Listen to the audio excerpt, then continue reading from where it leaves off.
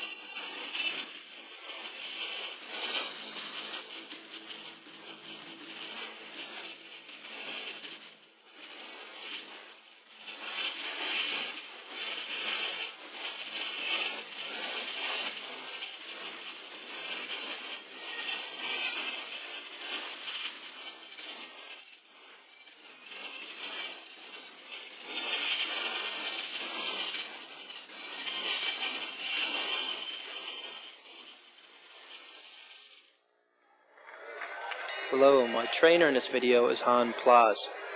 I will explain what kickboxing is as a combination of kicking and punching techniques.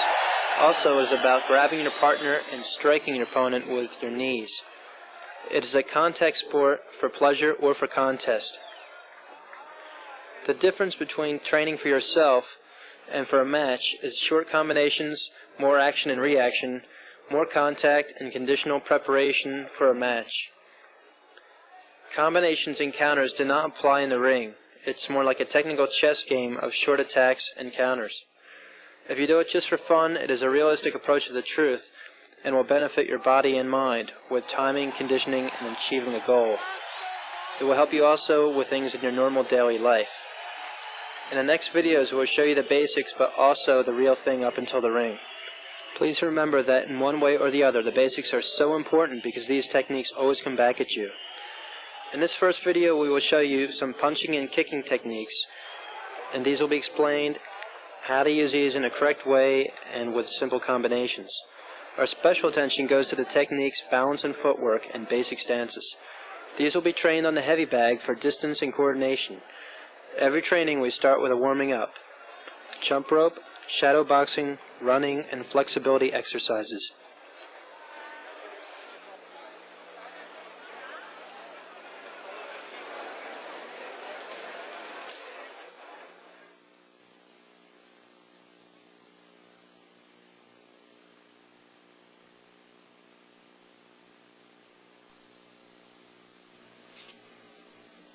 Here it all started for me in 1978, when I first walked in this gym, Magiro Gym in Amsterdam, Holland.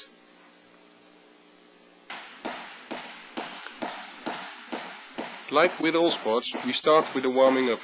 Here we start with rope jumping. This is a good warming up and good exercise for your rhythm.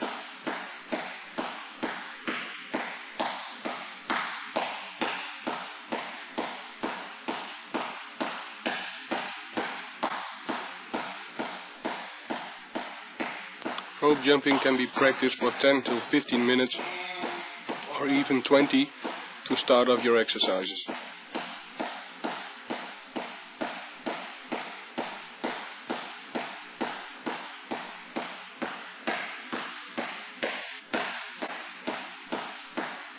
Make sure the turning of the ropes comes from your wrist. So keep your arms beside your body.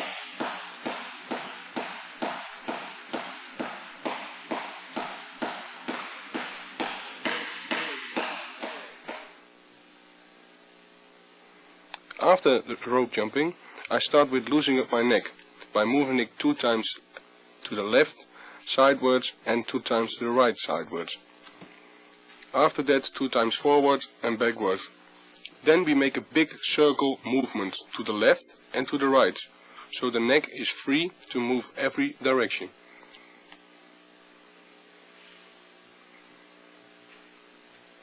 After this we start with loosening up the shoulders by making big circles with the arms forward and backwards.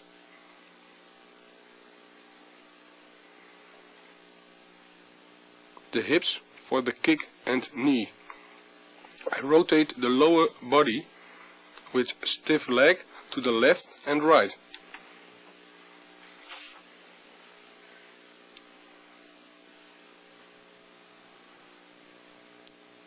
The same we do with the knees. I bend my knees, put my hands on my knee and rotate the knee to the left and right. Keep your butt down. I bend forward and stretch the lower back. Keep my legs straight. I keep my legs straight. Throw my body loose. Do a warm-up before every training.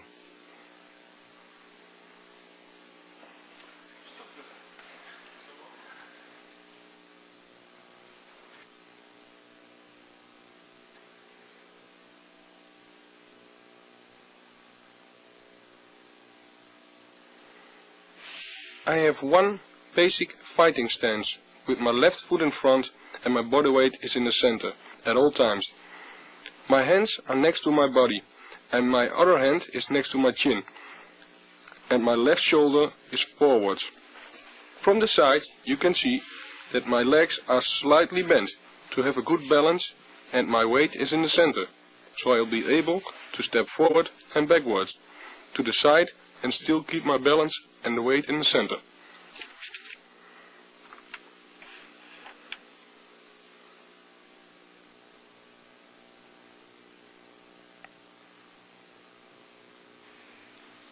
Here I show all the basic punches we use in kickboxing like in boxing. I start with the left jab from a basic stance with the punch jab. I step in one and at the same movement forwards as my hand goes forward. So it's a one movement step punch. And the right hand stays at my chin and step back to a basic position.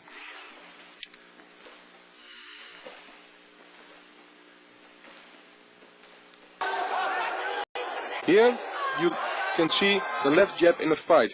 I make a left step with the jab as my opponent comes in. So it's a crash.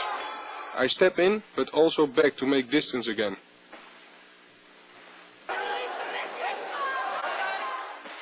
Right straight punch. Here you see I turn my upper body in the punch and turn my arm, keep my chin behind my shoulder and keep my balance in the middle.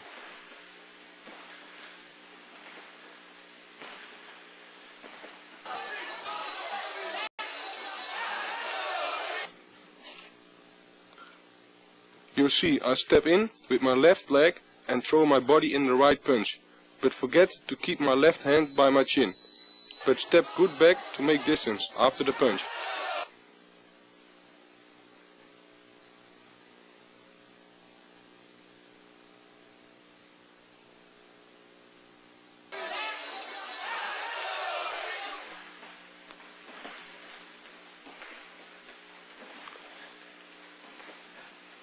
Left-right straight punches. Now I do the left and right in combination. So with the left jab I step in with left and a punch.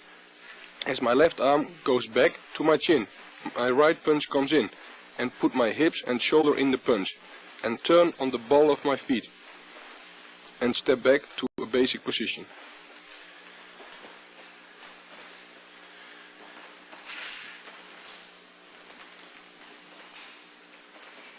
Footwork. I step in with my left leg, turning my right foot on the ball of my foot, while I turn in my upper body and then turn back.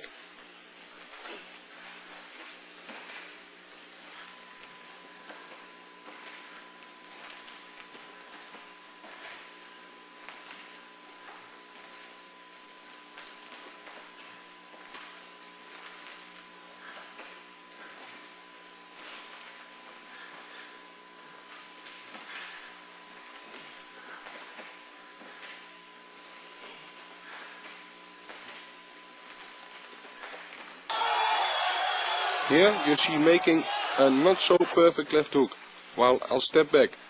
It's more only the arm and I not turn in my right shoulder.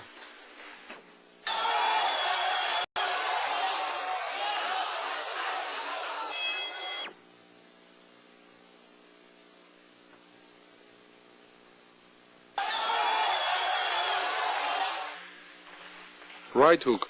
With the right hook, I also step in with my left leg, and at the same time turn in my body, and make the right hook. My arm is go bent and left hand next to my chin, and step back to a basic position. Keep your chin behind the right shoulder in the hook.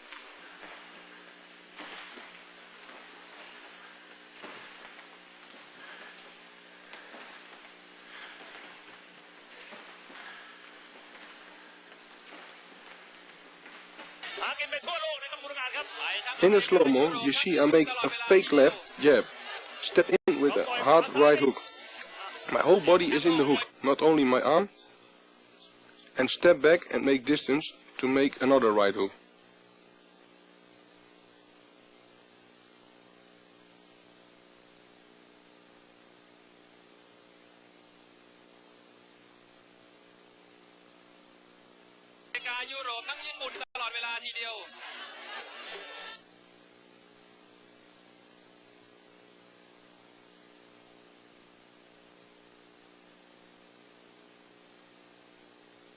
So you can see the whole body is in the punch. Afterwards I step back, make distance to make another right hook.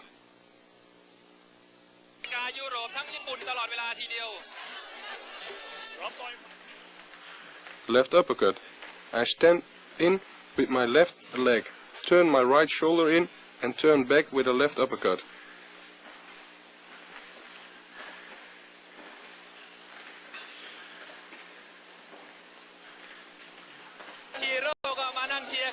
In the slow-mo, you see I place a left uppercut from a clinch position and still put my body in the punch.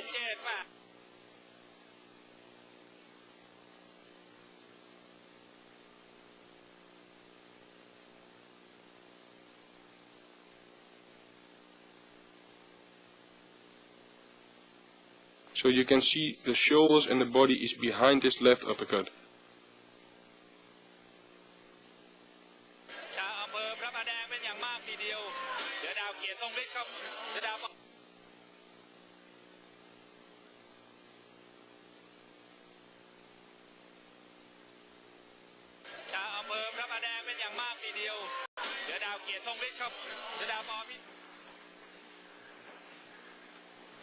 Right uppercut. I turn in my right shoulder in the punch and back again. I punch from my chin and not lower my right hand first to my middle, but turn it in with my body. With this upper body movement, I step in with left and turn in with my right foot on the ball and step back. Here you see I make a right uppercut, only with my right foot in front, but you see how I step and turn my body into the punch.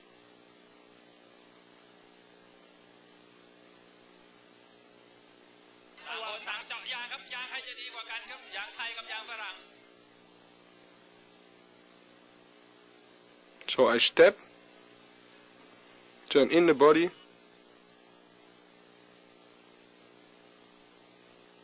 and step back.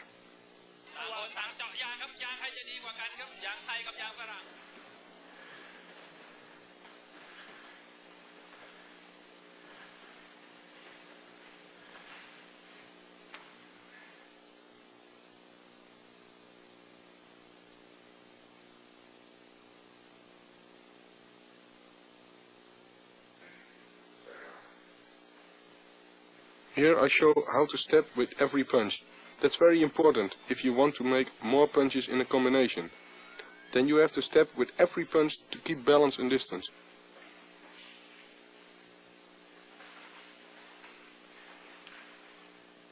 So notice the footwork. Footwork is very important. Never walk with your punches or fall after them. If you want to put power in your punches, you have to have contact with both feet on the floor.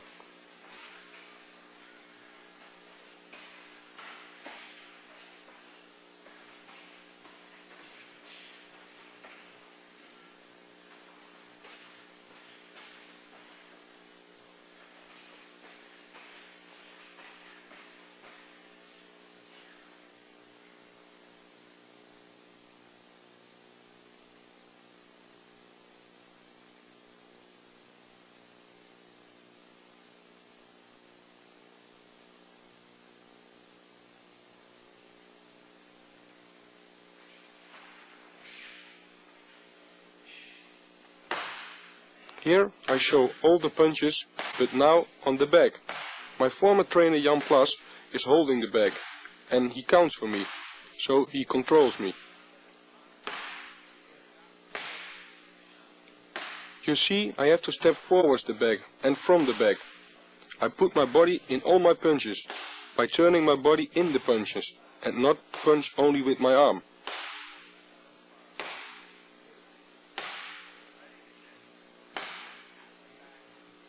I keep balance by centering my body weight, and bend my legs to keep balance. Always pull your hands back to your chin.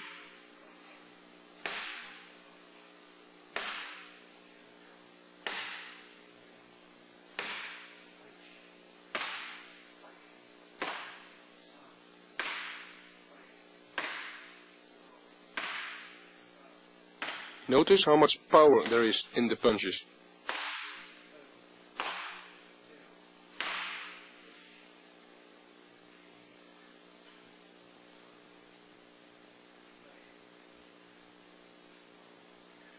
With the uppercut we practice this before the sandsack.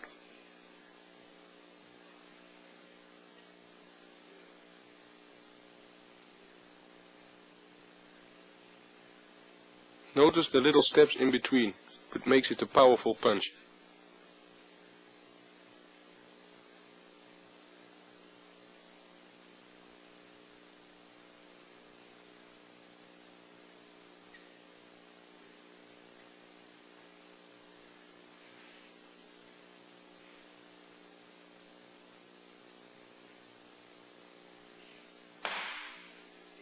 Especially with the body punch, I turn my body in the punch to get my body in the punch.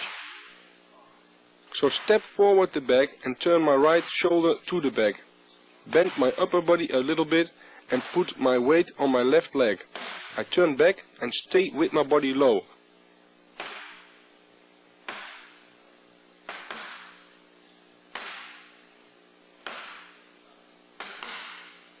Then I make a left jab, step back and a right punch. Step back and a left right punch. Because of my step towards the back, I can put power in my punches.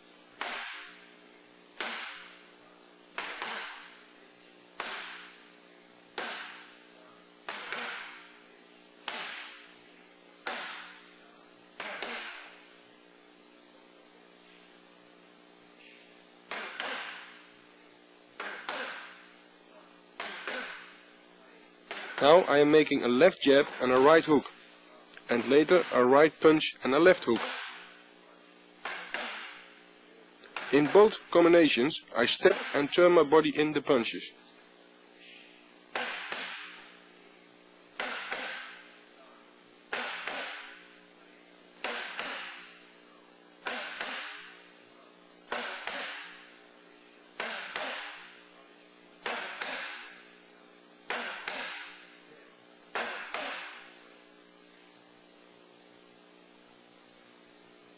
Now I start to make more punch combination. Every counter is coming, one punch more is added at the combination. I started with a left-right straight punch, followed up by a left hook to the liver, and then a left hook to the head, finishing with a right hand.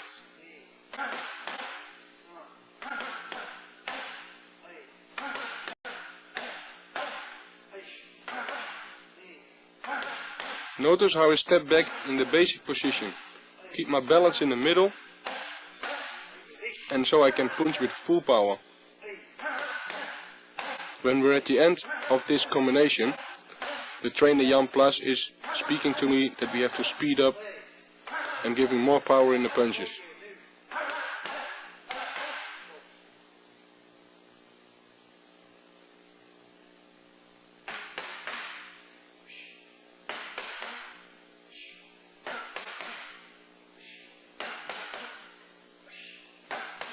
Turn your body in every punch and take time for every punch, and later turn up the speed and the power.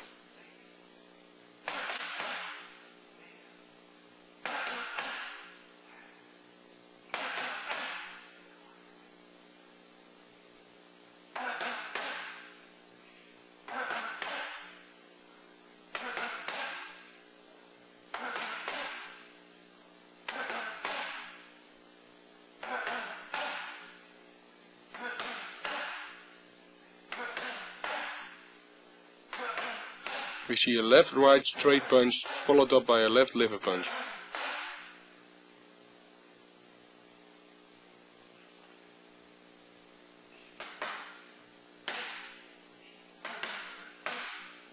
Now I'm starting with a left-right straight forward punch followed by an uppercut, finishing with a right straight punch.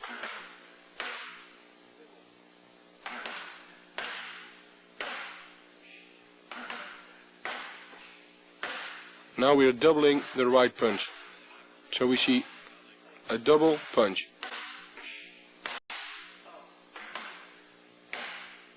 This is surprising your opponent. Now I make 10 right punches with full power.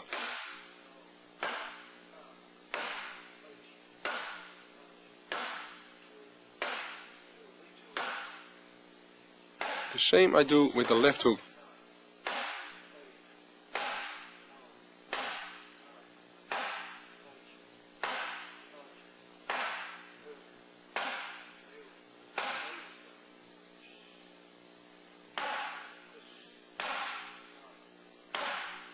And 10 more, but now a liver punch.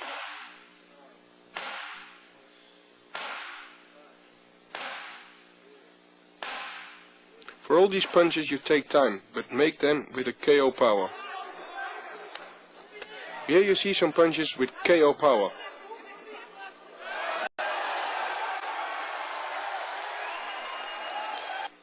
Watch how my whole body is behind the punch.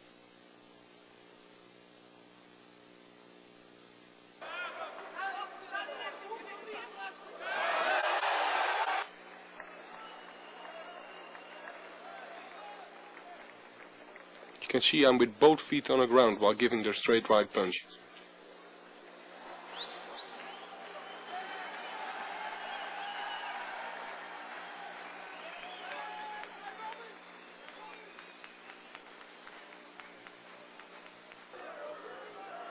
Watch how I'm first working his legs, and his attention is with his legs, and now I'm following with the right straight punch.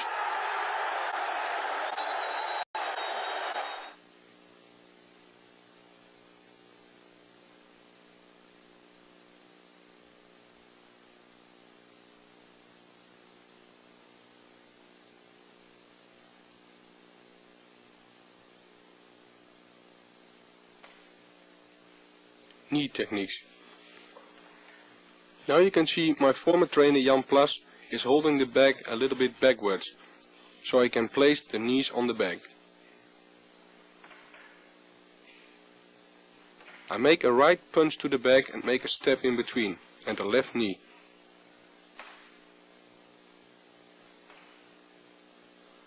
Then I make a left jab and a right knee.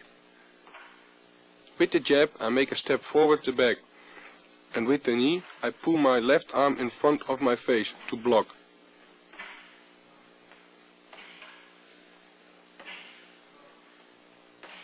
Then I make a left and right knee after each other in a rhythm. Make the punches in between with the steps to keep distance.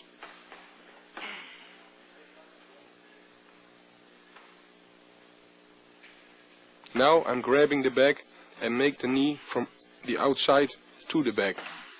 I step with my left foot over my right foot and swing my right leg up and turn the bag with my right knee on the bag. With my left knee I step with my right foot over my left foot and swing my left leg up and turn back with my left knee. Now I do this in a rhythm after each other and turn my body in the knees. Then I make a round knee, step back and make a front knee. I make enough distance after the round knee by step back and stretch my arm and come back with a straight knee.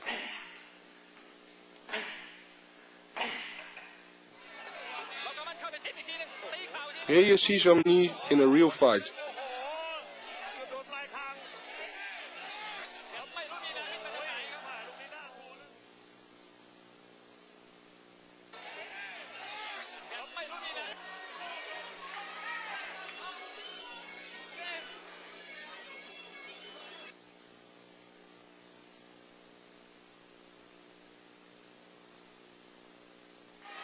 towards the round knee coming to the midsection of my opponent.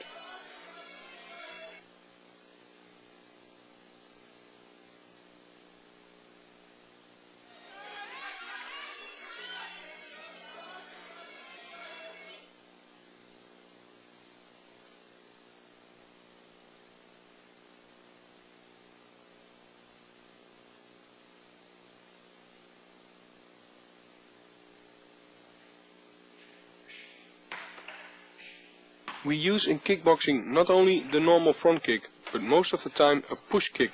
My trainer holds the bag backwards and let it go.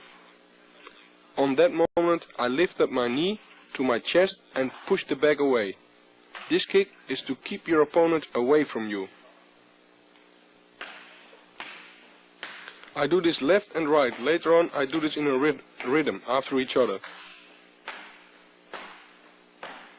In the beginning this is difficult to stay in balance, because you have to put your weight in your kick.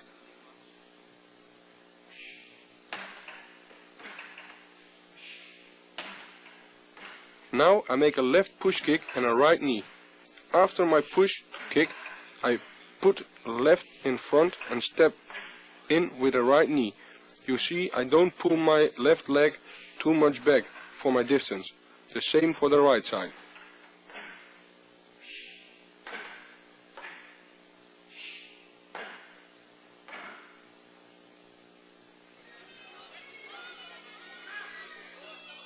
Here we can see some push kicks to the body and face.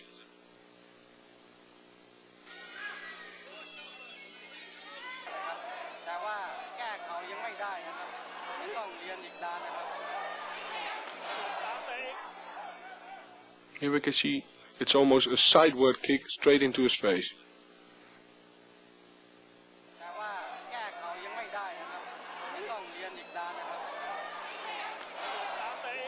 Again, after my kick, I try to step backwards in a basic position, to move back from him and get the ideal position to counter.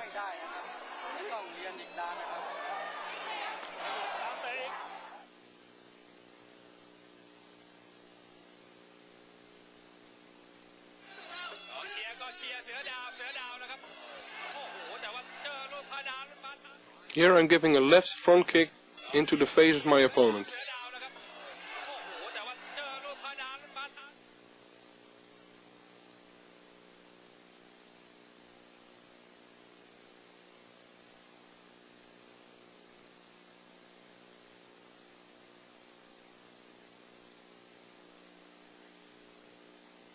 For the roundhouse kick, we take the banana bag. This is a longer bag than a normal boxing bag.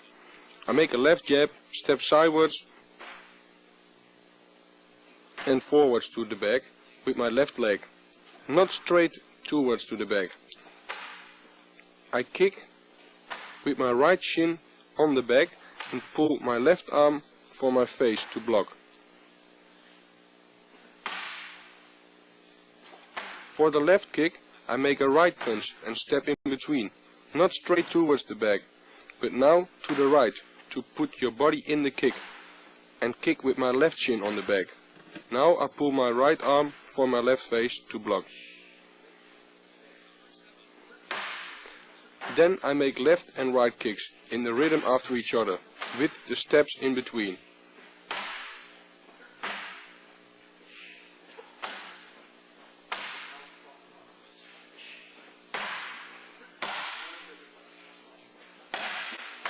After that I make double kicks with both legs. You see, both kicks are hard because I turn my body in both kicks.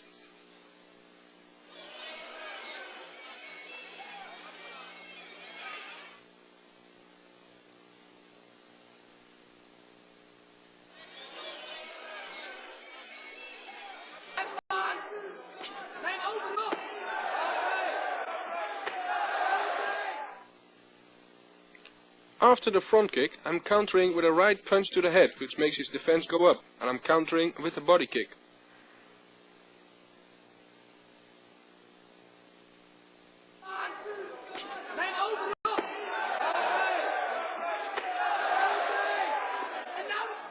Again, watch how his defense go up, and the body kicks lands to the stomach.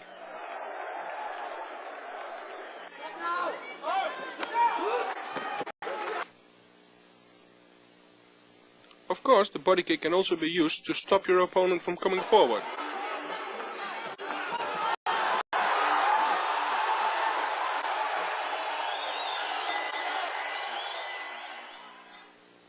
In this case, it's the punch what's causing the KO. The body kick after the punch brings him off balance.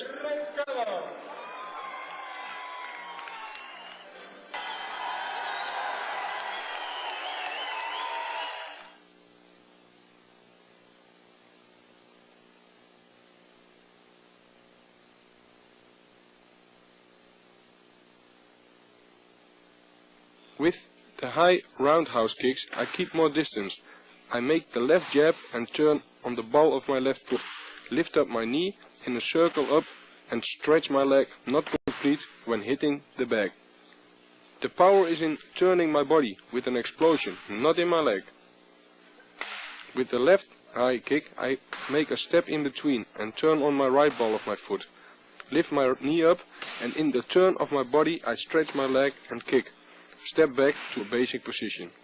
Later I do this also in tempo, left and right high kicks, and make 2 steps in between for balance and distance.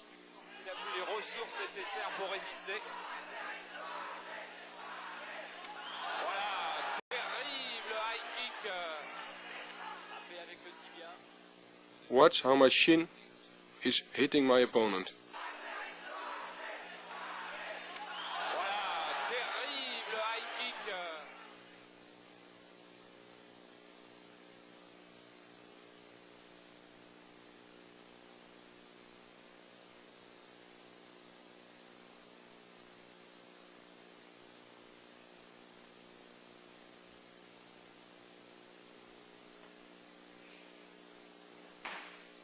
The famous leg kicks, which everybody thinks is such an easy kick. But to do it right, and at the right moment, it's not easy at all.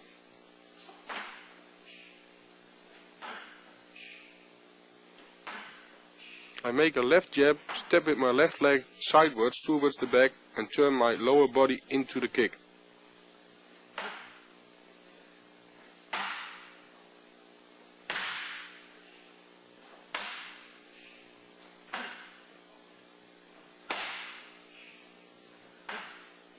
After giving the low kick, I giving a middle kick and then finishing with a right kick. Middle and high.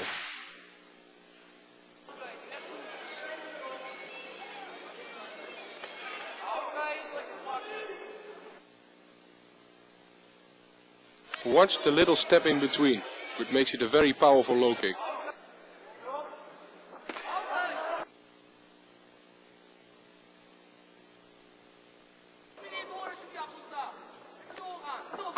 You can see a low kick doesn't always have to come from a front leg. You can kick your opponent on his standing leg.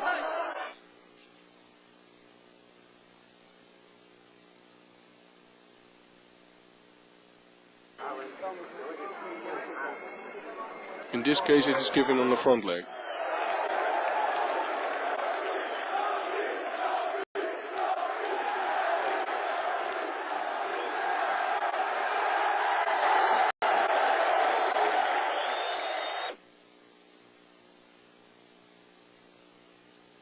Watch how my balance is in the center, and I can hit his leg with full power.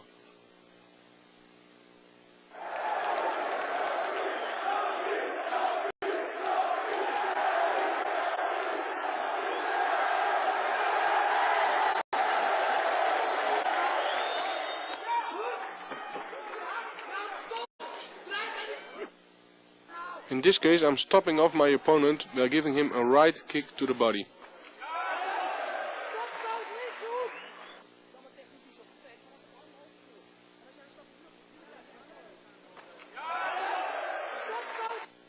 Here we can see a left high kick to the head.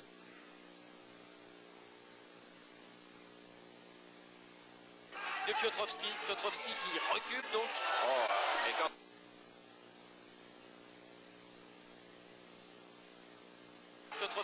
Watch the timing. He wants to step in and I'm giving him a left high kick to the head.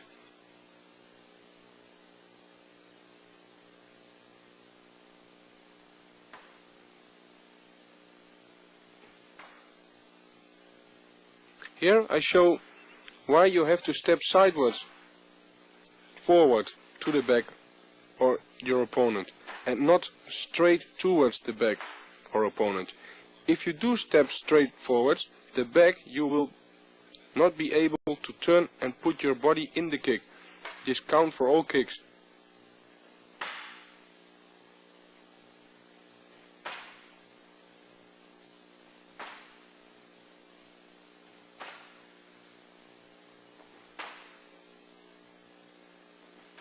When I step to the side towards, I can put my body in the kick and have a better impact on my target. So first I show how I do it wrong and then how to do it right.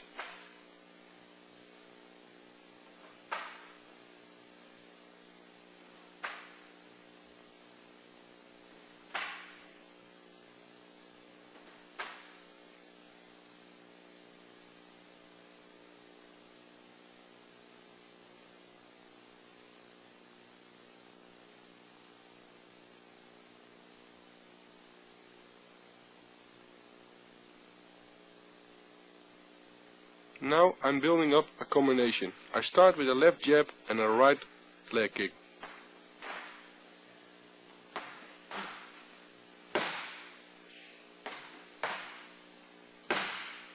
After this I follow up with a straight right punch.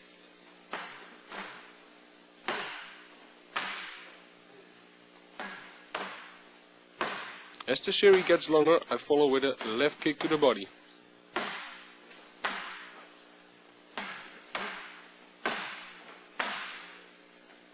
Try to do everything with full power. Keep your balance in the middle and throw your body behind all the punches and kicks. I am making a left jab, step in with my left leg, make a right kick.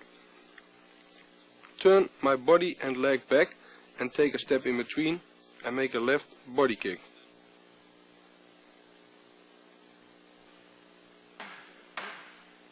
I found a certain rhythm in my combination and takes my steps to make distance and put power in my techniques.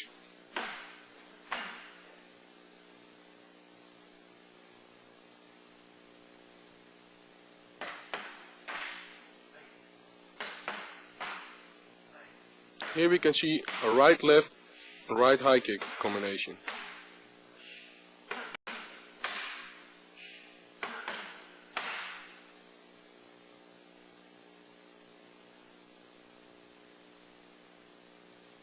So right, left, right low kick. Right, left, high middle kick. Right, left, high kick.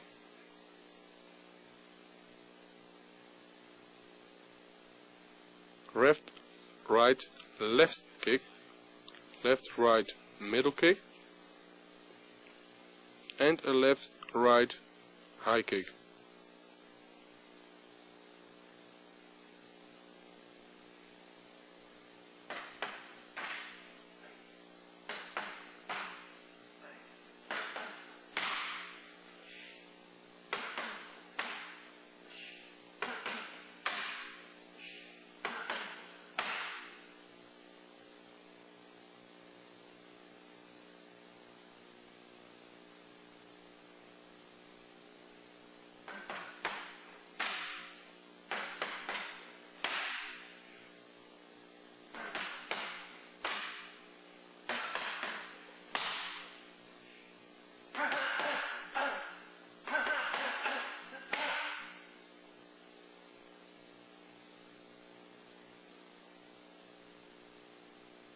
I start off with a left, right, left liver punch and a right low kick. Then follow up with a left, light, left punch and a left high kick. So again, left, right, left liver punch, right low kick, right, left, right with a left high kick.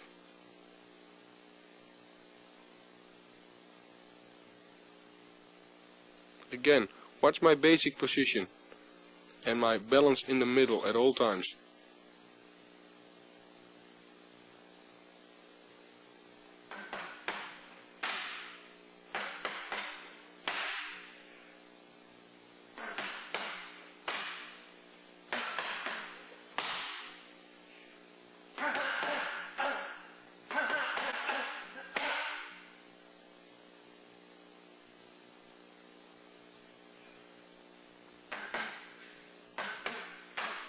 I make a left-right straightforward punch and my trainer makes a left hook. I make an evasion and counter with a right punch, left hook and a right leg kick.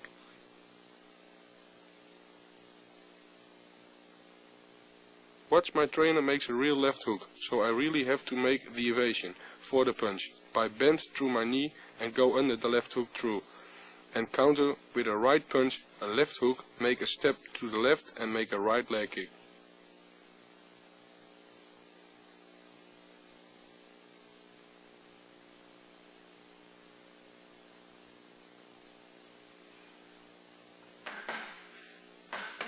Try to find a rhythm for these combinations and keep balance when you're making the evasion.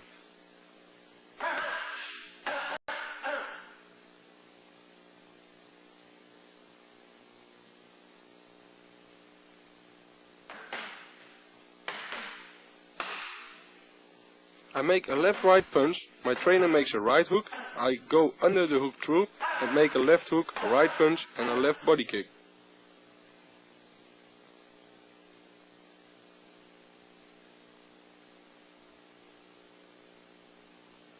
When I make the evasion, I turn underneath in a circle to avoid his punch, so I can counter the back with a left hook and then the right punch.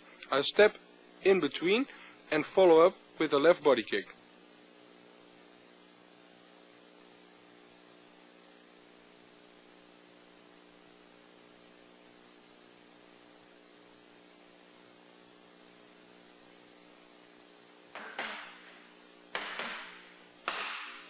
You see, I keep balance when I make the evasion, and the power in the hooks comes from my leg.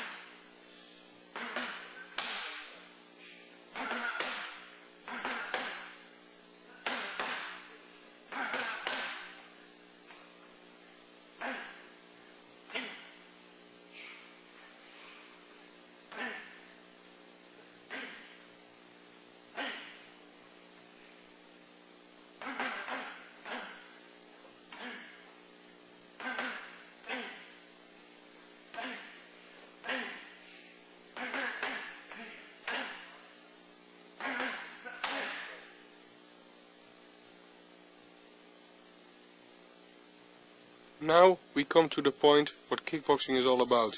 To make combinations between arms and legs and knees. To move in and out from the back or opponent. You see, I make 2 or 3 punches and a kick. Then I make distance and start all over again. I never stay too close to the back or opponent and can see what my opponent is doing. Sometimes I grab the back and make some knees.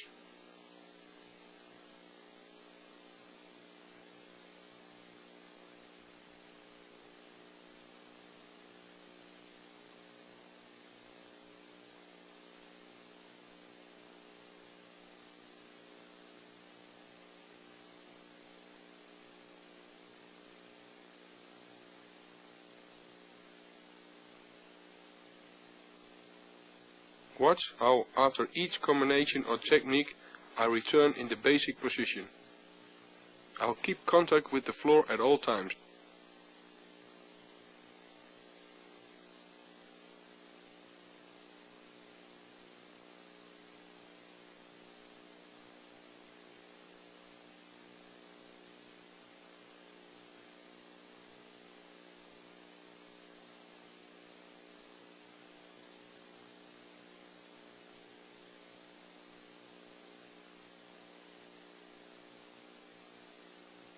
By this way I'm using the bag as my opponent.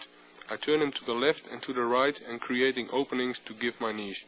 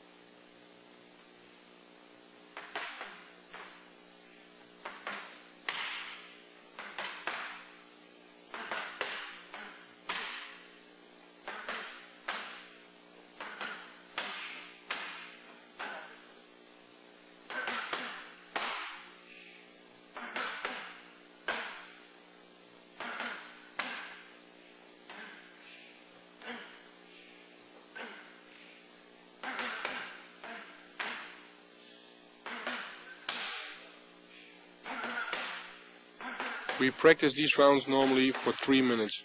After 3 minutes we have 1 minute rest to recover and to start all over again.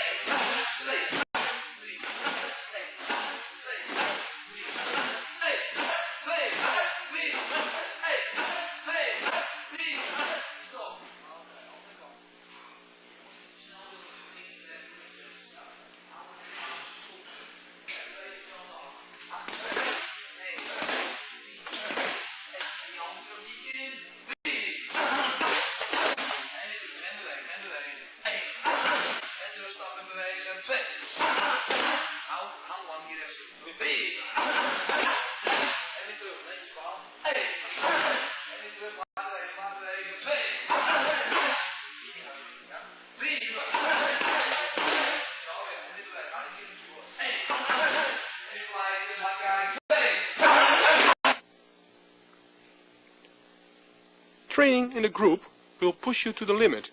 It is the atmosphere and the rhythm which keeps you going in a group training.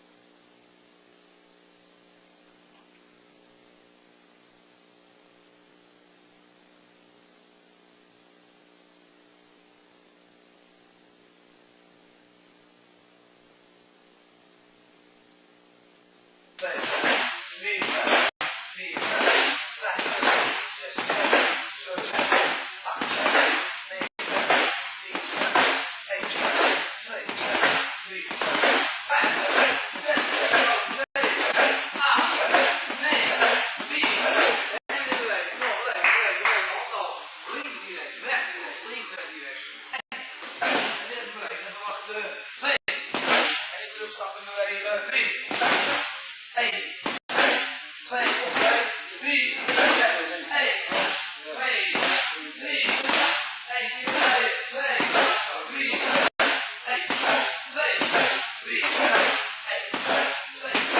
Andre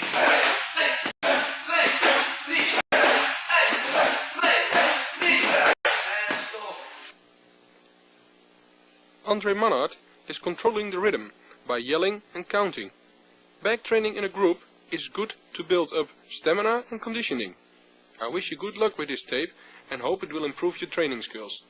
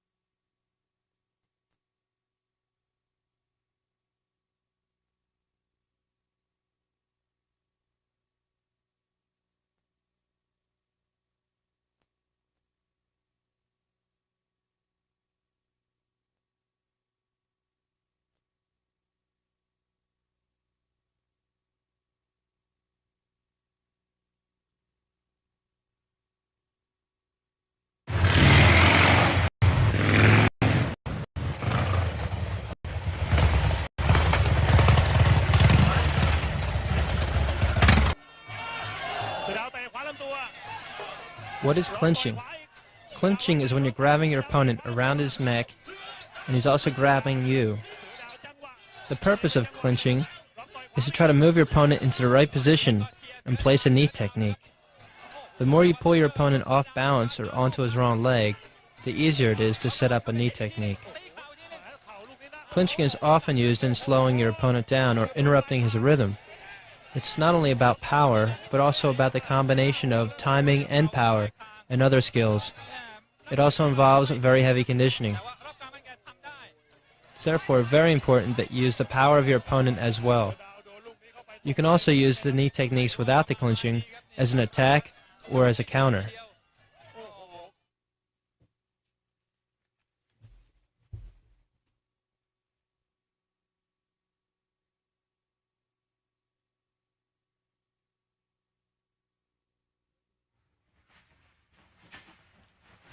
Grabbing the opponent during clinching is of utmost importance before starting any knee techniques. In order to do this correctly, we are tugging our partner around his neck and your partner takes you by holding his arms around you. Like a game, your partner tries to move his hands inwards.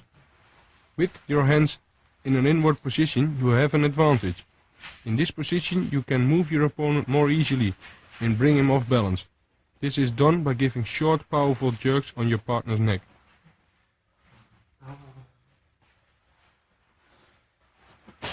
What's the short, powerful jerks?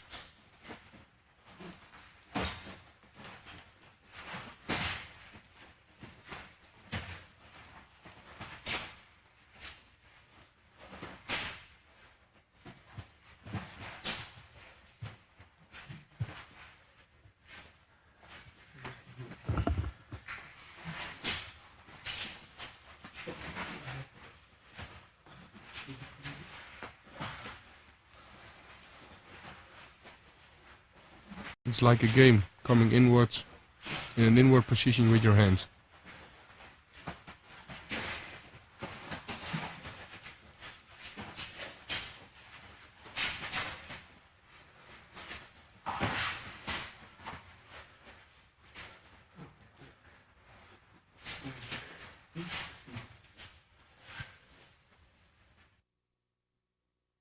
Make sure that during clinching you stand up as straight as possible, so don't let yourself be pulled down.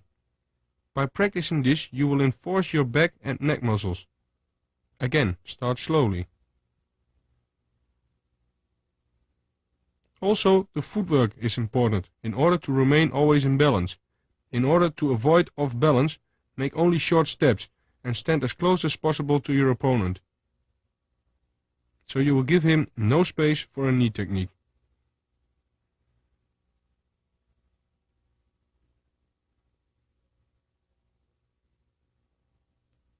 Watch how the short jerks brings your opponent off balance.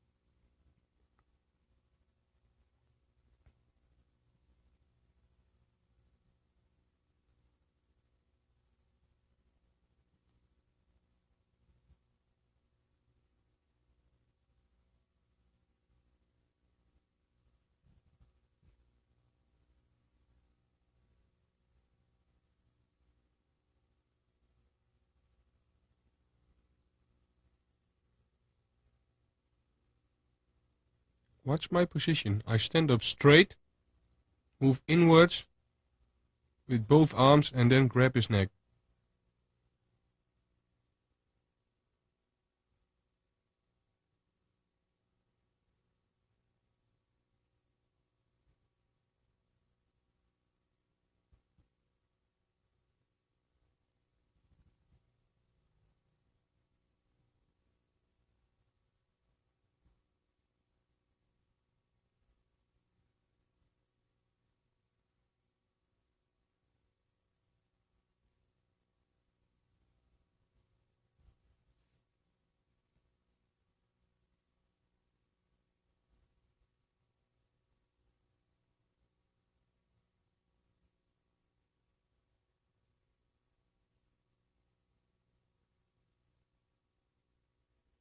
Clinching takes a lot of energy from you.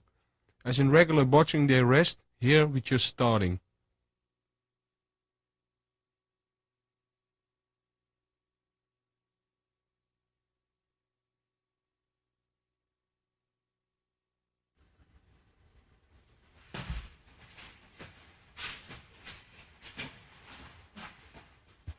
Now we are showing some different knee techniques from a clinching position.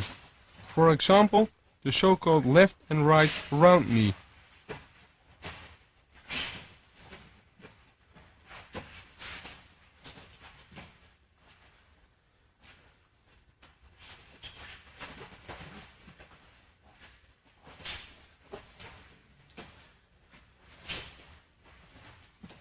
Furthermore, we see a left and right forward knee and a combination of both.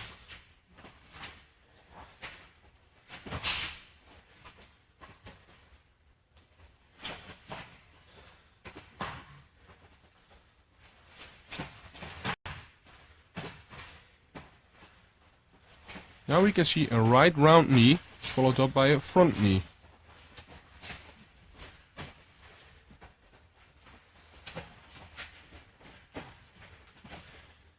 As all techniques are used from a clinching position, we have to create space first.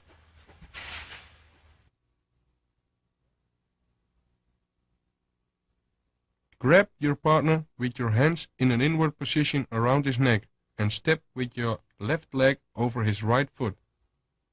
Swing your right knee upwards and turn backwards with a knee.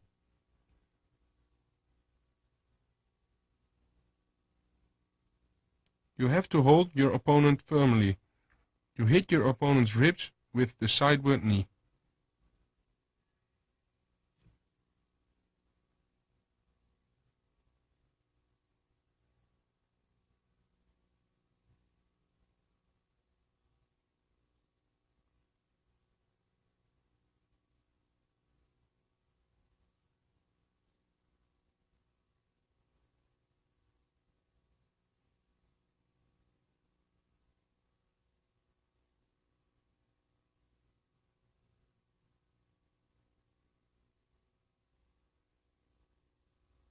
You can see I'm creating space here while following up with the knee.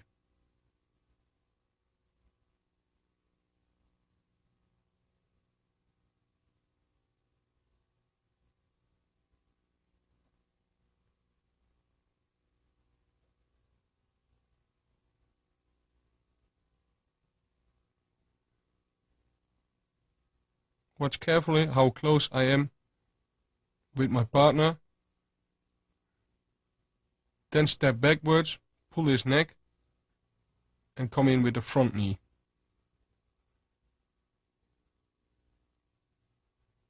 Watch how I stretch my back.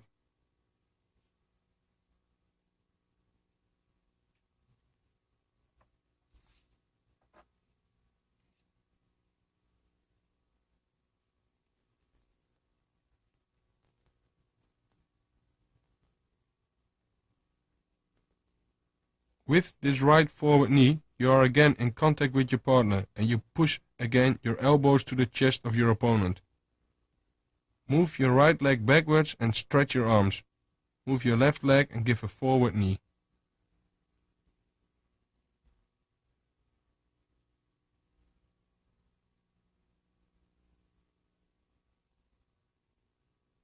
With a double knee placed in a round movement and forward, then again step over your foot beside your opponent.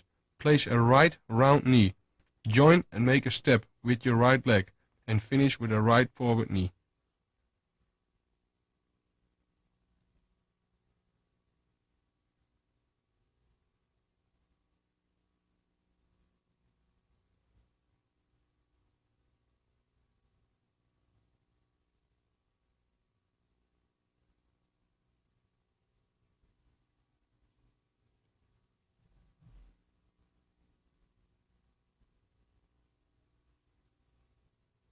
With a left double knee, we do the same. Again, step over your foot beside your opponent.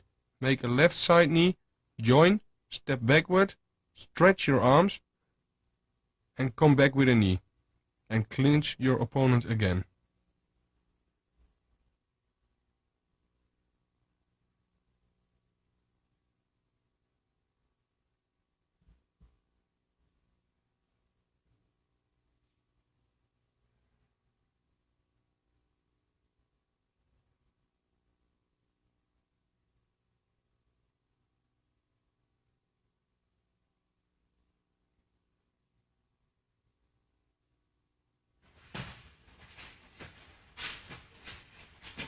Make sure that always your opponent is grabbed around his neck from the inside and that enough space is ensured for every knee attack.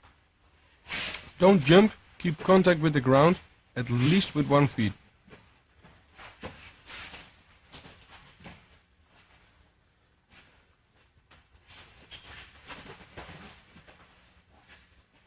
Watch how I bow my back when I give the forward knee.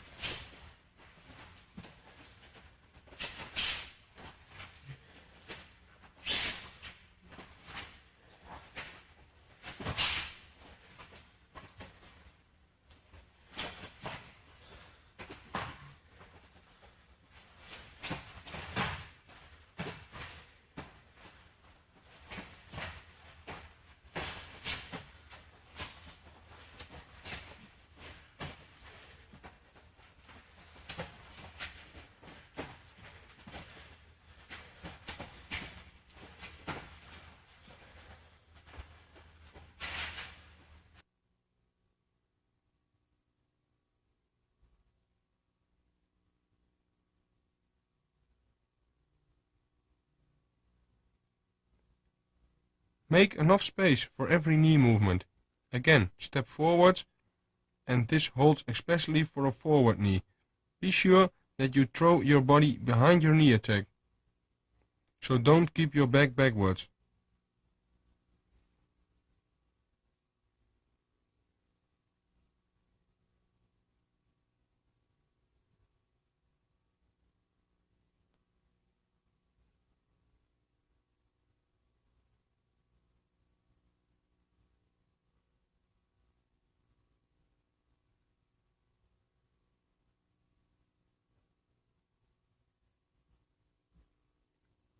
Watch how I am creating the space to place my knee.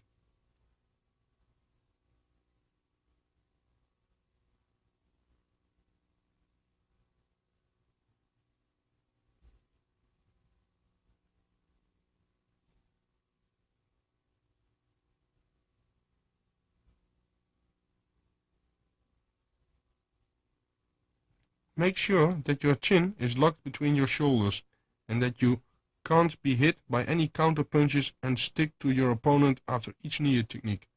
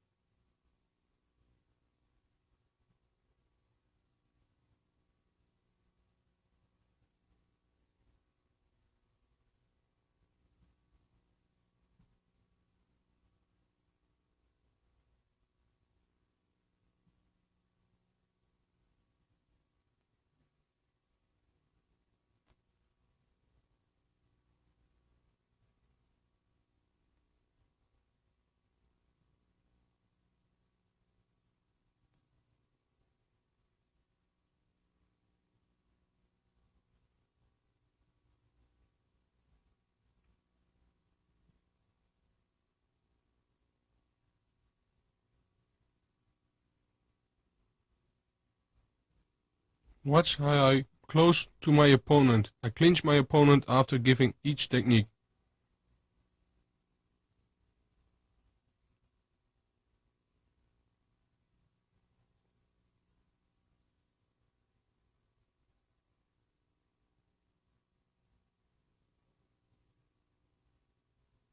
With a double circular knee forwards with your left leg, your foot will not touch the ground after the knee, but it moves without hesitation backwards. You're stretching your arms, keep your back round and hit backwards in an explosive way.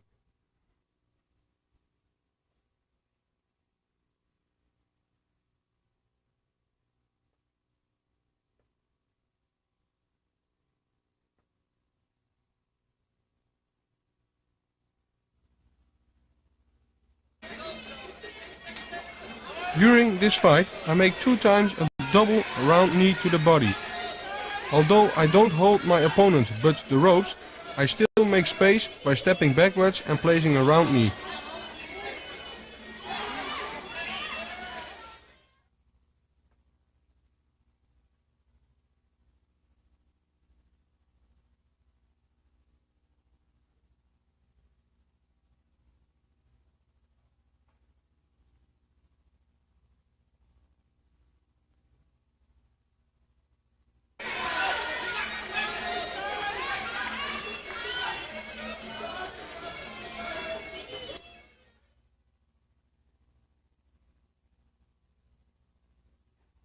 I hold my opponent tightly. I make space and place a knee around his defense.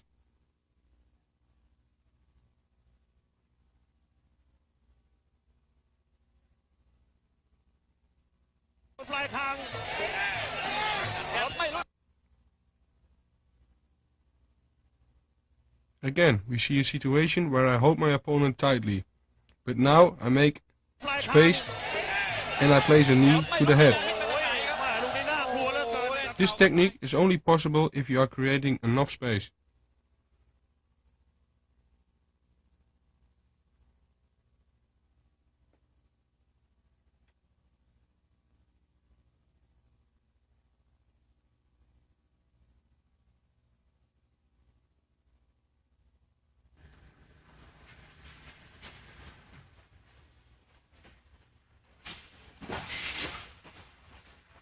Here we see how the opponent moves, and this movement is followed by a forward knee. This is a complicated movement, a combination of stepping, pushing and pulling, and therefore we will treat this technique step by step.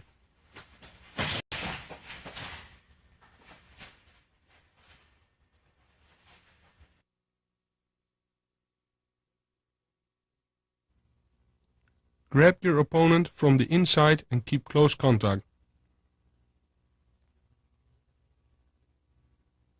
Step with your right leg around the left leg of your opponent and follow this movement with your left leg.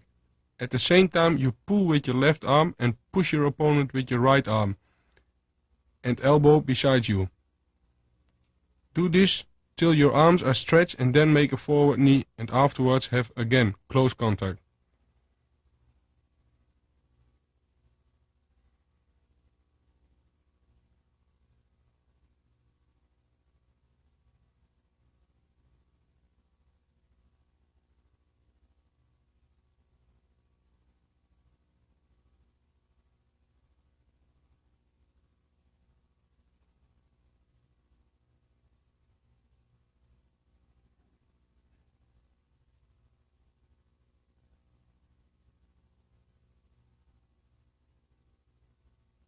So you pull and push and follow up with the right forward knee.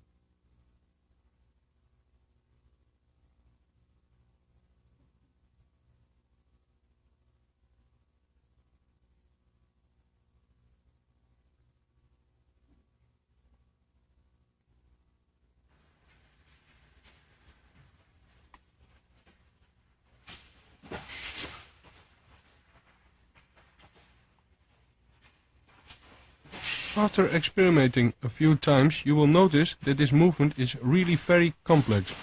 Many things have to be done at the same time, and therefore we will show a few parts in close-up.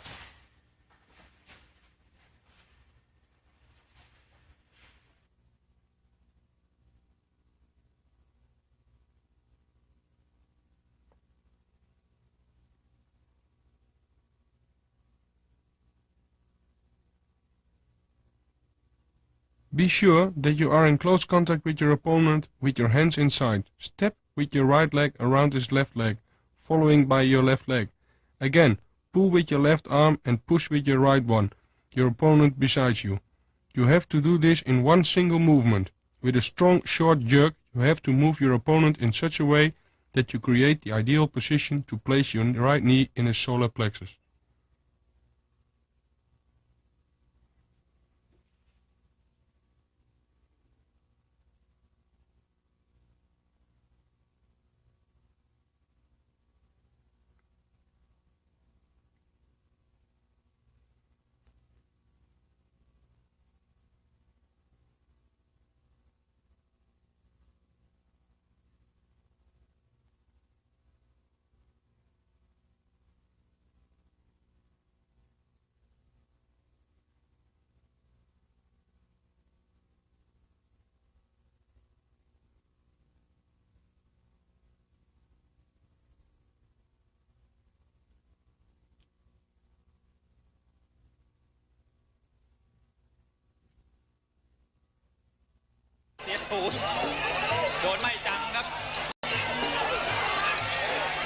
During this movement, you can see very clearly how the movement is during the fight.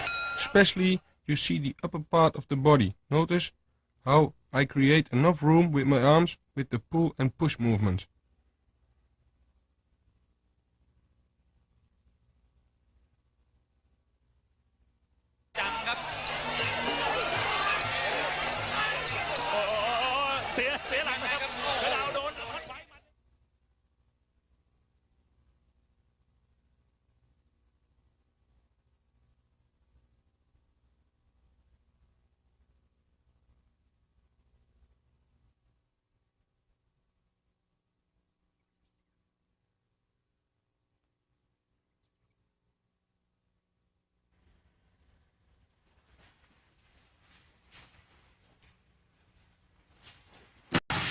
Here you see a close-up of the footwork. Notice the steps that are being made and how the opponent moves.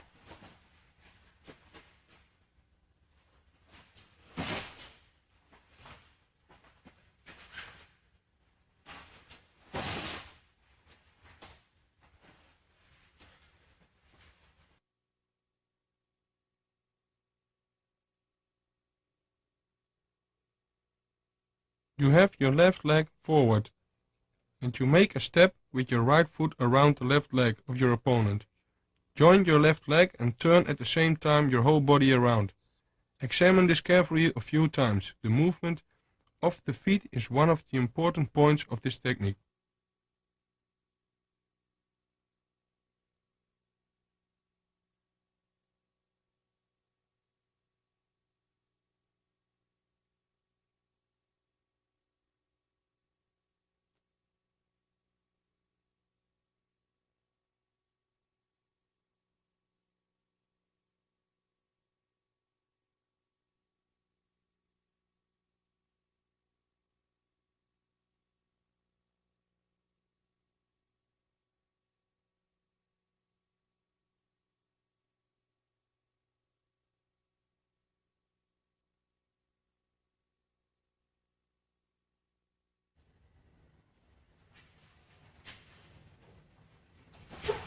Here you can examine how the arms are used to push and pull.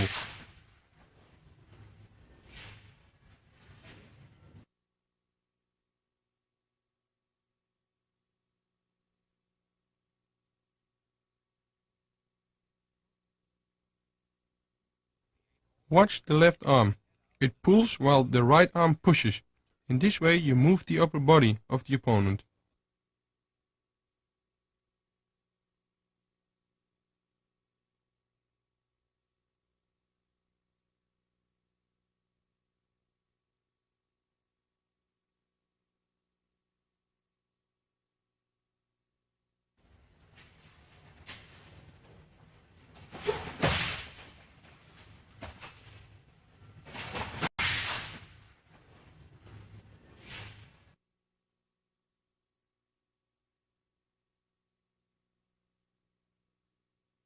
You can see that by this technique I can move my opponent wherever I like to.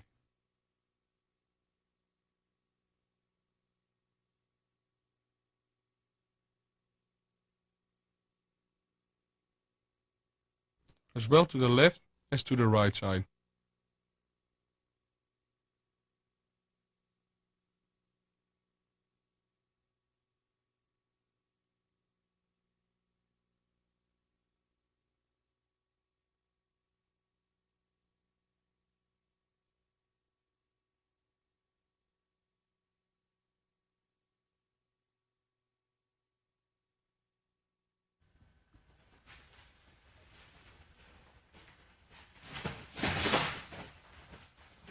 Here we see the opposite of the previous technique. Now we step to the other side.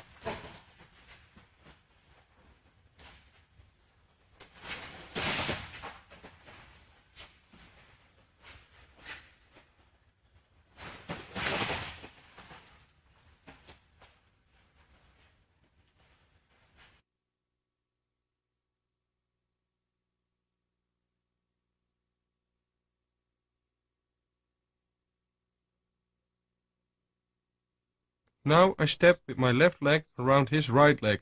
I pull and push and notice how my right leg in a single movement follows. I stretch with my arms and follow with the left knee.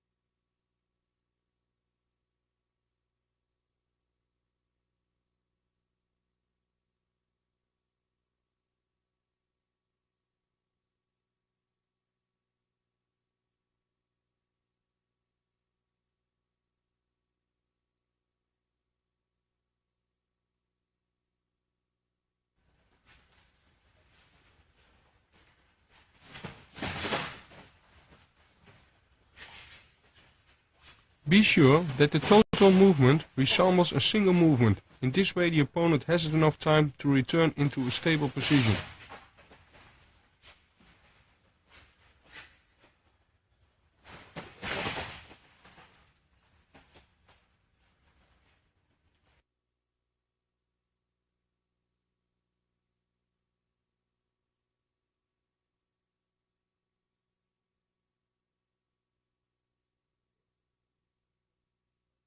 Be sure that you move your opponent beside you and not only step around him, otherwise you're off balance. Use your arms in a proper way. Stretch your arms before moving your knee to create an optimal space.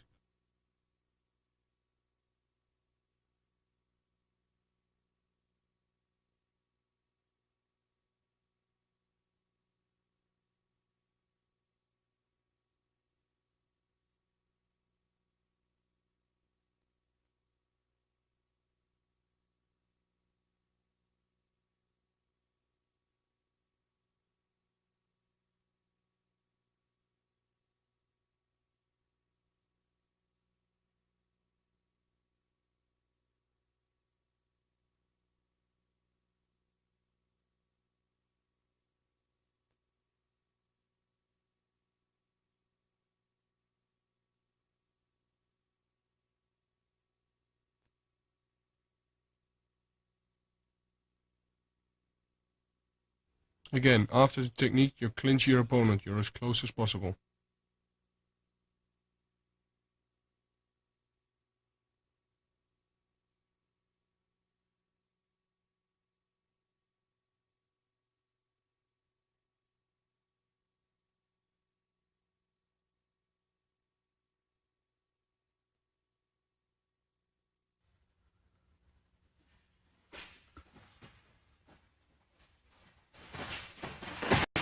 The technique is being used by an attacking opponent who runs at you.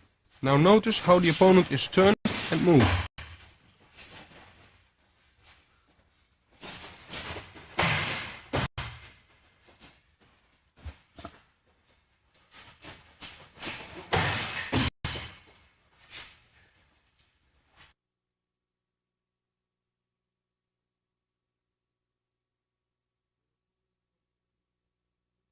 Your opponent contacts you. Take him with your arms and step with your right leg around him. Move your opponent into the ropes, following with a right knee.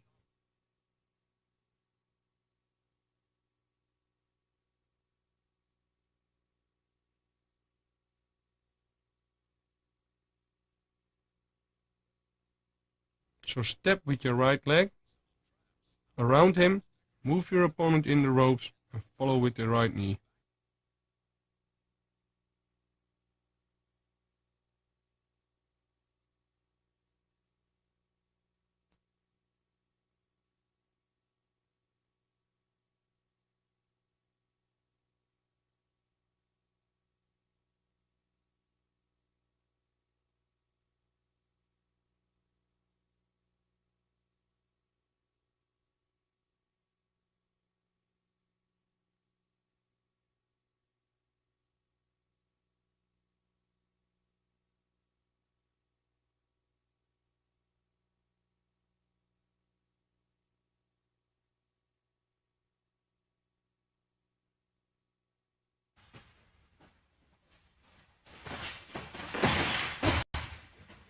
You are using the weight and speed of your opponent. How faster he comes at you, as the more quickly he becomes beside you.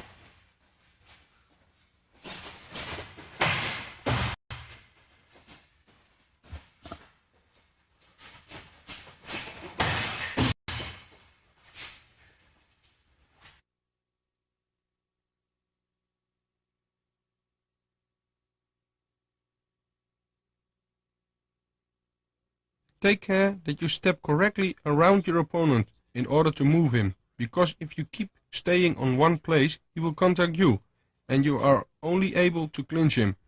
Use your knee at the moment he comes from the ropes. In this way it will resemble a crash.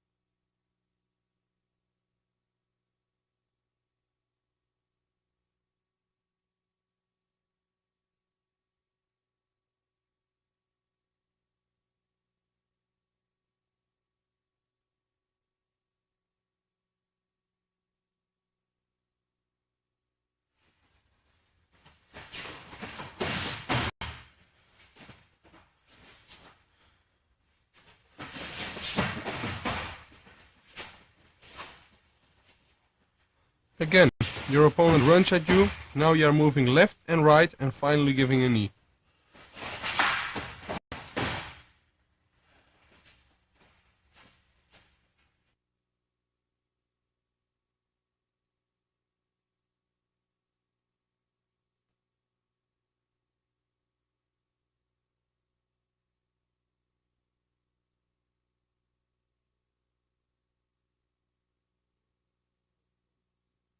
Start this exercise slowly and increase the speed if you are controlling this technique.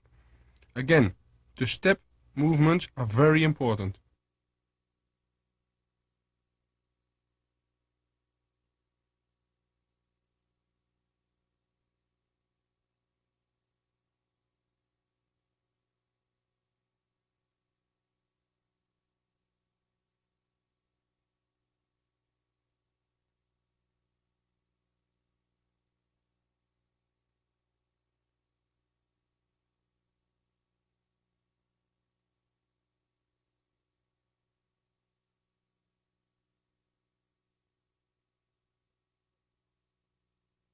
Watch the step movements.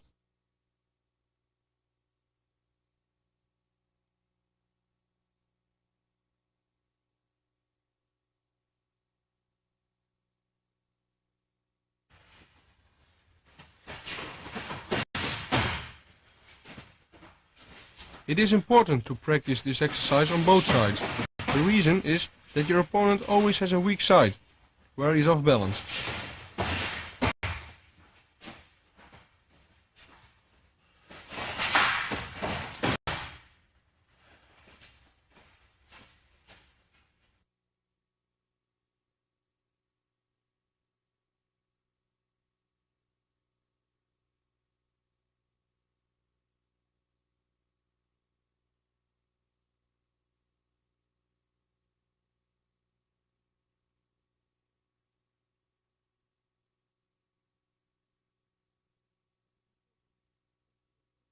It is important to catch your opponent and afterwards to move him. So catch him, step around him and moving in one single movement. Catch him with a knee if he comes off the ropes.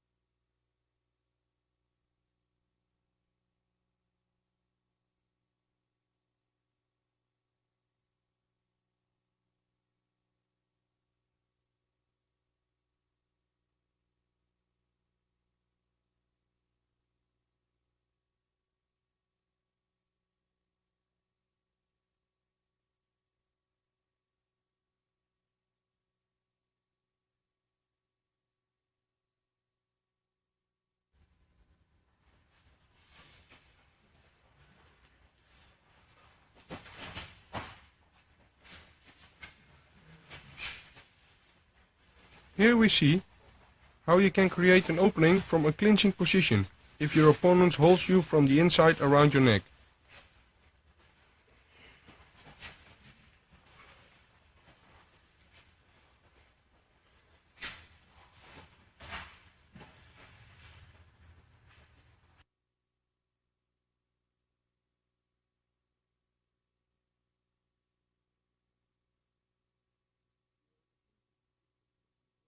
You are in a clinching position and your opponents hold you from an inside position around your neck. Move your right hand under his left elbow and push this elbow sidewards and upwards. Now you are creating an opening for a round knee.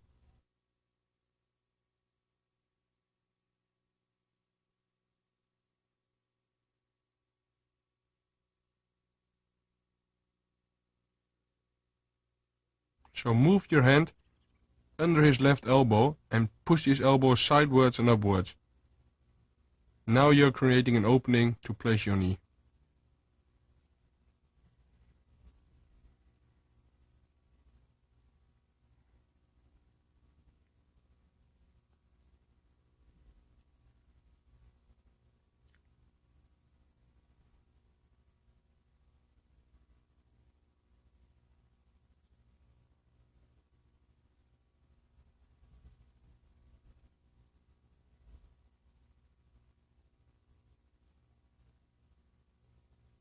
We practice this both sides.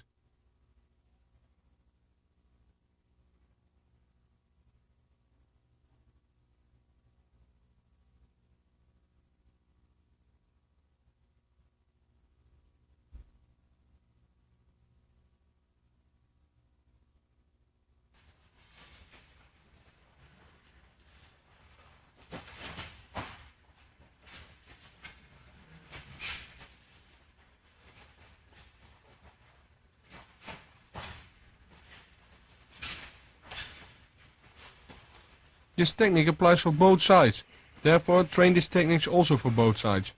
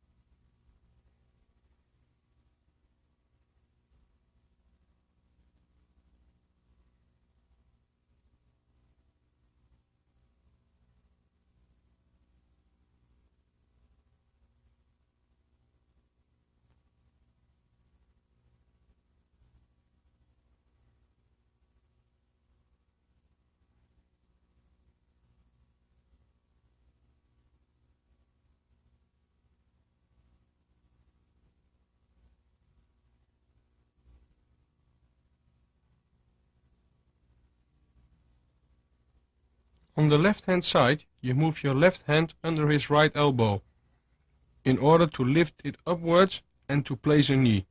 In order to move under his elbow, you have to bend a little bit while keeping your other arm around his neck.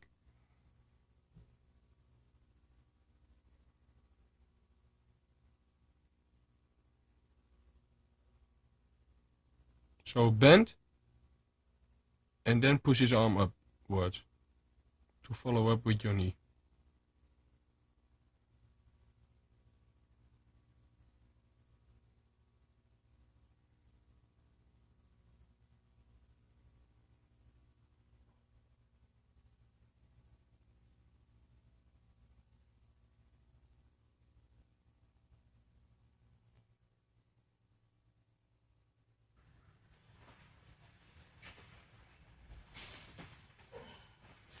Now I will show you how we can block different kinds of knee attacks.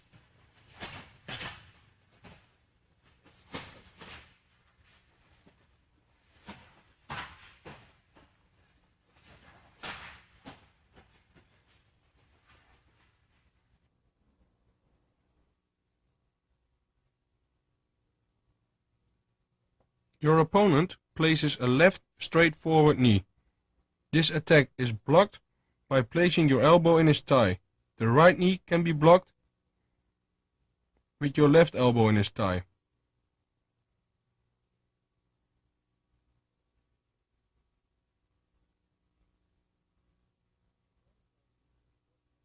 A round right knee is blocked by pulling upwards your right knee before the knee of your opponent hits the target.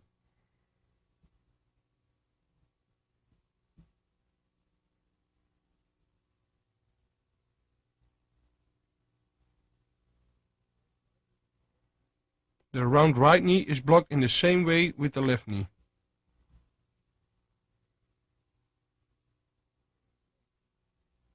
It can be blocked with a left knee and a right knee. If you block this with the right knee, it's called a cross blocking. Notice that while blocking the straight front knee attack, you have to bend a little bit and you have to hit him with the point of your elbow. This really hurts.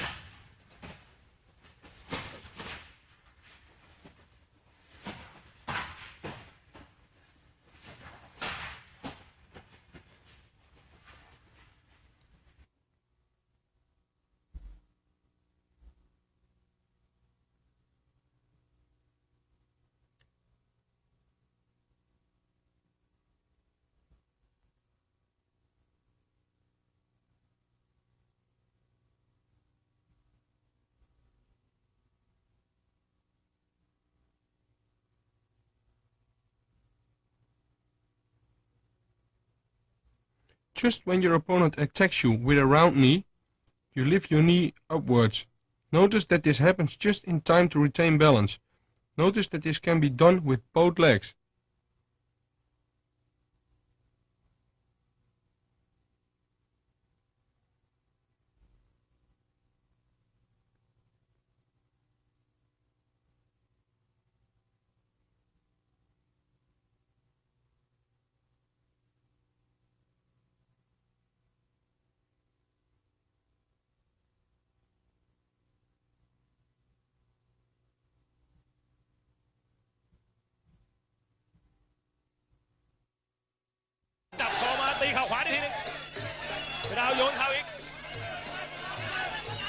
Here we can see the interruption of a knee attack.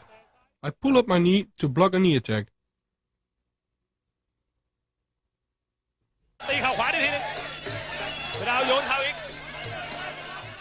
The more power my opponent will use in his attack, the more he will get hurt.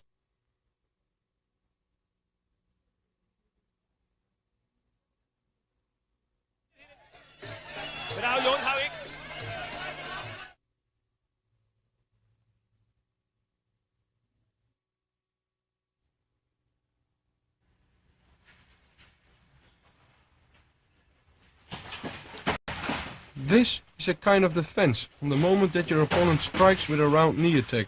You will turn him off balance.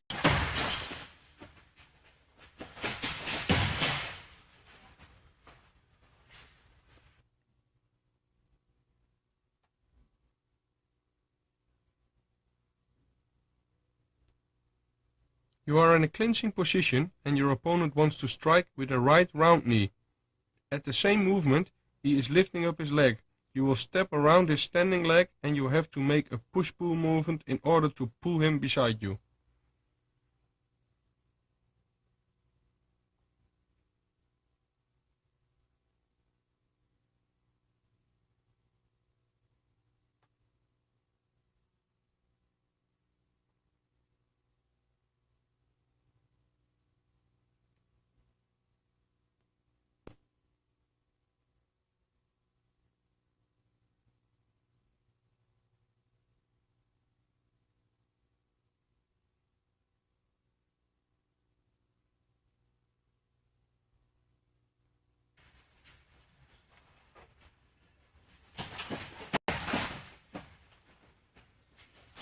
When your opponent is striking with the other knee, you will strike him with the other side, and you will pull him at the same side where he is giving the knee, so pull him off balance in order to counter.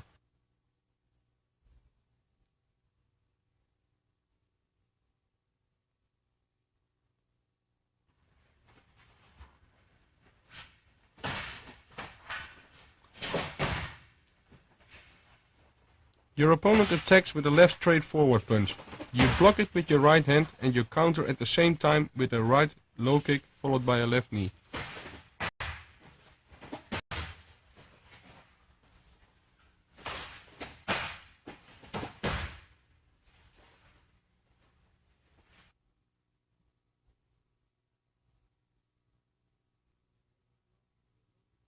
Make sure that your low kick counter is done very quickly, so your opponent has no time to step backwards. After you grab him with both hands on the right side of his neck, stretch out and make a left knee.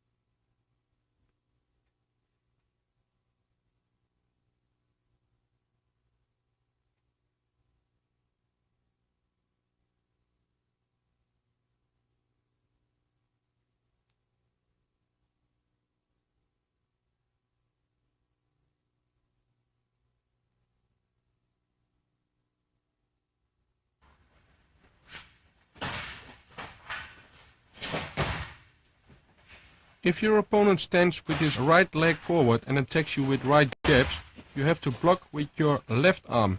Make a step in between in order to place a low kick. After this, place both hands around his neck and place a right knee.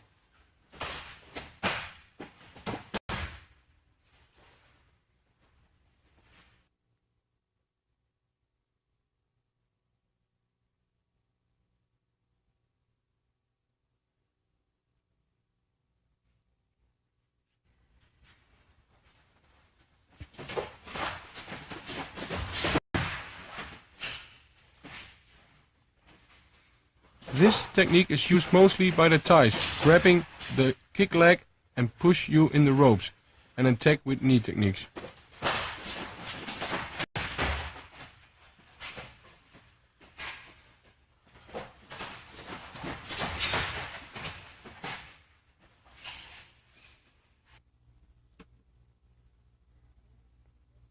Your opponent attacks with a body kick, left or right.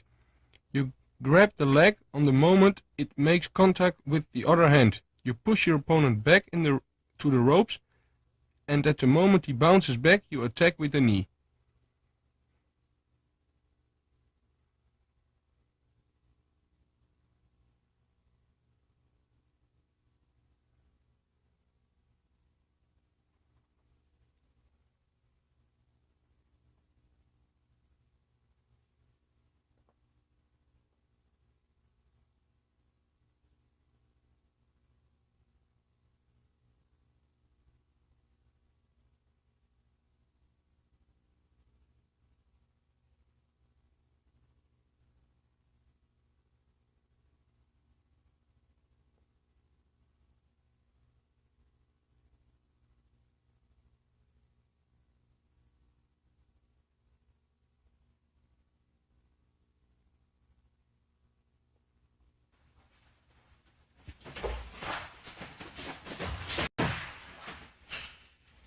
The only hard part from this technique is you have to absorb the kick on your body.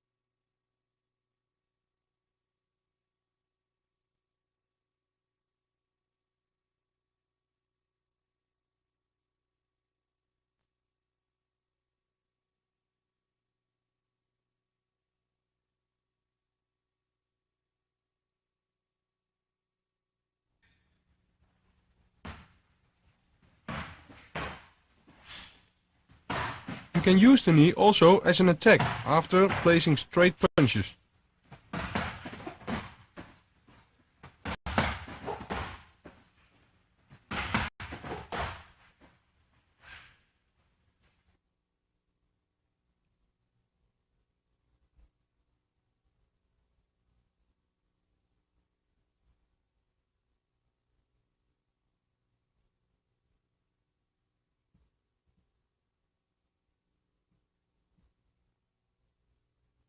Make a left long jab to the face and follow with a right knee.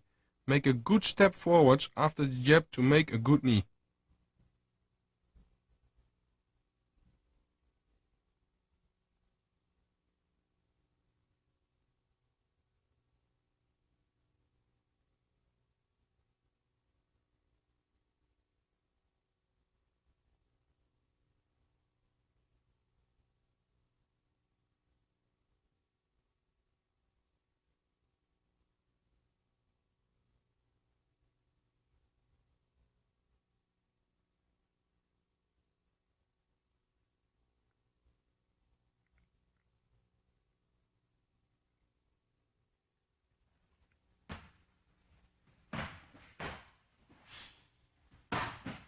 Make sure you make the right knee long, so stretch your lower back forwards in the knee.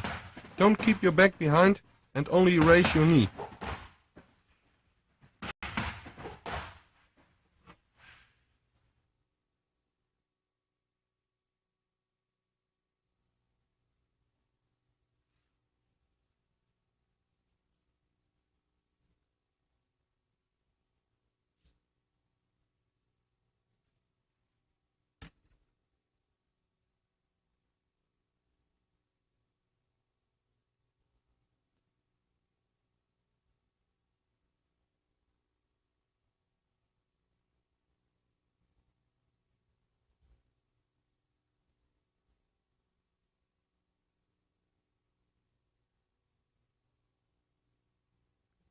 For a left knee, you make first a left and right punch to the face. Then you make a step in between to make the left knee. The step in between gives you a lot of explosion and power in your knee. Be sure you protect your face while you make the knee for a counter punch.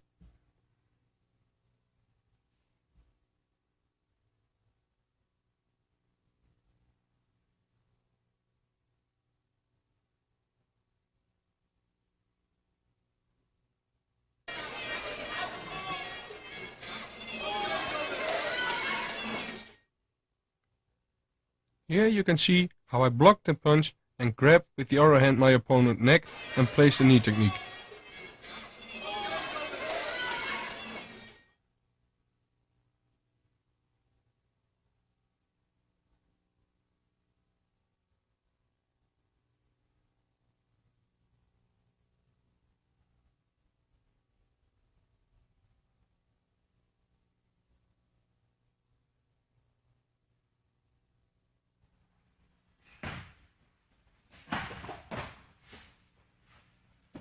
These are more counters than attacks.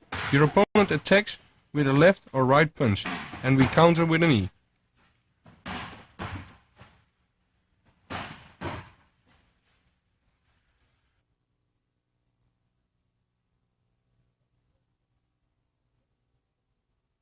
The left jab comes, I block with the right hand, take a step in between and make a left knee.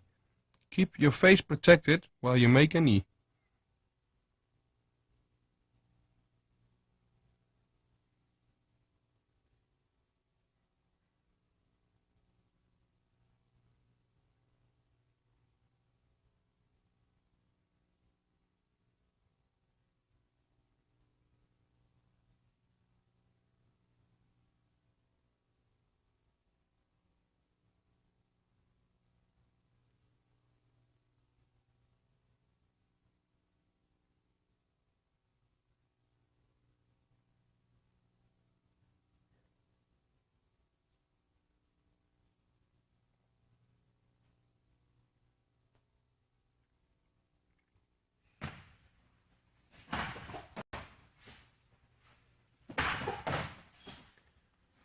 Be sure that you block the punch correctly, otherwise you cannot counter the proper way.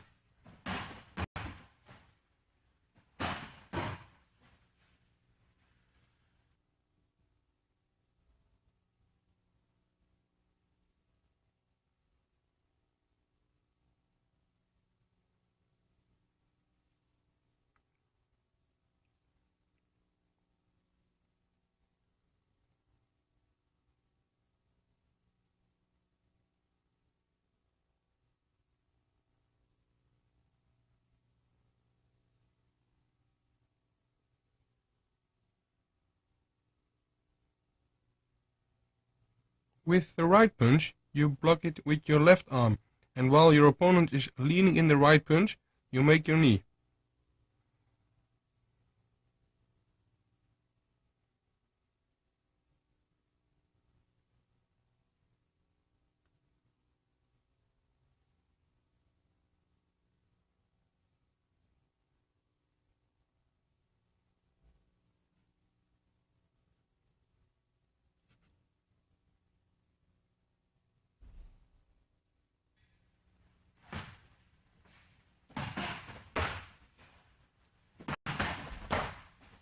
Another counter-attack with the knee on left-right punches and left-right hook punches, counters with left and right knees.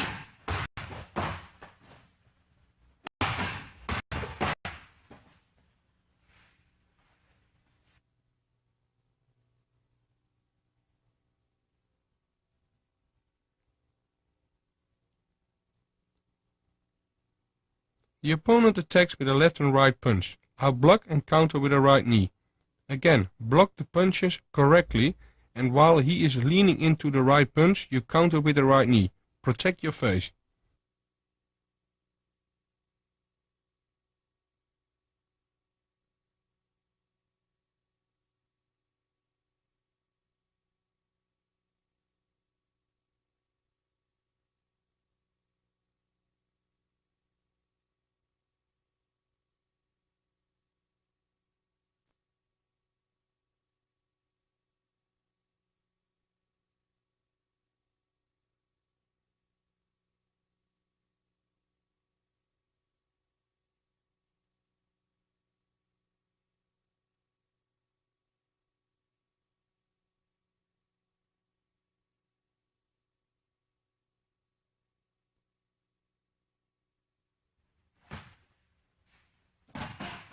Here we have an attack with a left-right straightforward punch plus a left hook. We block the left hook on the gloves and at the same time we make the step in between and grab with your left arm around the opponent's neck and make a left knee.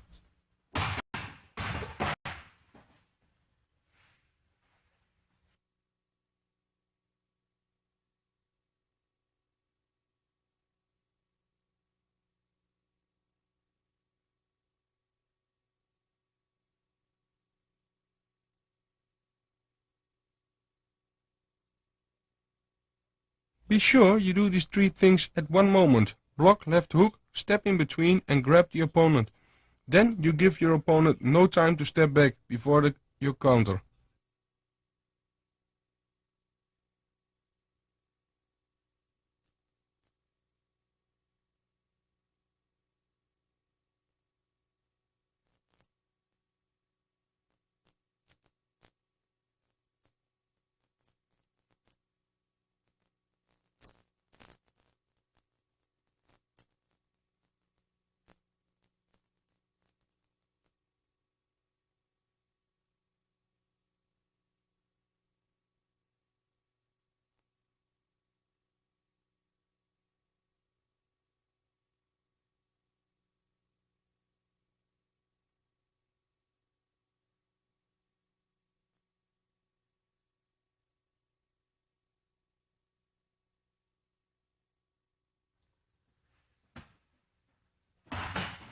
Besides the left hook, we also have a right hook, and there's not much different for your opponent in movement in between a left-right straight punch or a left straight punch and a right hook, so be aware.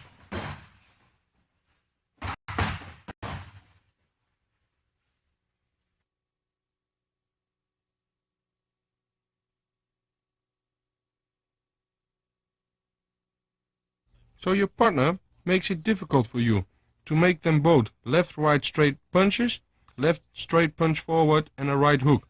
So look good to this movement. If he comes with a right hook, you step a little in the punch and block it on the gloves and step in for the right knee.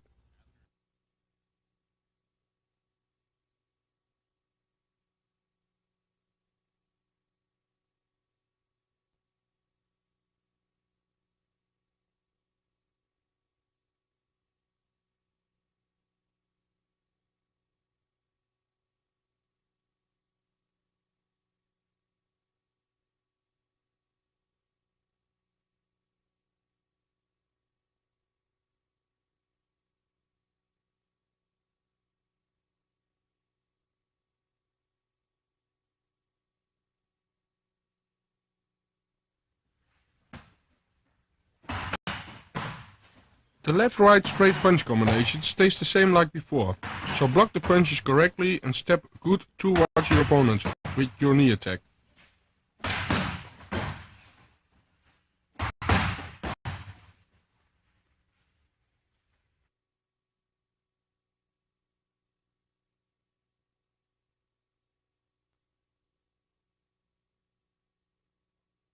Be sure you step into the hook when you block it. Don't go away from the punch and make your knee as quickly as possible.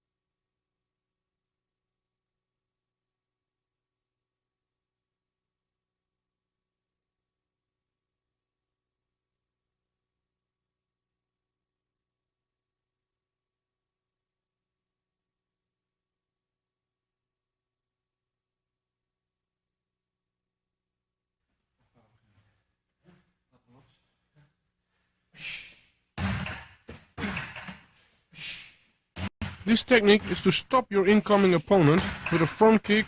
When he walks on you, catch him with the knee.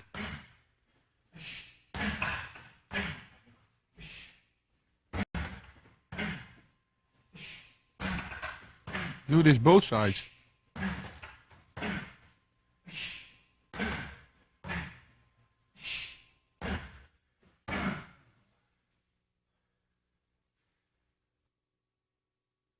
Your partner holds the bag backwards and let it go. On that moment I interrupt with a front kick and I follow up with a knee attack. Again, practice this both sides.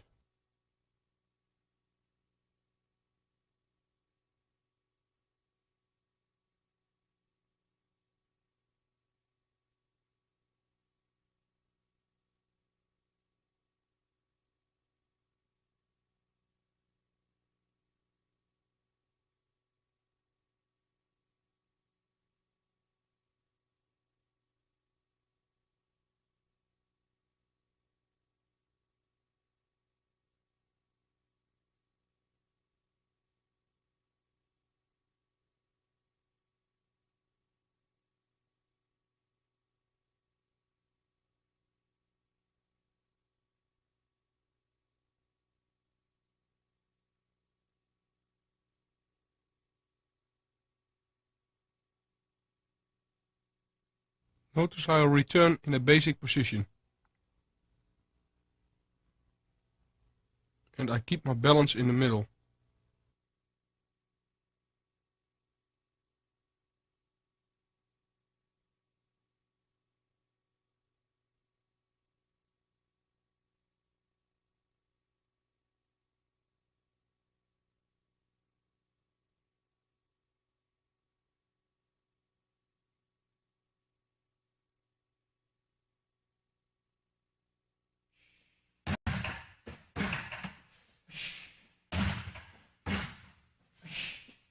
It's a good exercise to train your timing and power.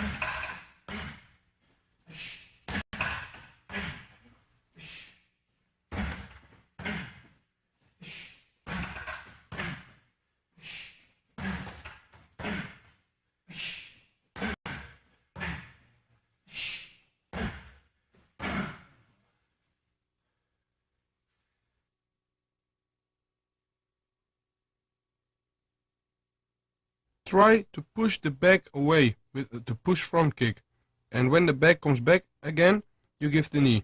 Protect your face while you're making the knee.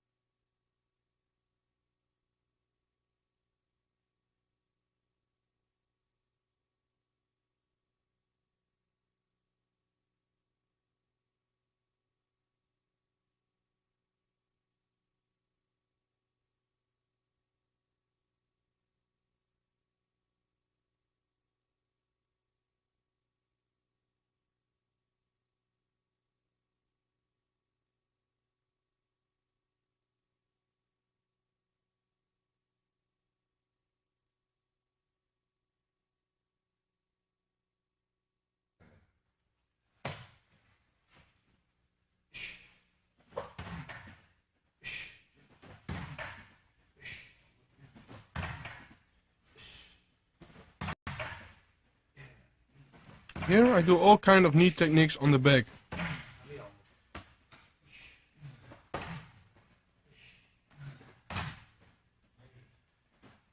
I make punches before I'm giving the knee.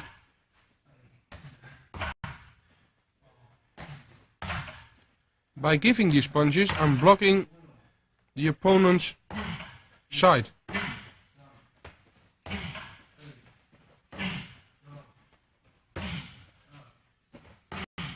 Protect your face while you're kneeing by cross your arm for your face.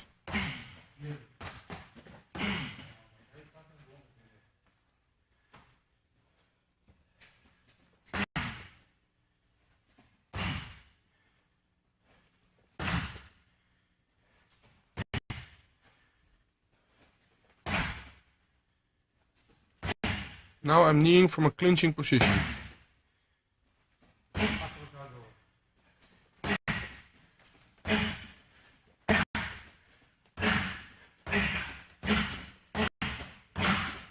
And start building up the speed.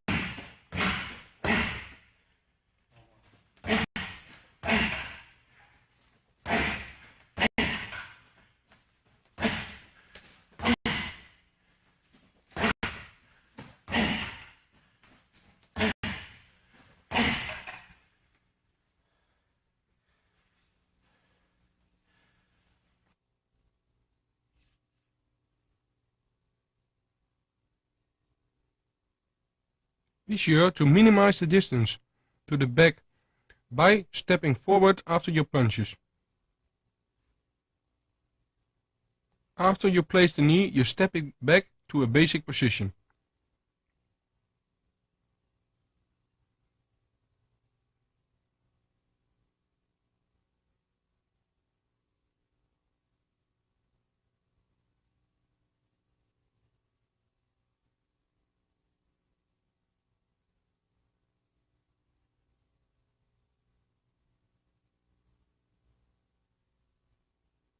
After your turn in the basic position, you attack again.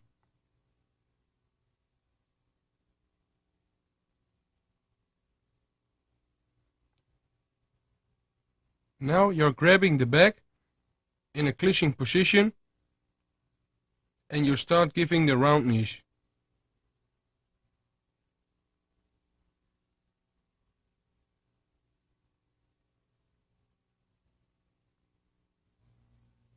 Make sure you place the knees on the right level.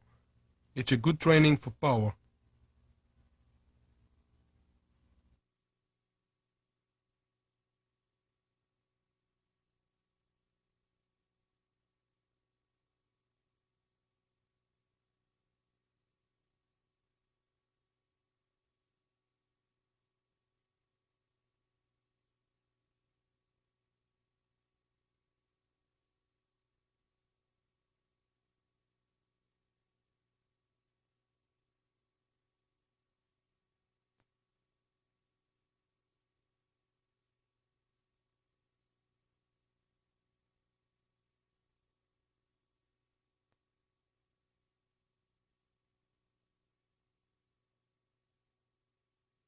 After the first exercises, we are building up the speed.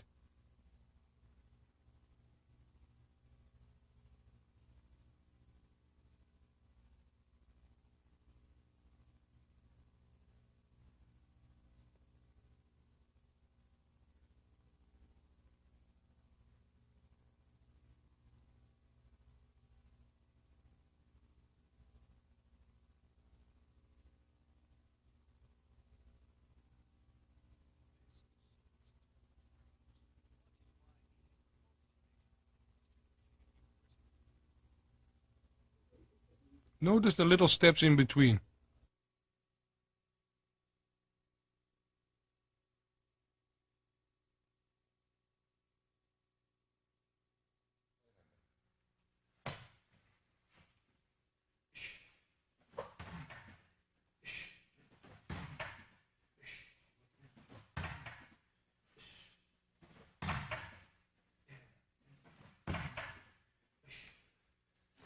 In this training, try to find out a good rhythm and balance.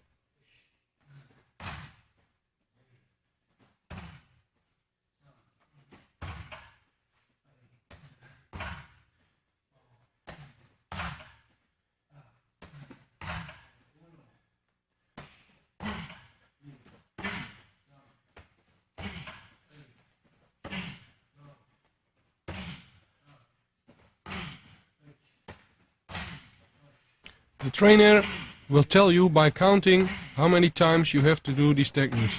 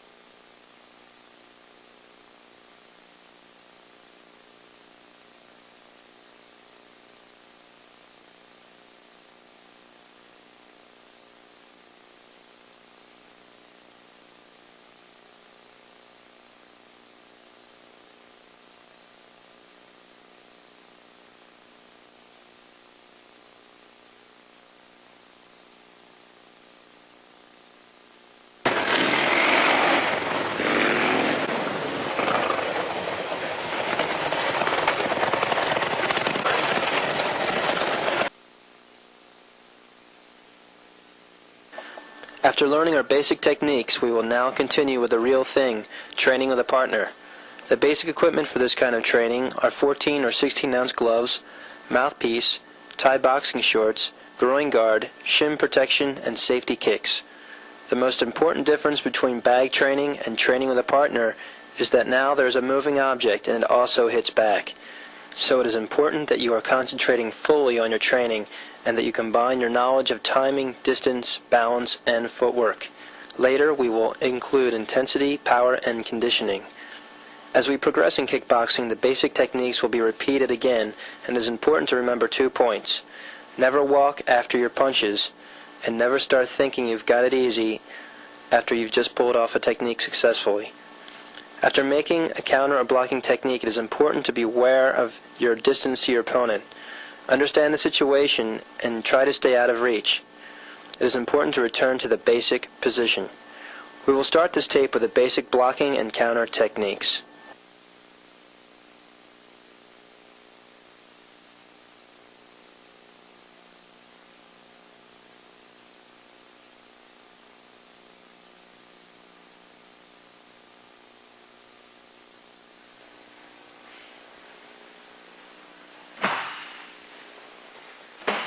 Now we see how to block left and straight punches and how to block left and right hooks.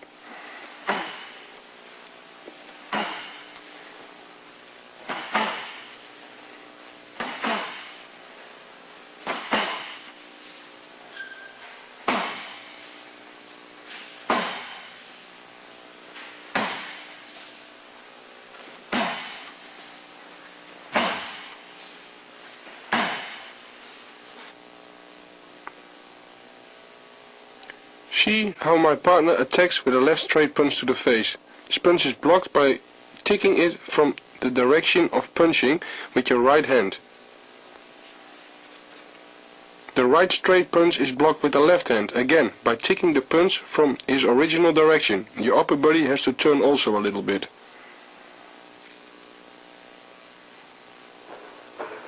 Now you see left and right punches after each other again. Again, you will tick the left straight punch with your right hand and the left straight punch with your left hand. Left hook. This punch is blocked by pulling up your right hand beside your face, so the punch will hit the gloves.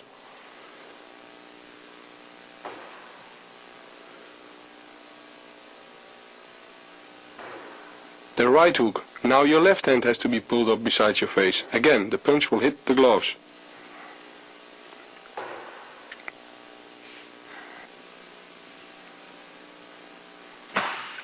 Here you see that the opponent is moving too and steps in to minimize the distance in order to get a good basic position after he has placed a punch.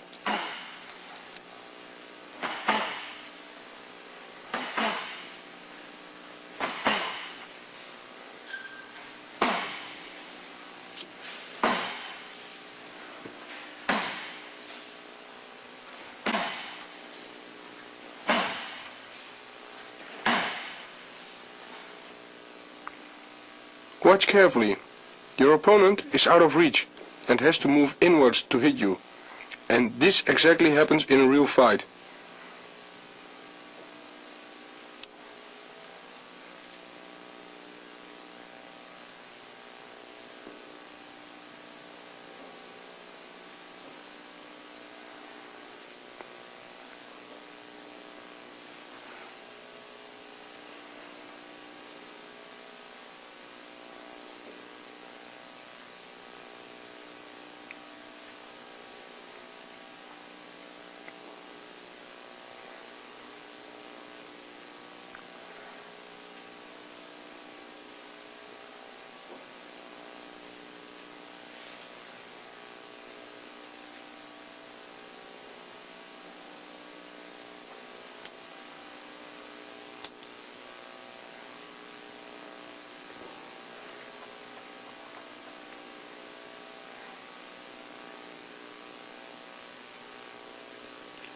Now a hook is given, but I don't move away from this punch, but I move a little bit forward to intercept, block this punch. Don't forget to stay in balance while intercepting this punch.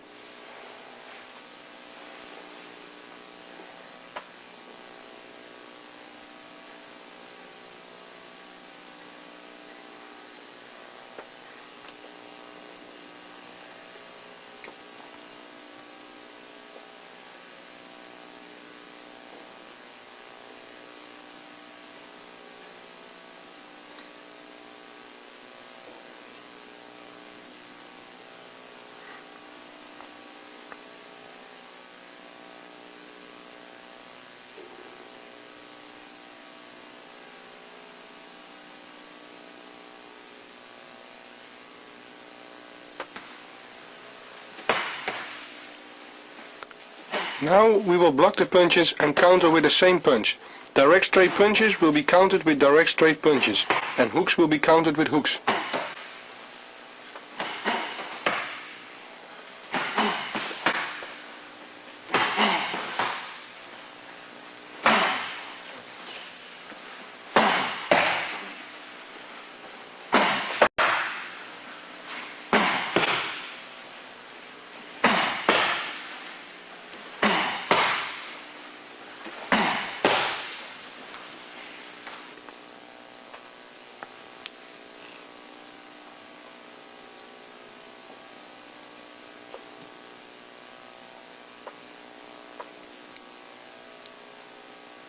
The left straight punch is blocked and directly countered by a left straight punch. You have to block the punch, and while countering this punch you also take a step to minimize the distance.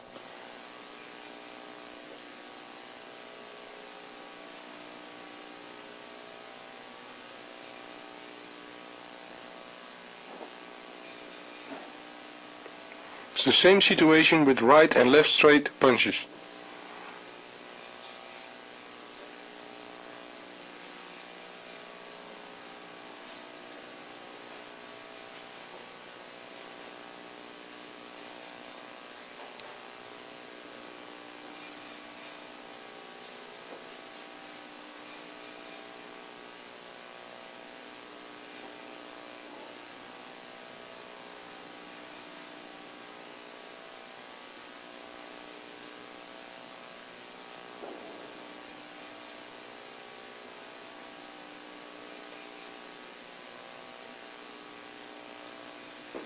For blocking a hook punch, turn your body a little bit to counter and stay in balance.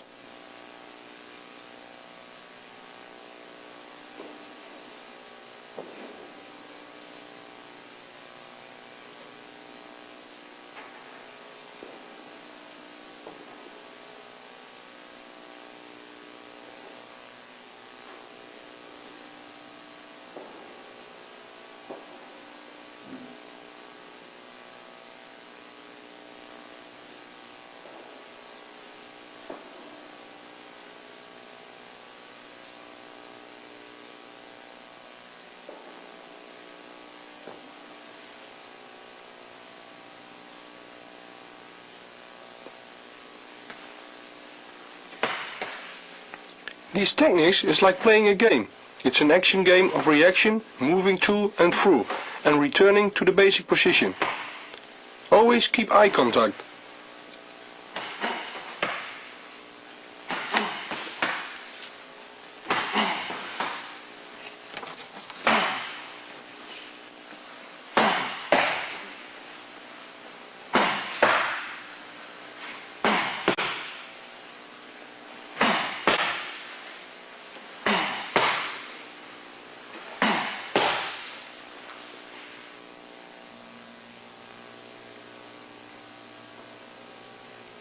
Now we see how important it is to have a good balance. Make sure your balance is in the center. In this situation you can counter. Remember that if you are not in a stable situation, it's hardly possible to counter.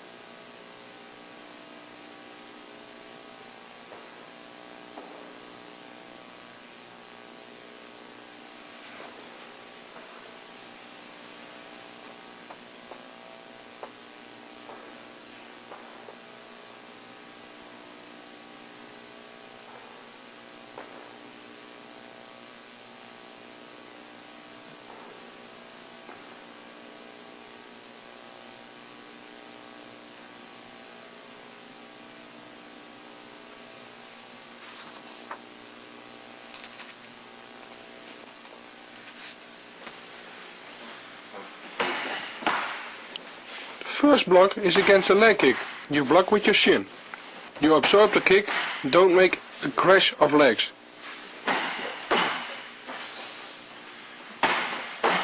The second block is a body kick.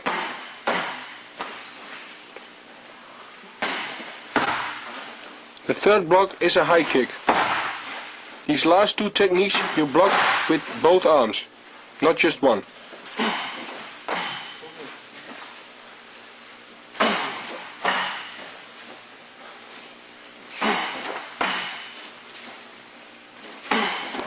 Again, we practice both sides.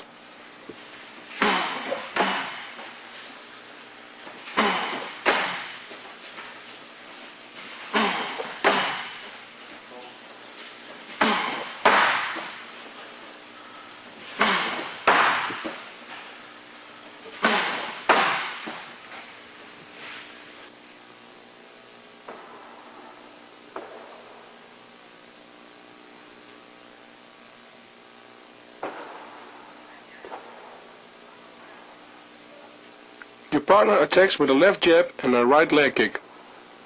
We block this by way of lifting up our left knee.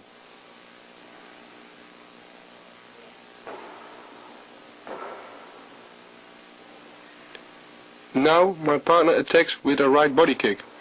Don't step away this time, but lean a little bit into the kick. Block with two hands. Keep your left arm against your body. My partner attacks with a right high kick. This kick you block also with a double guard, both hands. With this block you don't move back and don't turn off your face.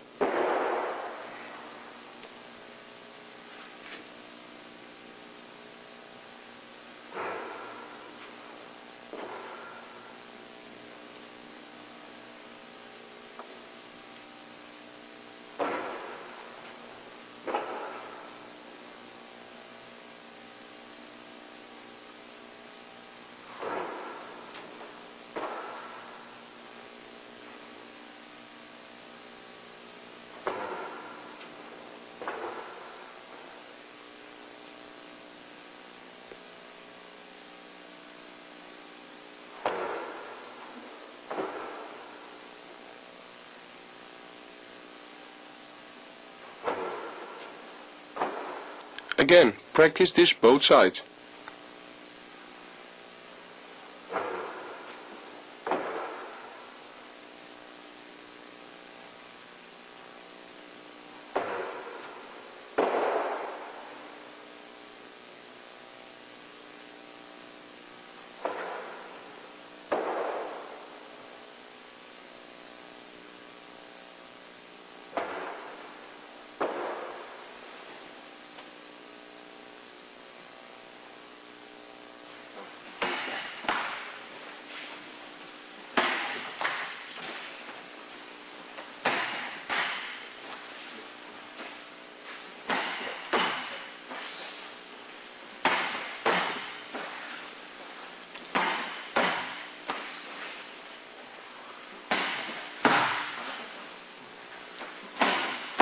With high kicks, be sure you keep balance with the block and always keep eye contact with your opponent.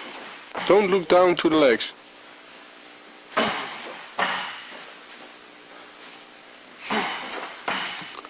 To block left kicks, it's a little bit different. So we can see here by giving the leg kick.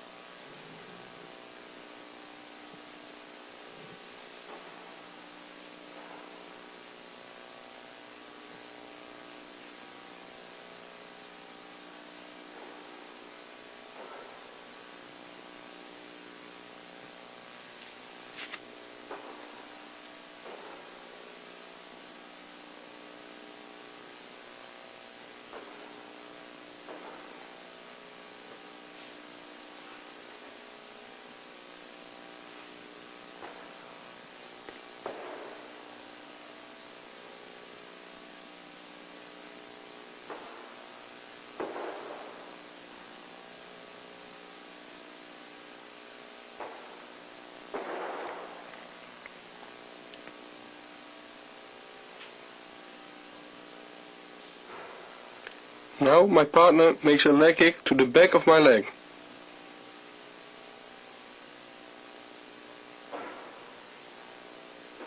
You block the punch and lift up the right knee and absorb the leg kick with your shin, and keep your left hand in your opponent's face to control distance and push him away on his chest.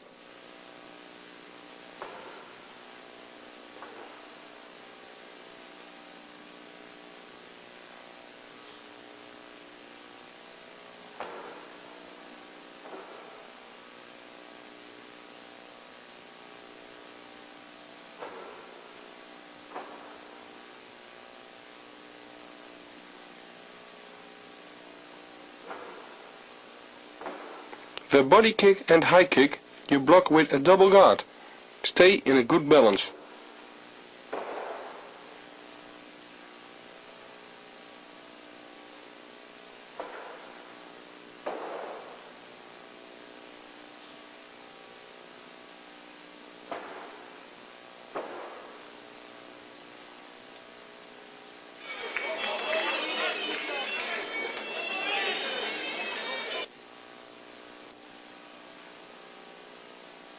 Here you see some leg kicks, body and high kick, blocks in one of my fights.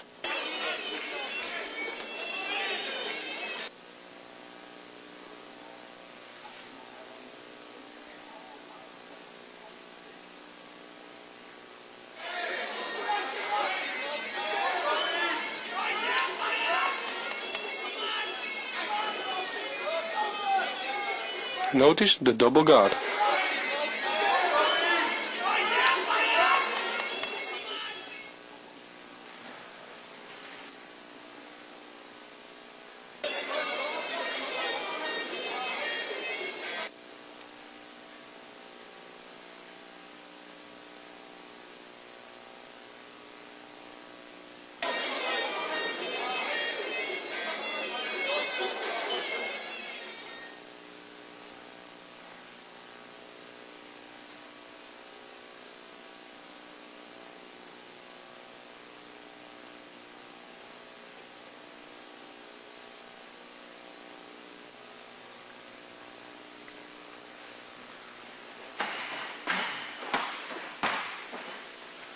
Here I block kicks and counter with the same kick back, and my partner blocks and counters the same way.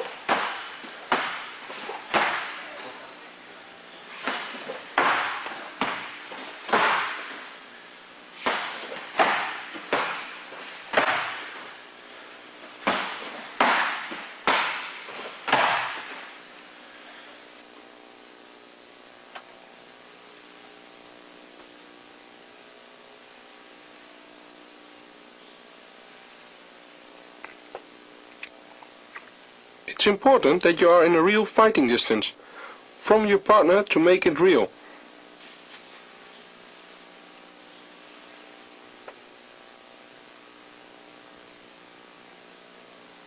Now you have to step in and back to reach your opponent. Always go back to a basic position.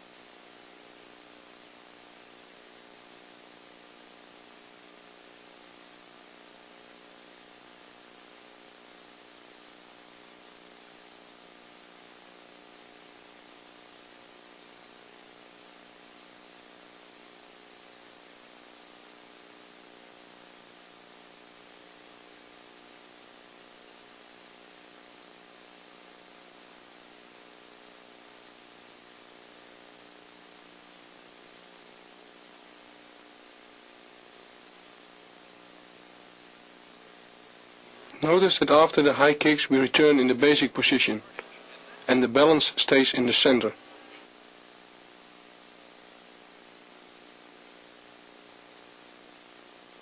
And we will keep the eye contact.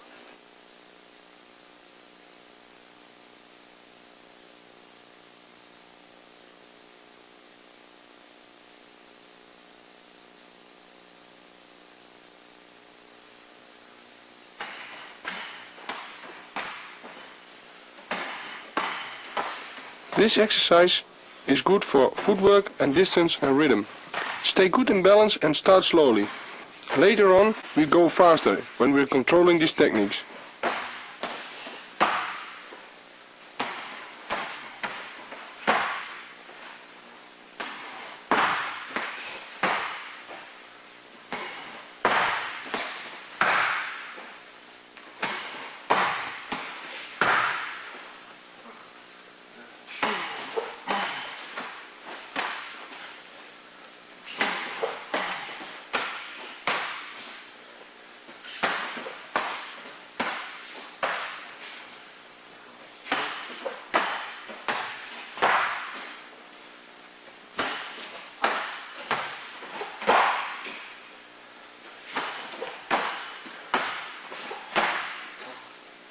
Also for stamina and conditioning it's a very good exercise.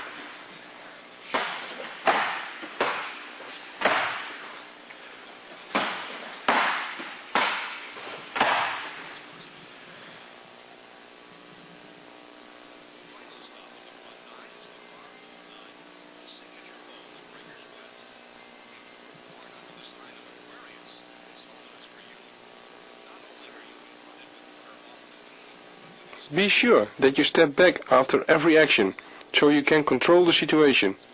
If you stay on your opponent, you are in his reach and you will be hit.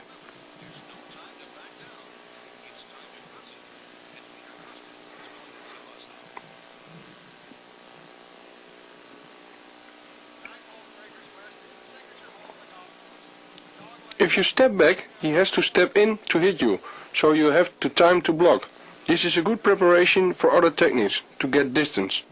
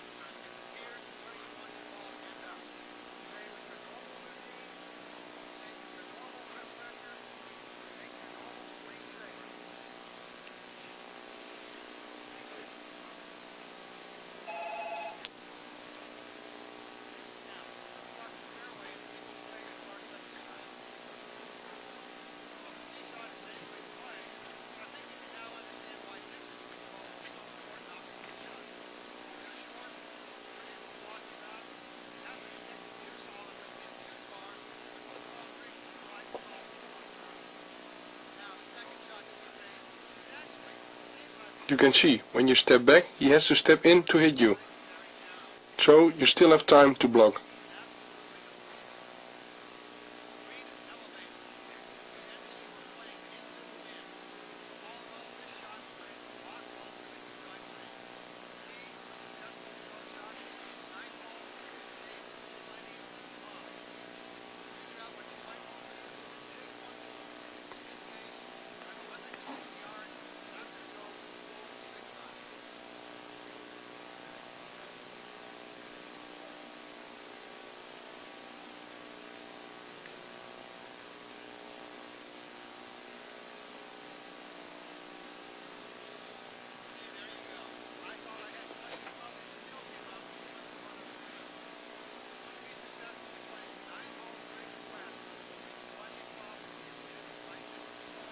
We block the high kick by holding both our arms for the kick.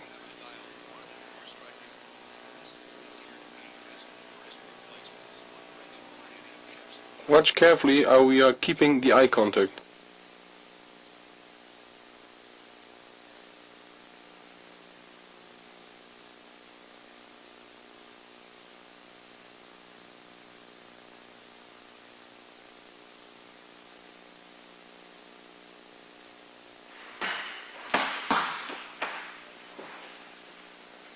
Here we start to make counter techniques with arms and legs. This is what kickboxing is all about, the complete fighting art.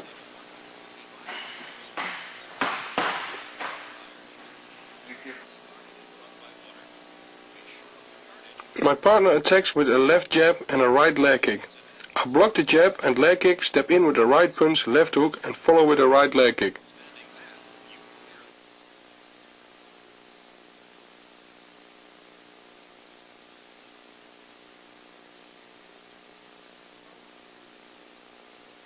Make a powerful left hook to put the weight of your opponent on the leg which you want to kick.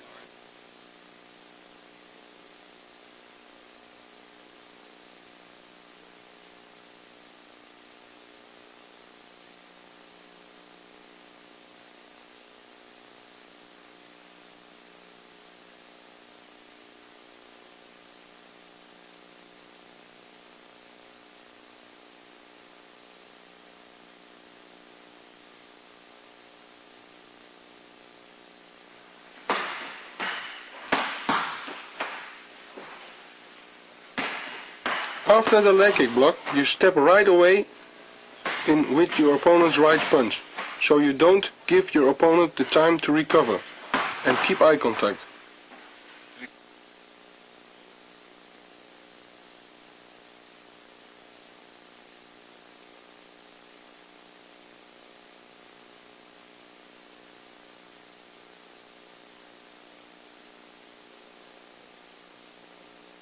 Make sure you make a proper block, because if the block isn't right, you cannot counter properly.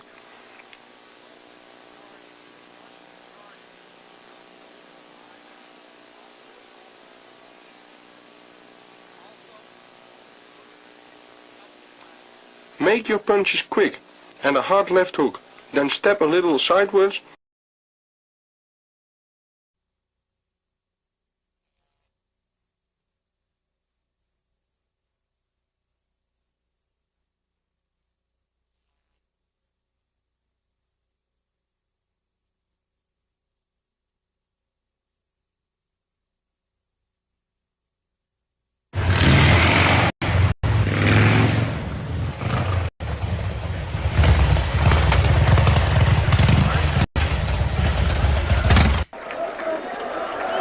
Everybody has a nickname.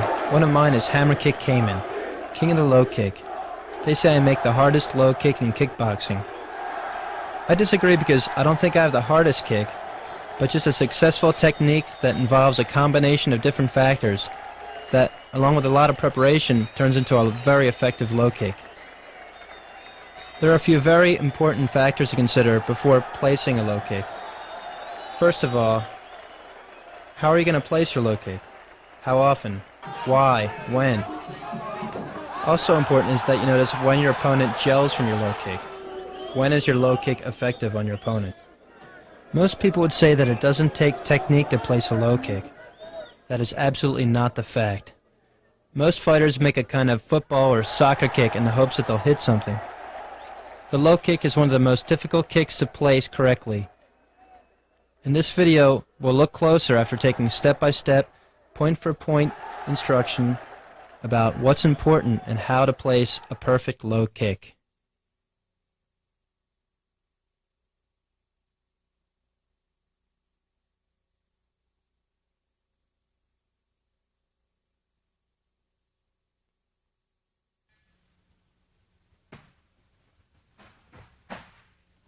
Here I show some preparation punches before we place the leg kick. That's very important, because if you don't punch and take away his side, he will block your leg kick if you use it as an attack. With counter and interruptions, it's a different story.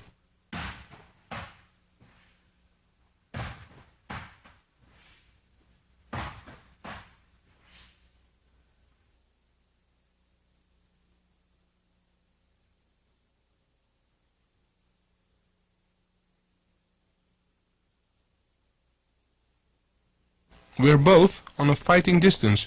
I place a left jab. With the jab I step in to get in the right distance and take away his side. This counts for every punch you make before you place a leg kick.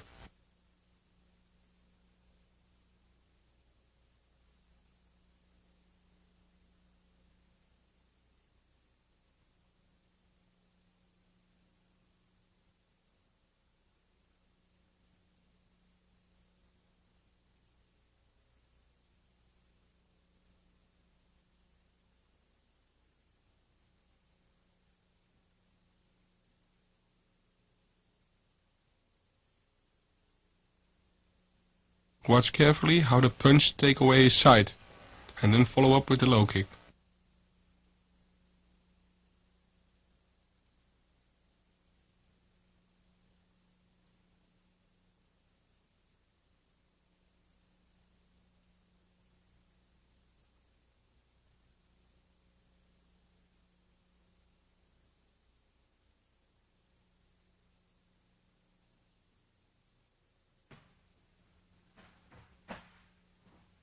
Be sure you put your body in the punches to make them look realistic, especially with an uppercut and a hook punch. With the punch you keep your opponent busy and take away his side.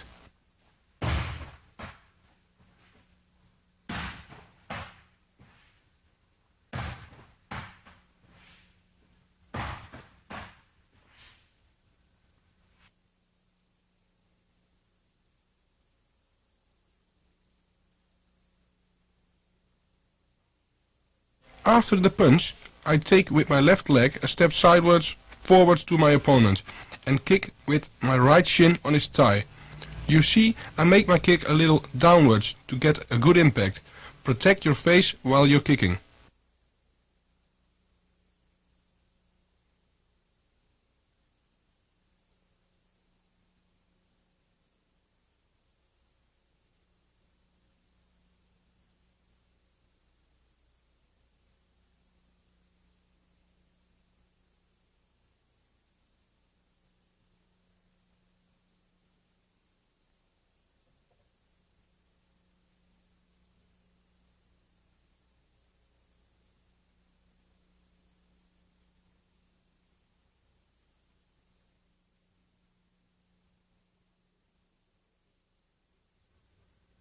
Now I'll show some preparation punches for the left leg kick on the back leg of my opponent. We start with a left and right straight punch to the head. We're following up with the left straight punch and the right hook.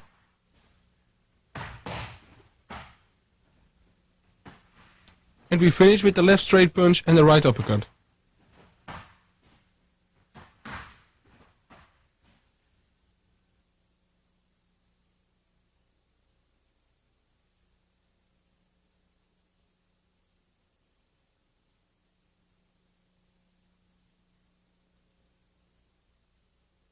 I make a left-right straightforward punch and make a step in between and make the leg kick on the back of the opponent's leg.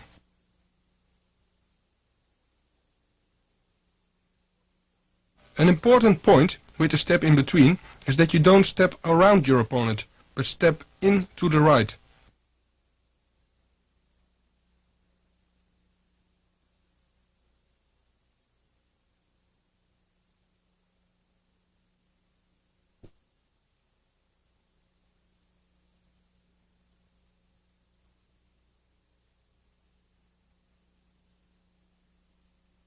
Again, notice the little steps in between. It makes your low kick very powerful.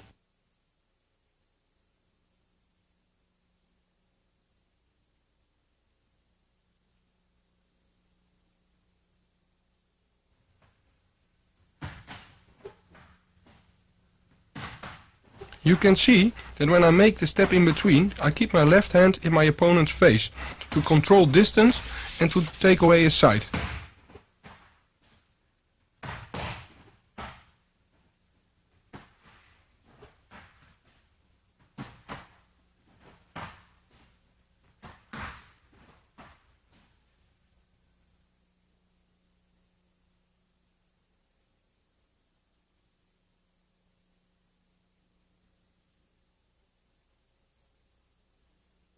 Make the punch relaxed but powerful, so he has to block it.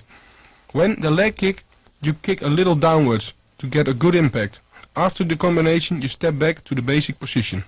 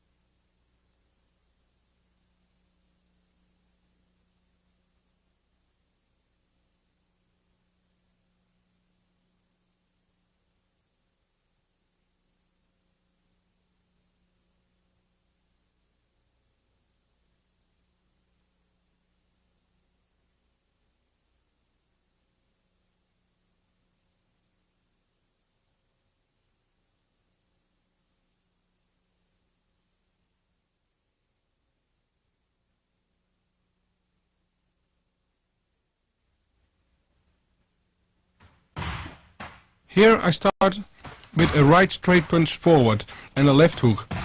Afterwards I'm following up with a right leg kick. Make the right punch long and powerful. Then the left hook, to make him block and put his weight on his left leg. Step to the left forwards and place the right leg kick.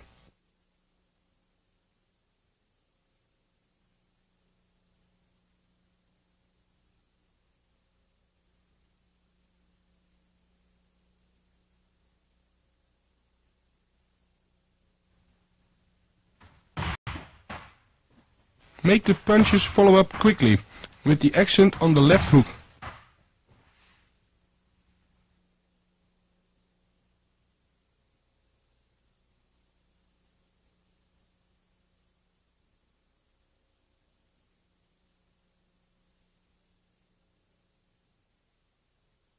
When you take the step, you look at your opponent and kick with your right shin on his thigh. Step back to the basic position.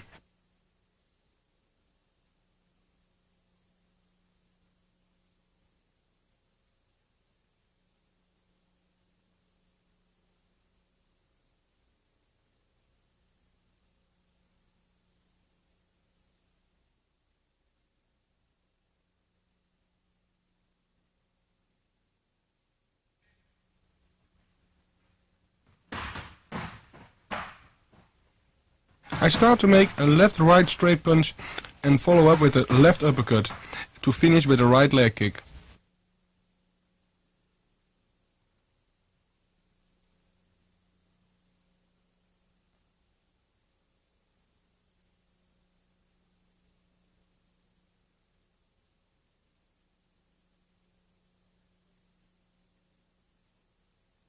Make the punch relax, with the accent now on the uppercut. And then, after this, you take a good step forwards.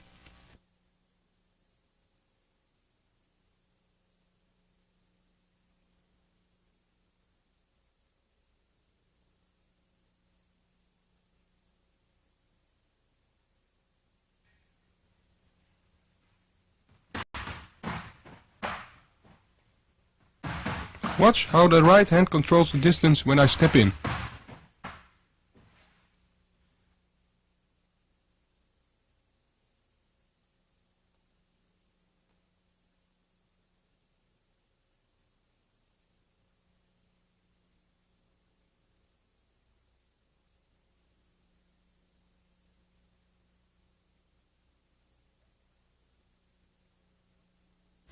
When you step for the leg kick, you keep eye contact and put your hips in the leg kick. Always step back in the basic position.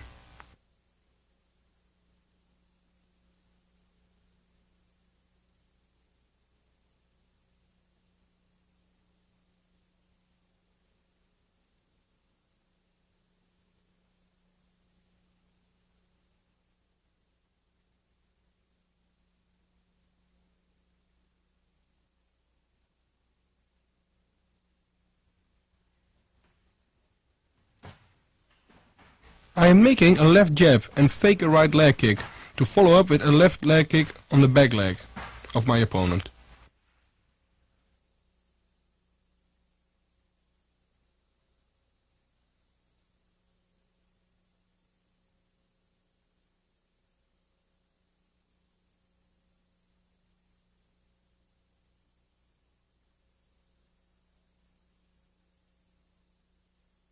After the left jab, I make a real movement to make a right leg kick. So he will try to block on that moment. I step in between and kick the back leg.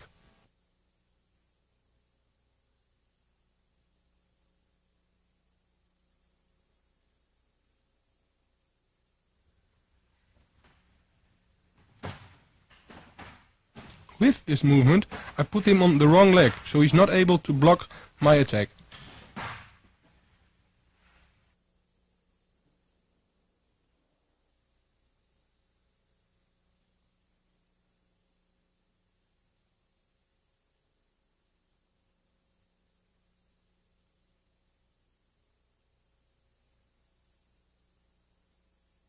You can see I put my whole body in the fake movement and turn my body back with the real kick. Take it easy with this exercise, because your opponent is leaning on the wrong leg.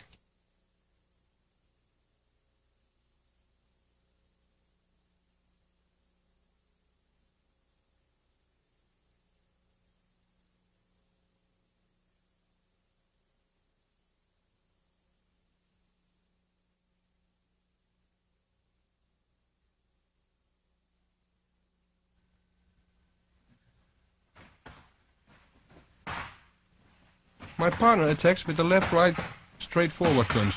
I block and counter with a left jab and a right leg kick.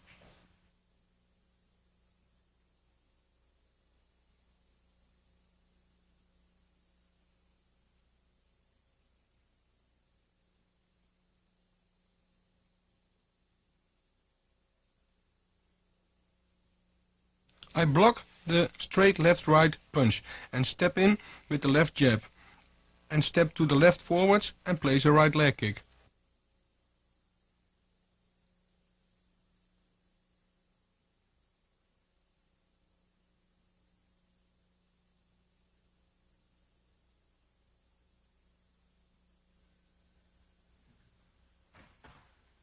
The jab has to follow up quickly after the block and take a good step to the left forwards.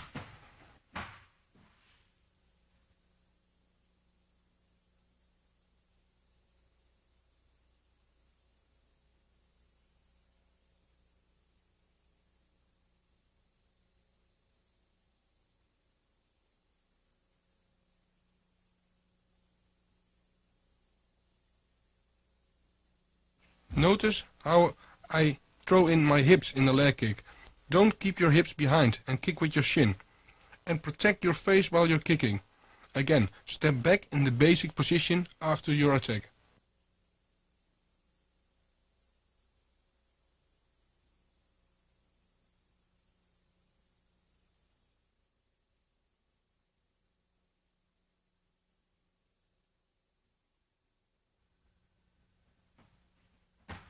My partner attacks with a straight left-right forwards. I block and counter with a right leg kick.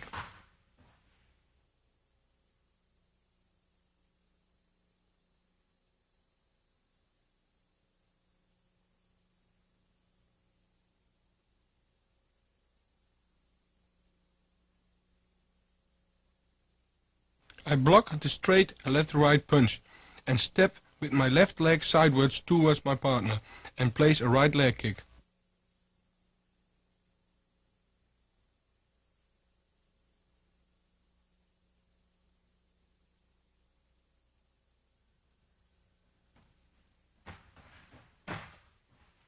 Make sure you step in when your weight of your partner is still on his front leg.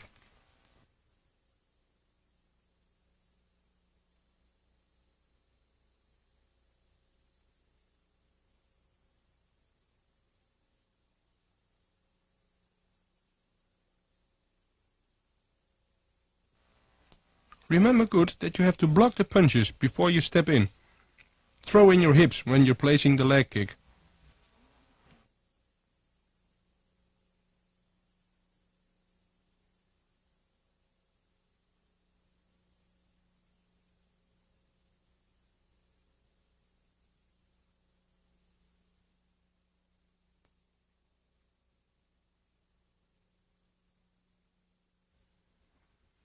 The attack is the same. It's a left and right straightforward punch. I block and counter punch with a right punch to finish with a kick on the back leg.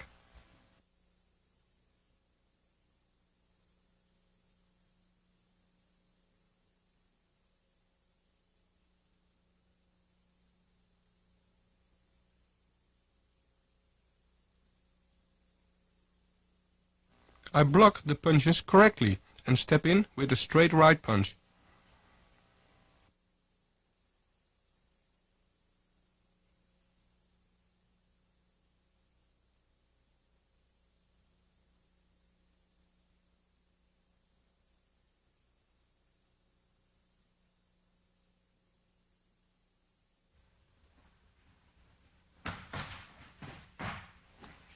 You see, I throw my body weight in the right punch to make distance for my step.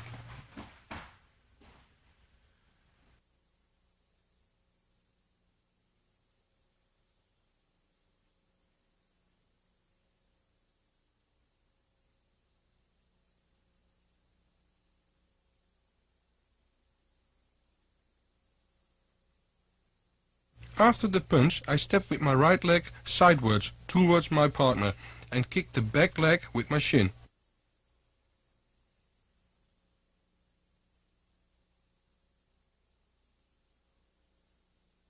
After the counter, we step back to our basic position.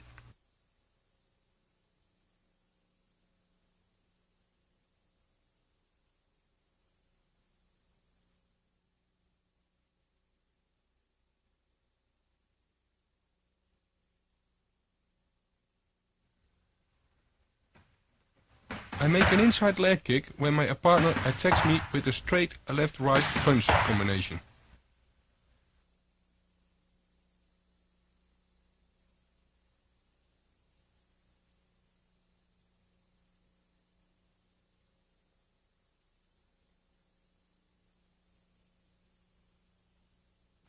I block the straight left-right punch combination. On the same movement I take a step in between and make an inside leg kick with my left leg.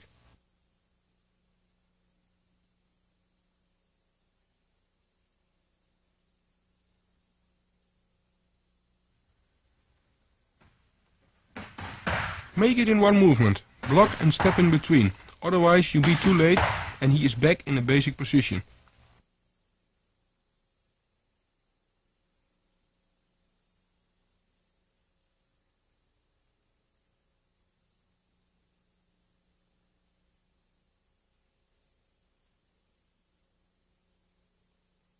You can see that I kick him when his weight is on his front leg, so he cannot block, and I'll kick him off balance.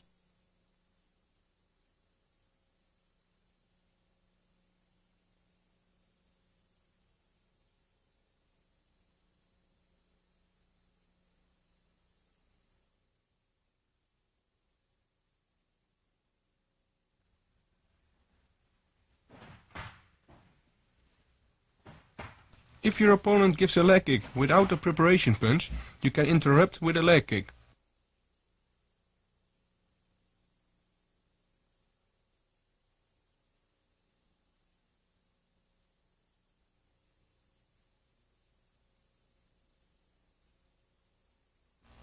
This is all about timing. When you see the attack coming of your opponent, you can interrupt him with the same leg kick.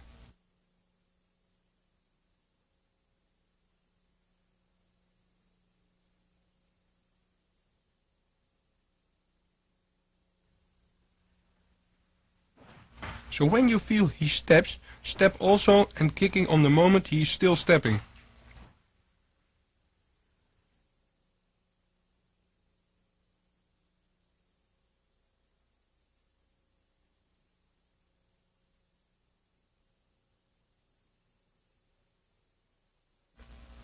Most of the time you can do this when your opponent is tired or has a bad leg kick.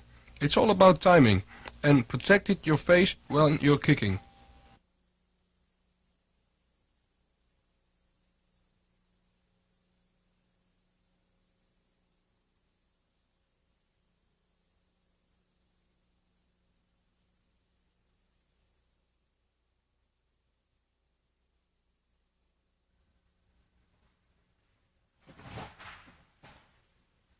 Now I interrupt the leg kick on the back leg of my opponent.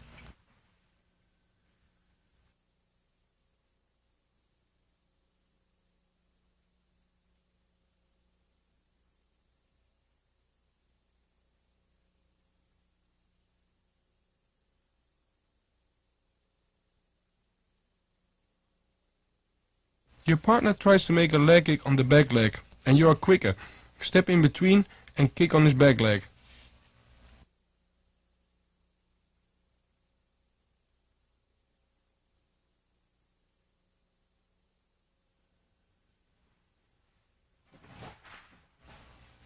While I make a step in between, I push and control my opponent with my left arm to put him off balance.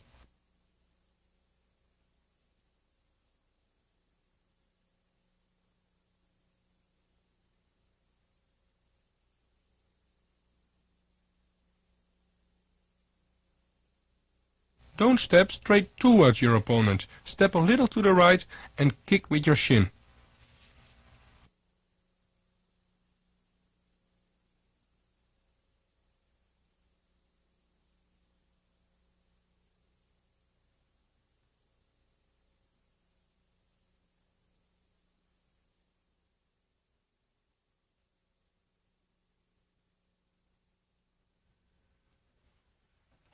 My partner attacks with a left body kick, with a step in between. Again, a good timing is needed.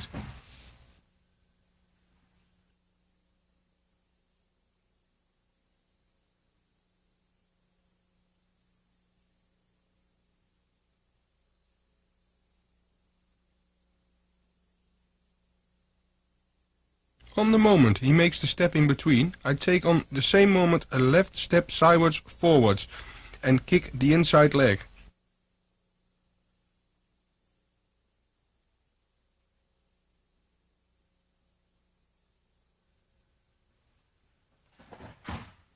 Train this technique easy, it's only for the timing.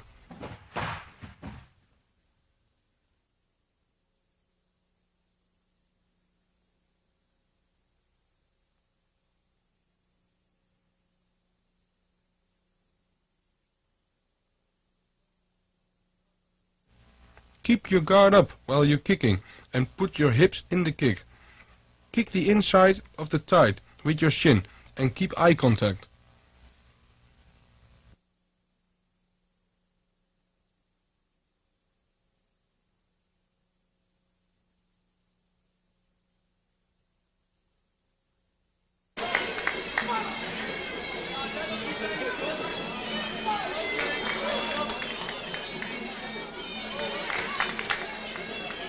Here we can see an inside leg kick on the front leg in a match.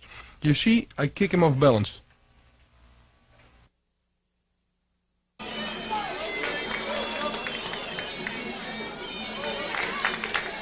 Notice that after the kick I'm returning back in the basic position.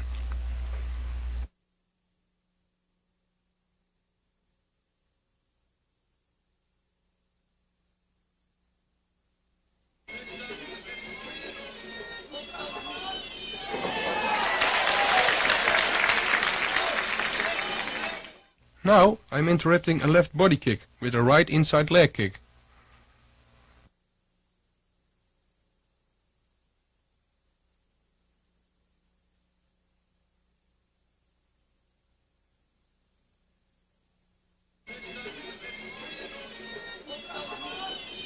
Again, after the counter, take a step back and review the situation. We can see the result. This kick really hurts your opponent because his other leg is stretched while he kicks.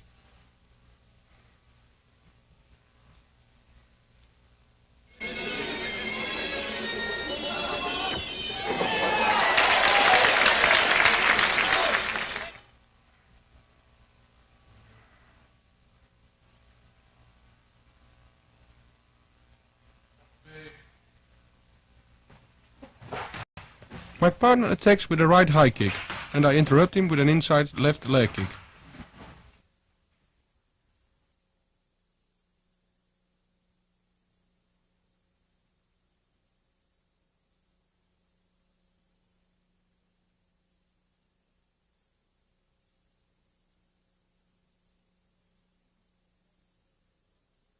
On the movement my partner's leg is on the way to my head, I step in between, and when his leg is on the highest point, I kick him on the inside thigh.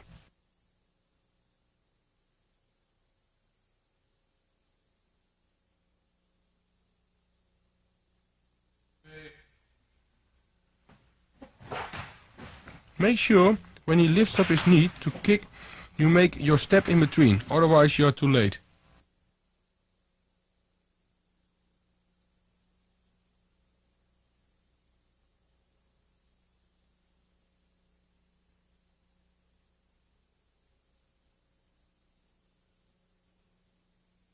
Always keep your left hand next to your head for security, even you know you can go under the kick, and step to the right front with your right leg.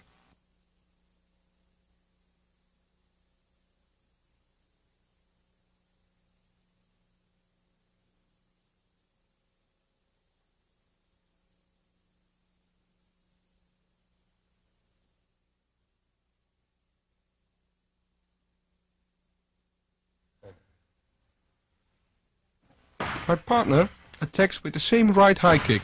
I block and interrupt on his back leg with a right leg kick.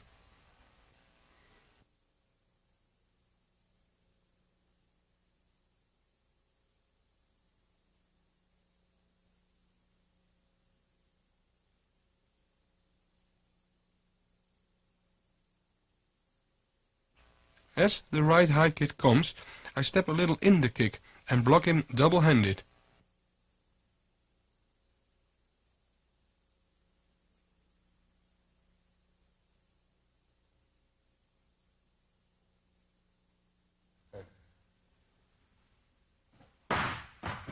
Put your body weight in the block, because you have to stay in balance.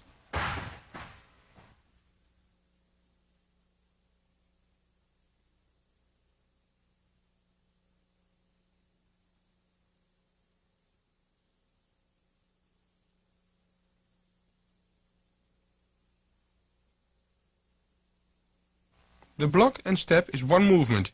You see my left foot turn sideways for an optimal kick on the outside of the thigh.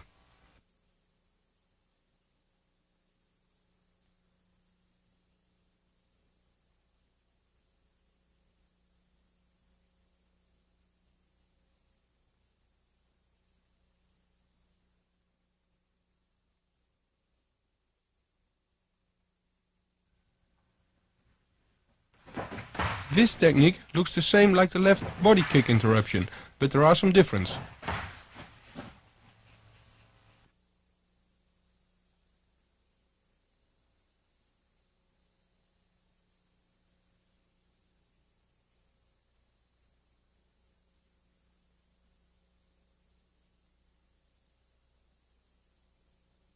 As the left high kick comes, you take again on the same moment the step to the left front and kick the inside thigh.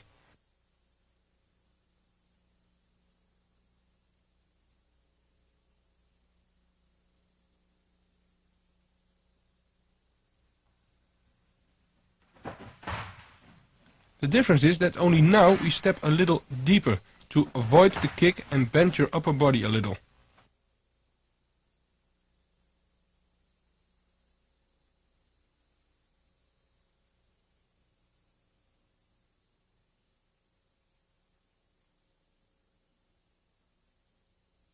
We can see this better in slow motion. Keep your right hand next to your face for security, if the kick still comes through or you are too late to block. If you kick hard, your opponent will fall, so train it relaxed.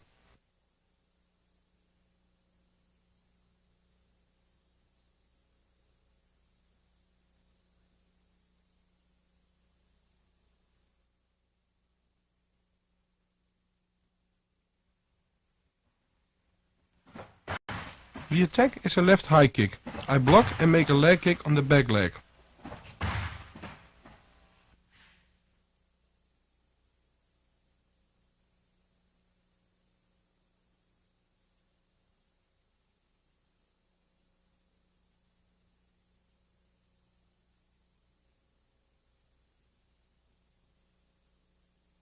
As the leg is on the way to my head, I make a block double-handed and step in between and kick the back leg.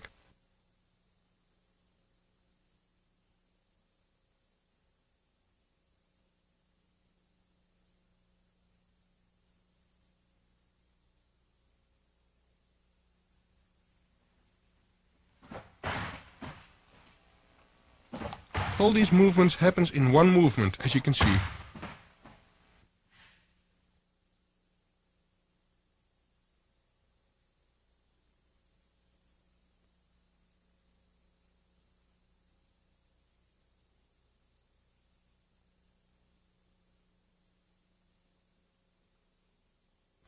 Put your weight in the block as you step to stay in balance, if the kick is hard, and take a good step with your right leg to put power in your leg kick.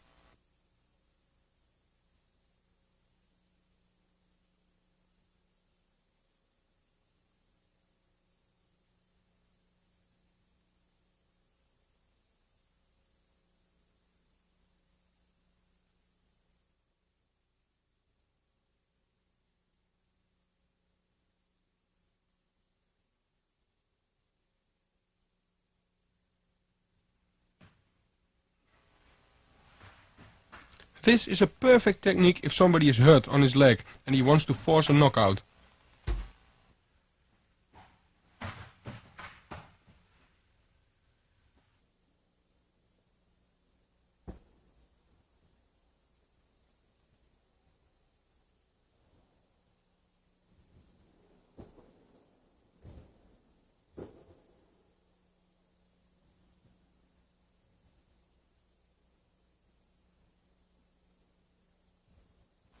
I'm faking my opponent and step back and wait for a counter punch. At that moment I step in and place a right leg kick.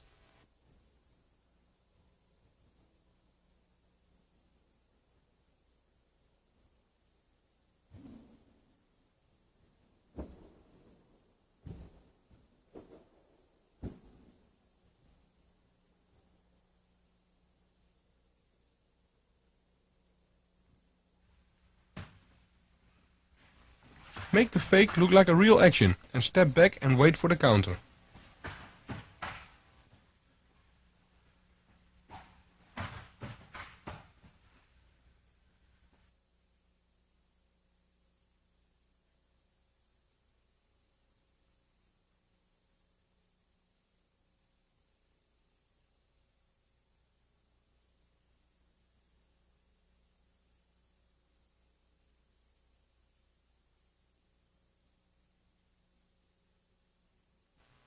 If your opponent makes the counter, you block it and take a step sideways towards him and put your whole body in your leg kick. It might be a KO.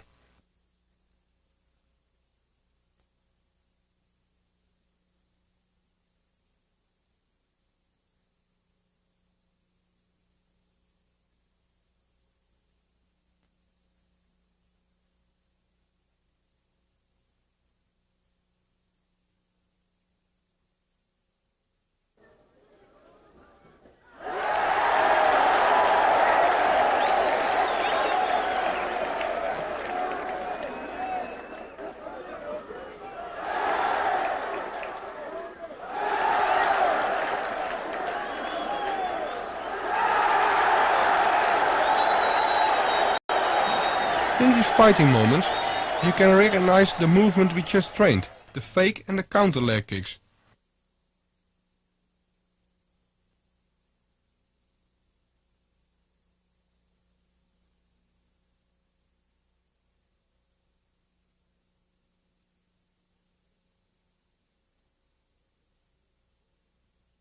It also creates opening for a punch, as we can see. Because your opponent is hurt on the legs, his mind is fixed on the pain in the legs.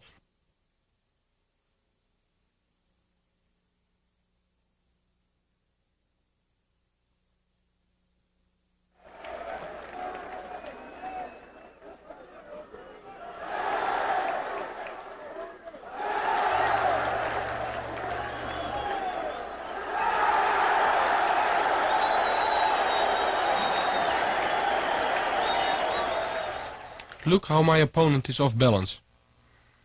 And how I place here the right low kick. He wants to force a KO. By staying in your basic position and kicking him on the legs, his mind is in the pain in his legs.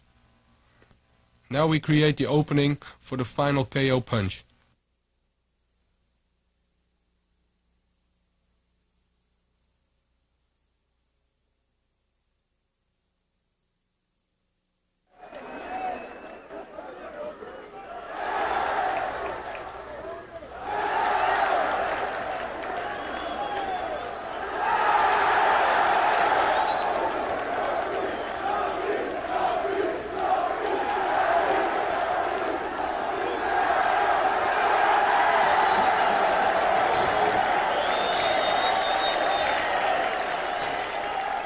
It's not only a punch who can cause a KO. As we can see here, my second low kick holds so much power that he goes KO on the legs.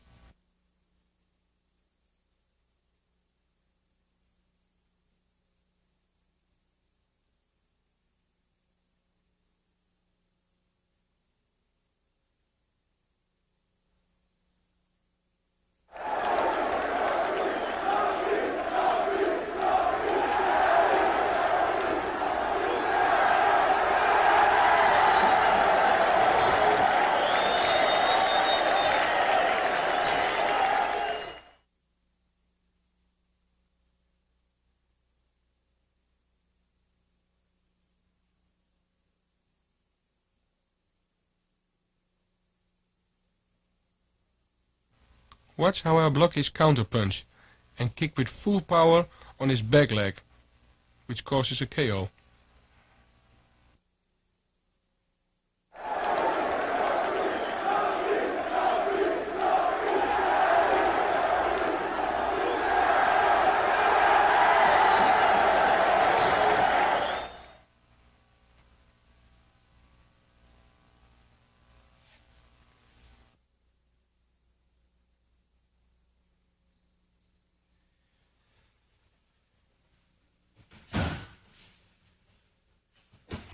Here I'm training the leg kick on full power on the big pad, on the front leg and on the back leg.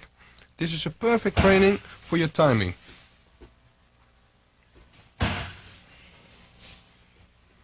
You can train this on a big pad, otherwise you hurt somebody.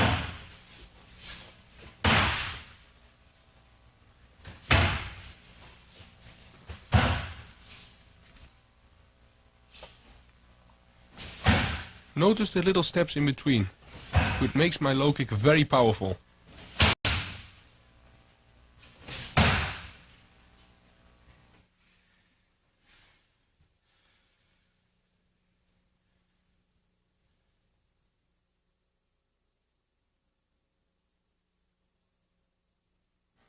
Your partner holds the pad in front of his left leg and you move on a fighting distance around him.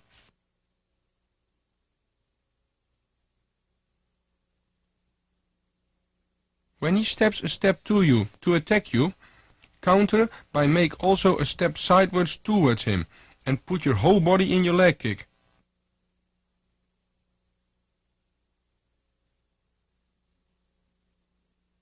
Be sure you kick with your shin. Make it like a crash.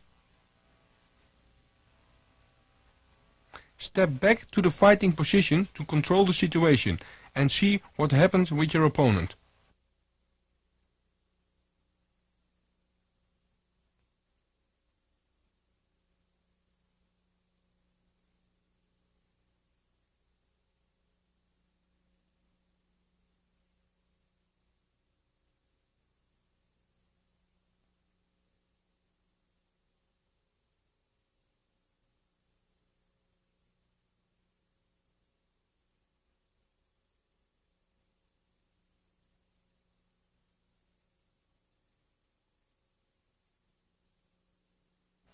Notice the little step in between, and the whole hips is thrown in the leg kick.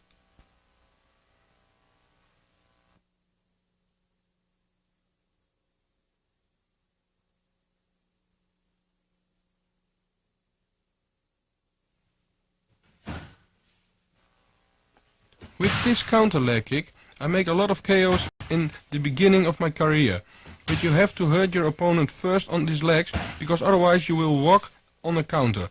Because there is no preparation punch, only a fake.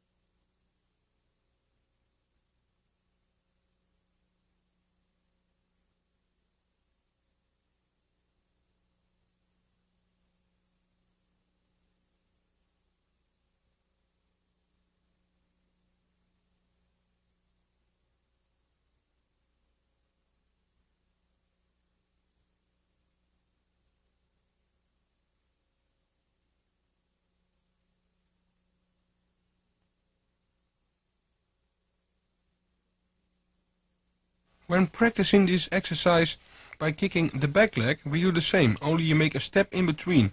On the movement, your opponent steps in. Kick a little downwards with the shin for a better impact. Don't step straight at your opponent.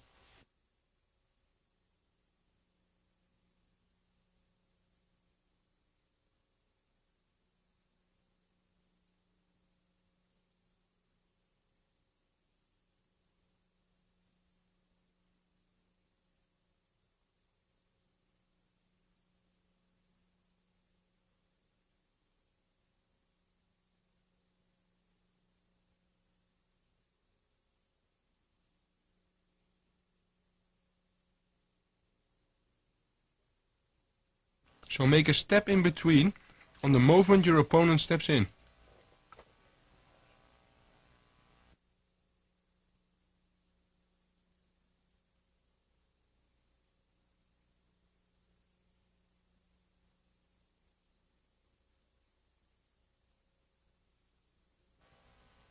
You can see the impact by kicking a little bit downwards by your opponent.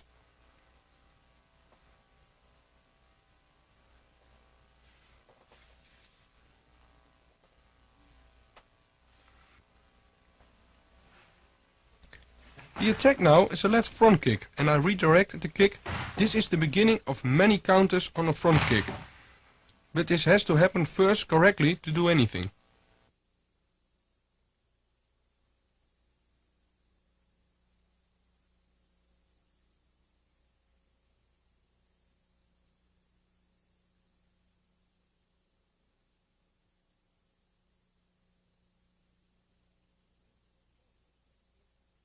My partner places a left push kick and I step a little back, and with my left arm I redirect the kick to any place on the ground where I want.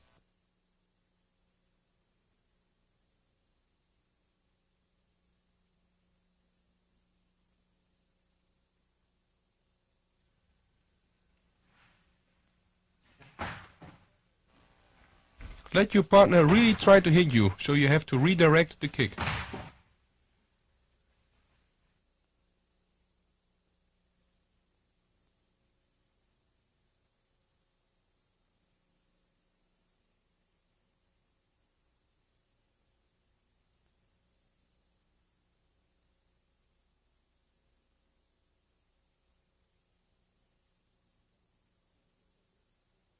The point of this technique is that your opponent is off balance for a moment, so he can place a counter.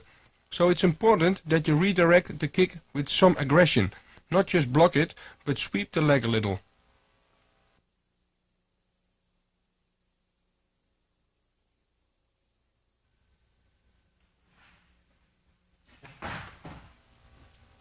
So again, you can place it wherever you want it.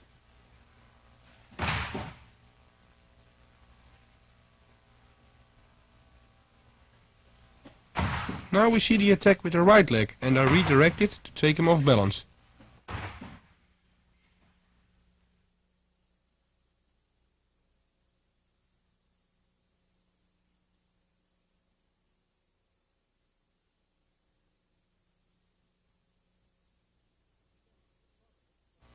Again, your partner tries to kick you really with a right front kick, and I redirect the kick with my right arm.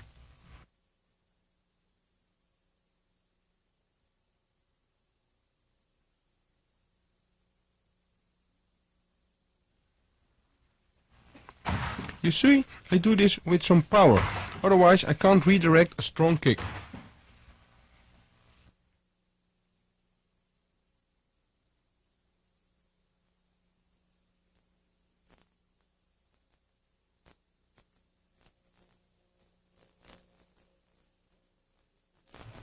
When I redirect his front kick, I step a little back, and you see my partner is a little out of balance. And from that moment we're going to take advantage with the counter techniques. That's the point of redirect a kick.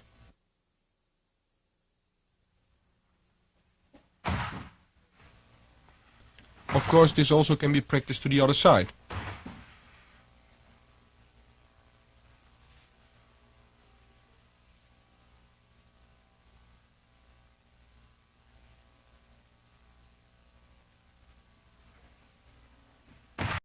Now you see I redirect the left front kick to the outside.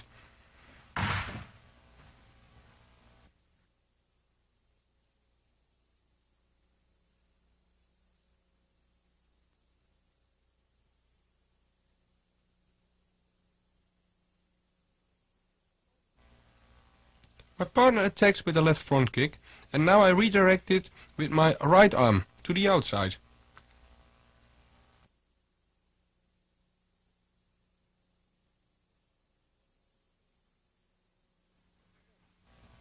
I do this again with some power, and you see my opponent is not able to pull his leg back to a good position.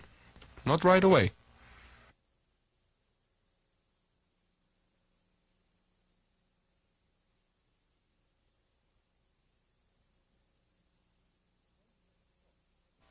When the kick comes, I'll move a little back with my body to be out of reach. You see, after I redirect the kick, he is a moment of balance.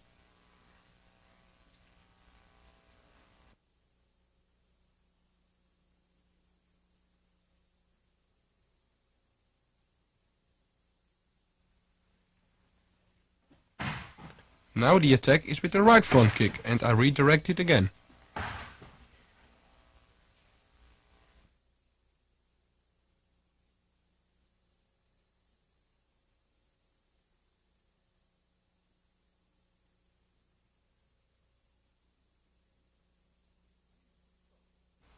When the kick comes, I step a little bit back and at the same time I redirect the kick with my left arm.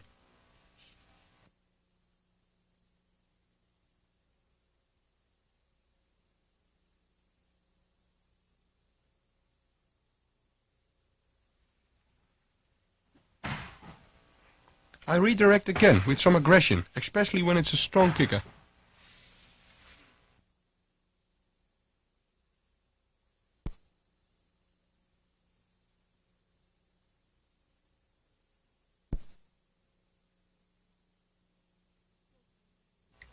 Because you do this with power, he is not able to pull his leg back right away. He is a moment of balance. And that's what we want.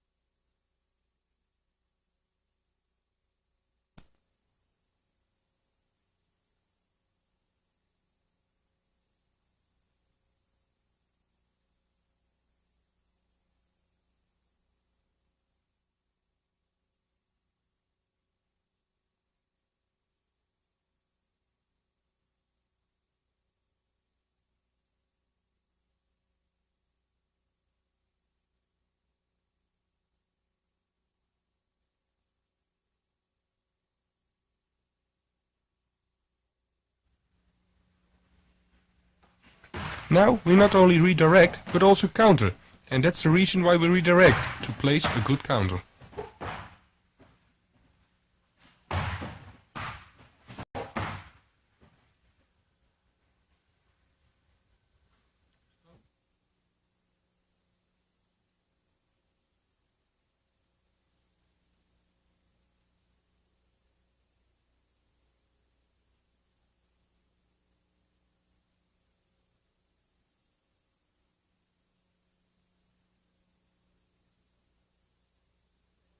The attack is again a left front kick, which I redirect with my left arm.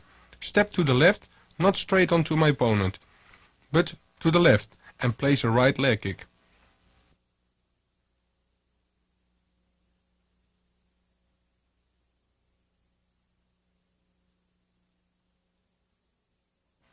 We follow up the leg kick with a left knee.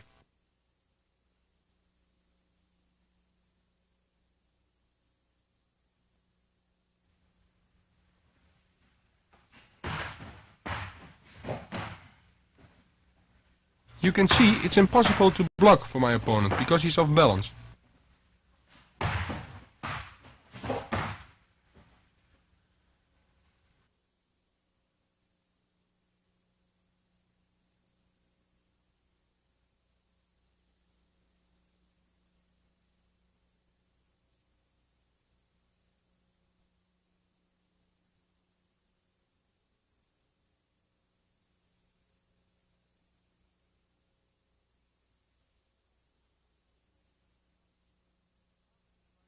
After the right leg kick, I leave my right leg in front and grab him with two hands on the side of his neck.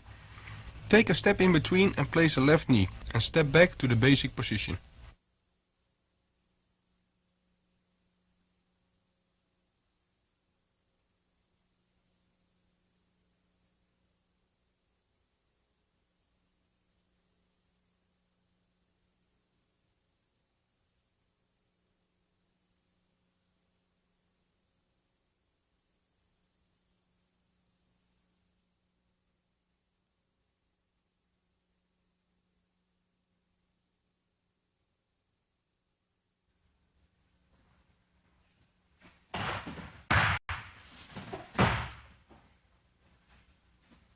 My partner attacks again with the left front kick. I redirect again with left, step in with the right leg kick. A right hand push and following up with a left high kick.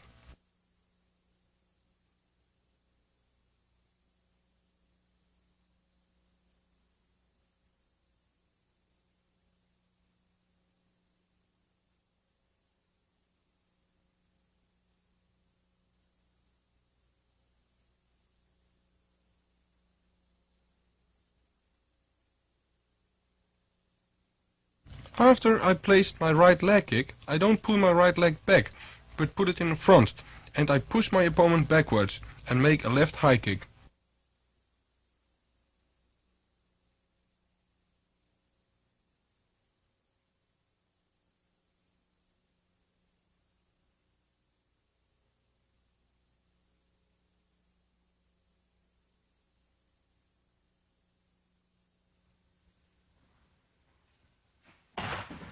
Notice that with the right arm push I make the right distance for my kick.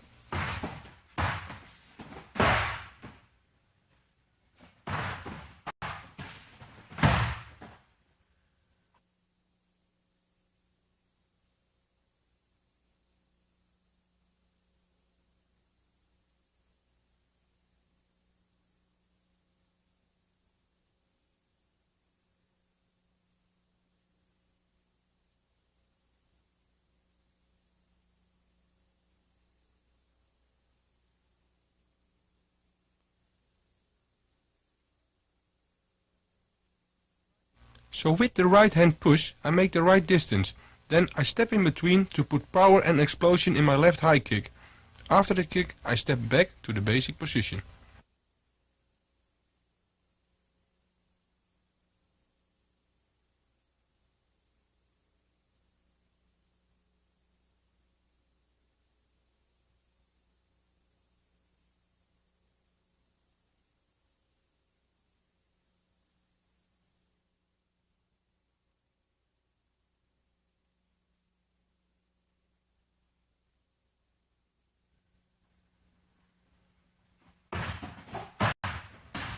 My partner attacks again with a left front kick.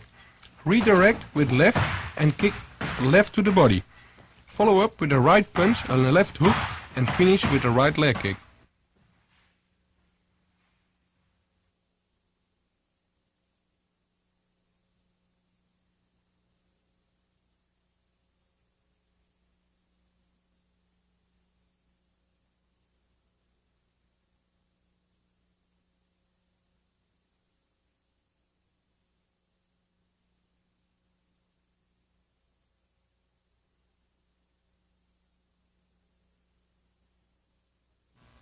When I redirect the kick, I take a step in between and make a left body kick and leave my kicking leg in the front. So I'm in the right position to make a right punch and a left hook to finish with the right leg kick.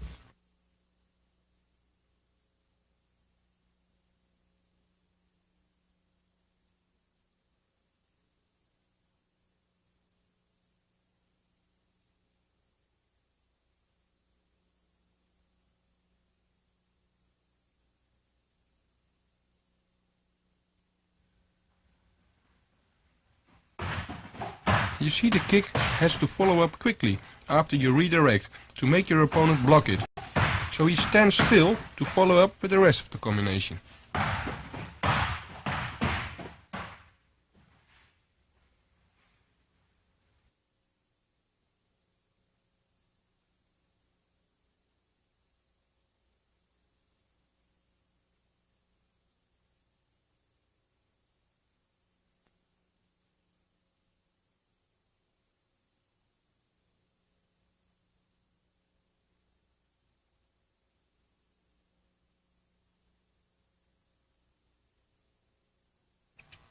After my kick, I fall a little after my punch.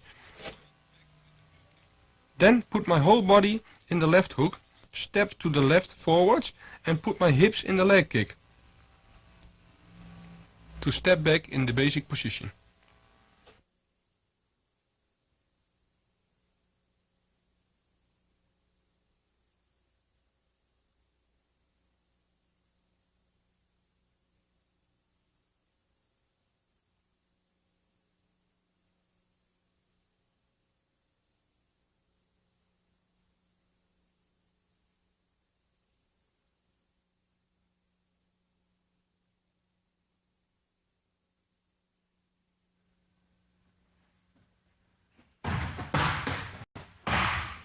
Don't get tired. Again, the attack is with the left front kick.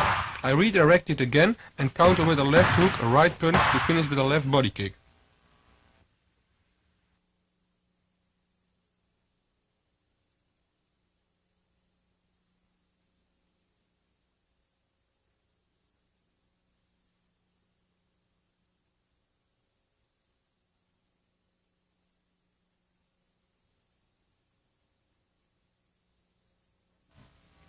When I redirect the kick with my left arm, I make with the same hand a left hook. This is one movement. I turn back with a right punch and finish with the left body kick.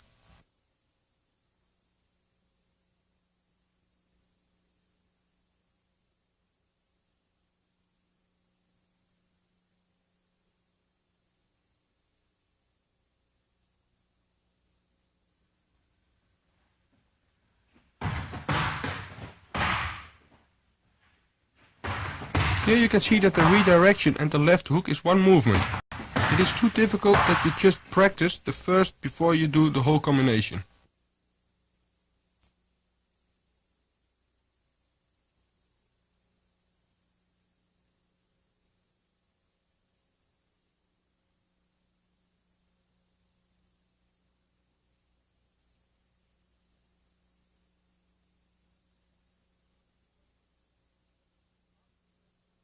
After the left hook, I turn back with a right straight punch, just to keep him busy upstairs, and make a step in between, and make the left body kick with my shin, and step back to the basic position.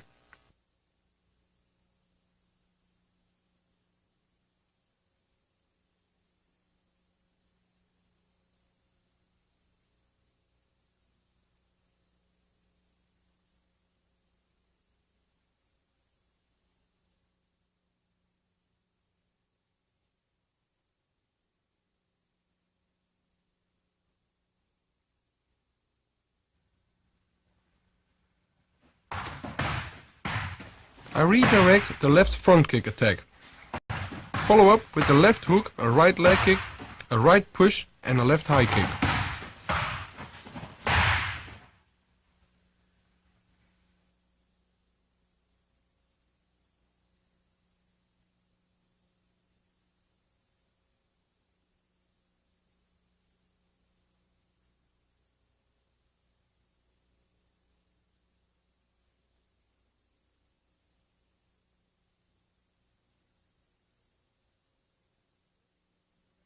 When I redirect with left, I make the left hook again, in one movement, but now step after the hook, to the left forward and place a right leg kick, a right push and finish with the left high kick.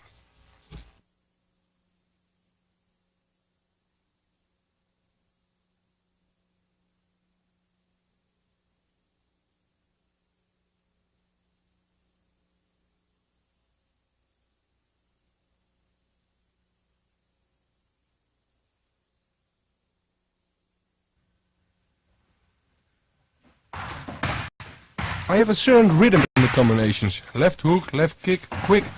One count, pause to the left push and a left high kick. Try to find that rhythm.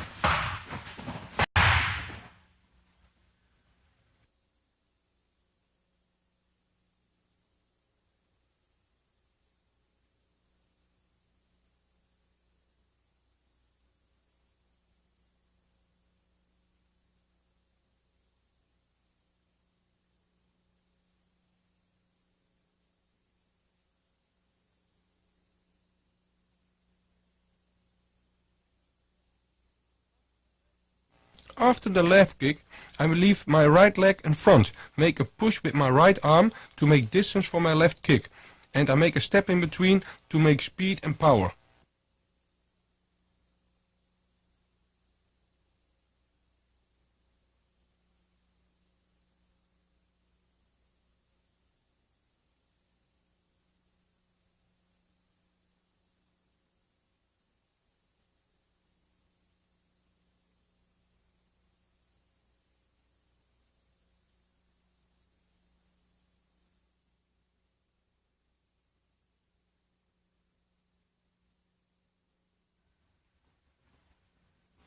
The attack is a left front kick.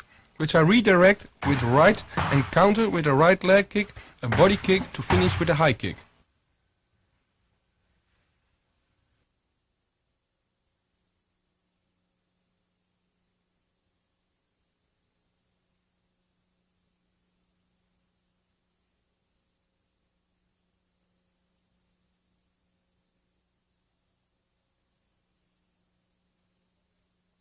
I redirect the front kick now with my right arm and sweep the leg outside.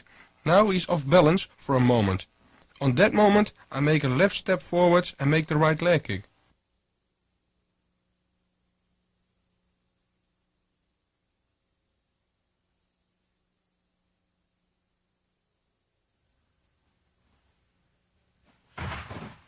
You can see I don't give him time to recover and step back to the fighting position.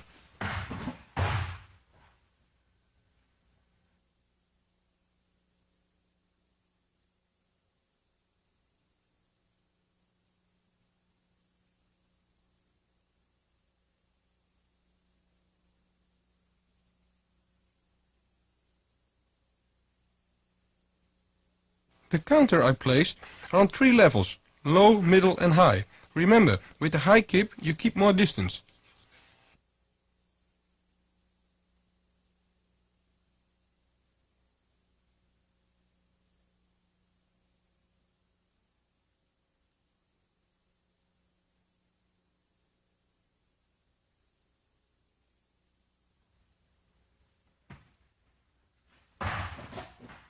Now I counter every kick with my left leg, but I redirect the same way like the one before.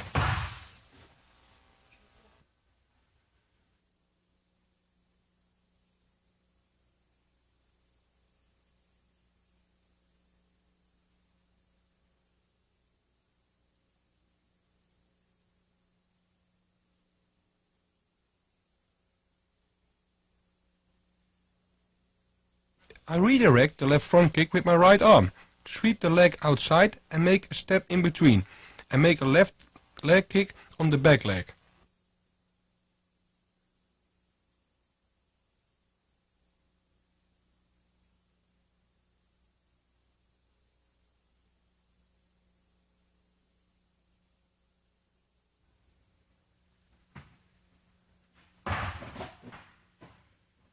When I redirect, I pull myself a little in this direction and make my step in between.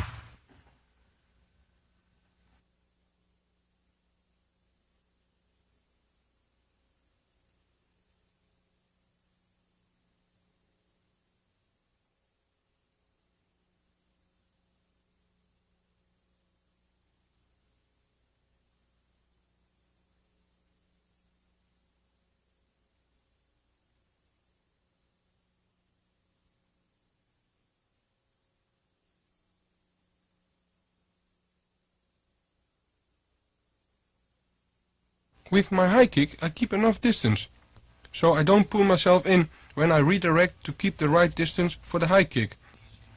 After the kick you keep control with your left arm.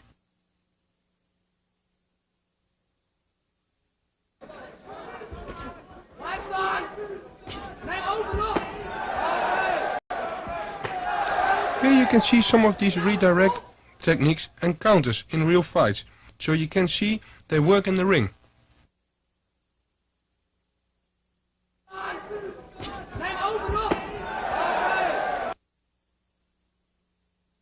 So his attention is on the head by the right hook, and we follow up with the left body kick.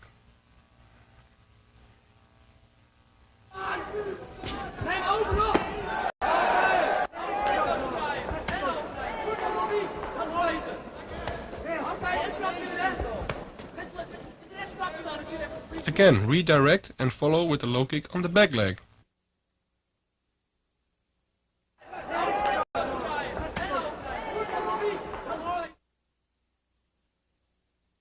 You not only can hear, but you can see the impact and power in my leg kick.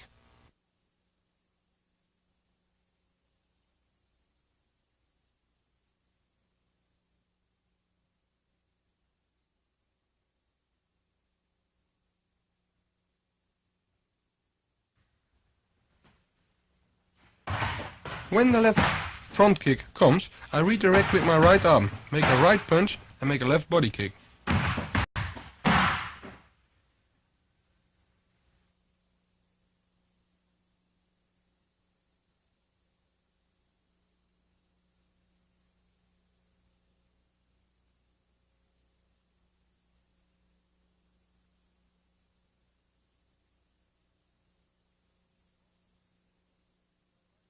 With my right hand I redirect the front kick to the outside, and with the same hand I make in one movement the right punch and a left kick to the body.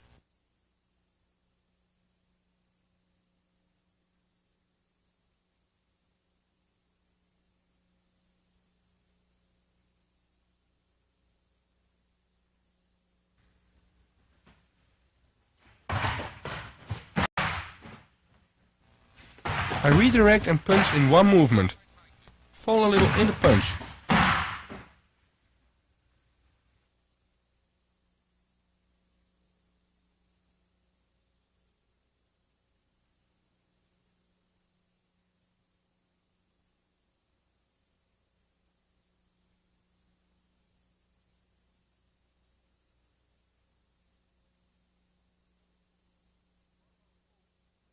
While I fall in the right punch, I take a step with my right leg forwards, sidewards, and make the left body kick with my shin. And we step back to the basic position.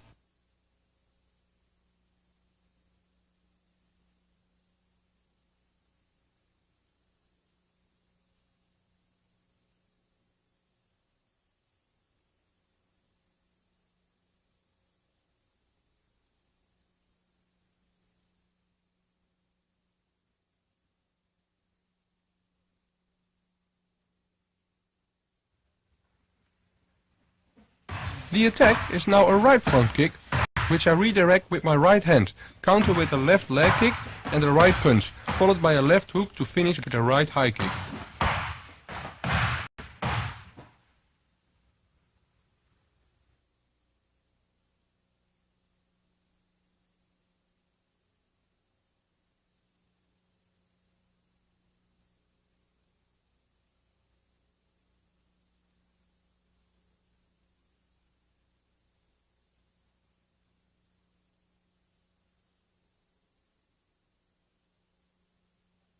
I redirect the right front kick with my right arm to my right side.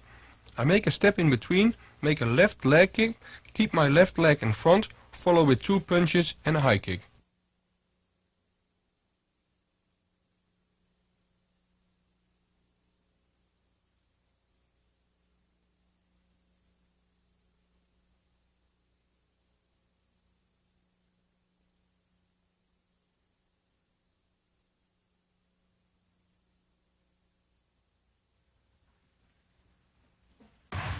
I am placing the leg kick so my opponent sticks in one place, so I can place the punches.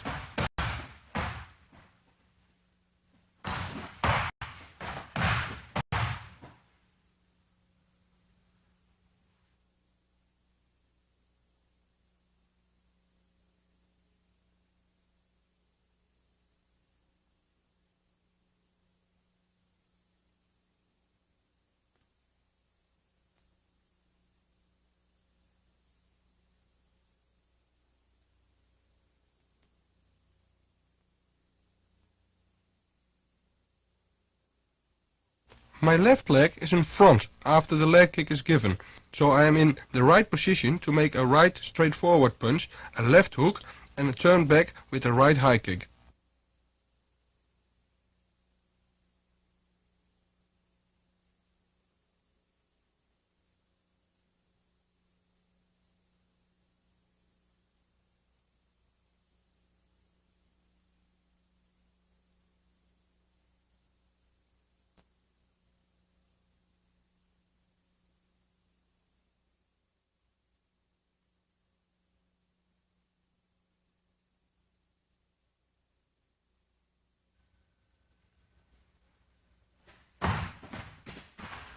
The attack is a right front kick. I redirect it with my right arm, follow up with a right punch, a left leg kick, a left jab to follow up with a right knee.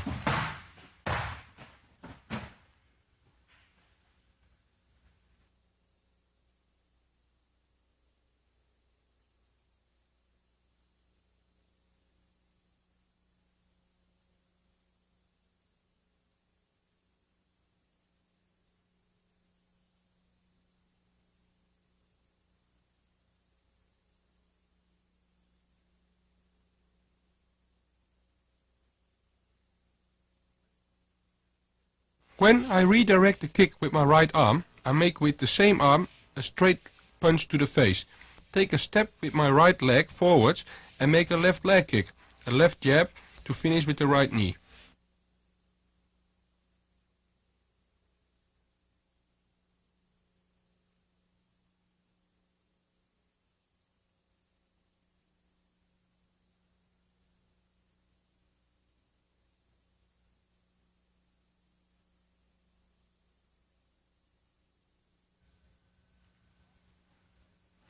After my left leg kick, I leave my leg in front and make a left jab and a right knee.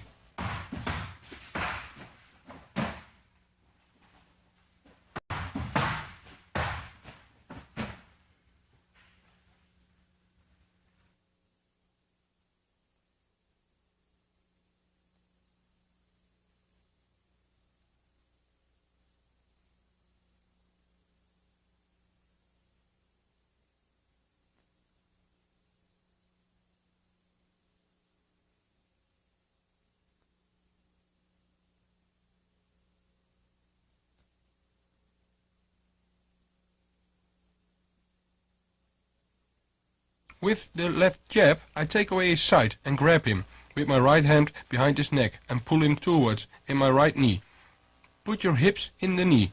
Step back to the basic position.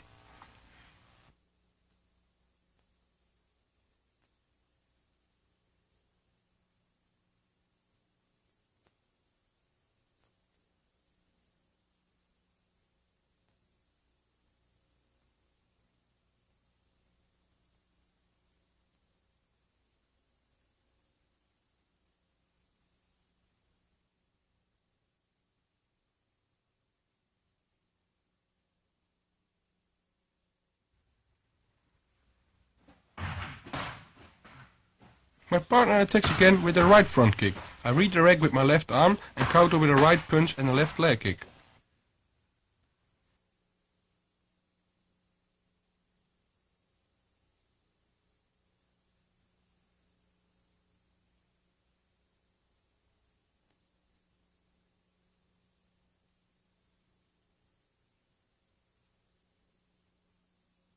I redirect the kick with my left arm and sweep his leg outside. Because of this, he comes in with his upper body towards me. I catch him with a right punch and a left leg kick.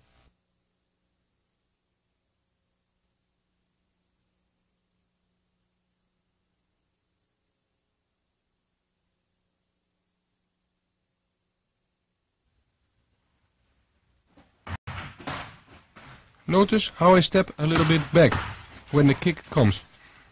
But with the punch, I throw in my weight forwards.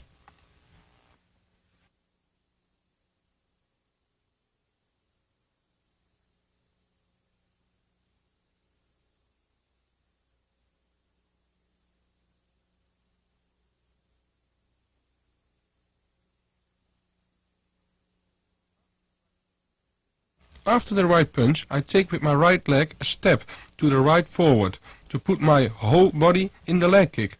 Kick a little downwards with the shin on the thigh and keep with your left arm control of your opponent.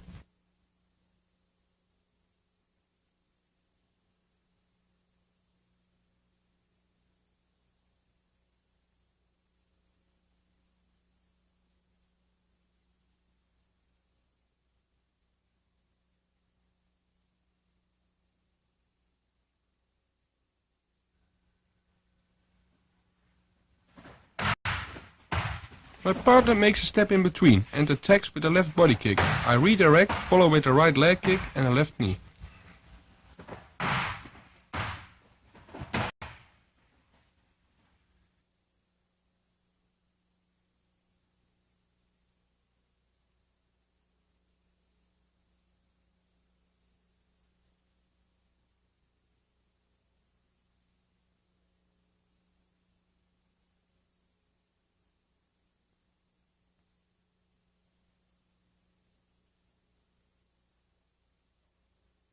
As the kick comes, I step a little back, block the kick with a double guard, and with my left arm I push the leg down at the moment it makes contact.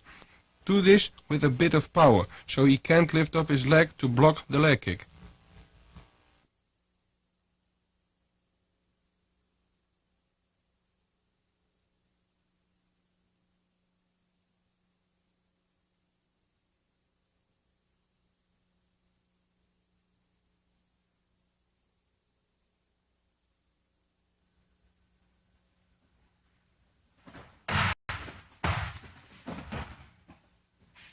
I use that moment that he can't lift up his leg to give the right leg kick.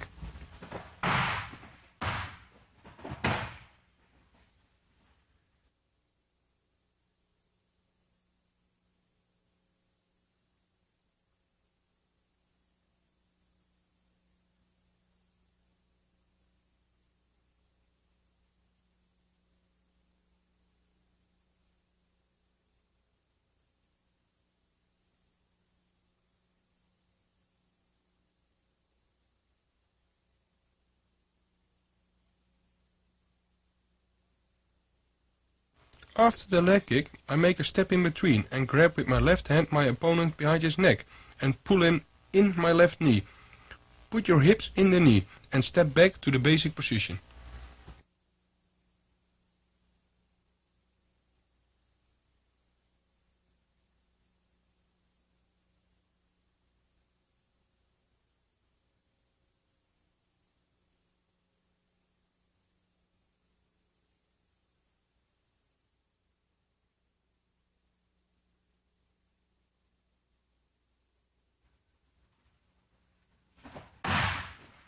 The attack is the same, it's a left body kick. I redirect and counter with a left hook, a right punch and a left body kick.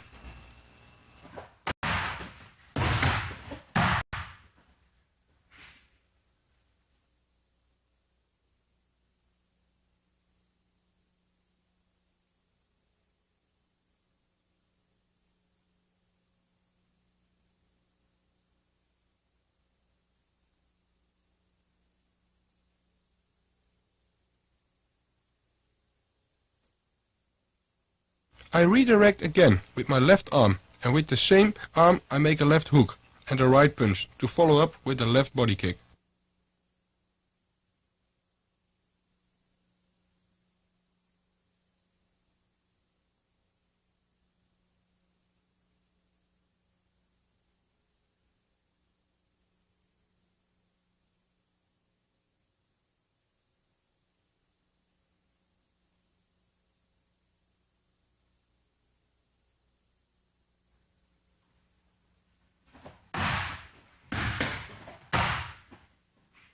I make the punches explosive and follow up with a left kick.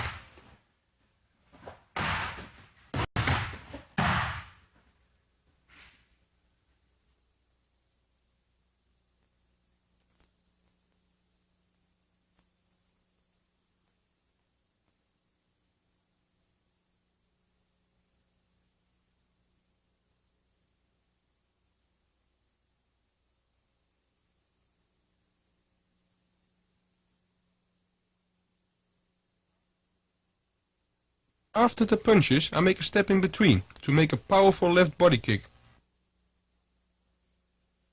After the body kick, we step back to the basic position.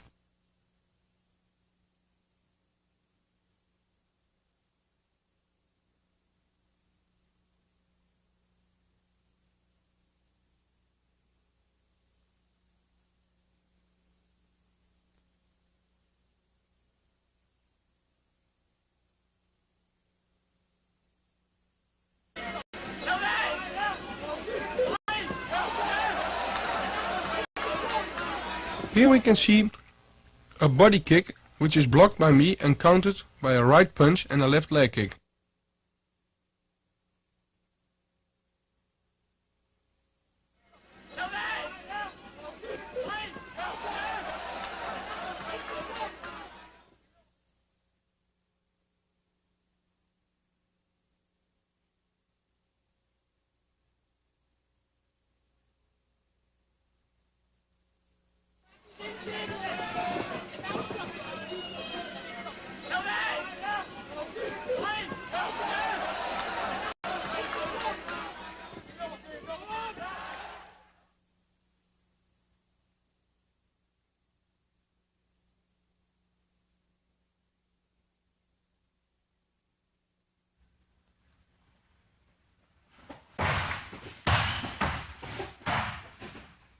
The attack is a right body kick. I redirect and counter with a left leg kick, a right punch to finish with a left leg kick.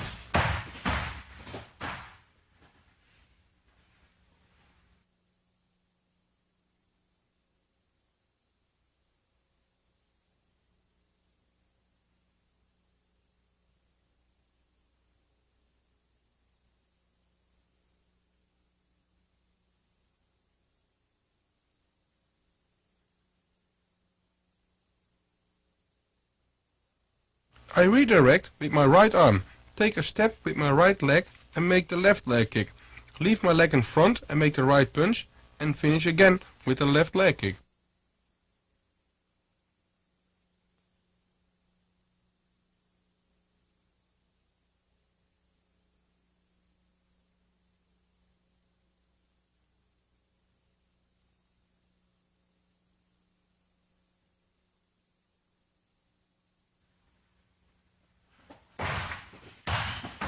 After I redirect the leg, I make quick the leg kick, so he cannot step away from the punch.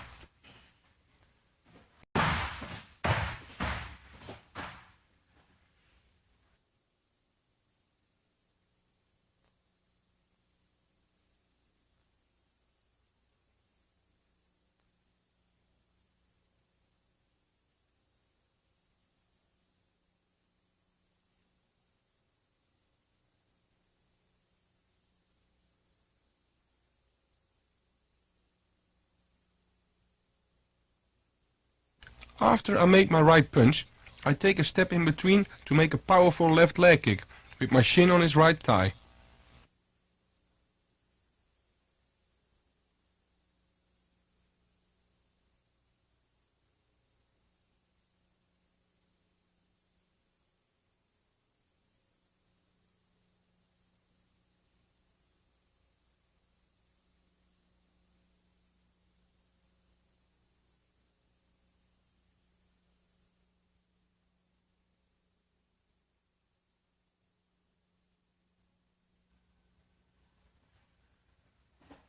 My partner attacks with a right body kick, and I redirect it and counter with a right punch, a left push and a right body kick.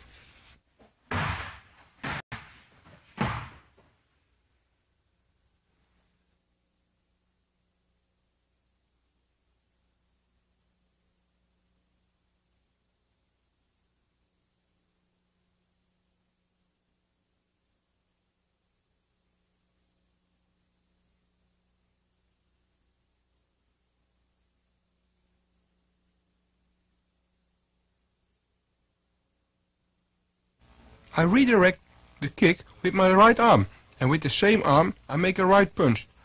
Turn my body back with a left hook or push to finish with a right body kick.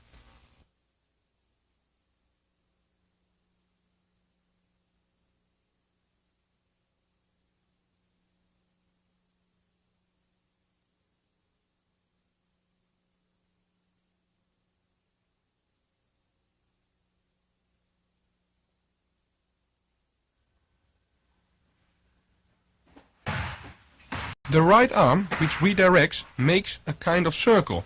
Block, redirect and punch.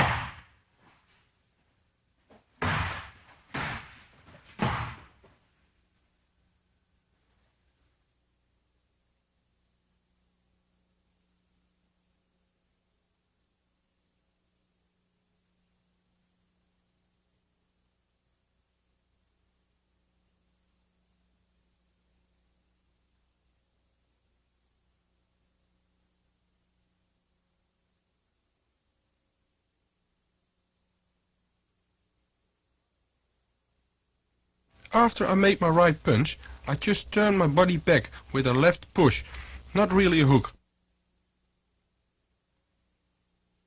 To get in the right position to make my right kick, I make a step left forwards with my kick.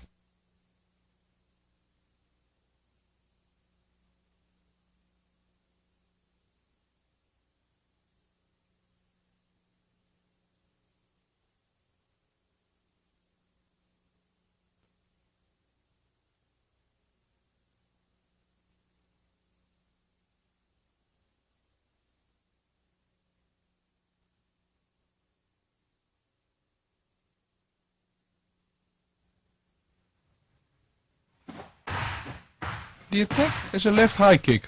I redirect and counter with a right leg kick, left hook, to follow with a right leg kick.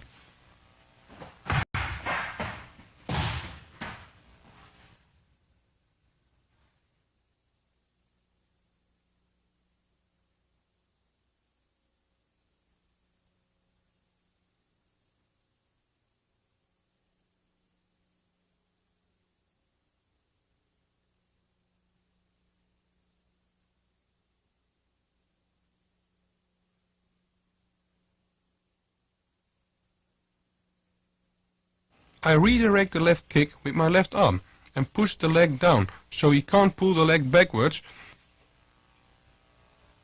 So his leg is in front. Make a right leg kick, a left hook and a right leg kick.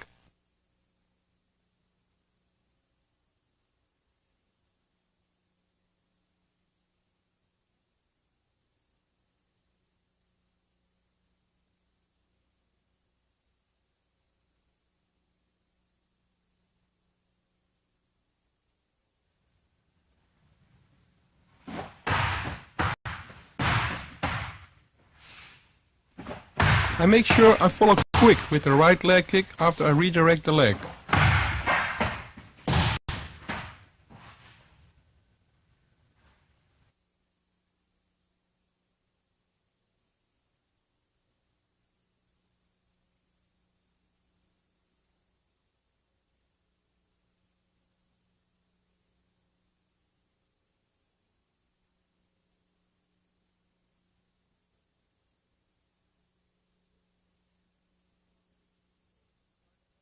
After the first right leg kick, I turn my body back with the left hook to be in the right position to make a left step forward and put my whole body in the right leg kick.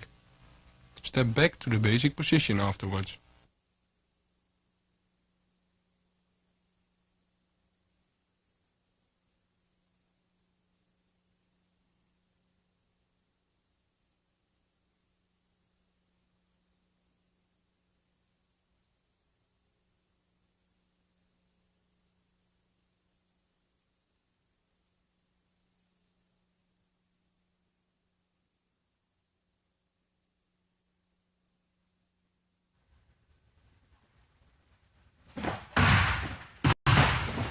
Now the attack is a left high kick, which I block and redirect. Counter with a left hook and a right punch.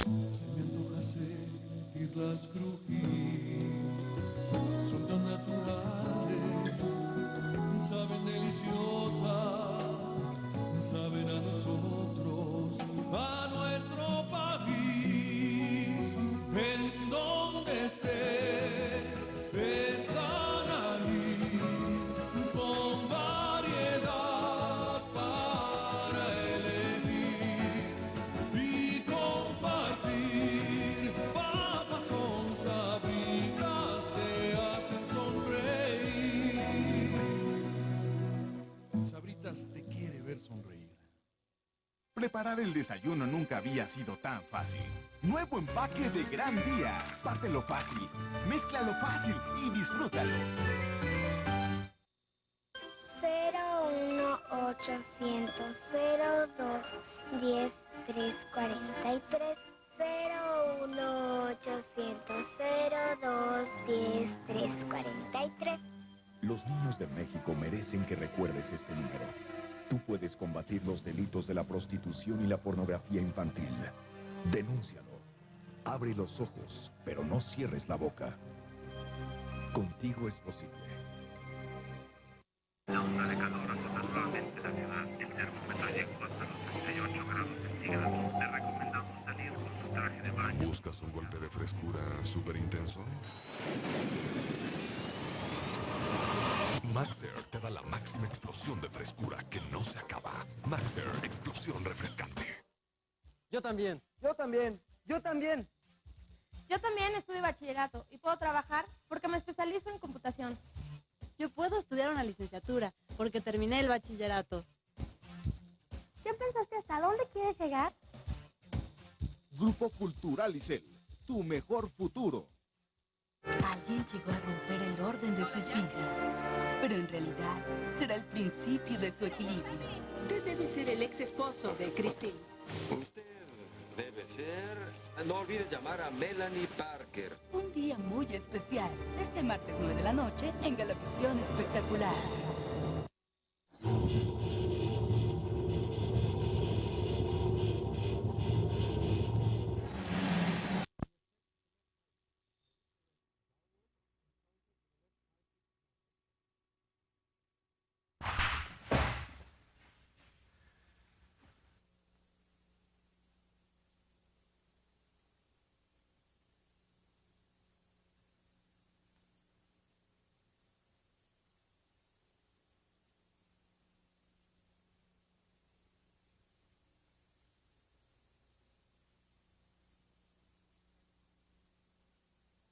I push the kick leg good downwards and make a step in between. Follow up with the left high kick and then finishing with the right punch.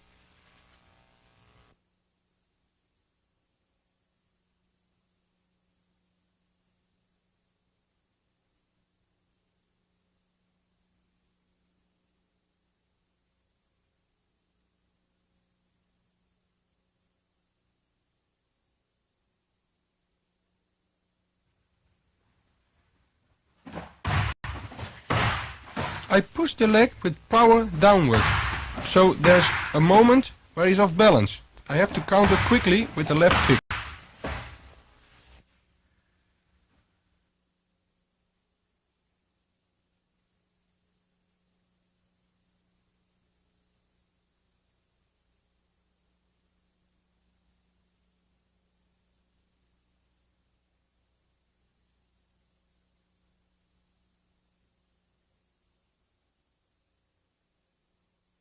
I leave my left leg in front after the kick.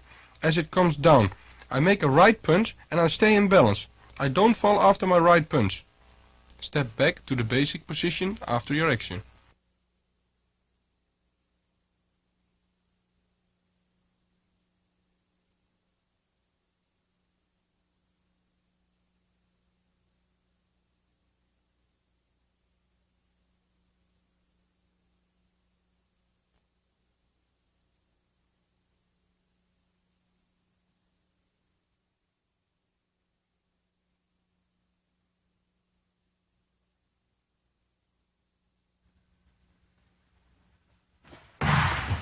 The attack is a right high kick. I counter with a left leg kick and a right punch and a left body kick.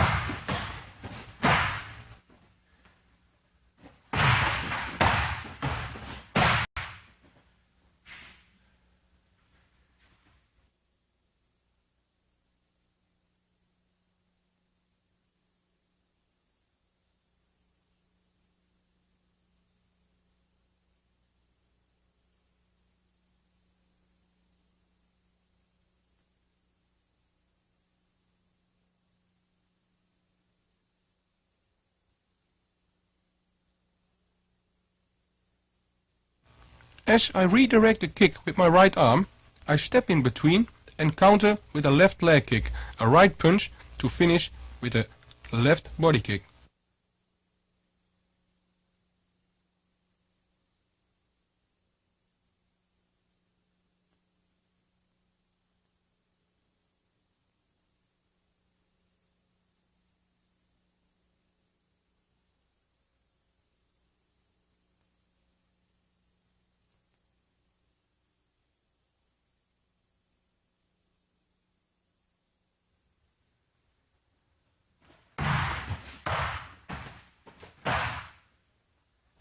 I leave my left leg in front after my leg kick to make the right punch.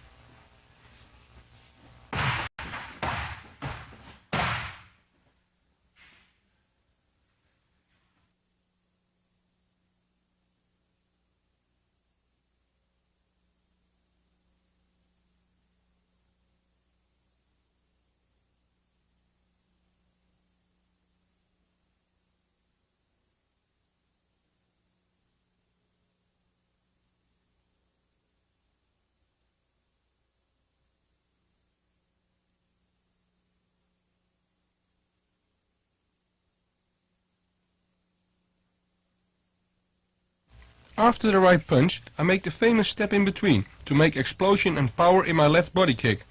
Step backwards after your action in the basic position.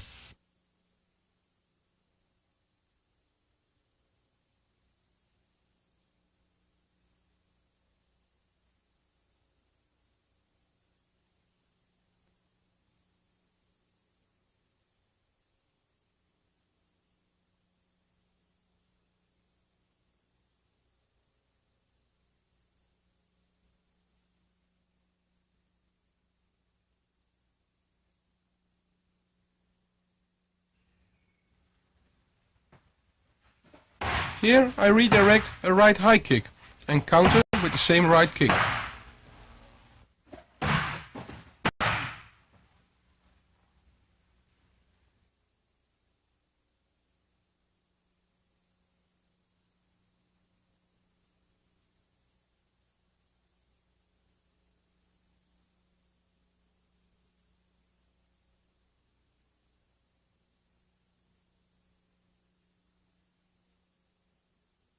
With the first kick, you can see I can't redirect it properly.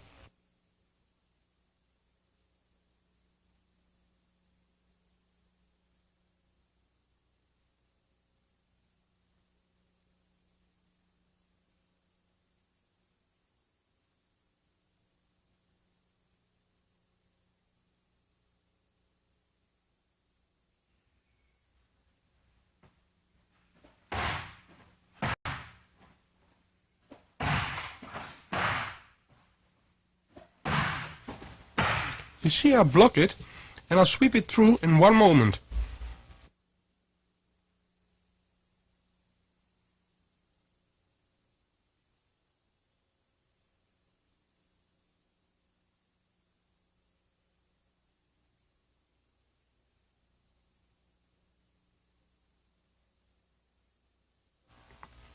You can see that the step with my kick is not right, because I step straight at my partner.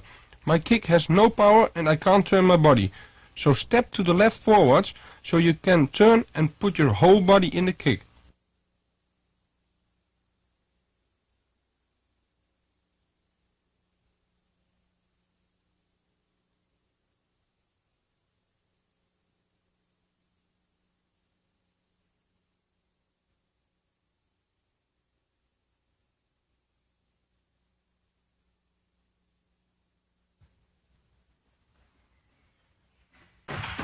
The importance of takeovers or redirection is that you're the boss, in control of the situation. You decide where you put the kicking leg for a counter.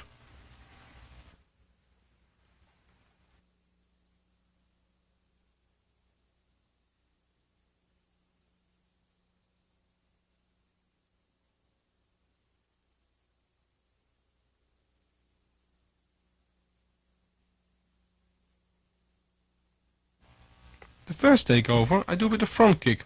I can put it in the front by pushing it down and put it to the side by sweeping it through.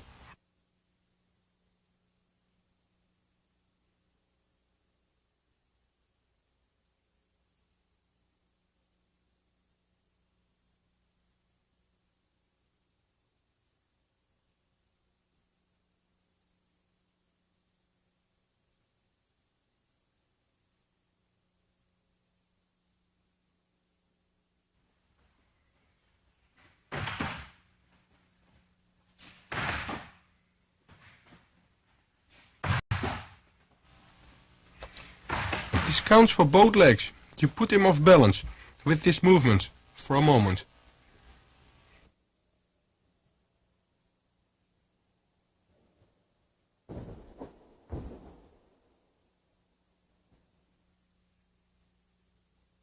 You can see I have to use a little force to put the leg where I want, because I don't want to pull his leg back to a good position, because I want to counter.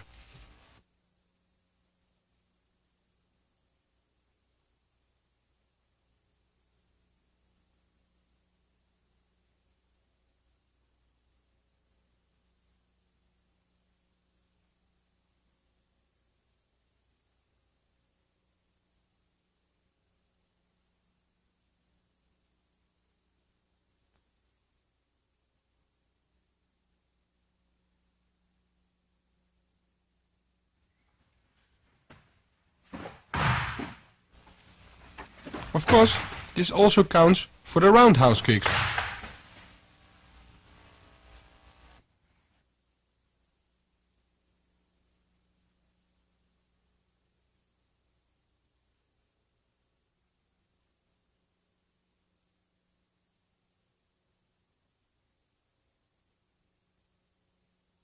First of all, I block always with a double guard.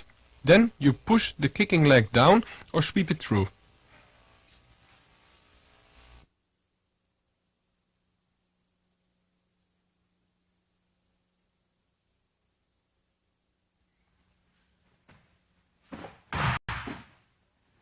The left kick is redirected with my right arm and the right kick with my left arm.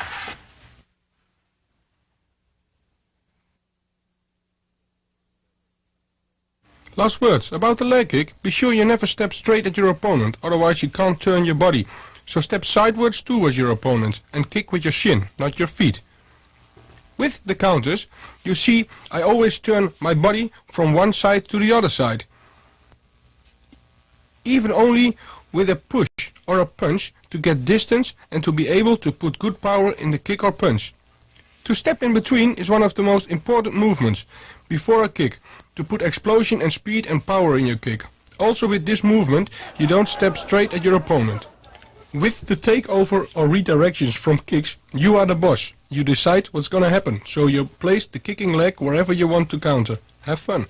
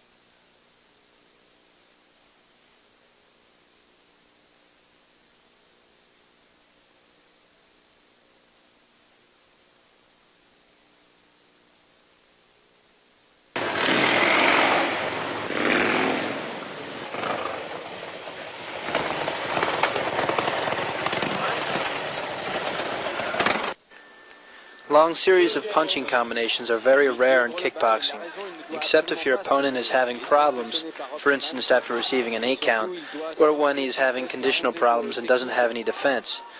All other combinations are mostly a preparation for a kick or knockout and are mostly 2 or 3 punches.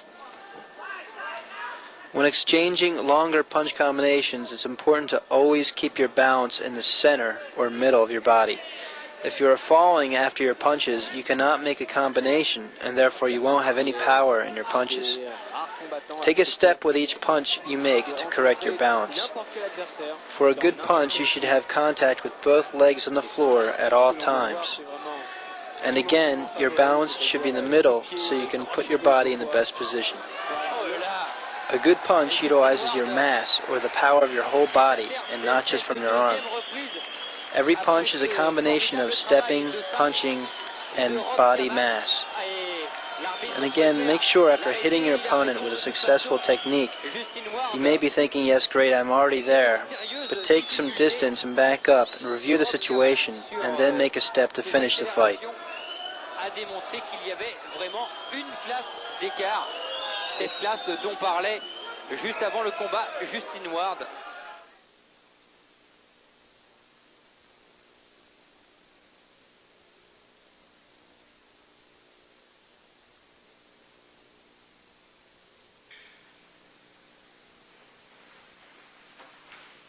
The evasion of the left and right straight punches and the evasion of left and right hooks.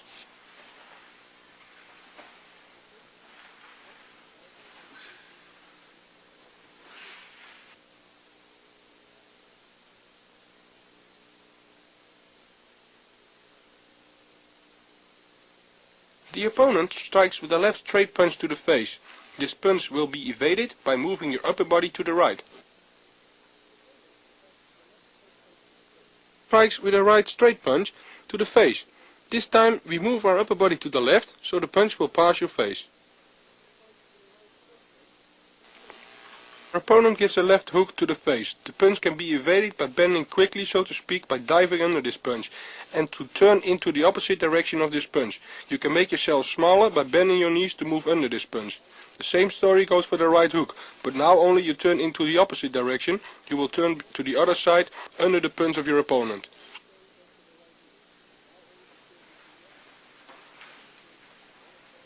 It's important that your partner punches straight at your face while practicing.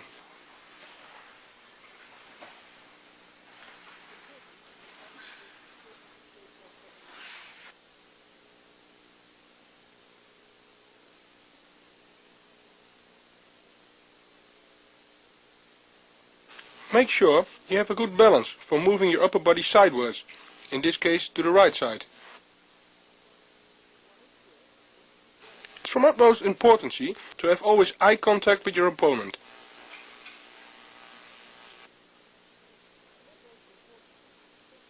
With the hooks, it's important to bend your knees in the right way and not to bow only your upper body. Look at your opponent and keep your hands at your chin.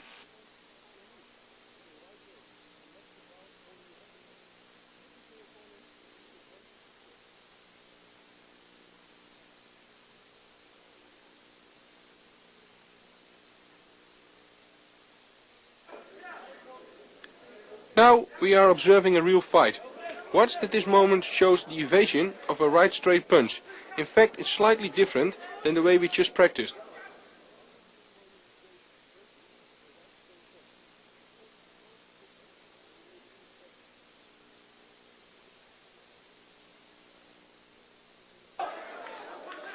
During this match, I'm moving a little bit under the punch, but I remain in balance in order to be able to move away.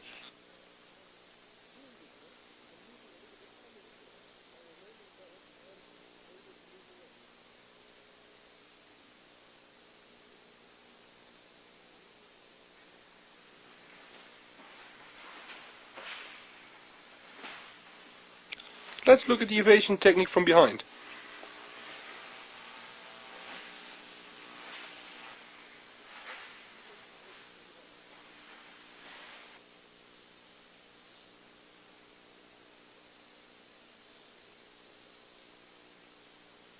You can clearly see that your upper body has to move sideways in order to evade these punches.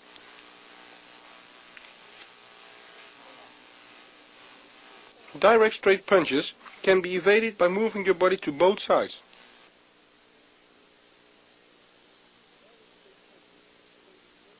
With the hooks, you can see that you have to bend your knees to turn your upper body under this punch. You have to turn in the opposite direction of the punch.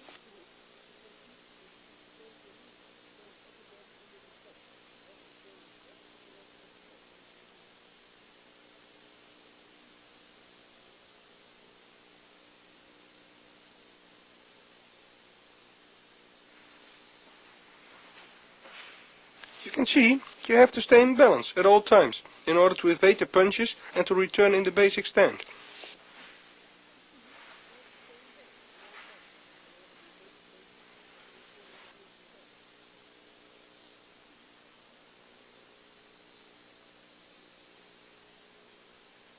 Notice that it is important to bend a little in order to stand in a stable position for evading these punches.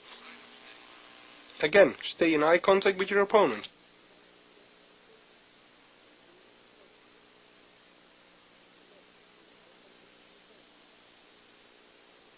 With the hook punches, your whole body has to move in order to evade these punches.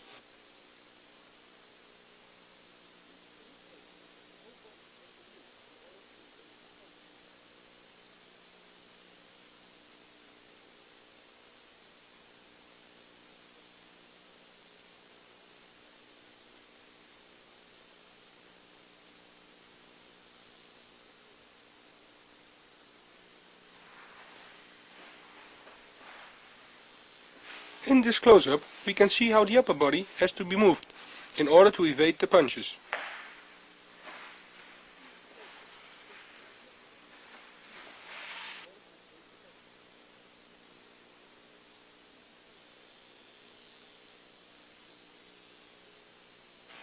In this slow motion, you can see how far you have to bend to evade the punches.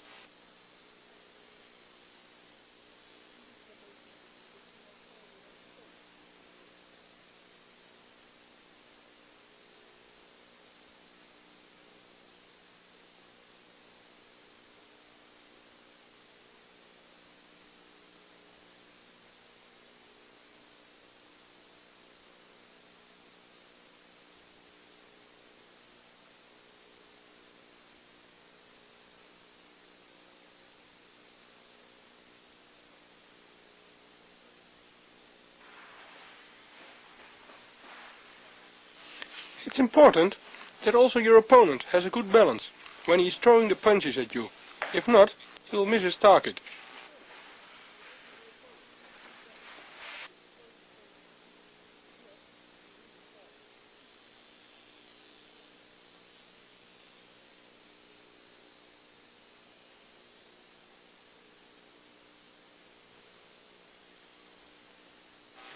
If your partner has no balance, he will fall after punching, because he's missing his target.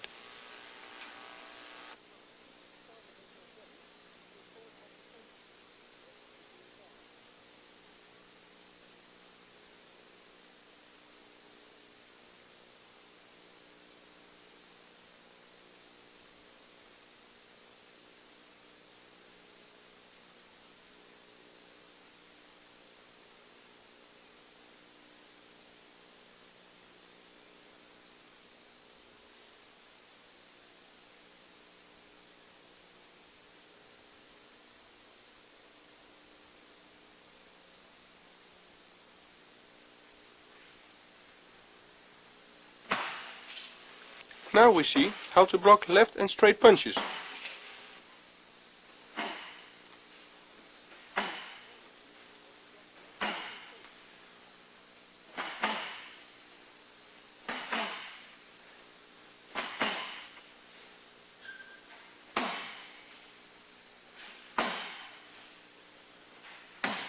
And also how to block a left and a right hook punches.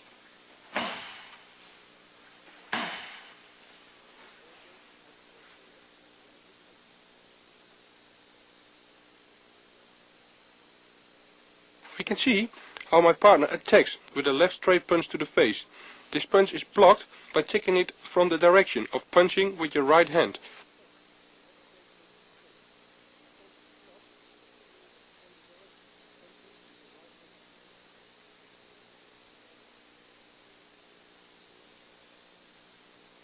The right straight punch is blocked with the left hand, again by taking the punch from its original direction. Your upper body has to turn also a little bit.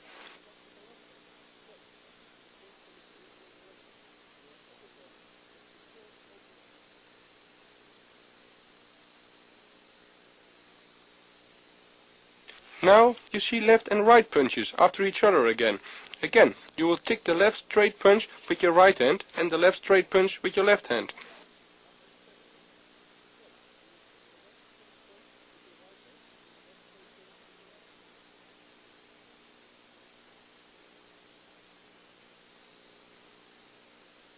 The left hook. This punch is blocked by pulling up your right hand beside your face, so the punch will hit the glass.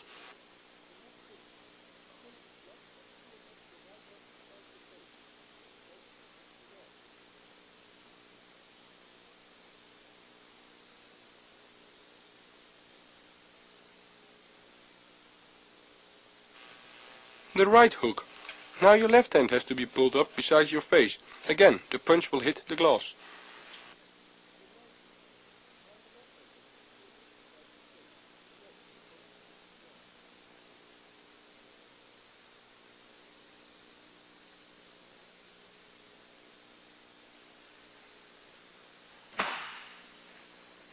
Here you can see that the opponent is moving too, and steps in order to minimize the distance, in order to get a good basic position after he has placed the punch.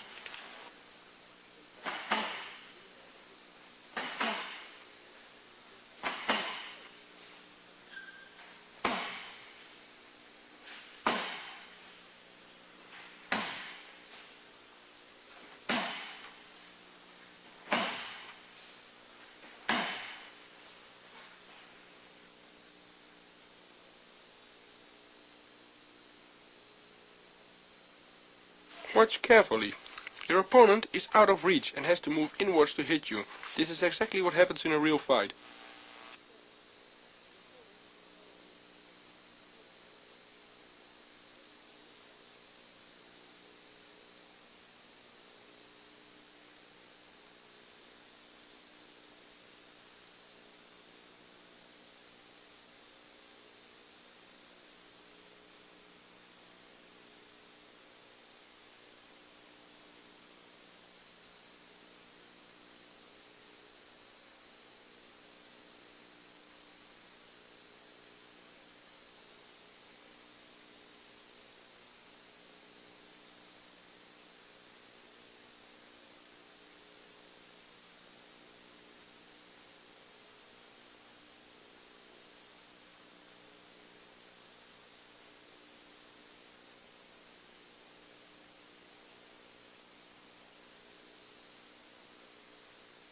Now a hook punch is given, but I don't move away from this punch, but I move a little bit forward to intercept or block this punch. Don't forget to stay in balance while intercepting this punch.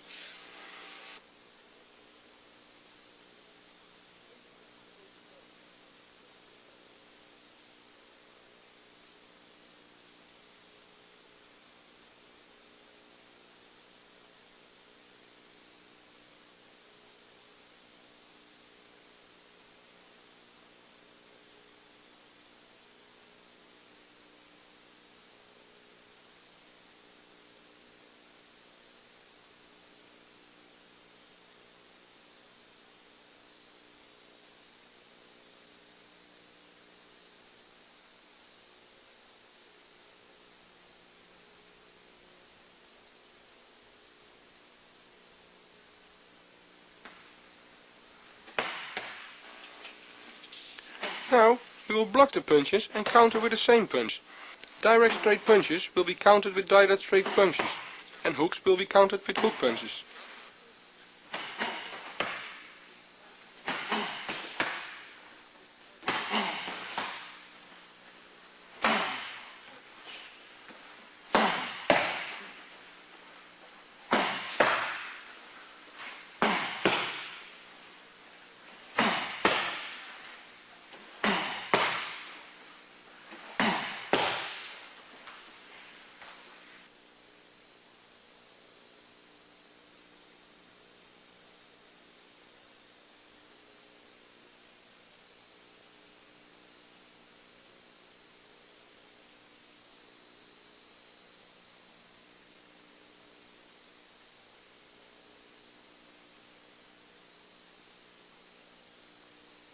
The left straight punch is blocked and directly countered by a left straight punch. You have to block the punch, and while countering this punch you also take a step to minimize the distance. The same situation applies with the right and left-right straight punches.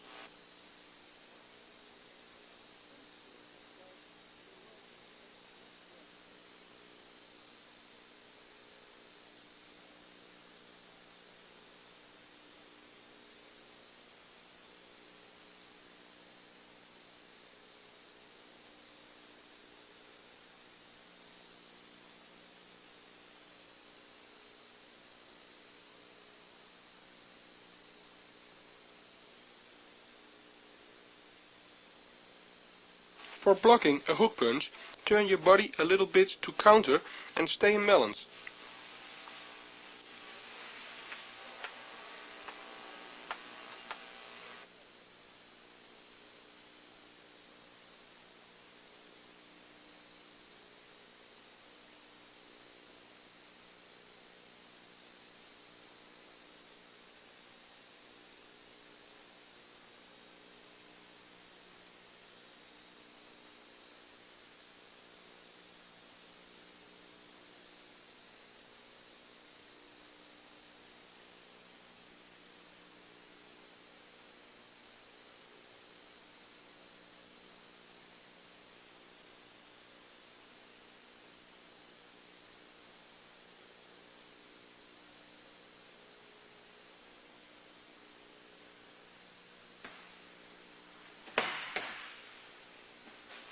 These techniques is like playing a game.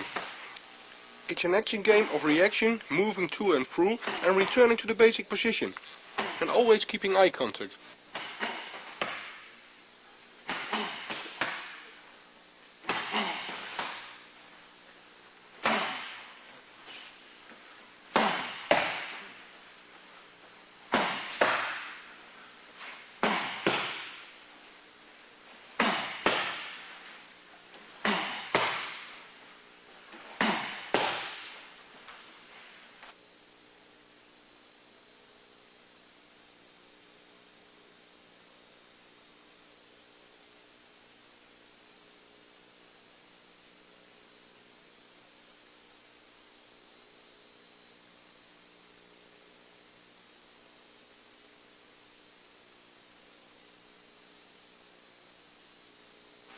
Now we see how important it is to have a good balance. Make sure your balance is in the center In this situation you can counter. Remember that if you are not in a stable situation, it's hardly possible to counter.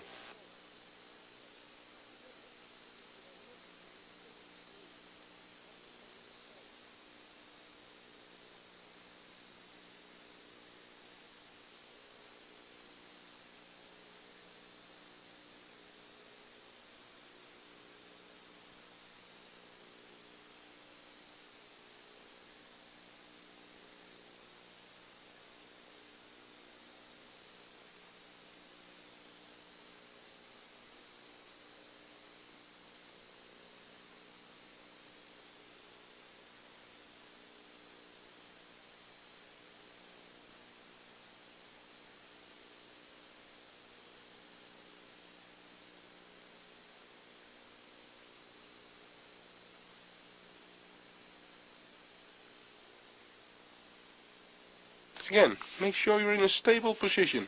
From this position on, it's very easy to place a good and powerful counter.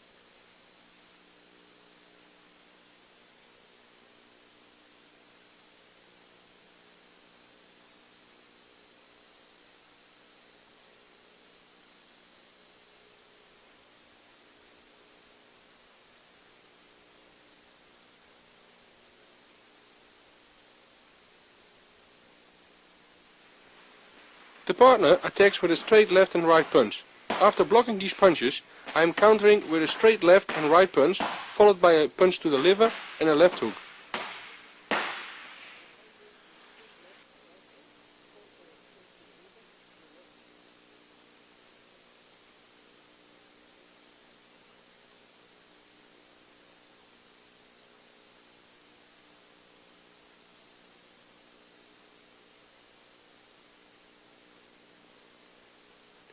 Left and right punches are blocked and are being countered with a left and right punch.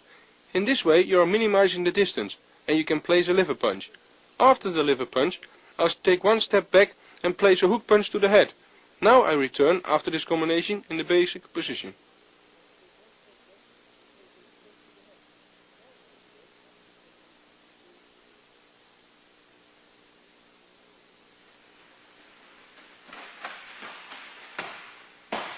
We see an action and reaction game by moving forward and backward from your opponent.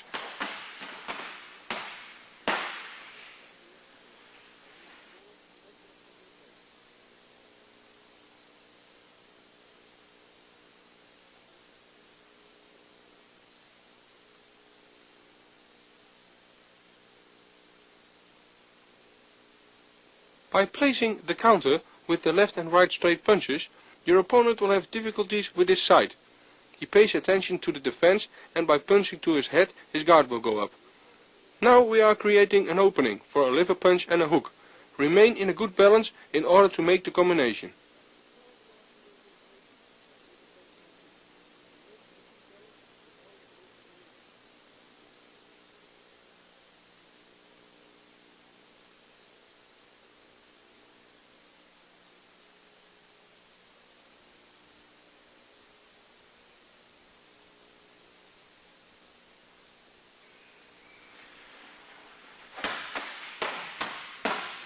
The partner attacks with a straight left and right punch.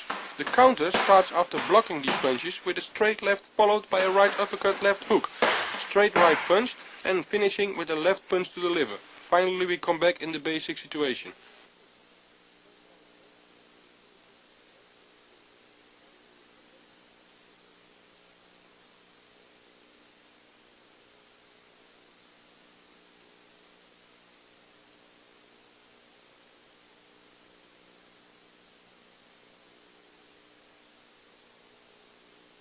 After blocking the left and right straight punch, you step forward with your left foot in order to minimize the distance, and at the same time you place the left straight punch followed by a right uppercut and a left hook. Right straight punch ending with the liver punch. Finally we have to return in the basic position.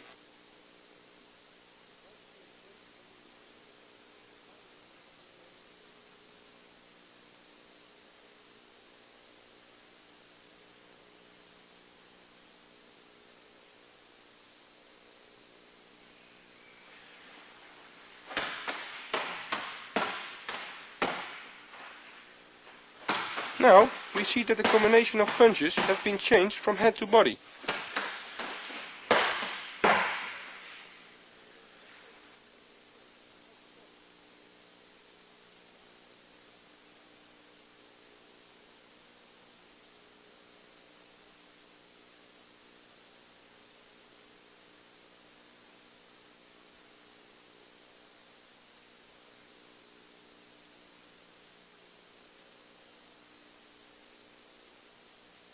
It is very important that immediately after blocking the punches of your opponent, you place the counter with a left punch, so it's difficult for your opponent to see anything. By making a combination, throw in your body in your punches, but always remain in balance and finally step back to the basic position.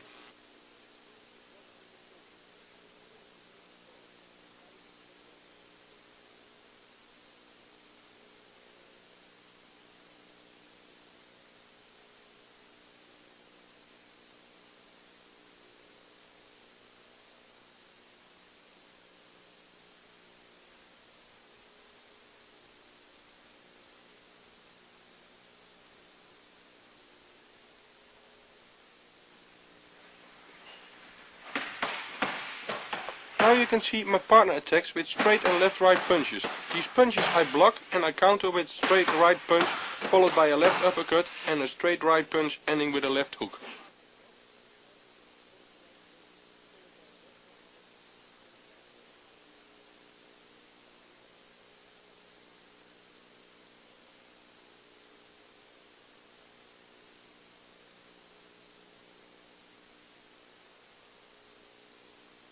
After blocking, you minimize the distance by countering with a straight right punch. By stepping forward one step with your left leg and turning your body, now give a straight right punch, ending with a hook and return to the basic position.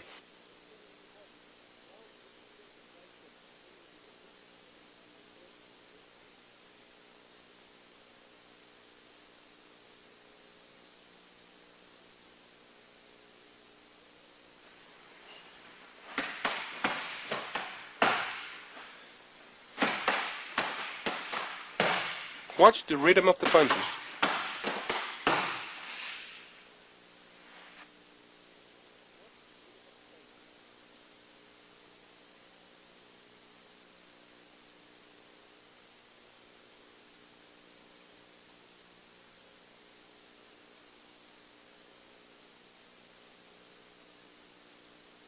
During the combination, I stay in eye contact with my opponent at all times.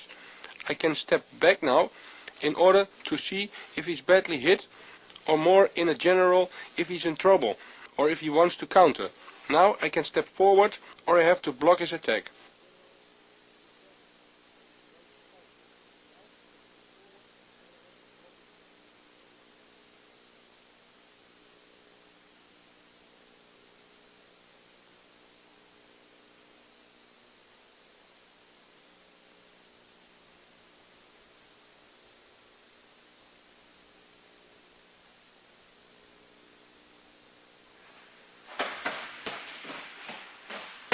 The partner attacks with a straight left and right punch. I block and counter with 2 times a straight left punch, straight right punch to the body, ending with a right hook.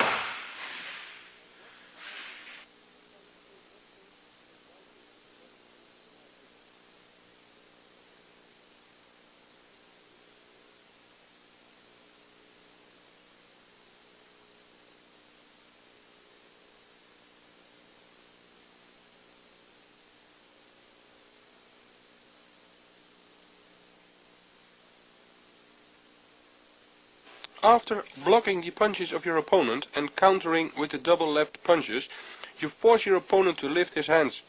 Now there is an opening for the punch to the stomach.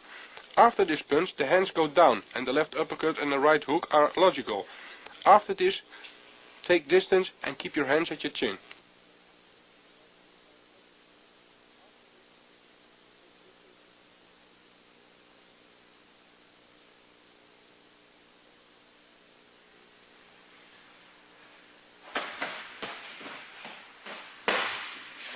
Make sure that the double left punches are straight to his face.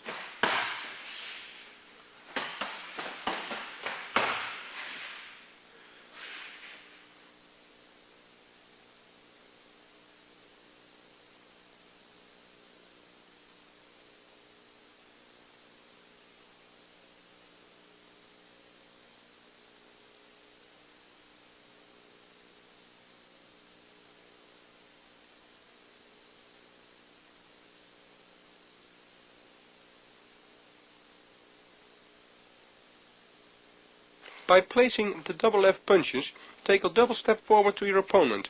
Bend a little bit your legs by directing the right punch to the stomach in order to get as many massa as possible behind the punch. After this, the power has to be in the final right hook.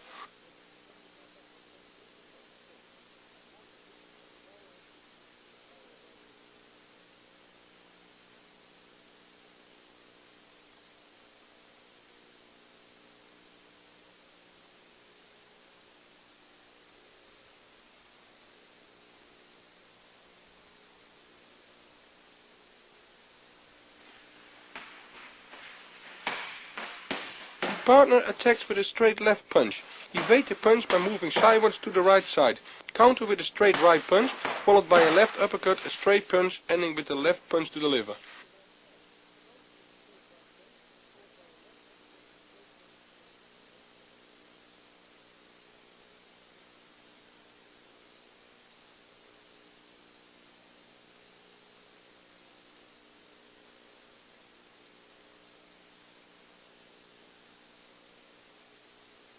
Make sure you avoid the left punch and counter directly with a straight right punch, followed with a left uppercut, a straight right punch ending with a liver punch. Turn your body during all the punches at these combinations.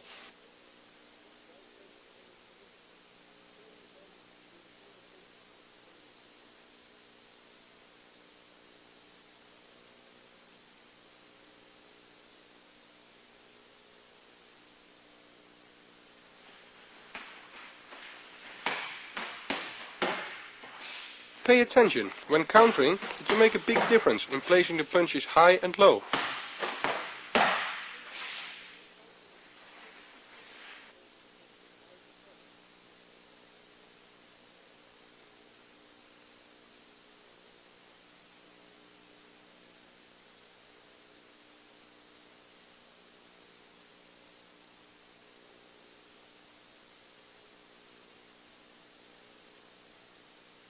To surprise your opponent, the time difference between attack and counter should be as short as possible. Again, pay attention to minimize the distance, your balance, and take a step back after you made a combination.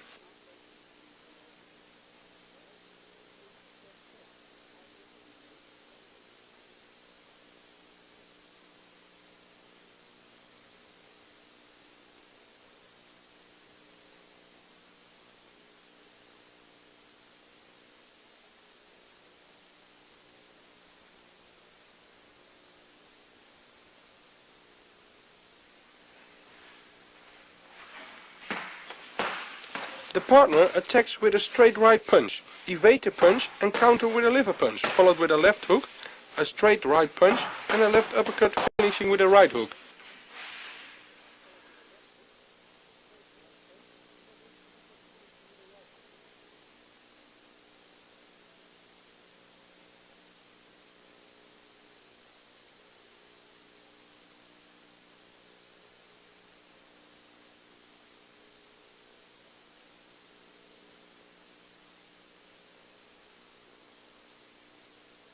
My partner gives a straight right punch to the face. Evade the punch by moving your body to the left.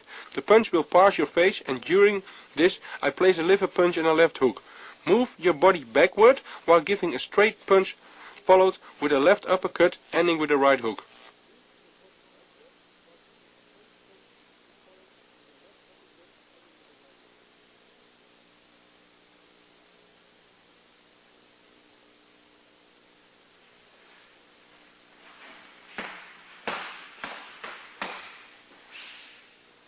Start slowly and increase your tempo if the combinations are improving.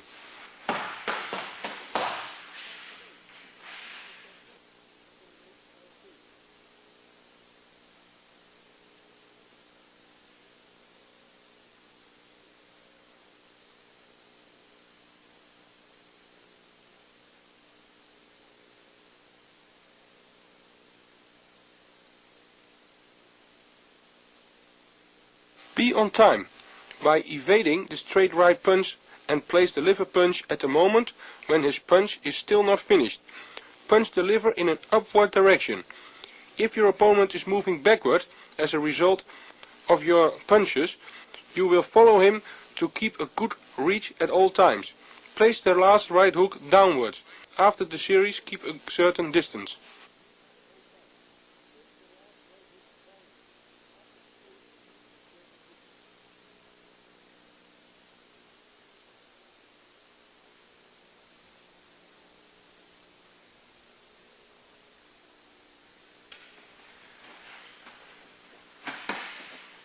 Your opponent attacks with a straight left, right punch followed by a left hook.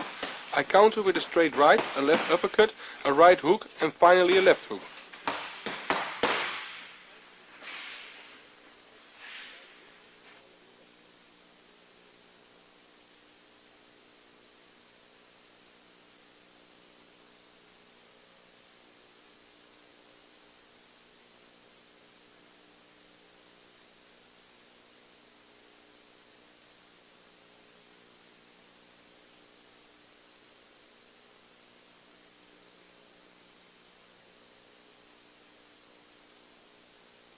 Your partner attacks with a straight left and right punch followed by a left hook. I evade the left hook and counter with a straight right punch followed with a left uppercut, a right hook to finish with a left hook. Evade his attack as quick as possible and counter immediately.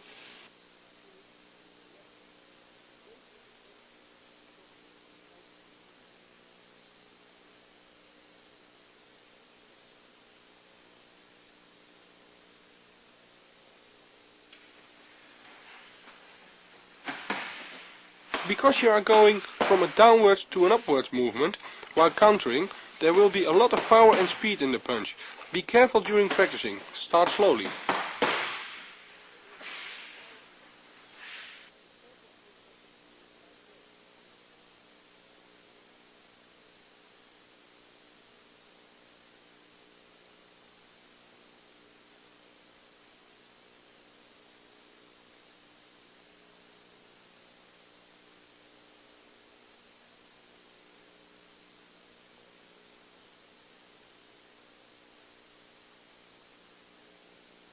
Please notice, while avoiding the hook punch, that you keep your balance at all time.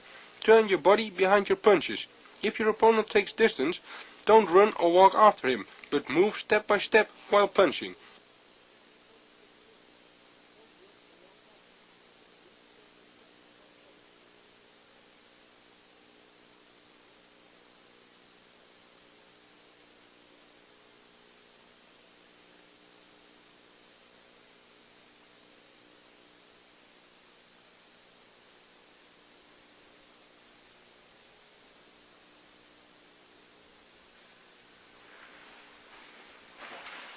The partner attacks with a straight left punch and a right hook. I duck and by this way I am evading the hook. I directly counter with a right punch to the body, followed by a left punch to the liver, ending with a straight right punch, a left hook and a straight right punch.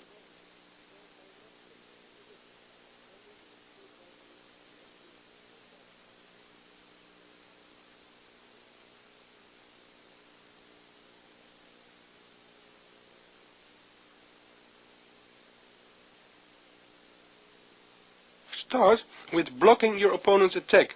His left straight punch, duck the right hook, and at the same time you have to counter with a straight right body punch followed by a liver punch. Then in one movement back to follow with the straight right punch ending with the left hook and the straight right punch. Step back after your combination to review the situation.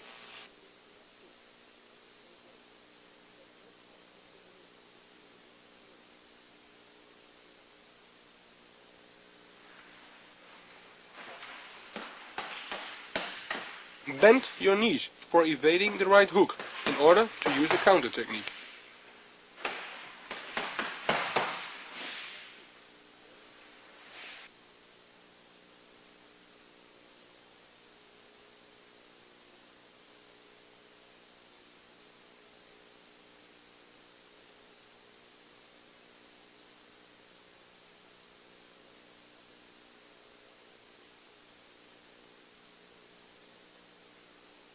Make sure that during avoiding the hook of your opponent, you step forward to minimize the distance between you and your opponent. In order to place body punches, during the rest of the combination, start slowing, moving upwards. Again, take distance after you have made your combination.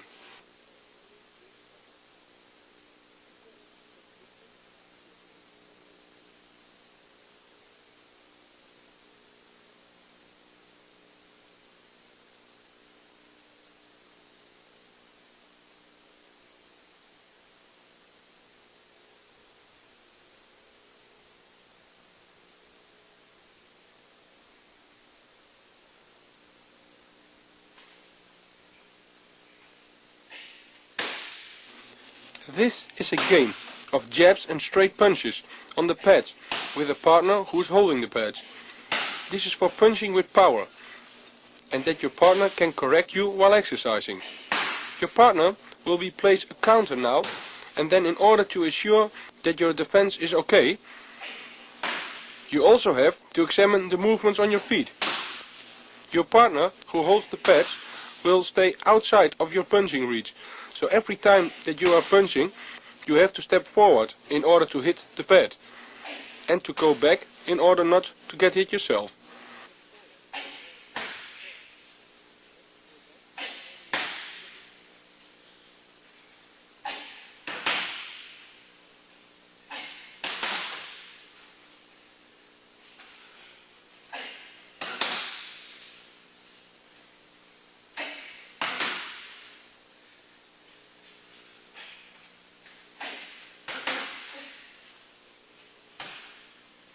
Watch the counters which have been placed by your partner.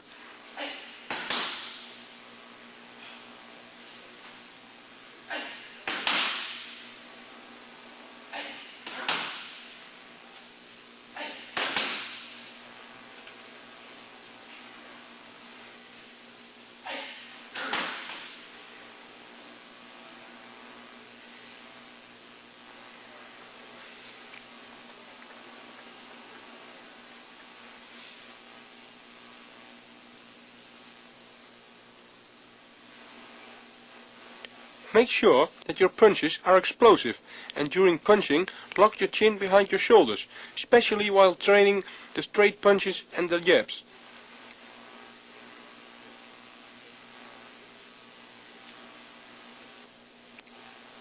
Your partner with the pads has to check you constantly and also correct your punches and your movement of the feet.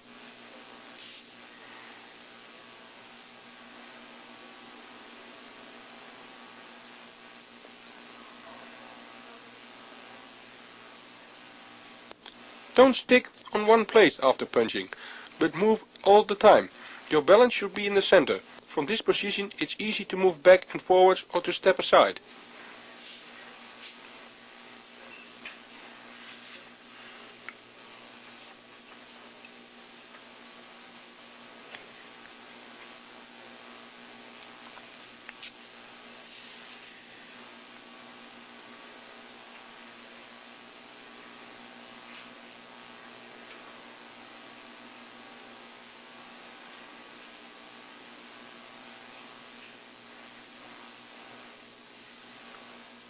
It's important that my partner keeps me busy at all times.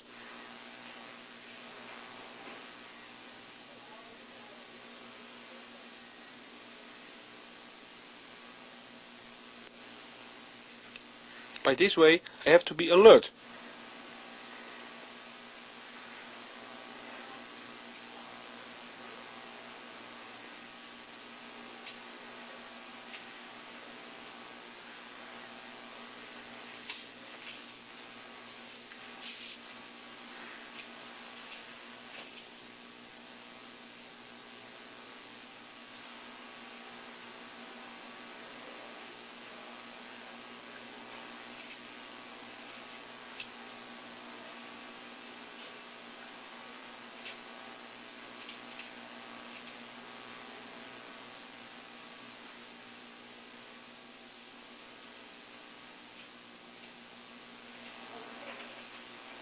Watch carefully, it's like a game, but it's a very good exercise.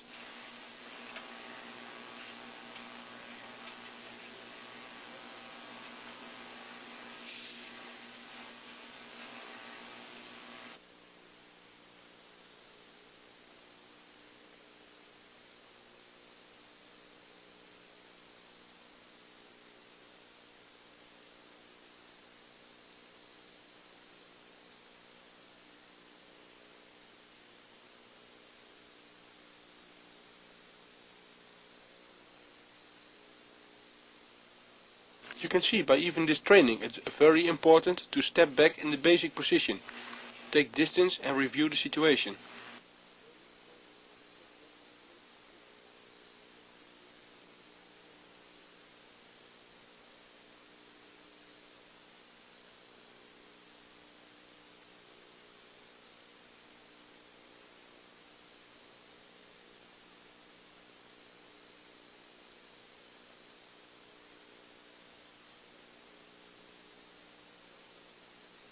Watch the little steps and I'll keep contact with my feet on the ground.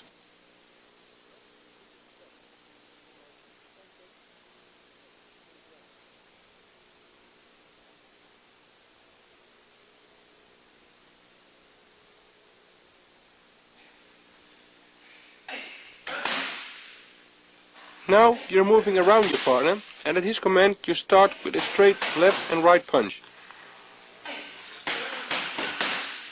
Keep always in good balance during this exercise. Your weight should also be in the center, not over your left foot, because then you will fall or walk after you're punching.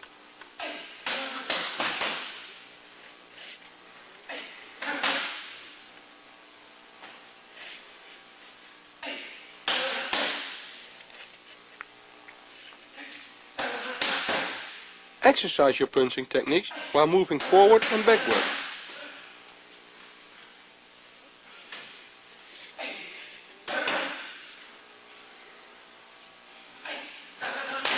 If your balance is okay, it is possible to turn your body away, to the left and the right side, and by stepping you will always have the advantage of having stronger punches and a better defense.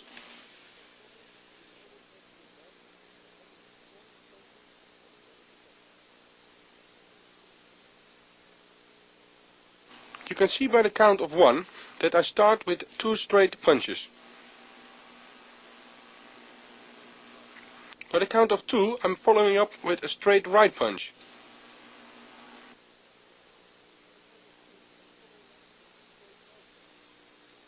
By the count of 3 I also give the left hook.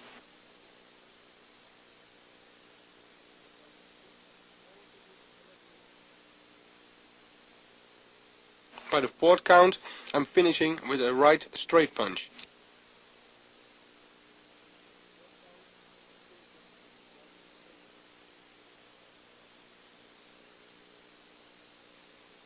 It's important that during a series of punches to move in and out, don't stand in one place.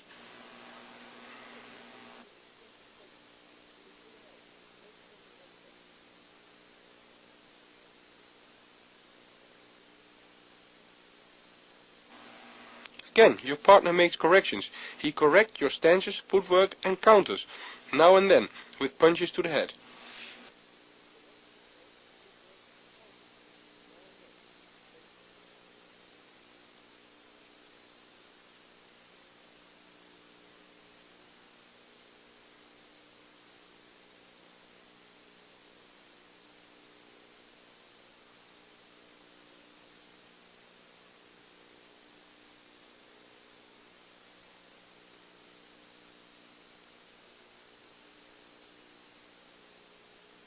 This training has to be exercised hard and explosive.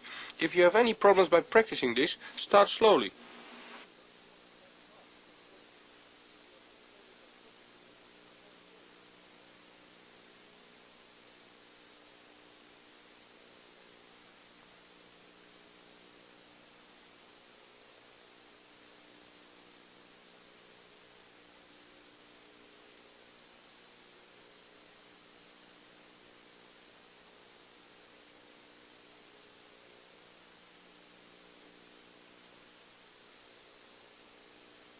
Again, by way of making little steps and having contact with the floor, you have the advantage of stronger punches and a better defense.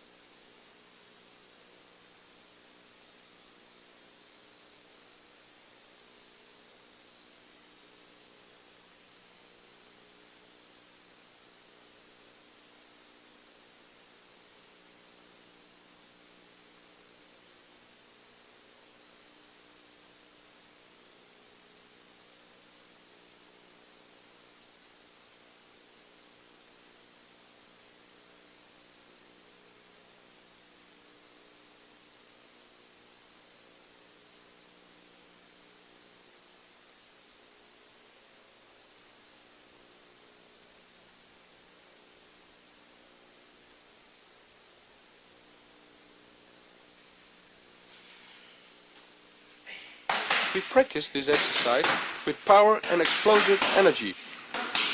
With every punch we have to take a step to keep the right range between you and your opponent. Also, your partner is training in the same techniques while holding the pads. By taking step by step and moving back and forwards, holding the pads up high. After each series of punches you take distance again to make room for a new series of punches. This especially is important while moving backwards against an attacking fighter. By the count of 1 you start with a left and straight forward punch. The count of 2 you're finishing with a left hook. By count 3 you will turn in a right uppercut. And by the count of 4 we are finishing with a right straightforward punch.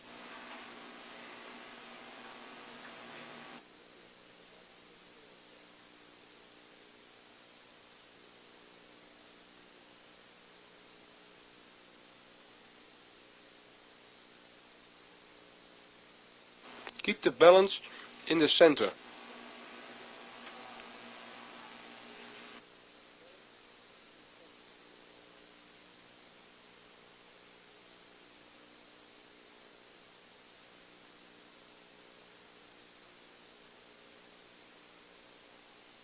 Keep eye contact and step back in the basic position.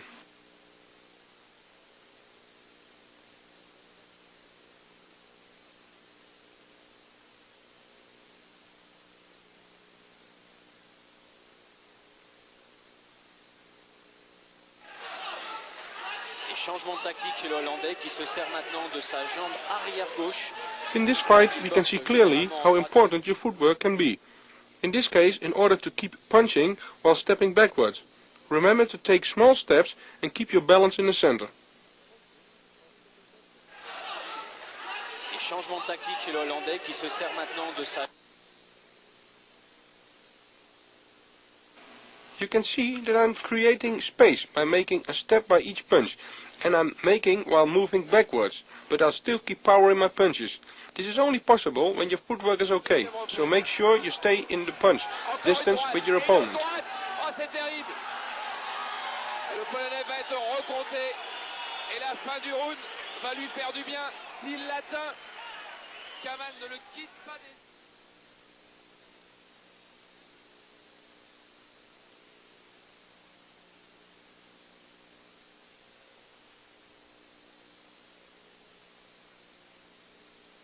Deuxième reprise. Encore une droite et une autre droite. Oh, c'est terrible. Le Polonais va être recompté et la fin du round.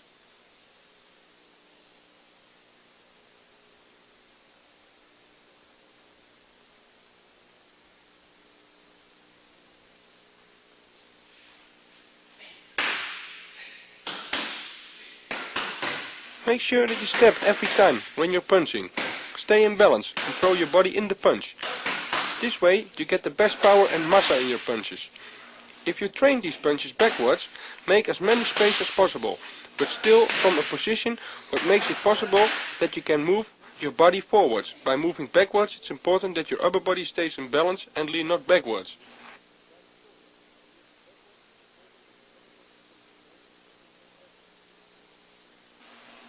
By the first count of your partner, you'll start with a straight left punch. By the second count, you start with the left punch followed with the right uppercut. The third count, we see the left punch, the right uppercut followed by a left hook. The fourth count, we see the left punch, the right uppercut followed by a left hook and ending with a right straight punch.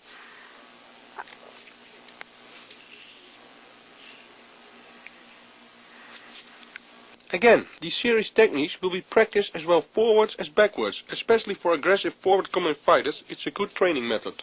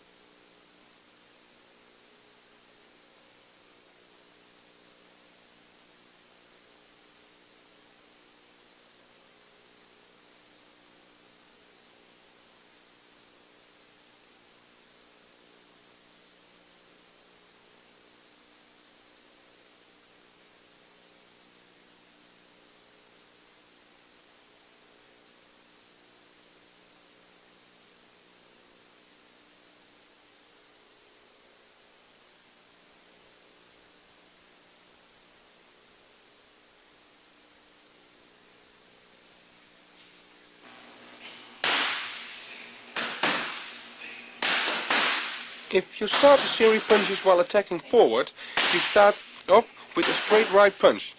If you start punching backwards, you are stopping your opponent with a straight right punch. Make this punch a long punch so you have space for placing your uppercut. Again, notice that your footwork and balance and take a step to keep the distance.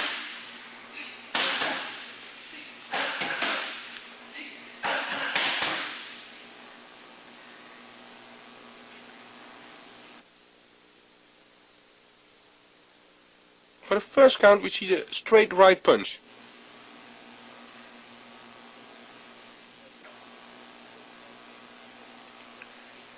By the second count, we start with a straight right punch followed by a left uppercut. By the third count, we see the right punch, the left uppercut and a straight right punch.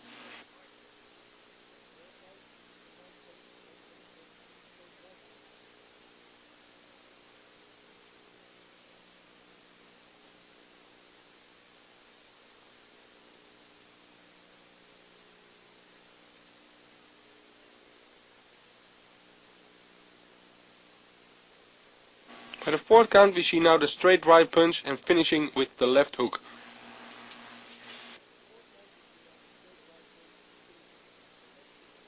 Again, train this forward as well as backwards. Make sure your partner who is holding the pads moves slowly forwards and backwards.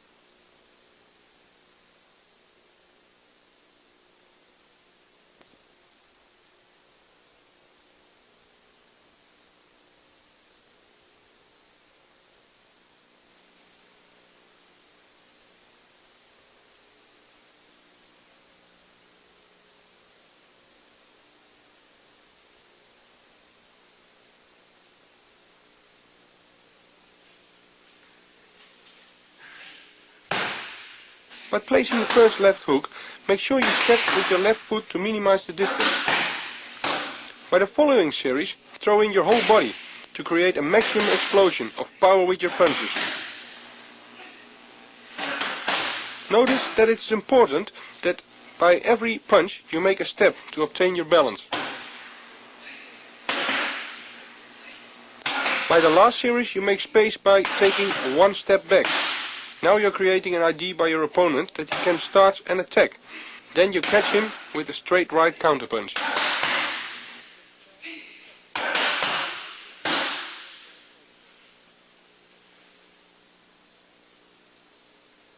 By the first count we start off with the left hook. By the second count we see the left hook and a straight right punch.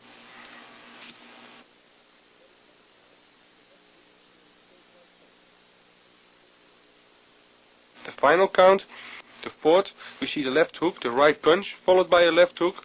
After this we step back and ending with a right straight powerful counterpunch.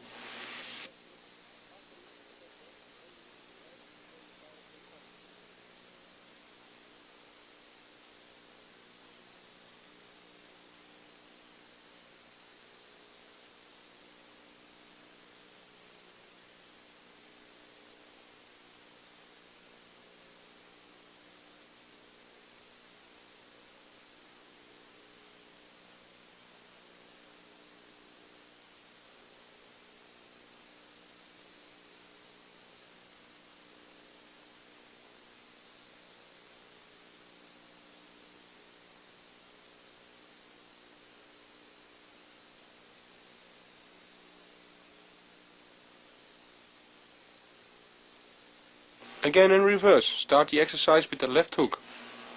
After the left hook we followed with the right straight forward punch. By the third count we're finishing with one more left hook. By the last count we see the right punch followed up by a left hook. After this we step back and ending with a straight right powerful counterpunch.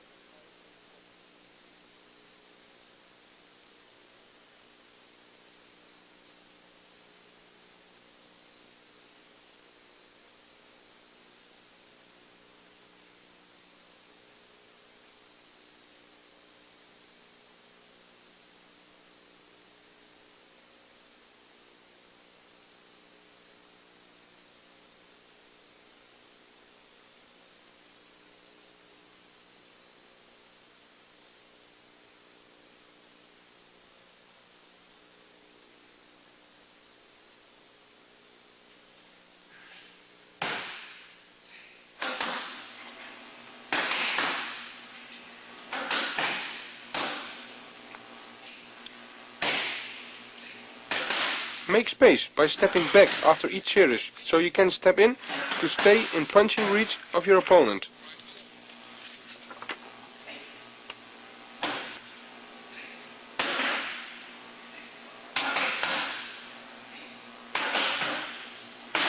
Make enough space for your last two counters.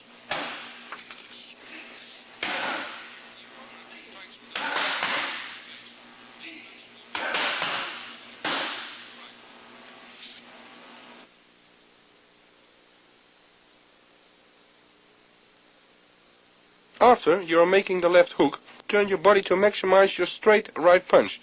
This also makes it very hard for your opponent to place counter techniques.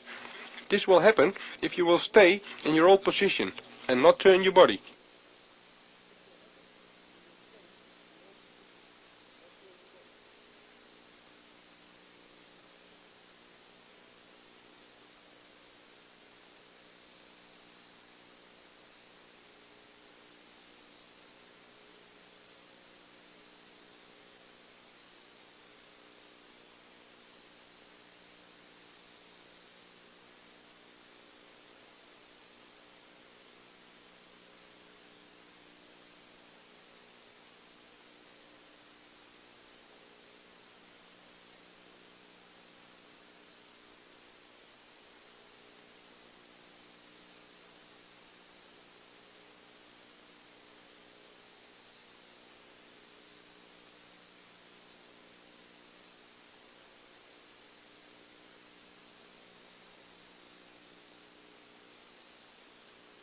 Again, keep in eye contact with your opponent at all times, also during this exercise. Keep contact with the floor with both feet and make enough space for your last 2 counters.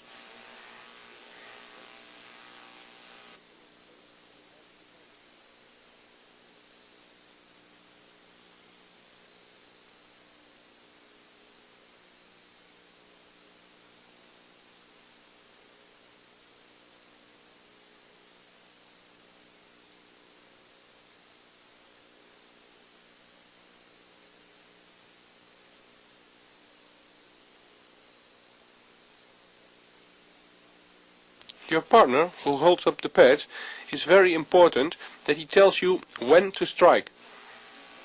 He will tell this by way of counting or by way of moving his hands, as well as moving forward as backwards.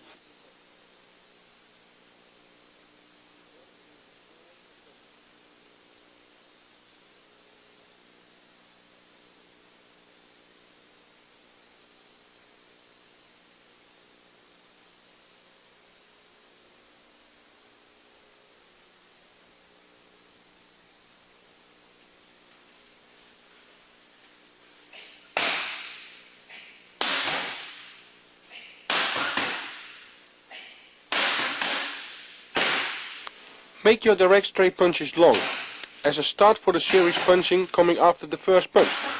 Train this exercise relaxed but explosive. Step with every punch you make and keep the right distance.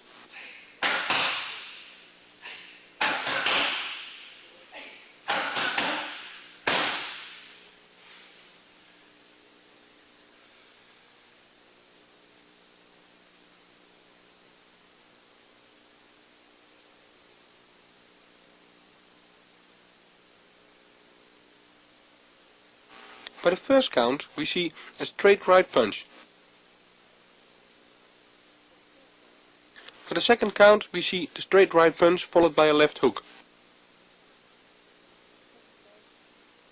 The third count will show the punch followed by the left hook and then a straight punch with the right hand.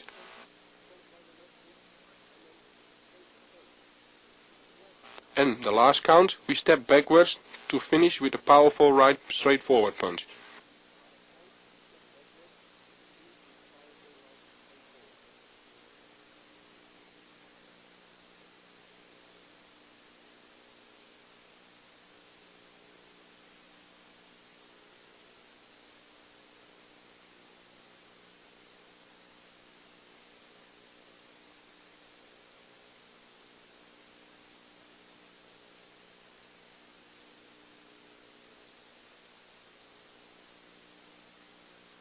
Train this as well forward as backwards.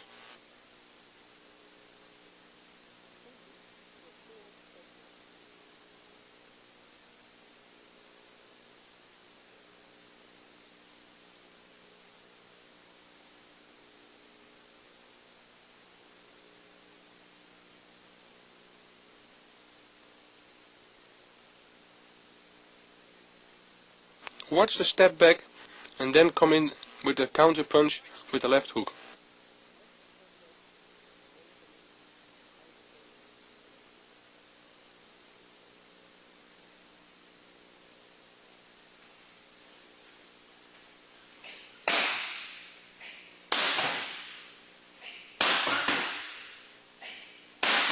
Make space after training each series of punching before starting the next series, and turn your body again with each punch you make.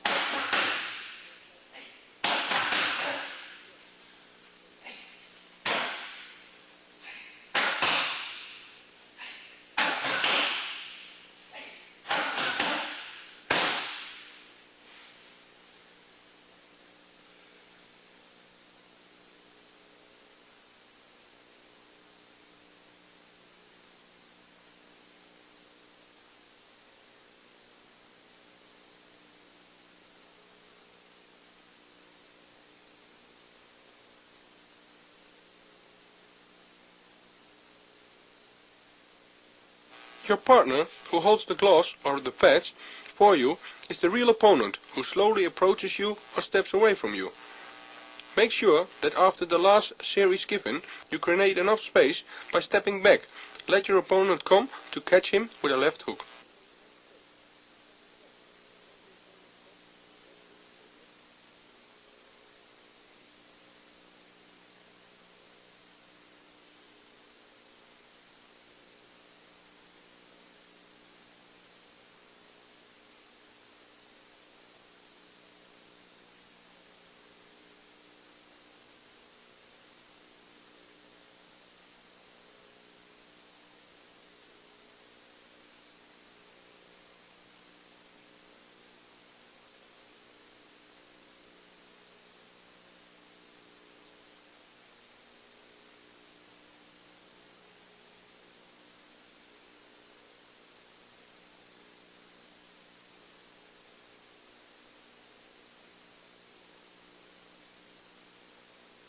It's important that your partner makes an attacking movement if you are stepping back.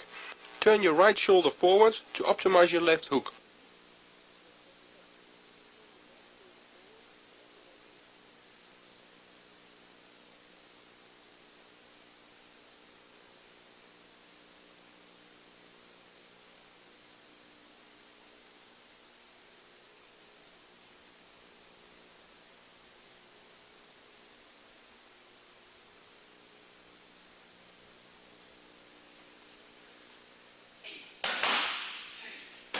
With every count we will add a punch, as we practiced before, only now we have a body punch after the left and right punch. By placing these first two punches, we will minimize the distance to place a perfectly liver punch.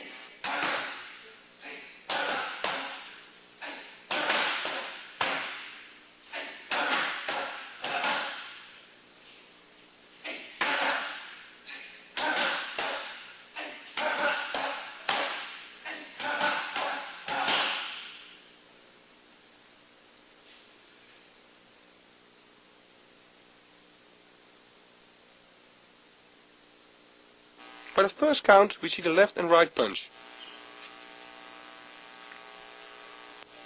By the second count, the left and right punch followed by a left punch to the liver.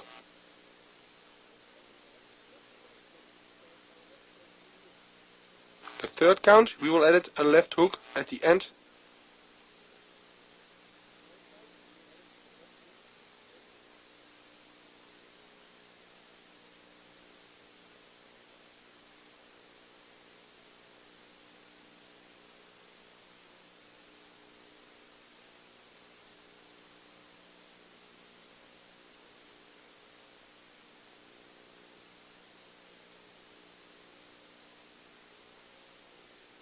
By the last count, you see the left and right punch, the liver punch followed by the left hook, and we ending with a straight right powerful punch.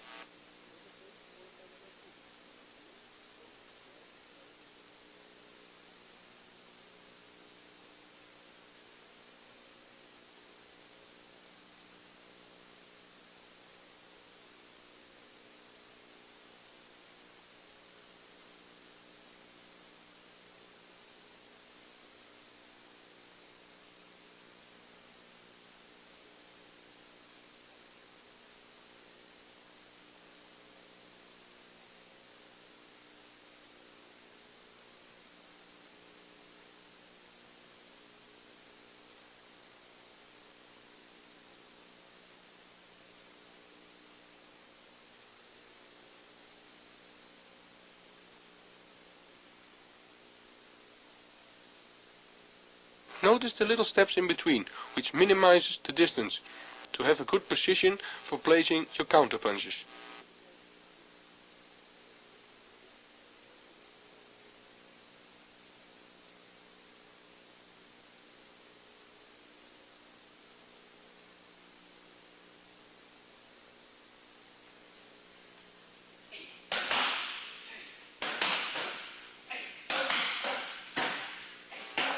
Step in while punching the first two punches to minimize the distance and bring his guard up. Now we create an opening for the liver punch.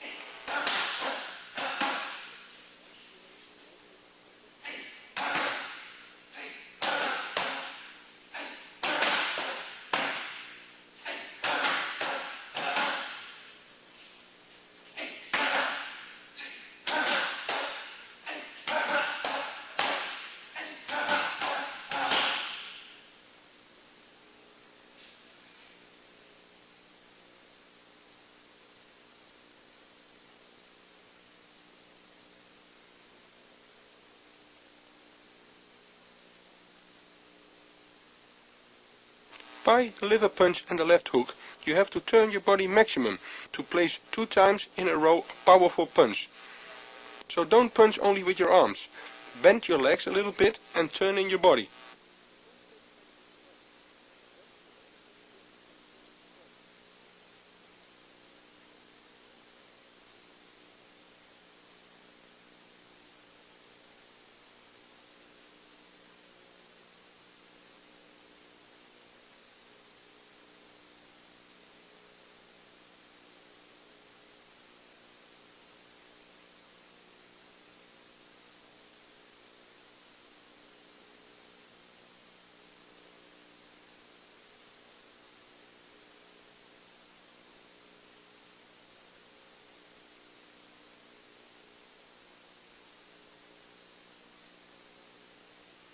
By the first punches, I bring his guard up, so you can see this creates the opening for the liver punch.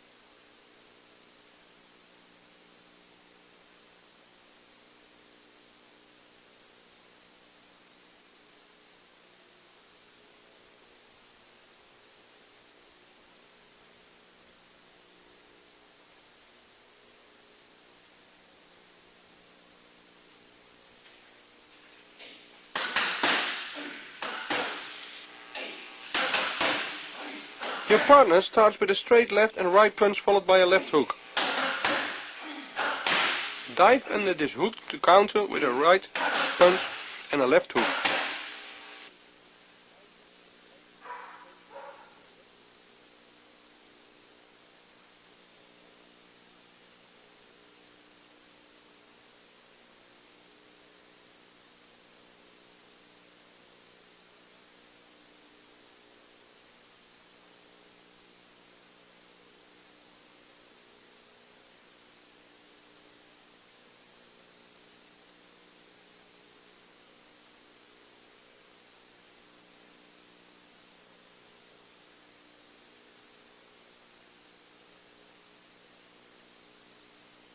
After your partner throws the left-right punch and the left hook, we dive under this last hook.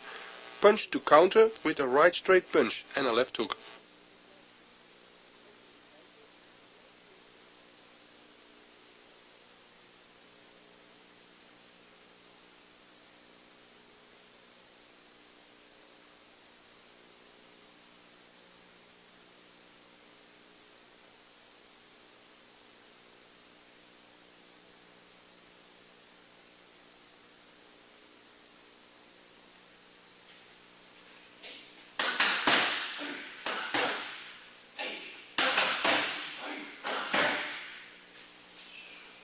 Be on time while avoiding the hook punch. The power from your counter comes from your legs.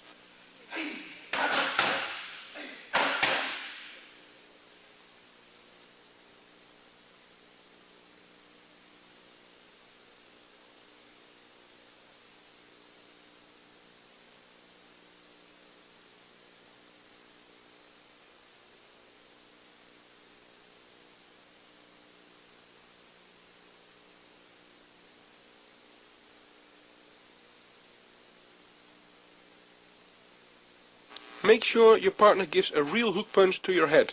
By this way you really have to avoid this punch by diving under the punch. Always turn in the opposite direction of your opponent's punch.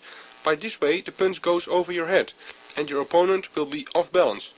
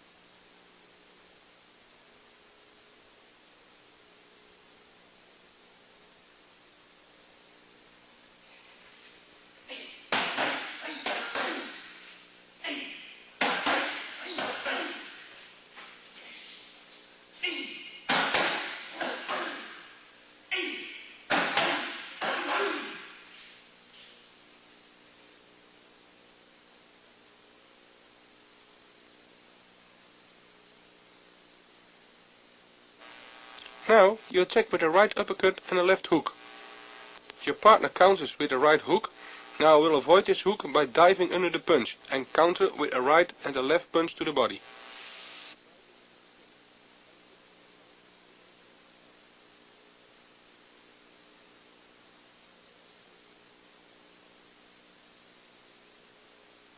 This is a nice combination when you're in a close combat situation.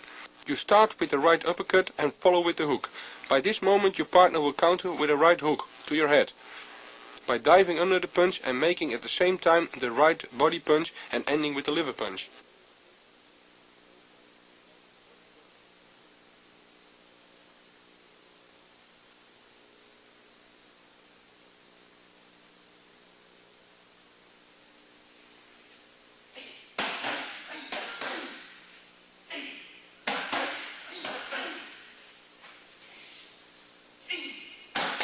While turning in the opposite direction of your partner's counter, the body punch will have maximum power and will be very effective.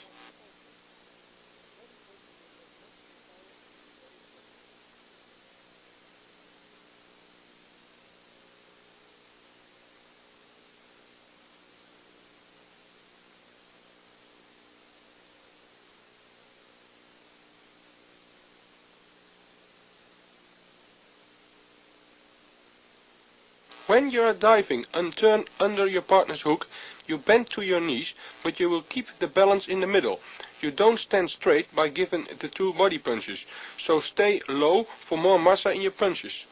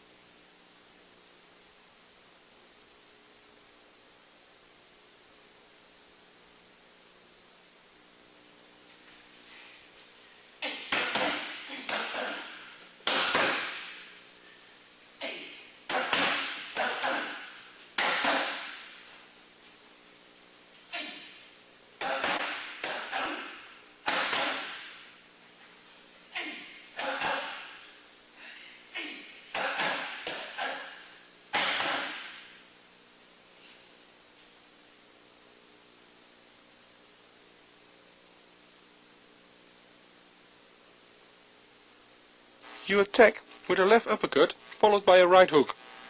Now your partner counters with a left hook.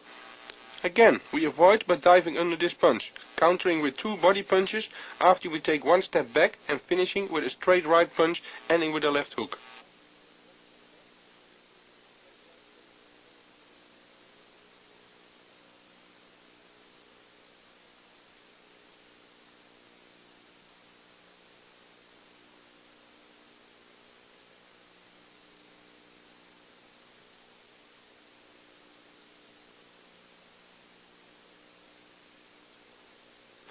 This is exactly the opposite of the last combination we practiced before. Again, these techniques only apply by a close combat situation. By countering his left hook by diving under his hook punch, we are in the ideal position to counter with the two body punches. Again, stay low while punching to the body.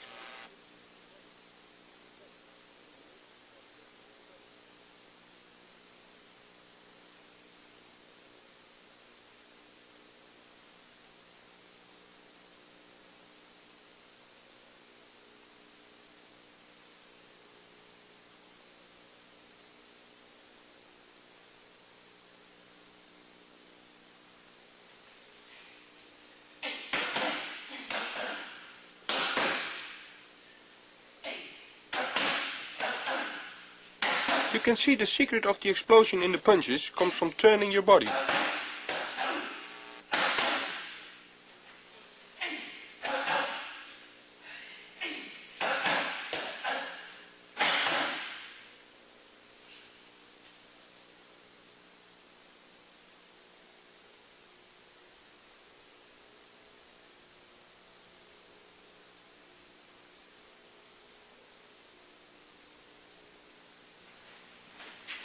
first elbow is like a circle movement from an upward position.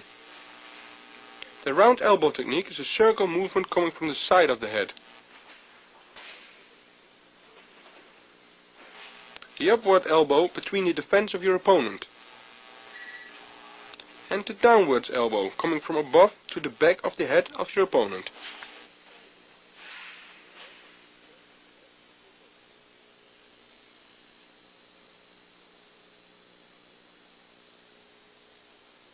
During your step forwards, your elbow makes a circle movement and comes from above your head.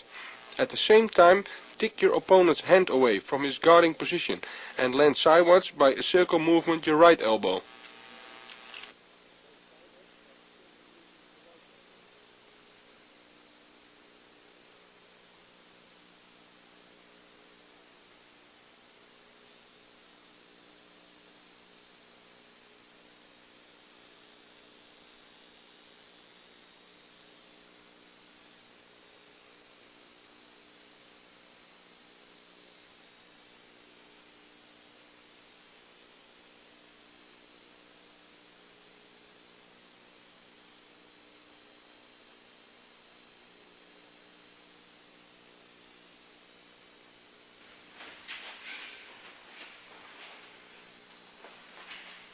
It's the same with the left elbow, only you step in with your left foot. The elbow techniques through the middle of the defense upwards, through your opponent's defense. Left we do the same, but with the left elbow. Elbow from upwards position downwards, grab your opponent behind his head, pull him down, and with your right elbow make a downwards movement.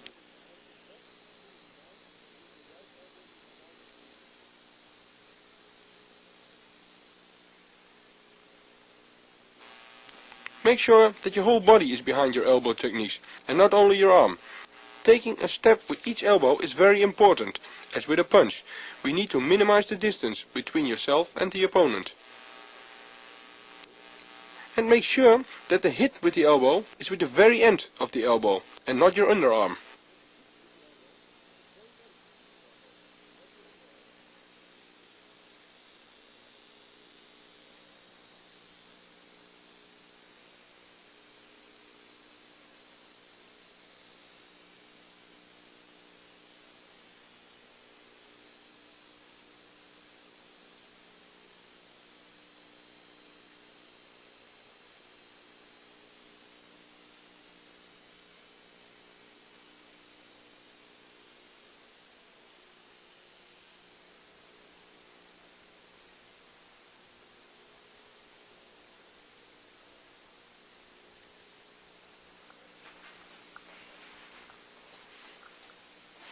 All elbow techniques we block with our underarm.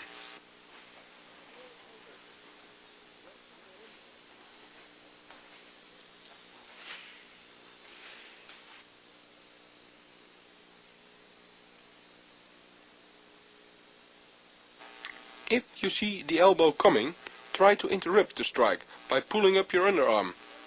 Don't wait for the elbow, try to break his attack before he can complete his technique.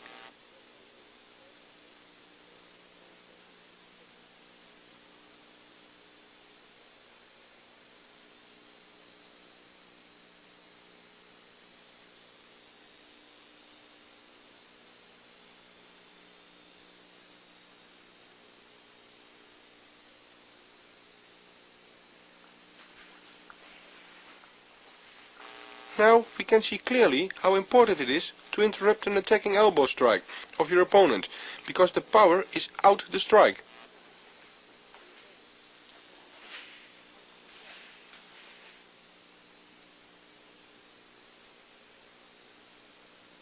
To block the elbow strikes coming from above, you have to put your underarm sideways for your head.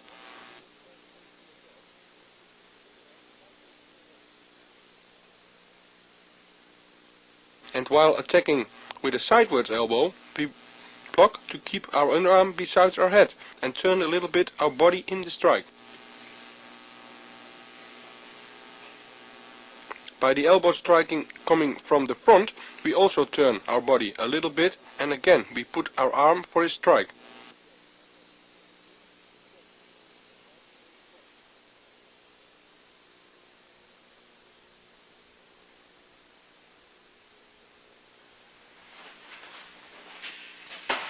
My partner attacks with a straight left punch, which we block with our right hand and we counter with a left elbow.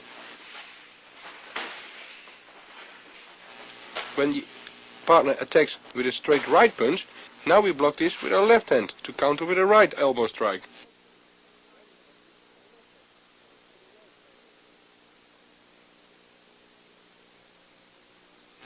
When blocking your partner's left punch, we immediately step in with our left leg forwards to your partner, and at the same time we start our counter. The elbow technique from an upward position going downwards. Make sure you minimize the distance. Don't wait too long.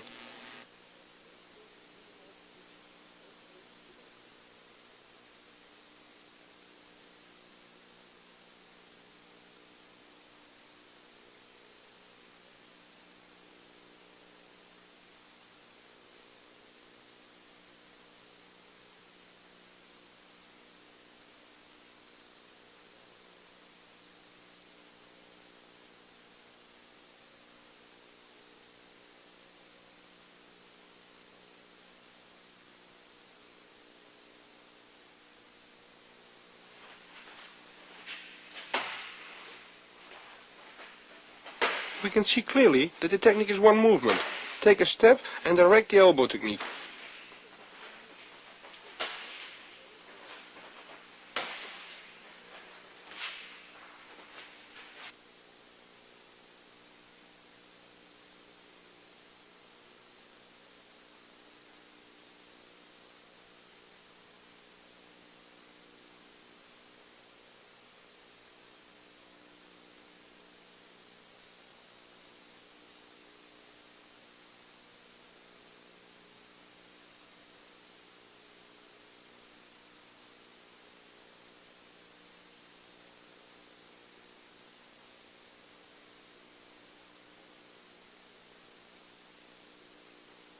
By the attack of your opponent's straight right punch, you defend this by blocking tick with your hand this right punch to the inside.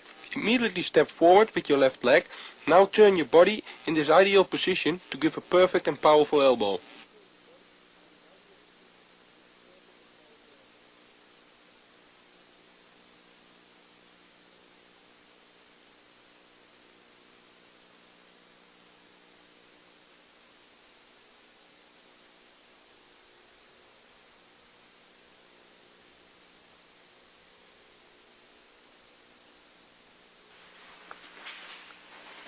The opponent attacks with a right hook.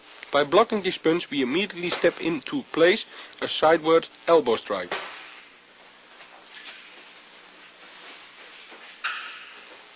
Now the opponent attacks with a left hook. Now we act the opposite as before. We block and make a left elbow strike.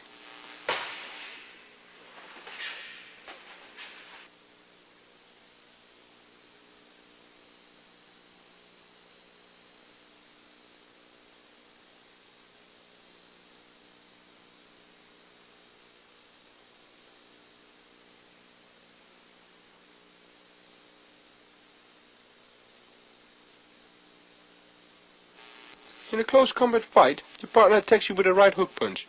Block this punch on your gloves and stand in balance. Step in and strike the sideward elbow to the face.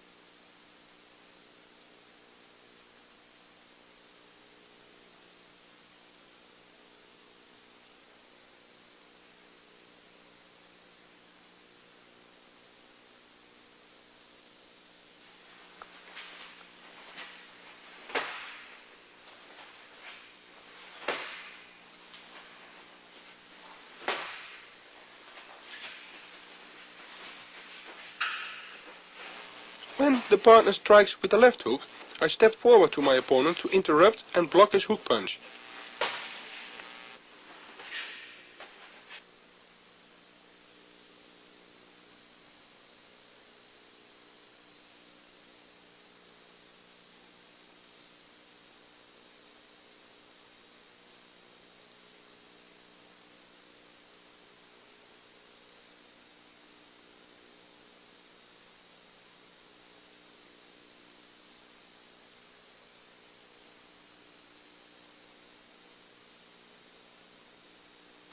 When you block your opponent's hook punch, you first turn your body to step after this to your opponent to place the elbow strike. So first block and then strike.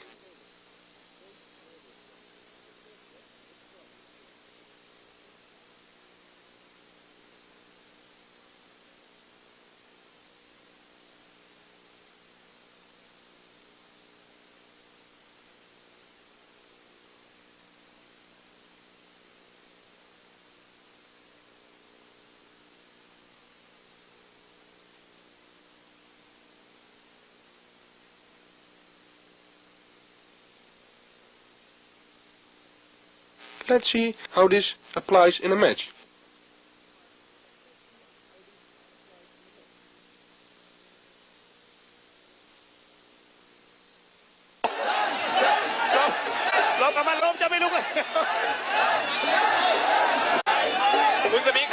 In this situation, balance is the most important factor. Watch careful. I'm faking my opponent with a front elbow to step in and tag with a turning elbow.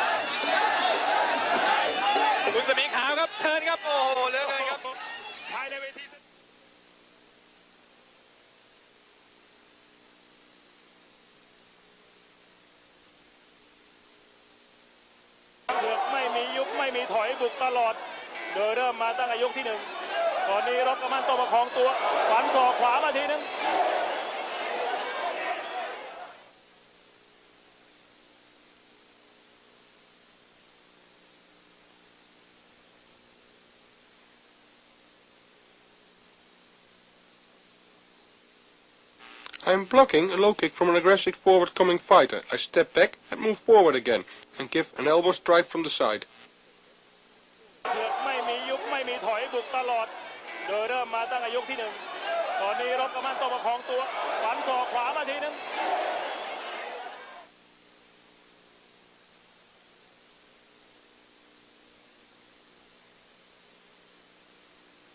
Watch again how the little step backwards, creating enough space to give a powerful elbow strike.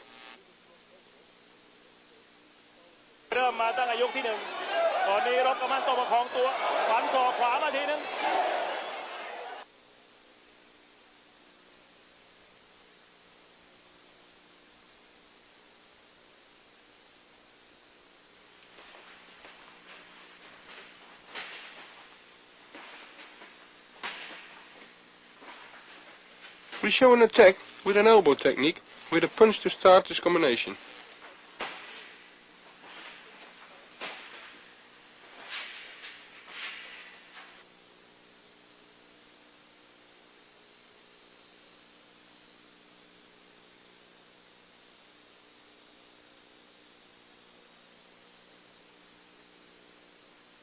Attack with a left straight punch, so you disturb the side of your opponent and minimize the distance. After the punch, take one more step and strike with the same arm, a left elbow strike.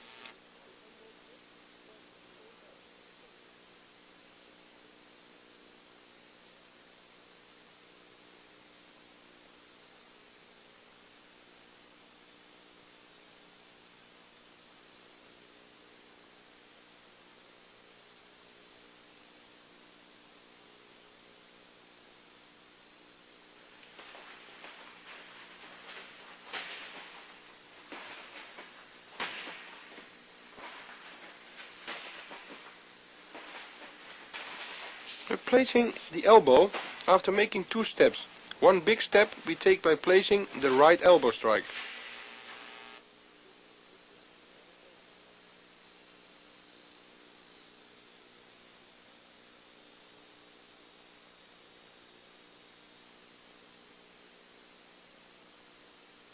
After you attack with the first punch, keep your glove in the face to deserve his size. At the same time, turn your elbow from an upward position downwards. Make sure you turn your whole body.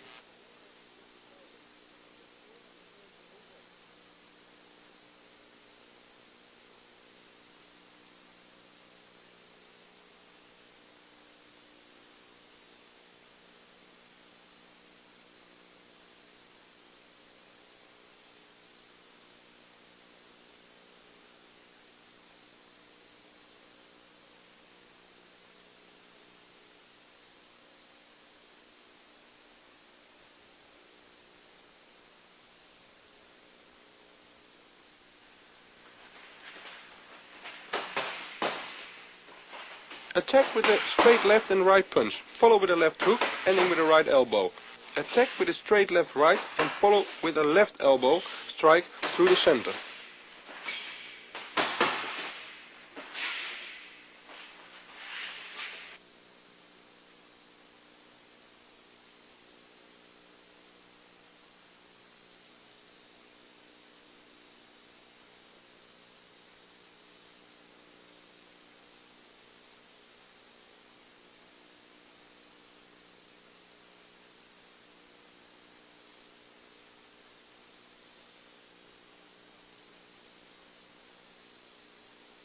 You minimize the distance between you and your opponent by attacking with a straight left and right punch and a left hook to end. Follow with the right elbow coming from the side. Take notice, I take 2 steps while punching and place the elbow strike after the action, return to the basic distance.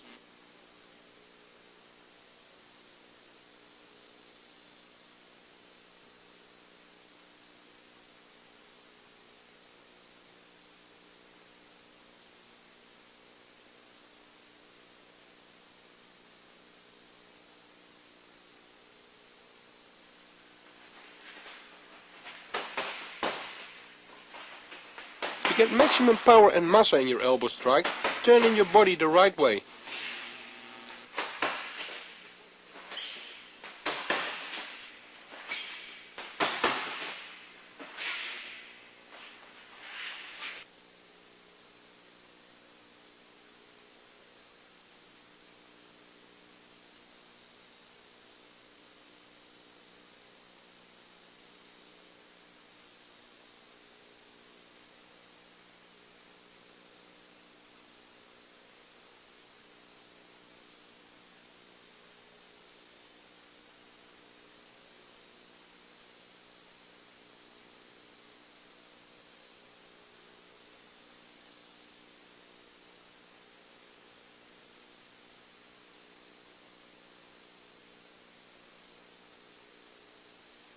Before making the left elbow, I attack with a straight left and right punch.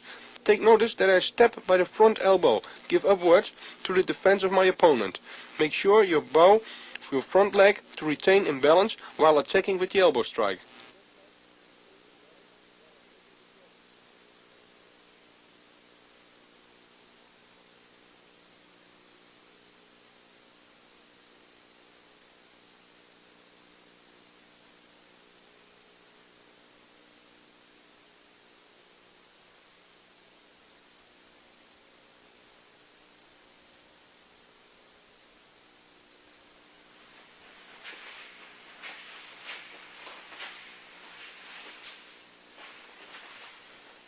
Elbows from a clinching position are very dangerous and effective. Train this slowly.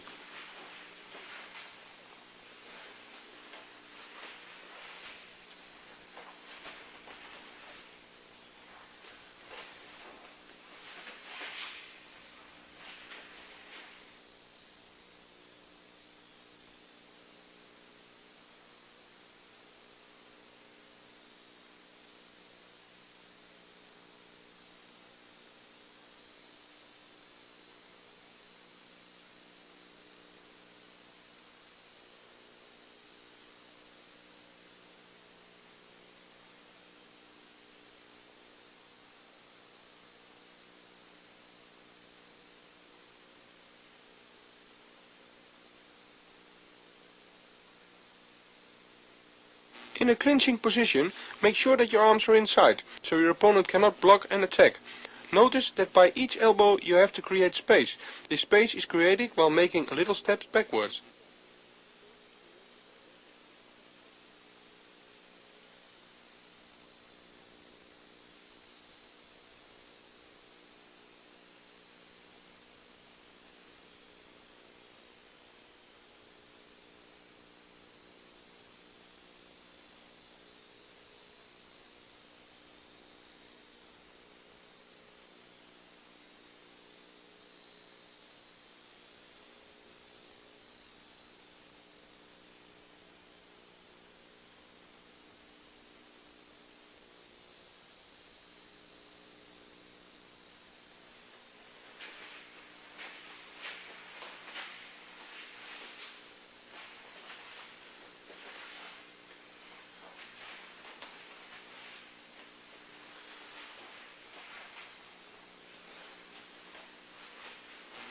By moving my left leg, I'm creating space, and at the same time I turn my body and place the right elbow.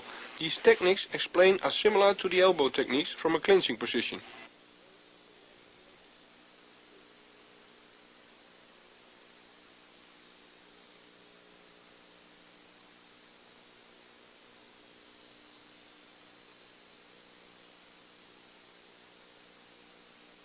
Notice the little step while giving the right elbow.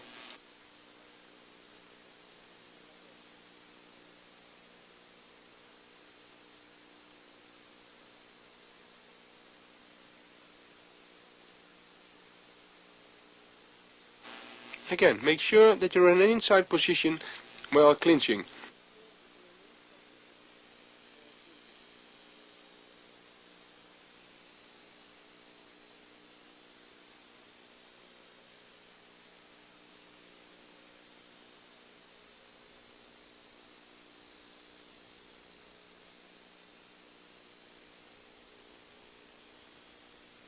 Again, make sure you hit your opponent with the end of the elbow and not your underarm.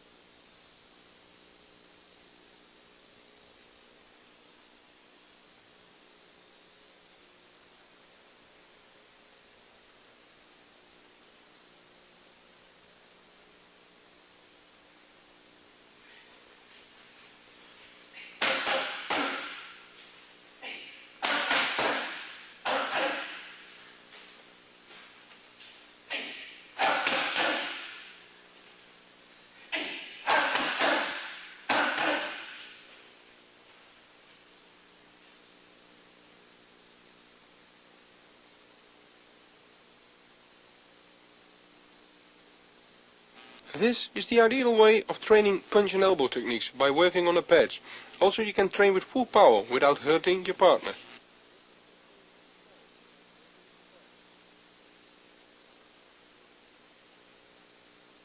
You attack with a right uppercut and a left hook, and follow up with the right elbow.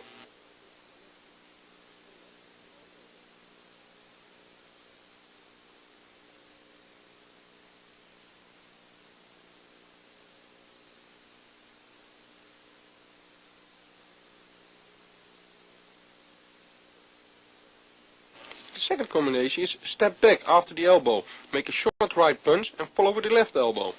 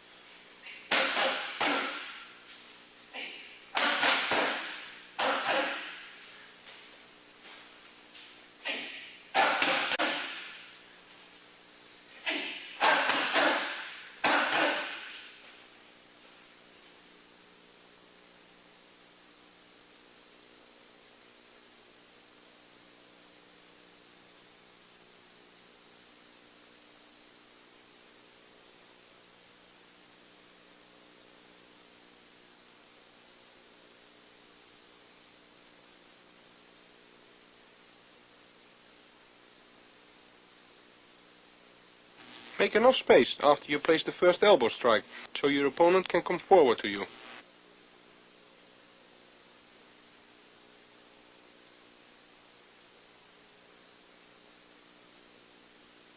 Again, we see how important it is to step 2 times by the punch and elbow combination, to keep the distance correct and your balance.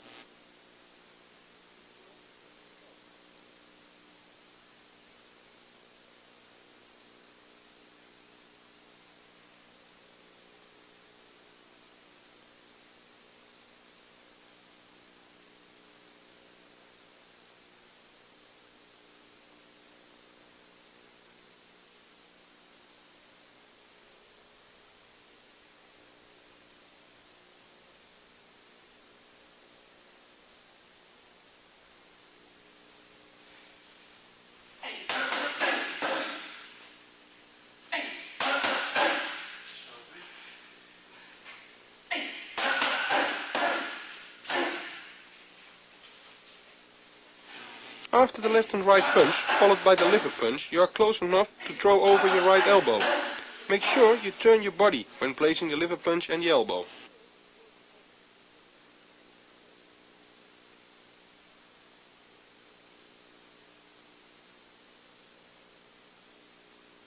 You attack with a straight left and right punch, followed by a liver punch and ending with the right elbow.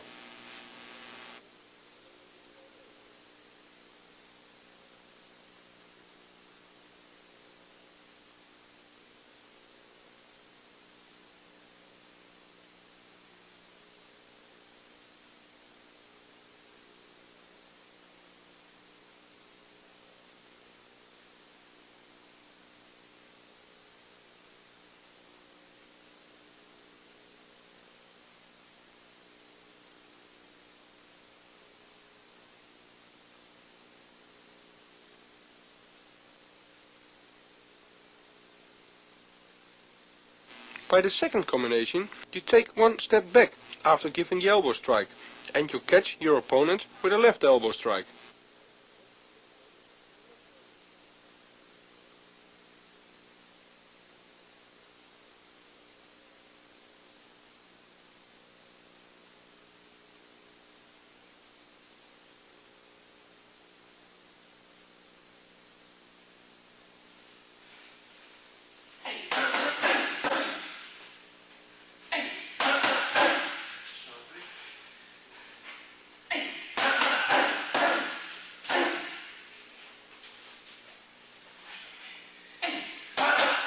Make after the first elbow enough space so your opponent can move forwards to you.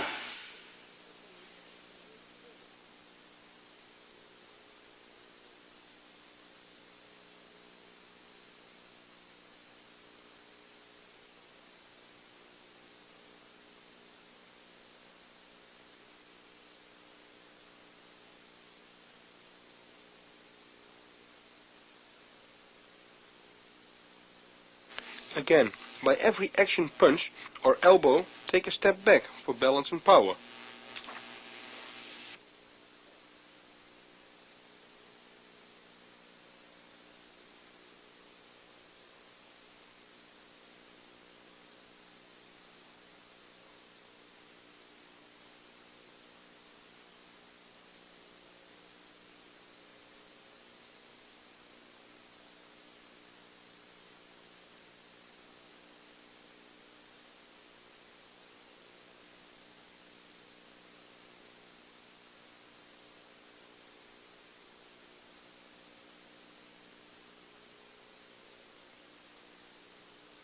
Don't stand still on one place after placing the elbow strike.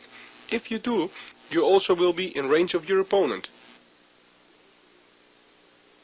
Step back. Good luck by your training.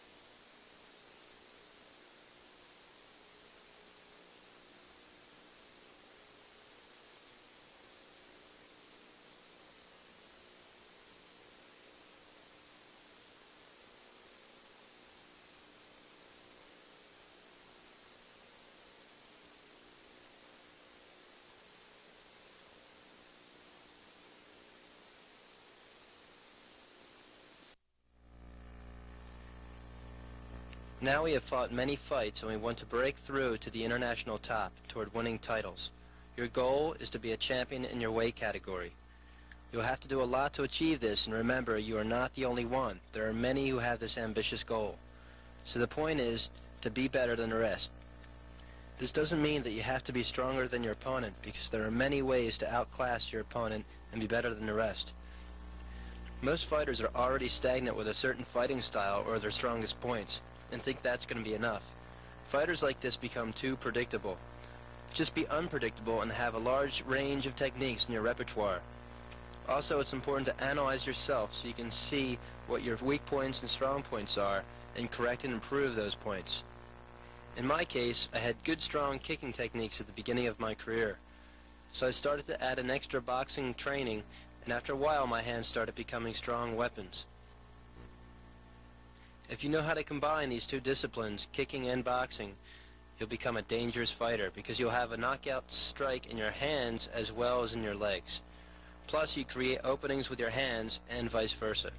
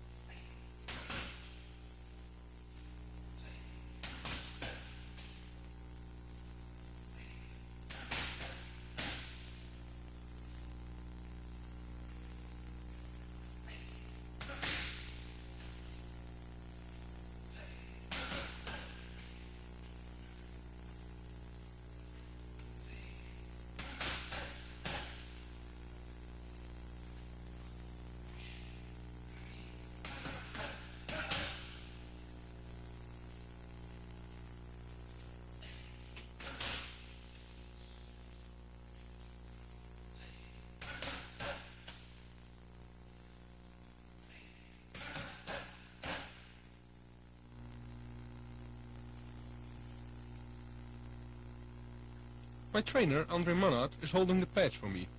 I start with 20 punches, 10 left straight forward and 10 backwards, for the distance and conditioning the arms.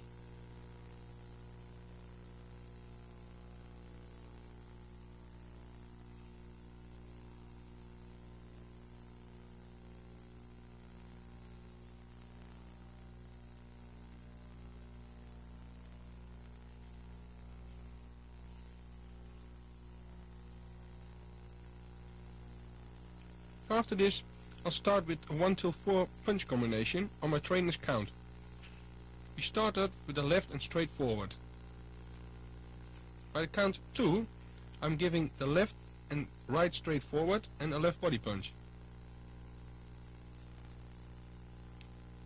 Count 3, we're at it after the body punch a left hook. At the last count, we're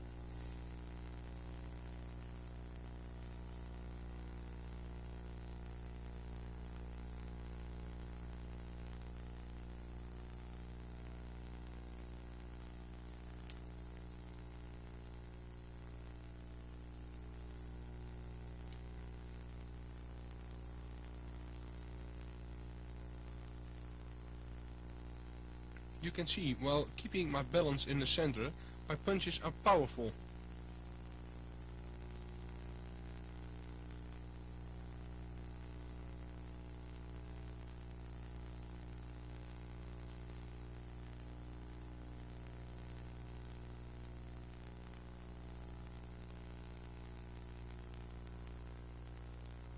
It's important that the trainer, during the punching, is also pushing the pads a little bit forwards. This gives a good impact while hitting the pads.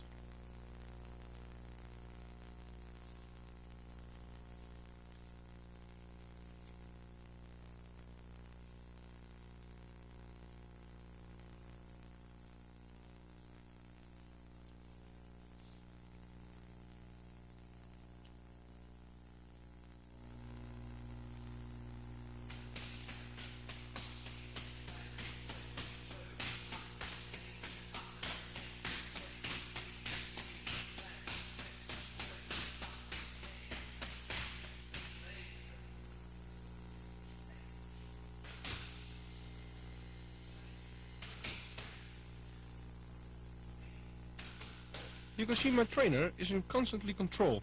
If I make mistakes, he corrects me. The important things are the footwork, distance, timing and the power.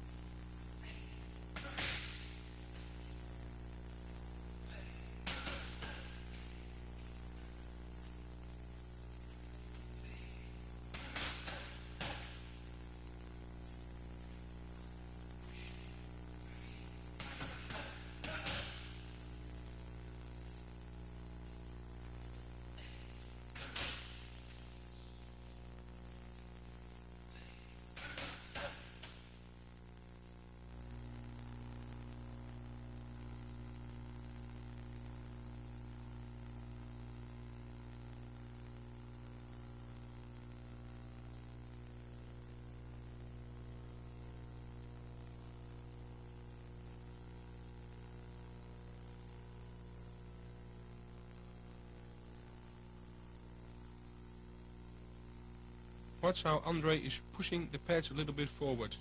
Again, this gives a good impact while punching.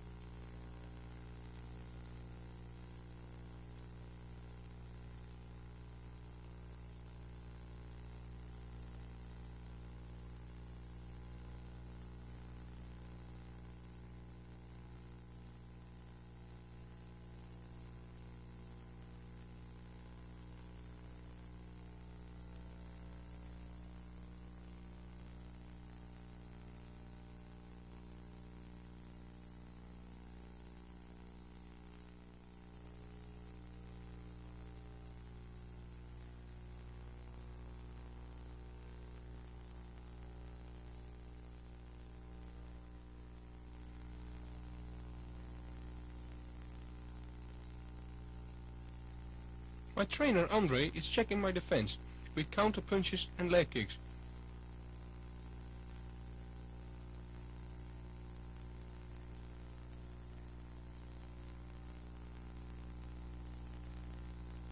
He also looks if I'm in balance for a block and counters. I make sure I make enough steps with my combination to keep distance and balance.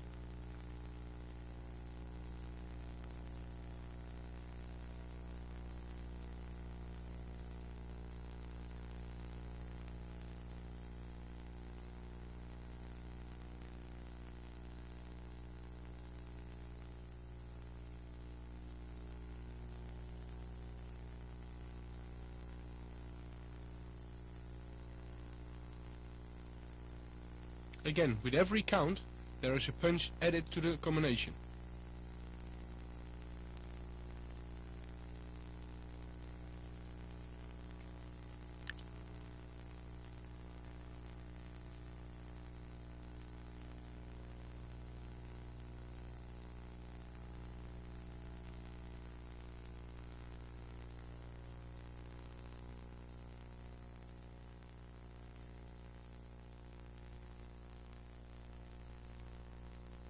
Watch how I hold my arms. This is to measure the distance.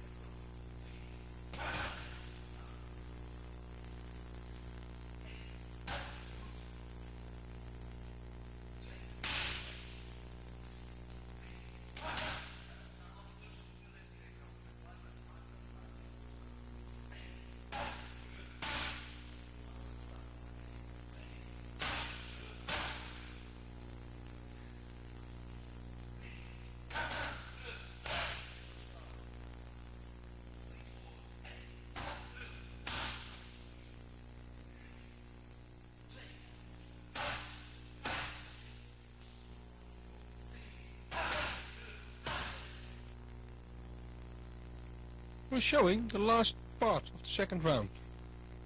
We start again with the 20 left and right punches. Then I make a new combination in 4 steps.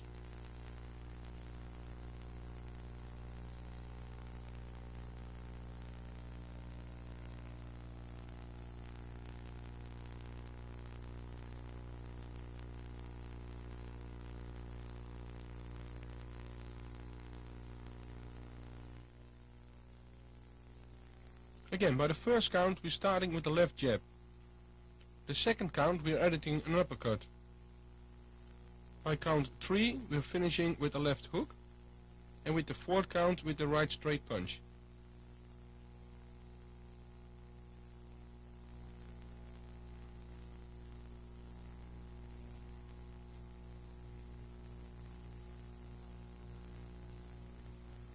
You can see that after every punch or combination I step back to the fighting distance. So I move in and out. This is important to measure the reach, as well for my trainer as for myself.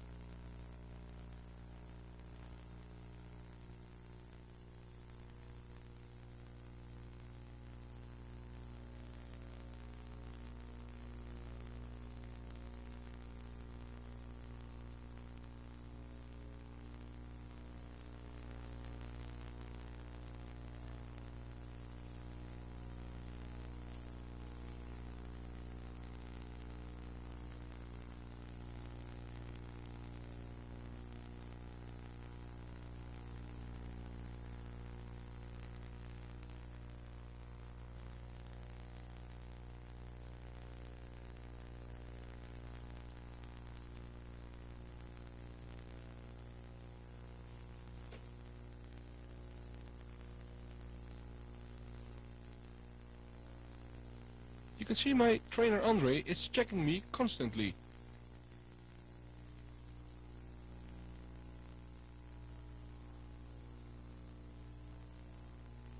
It's important that Andre is checking me to see if I stay alert at all times.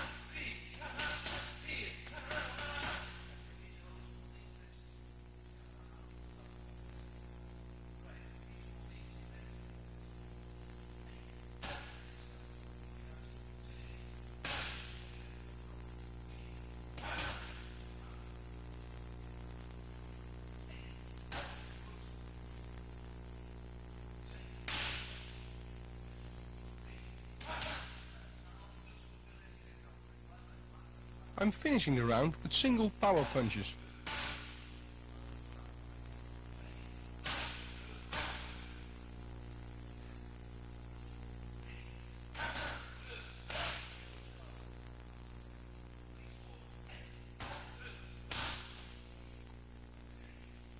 Again, I move backwards on a count. I step in with a left jab and a right punch. Now you can see I step backwards and finishing with the right punch.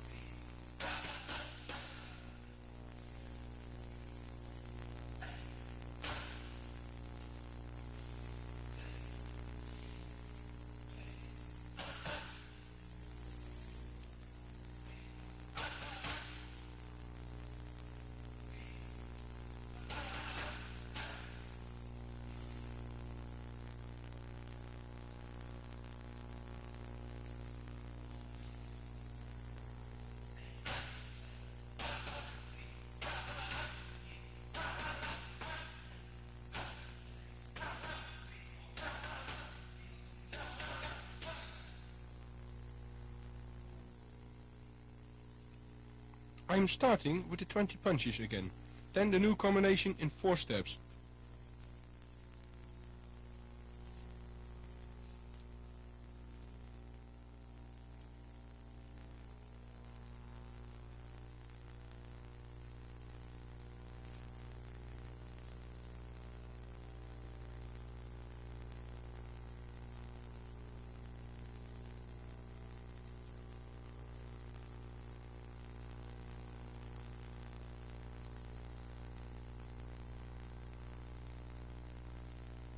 The first count, we start with a right punch.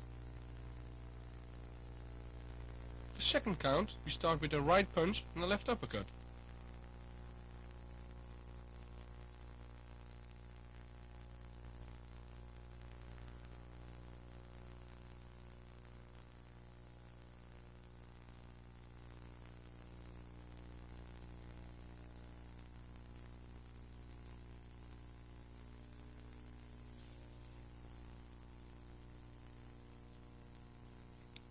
On the third count, we're adding a right straight punch to our combination.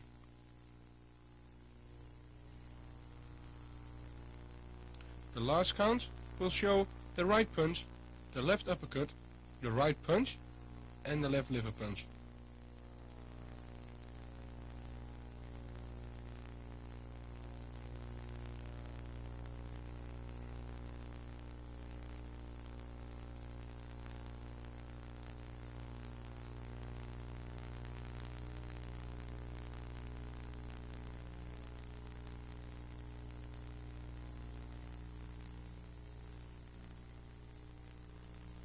I have a certain rhythm in every combination. This is bang, bang, 1 second rest and bang, the body punch.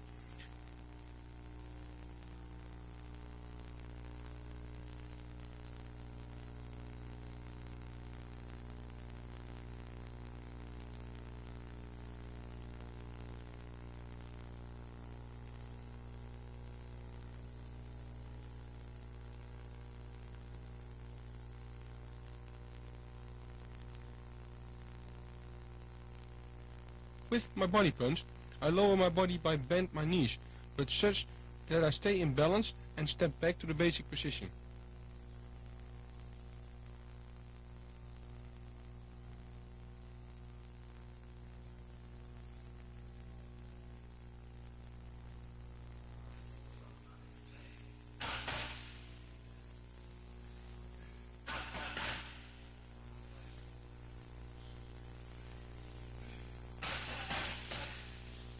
Here we can listen to the rhythm from the punches on the pads.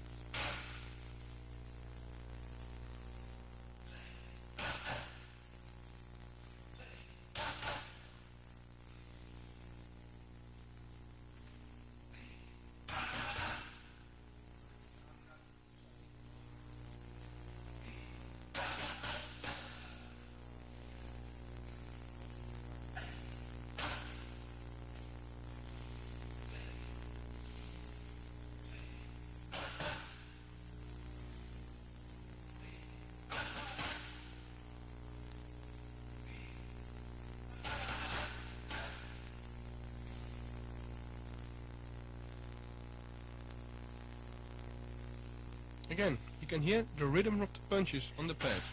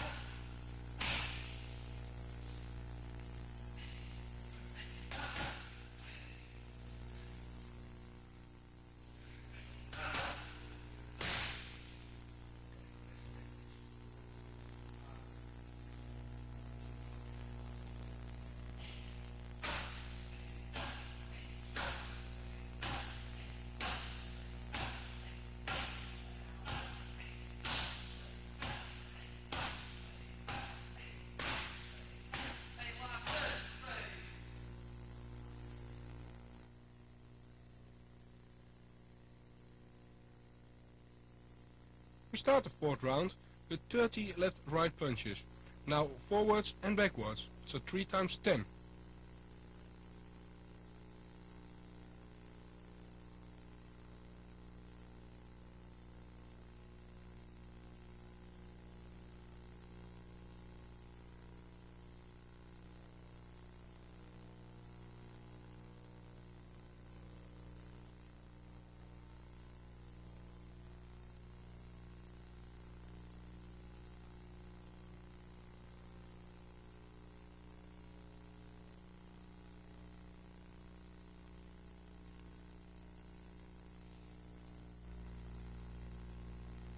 After that, I counter with punches on a right leg kick and a left high kick.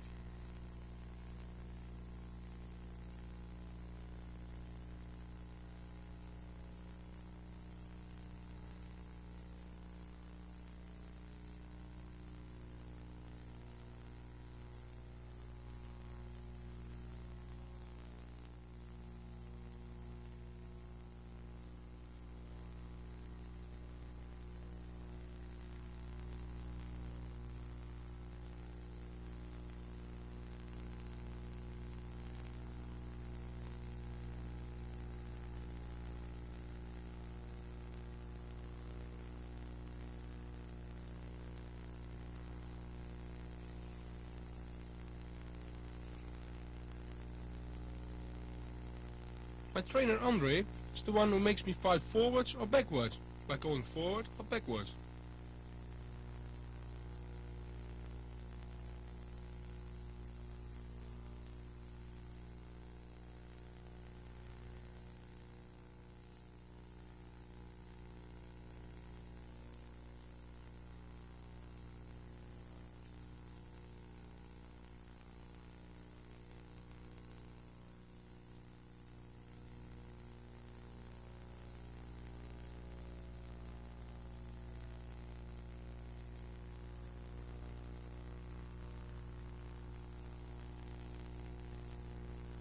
Andre attacks me with a right leg kick.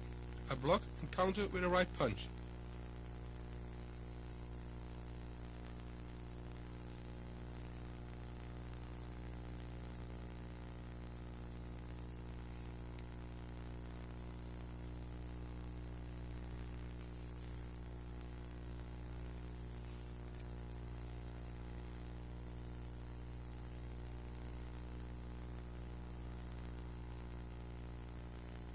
The second attack is a left high kick. I block with 2 hands and counter with a left hook.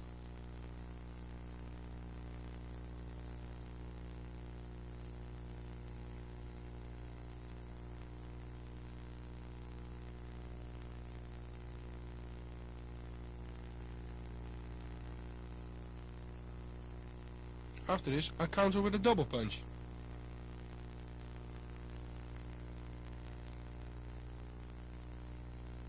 You can see, now I block, counter with a right punch and a left hook.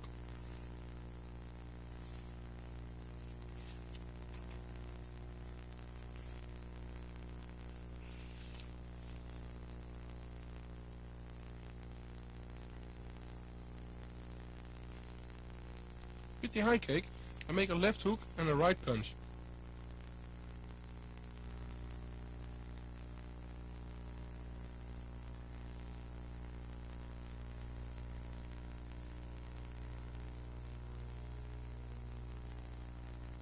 I turn my body in every punch to have a lot of power in my punches.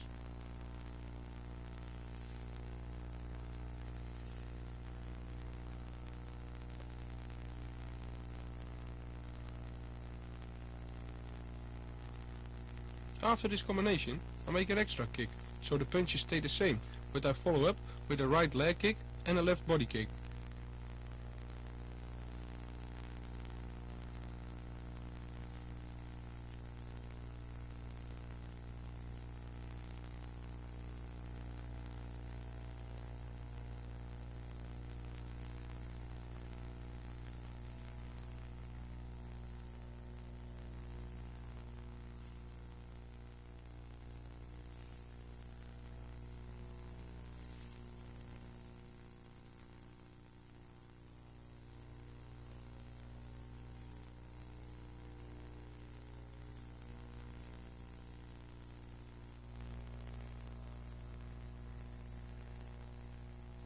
We're finishing the round with single power punches, a right punch and a left hook on every count.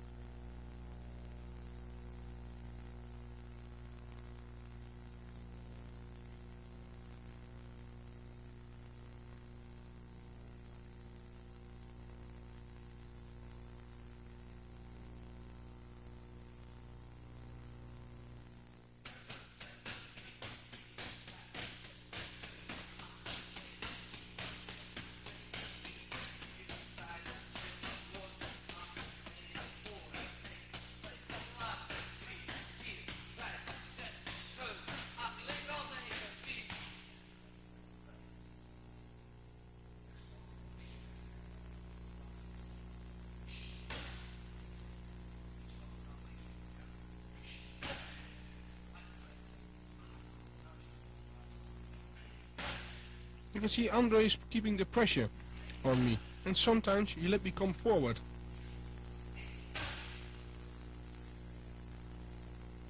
It's like an opponent, sometimes he backs you up, and sometimes you go after him.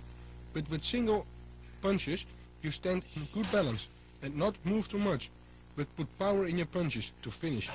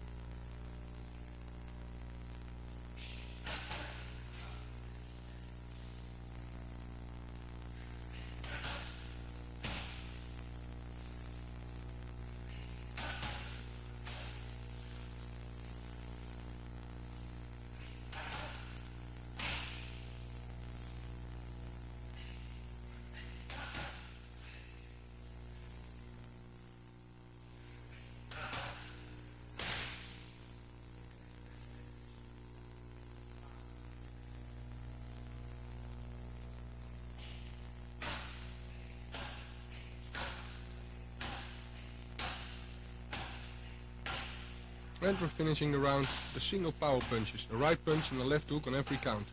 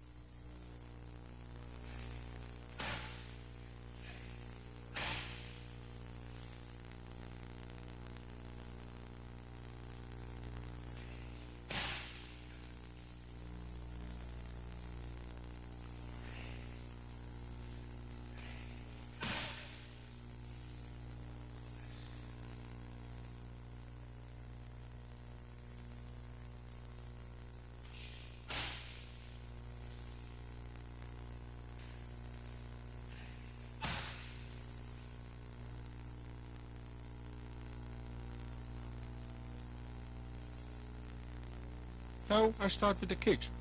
I start to get my distance and timing with push kicks and a body kick. And later I counter on front kicks with body kicks.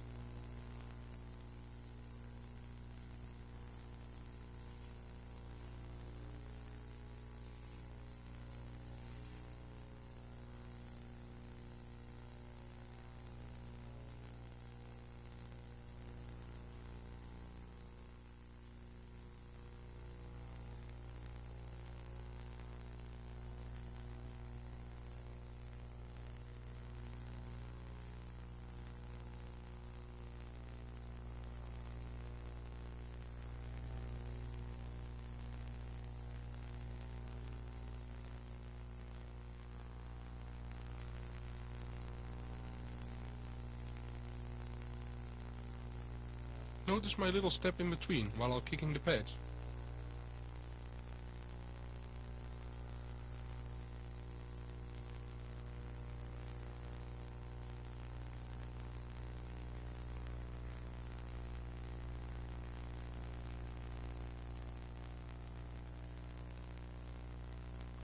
Now Andre attacks with front kicks, and I redirect them and counter with a left body kick and later right kicks.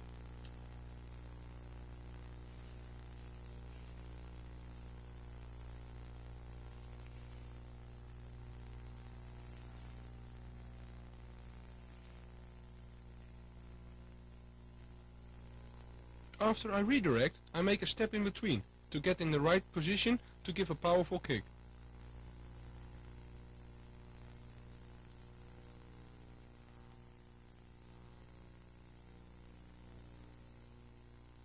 You can see I turn my whole body in the kick and be ready for every counter after my kick.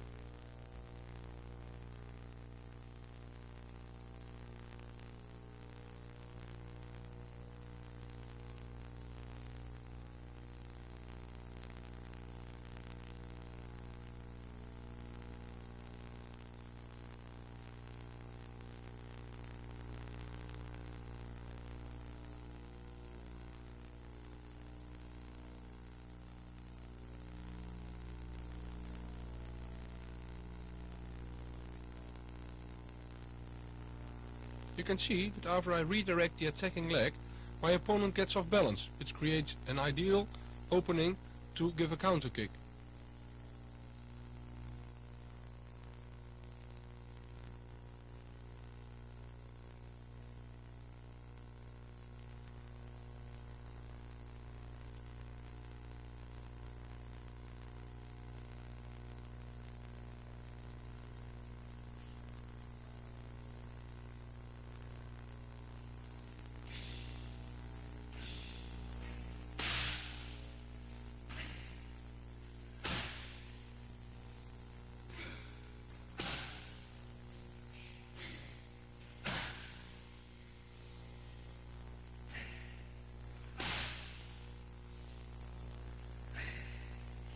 You can see that by moving your whole body behind the kick can be very powerful.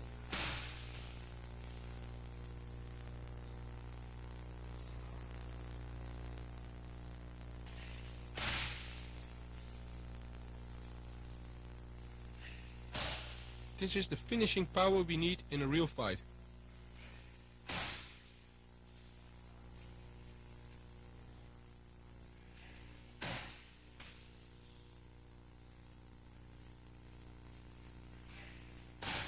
Also with the kick counters I move in and out, and be sure that I redirect the kick good before I counter.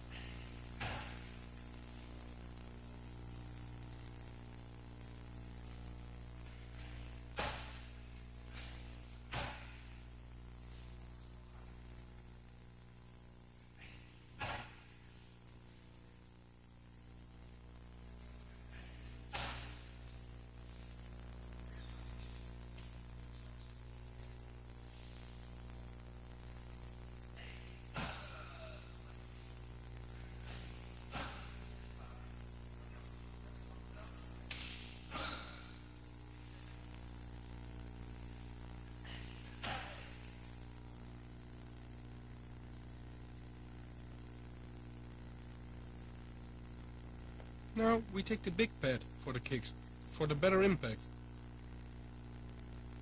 I start again with a push kick and a body kick for 30 seconds.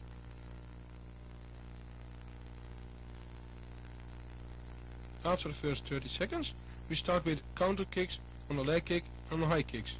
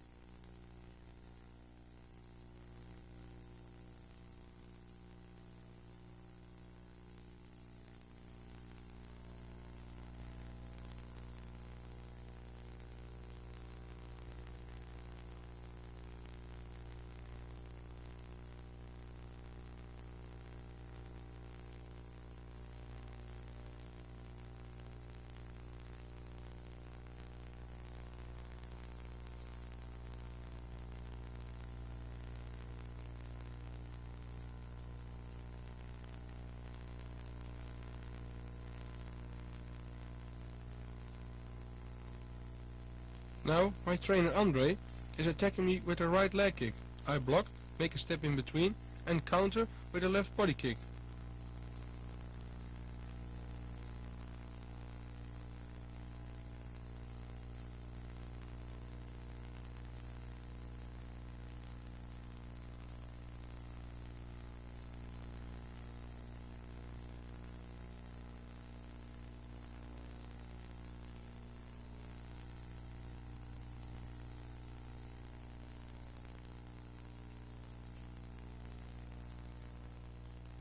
You do the same with the left high kick.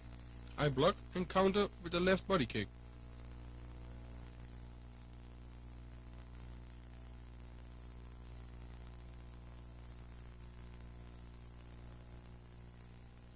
By kicking with the shin on the pad, you can see it gives a lot of impact.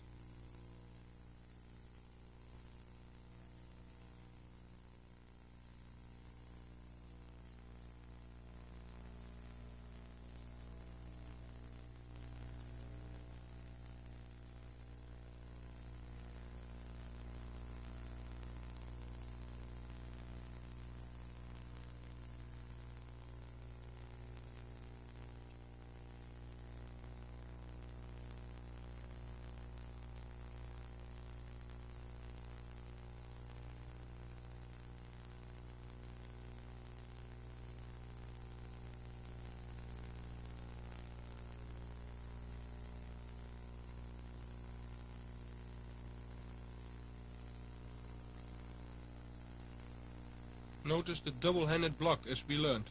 After this we counter with the right kick.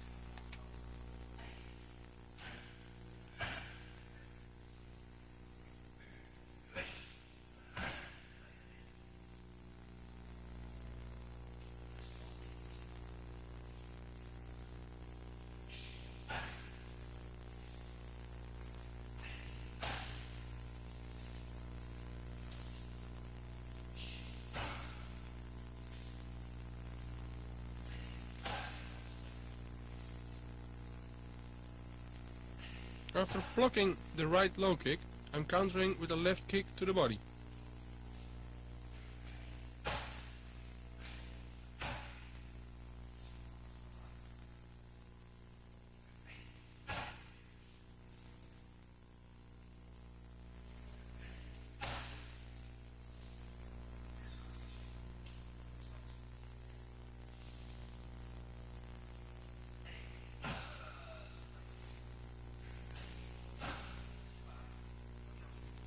You can see, with my right kick, I take a good step with my left leg sidewards, forwards, to get the right distance. and power in my kick and step back to the basic position.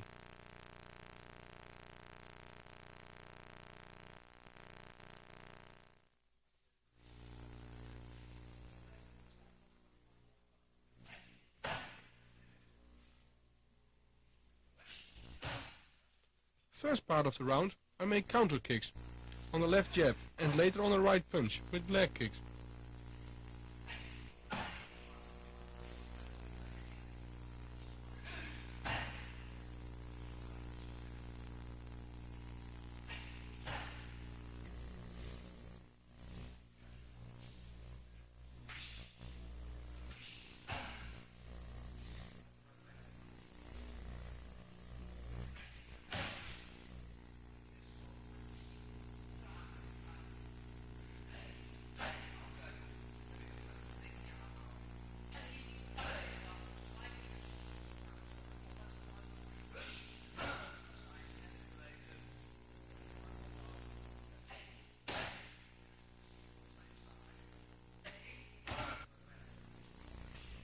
That's how the trainer is building up the speed.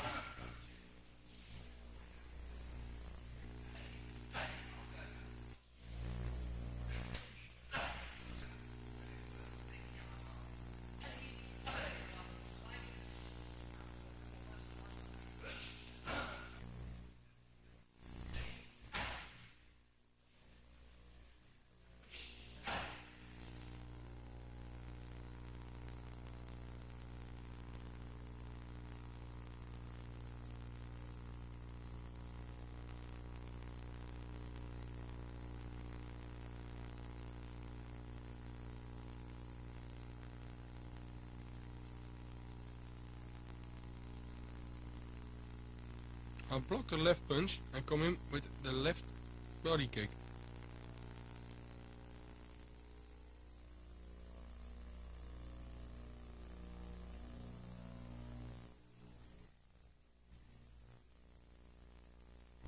Again, you can see that I kick with my shin for a good impact.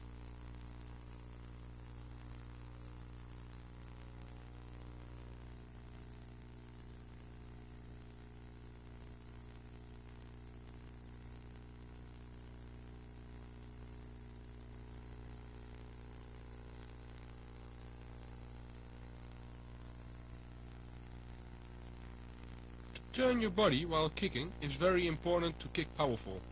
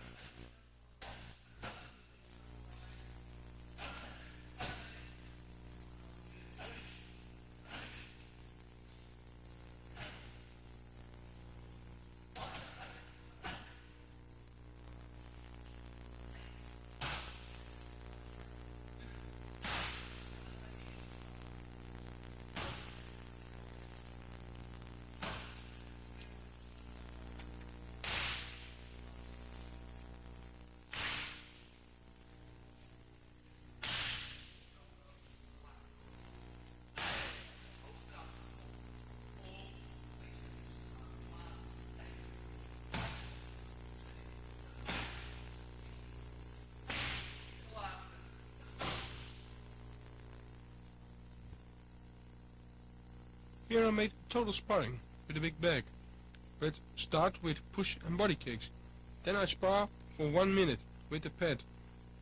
After this I make a right punch, left kick combination and follow with a left jab and a right leg kick.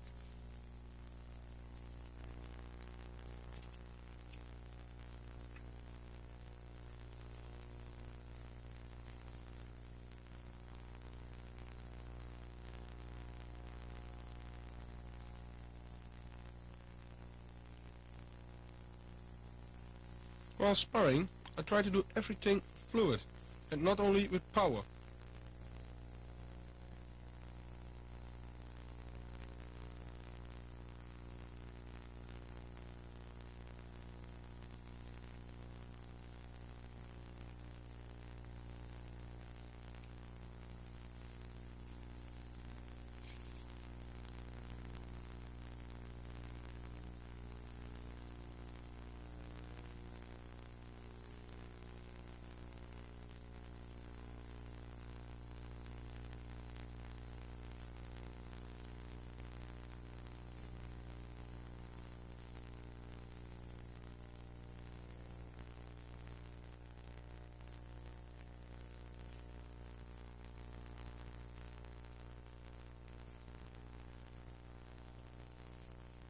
You can see how Andre has to push me to the last 3 minutes of this round.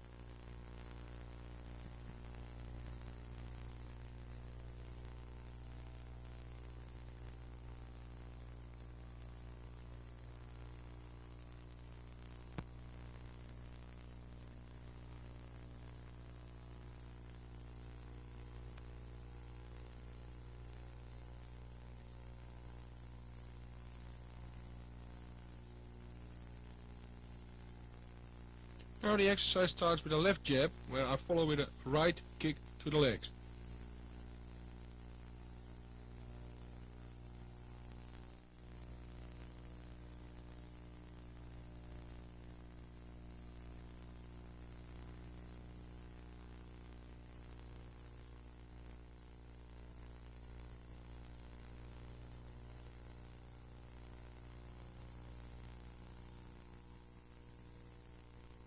These shots you saw of the pad training are just parts of every round.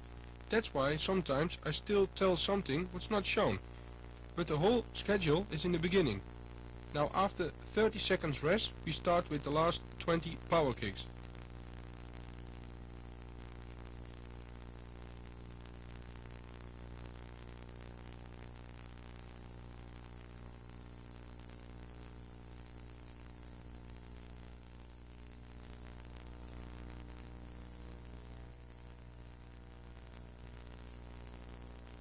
After the second 30 seconds of sparring, I make hard right punches, as Andre steps in and finish with some high kicks.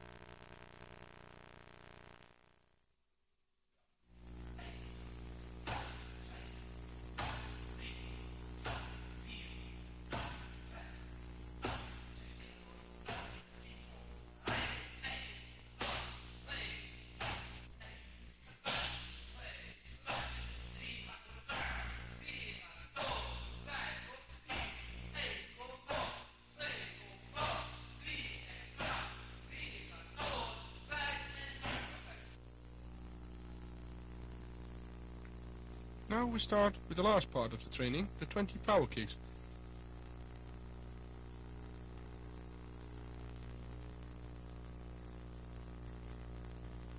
We'll practice this 20 times left and 20 times right.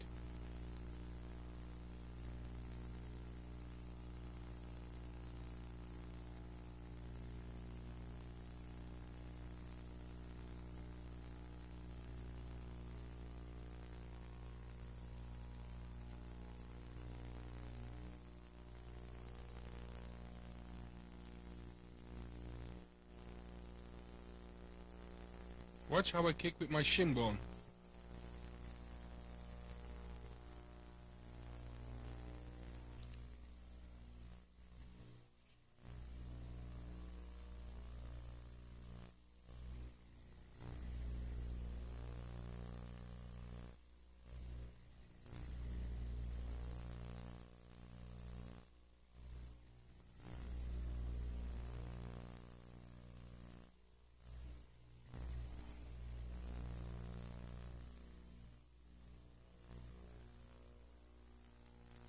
You see, I step in every kick I make and put my whole body in it.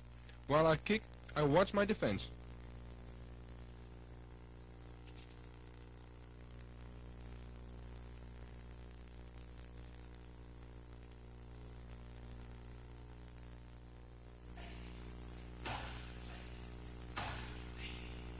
My explosion of the kick is in the step to the pad and only in my leg.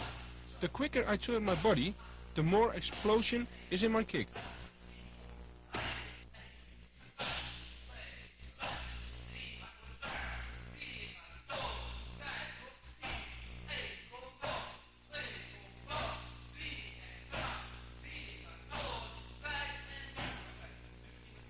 After the kicking, Andre clocks my heartbeat for 1 minute. It's around 168. And after 1 minute it went down to 128, so that's alright. In good shape it will go down till about 40 to 45 heartbeats in 1 minute.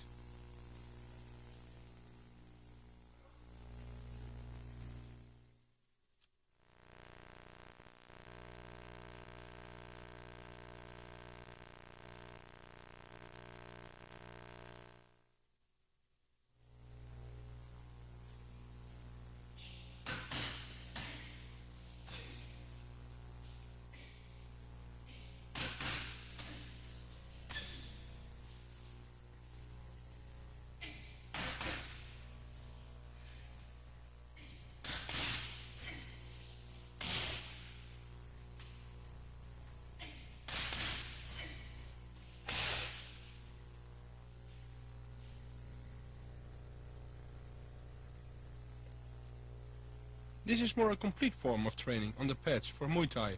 While Schreier, my partner, holds the pads.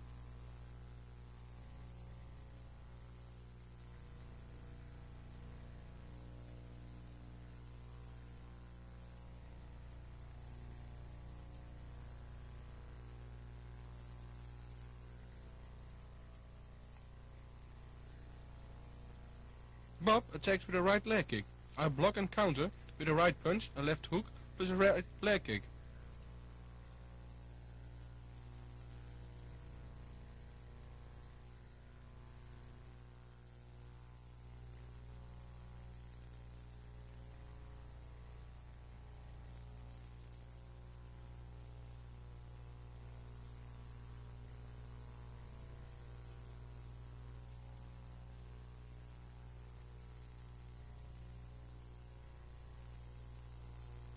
After the action, I'll step back in the basic position.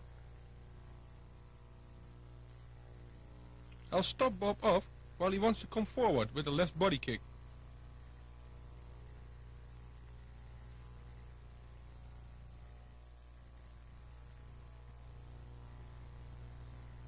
So he wants to come forward and I'll stop him off with a left body kick.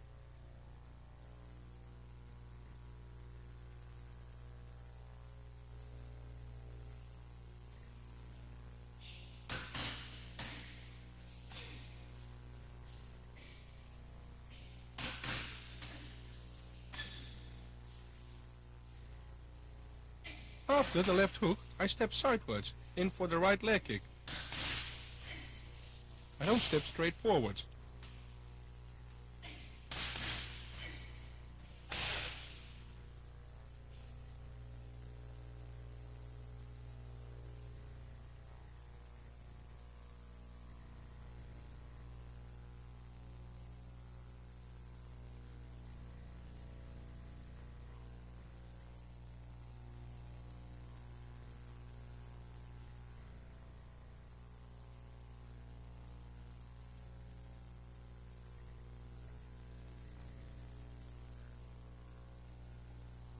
I'm making the same block and counter punches and leg kicks, but now I step back and make a step in between and come back with a left body kick.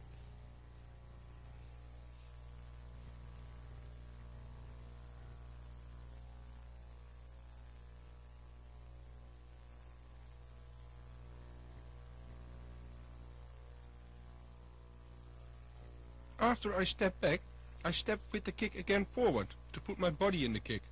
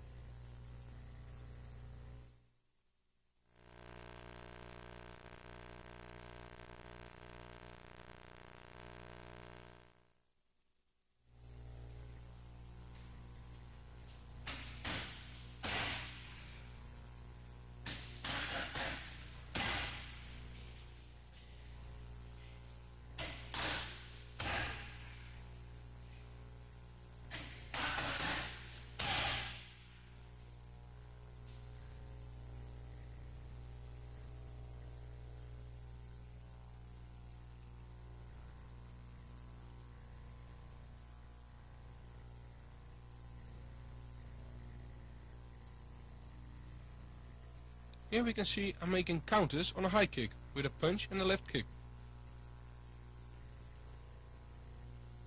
Bob attacks with a left high kick. I'll block double-handed and I counter with a right punch and a left body kick. I put my body in the punch and step in between and put my body in the kick too.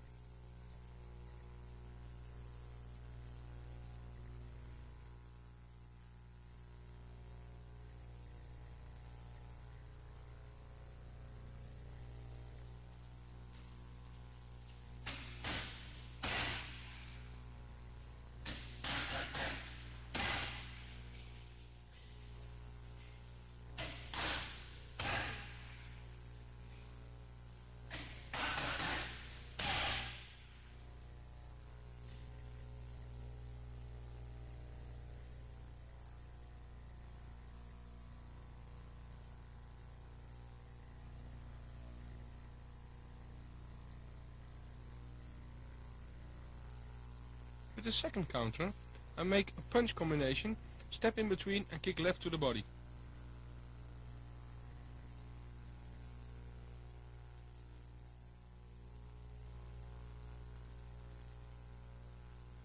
I block the high kick and counter with a right punch, left uppercut and a right punch. Then I make distance with the step in between for the left kick.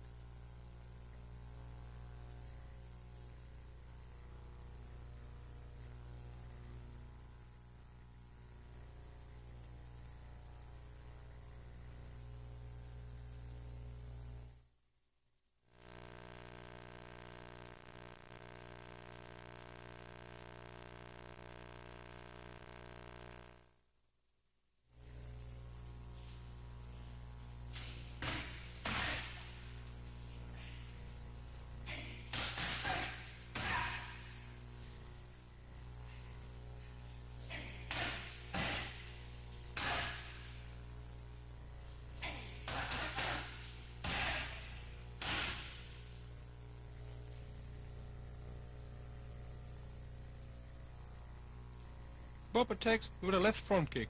I redirect with left and make the same move with the left hook and step in with a right body kick.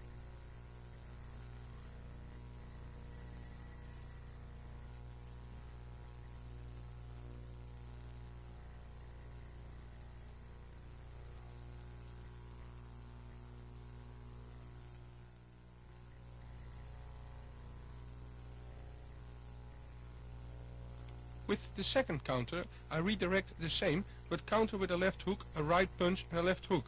I'll step in with my left leg to the side and kick right to the body. By stepping sideways, I can put my whole body in the kick.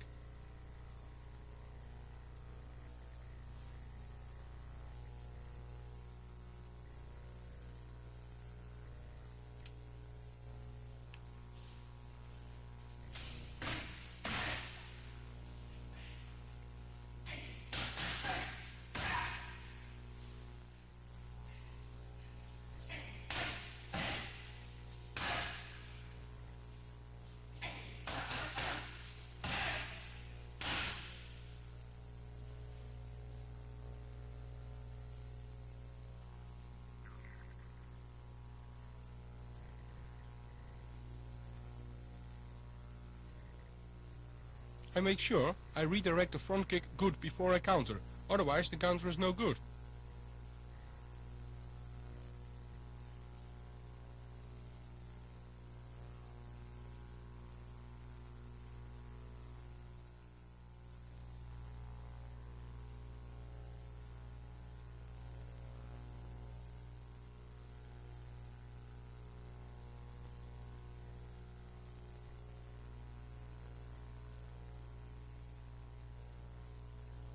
I make distance so my opponent thinks he can attack me. On that moment I counter.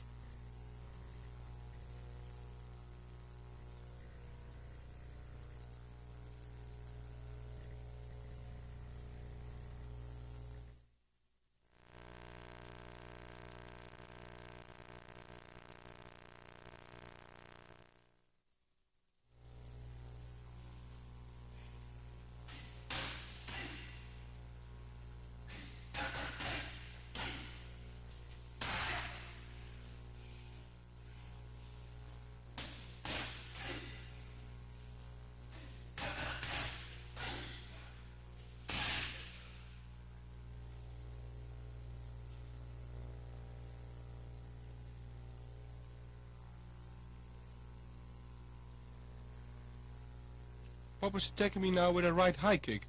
I block double-handed and counter with a left hook. Step in with the right knee.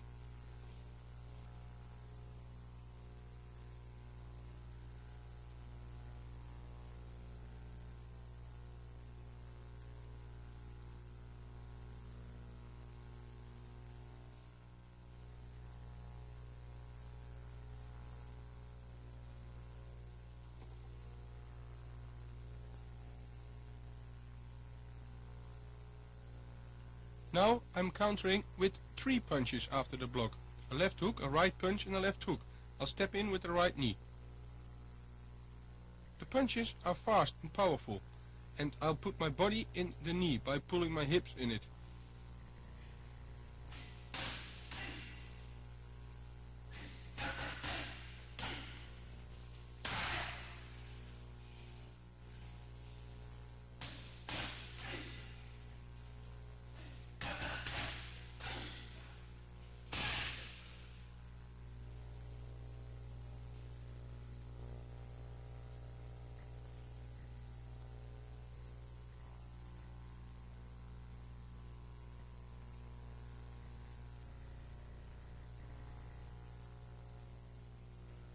I make sure that the block is double-handed, because if the kick comes through, I can't counter.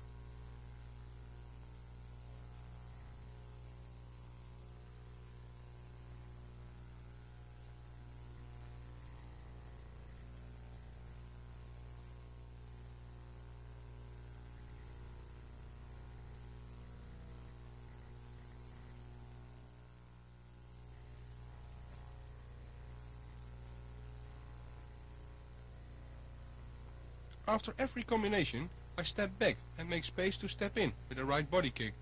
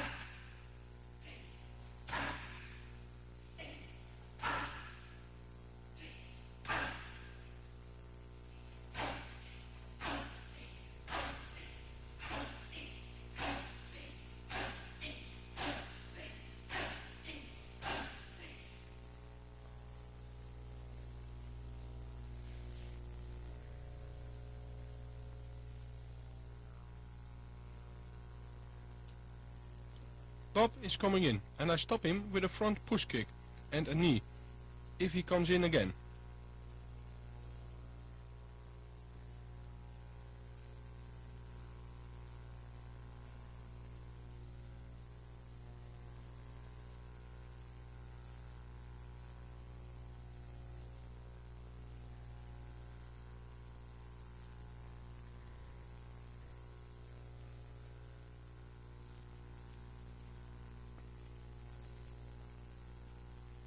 Now I make the knees forward from a moving position.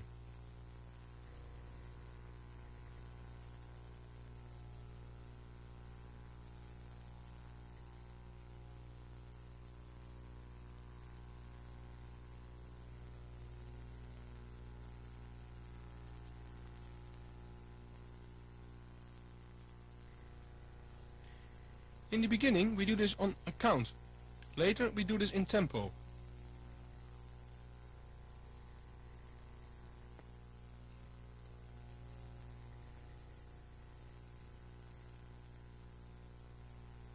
When I grab Bob around the neck, I stand close to him, and when I make the knee, I step back and make distance and fire back. The same thing happens in tempo.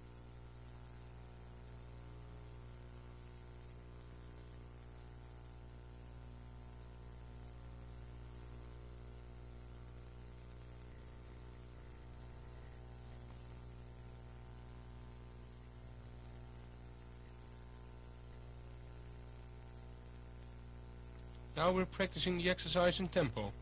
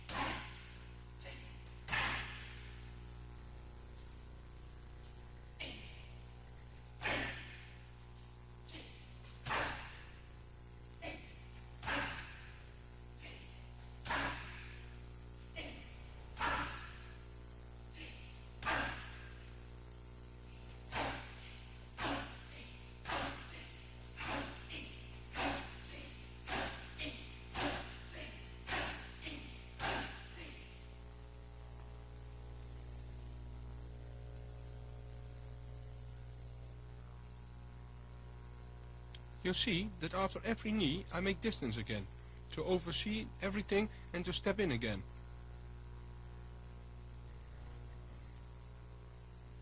I'm keeping my defense while giving the knees.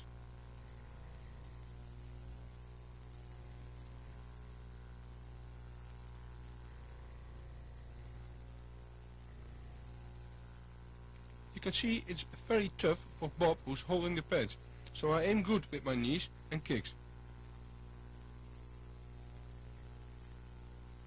If you don't aim too good, he will get hurt.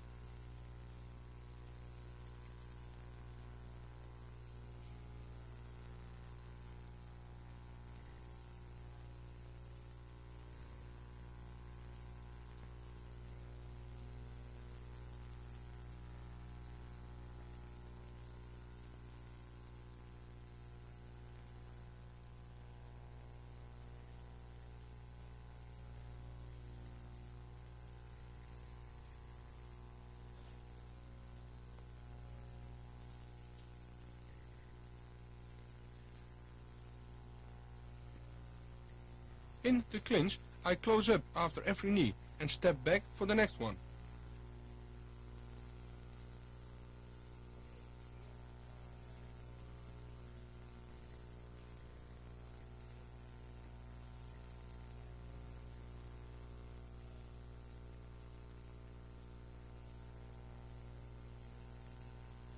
And again in tempo.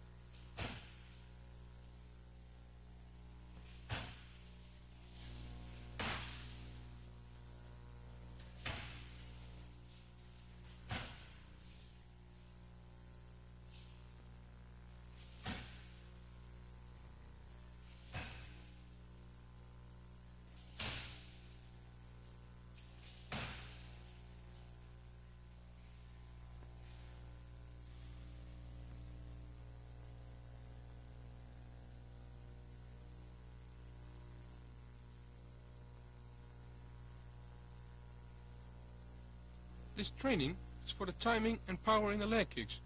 This is the only way to train the leg kick on full power on a moving opponent.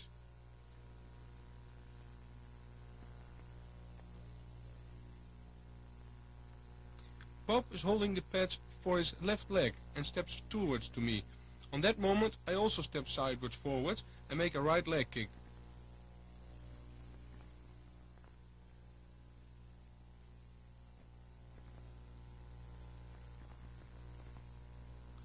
With the leg kick I turn in my body and hips and kick with the shin.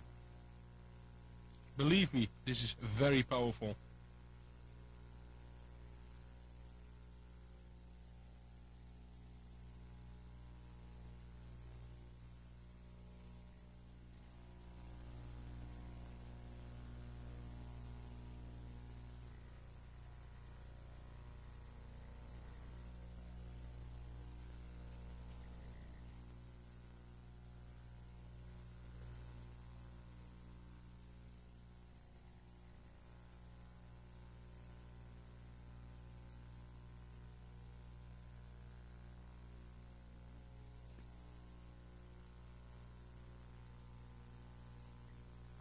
Watch the impact when my shin is hitting the pad.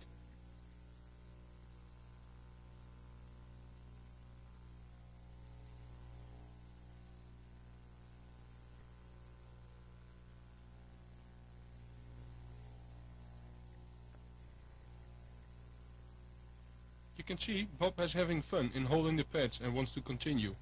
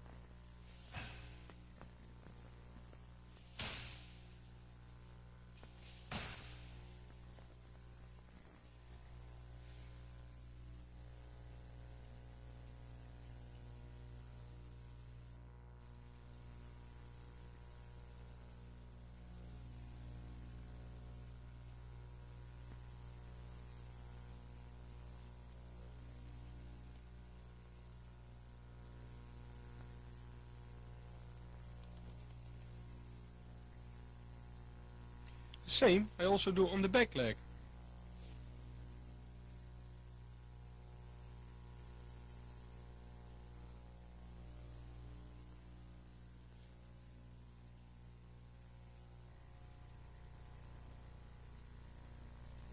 Bob holds the pad on his front leg, and when he steps in, I'll catch him with the low kick.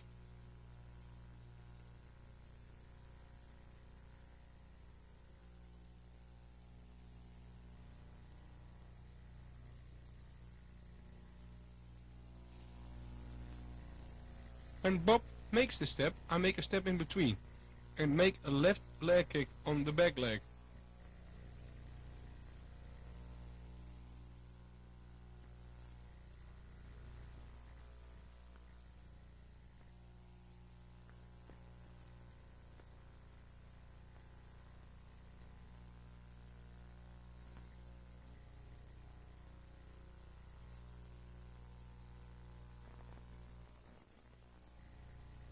I kick a little downwards to have a good impact after every kick.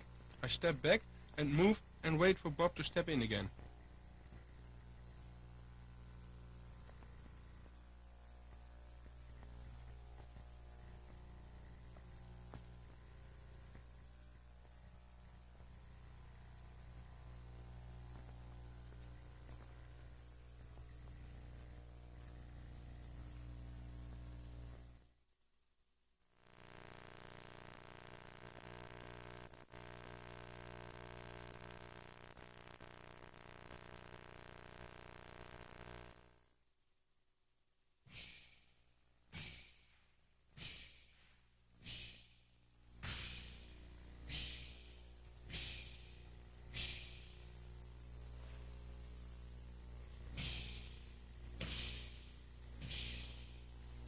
Hardening the shins is very important.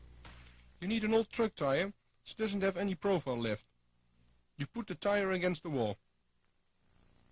You can see Bob kicks with his shin to the side of the tire. Start slowly and do this 3 times a week. It will hurt in the beginning.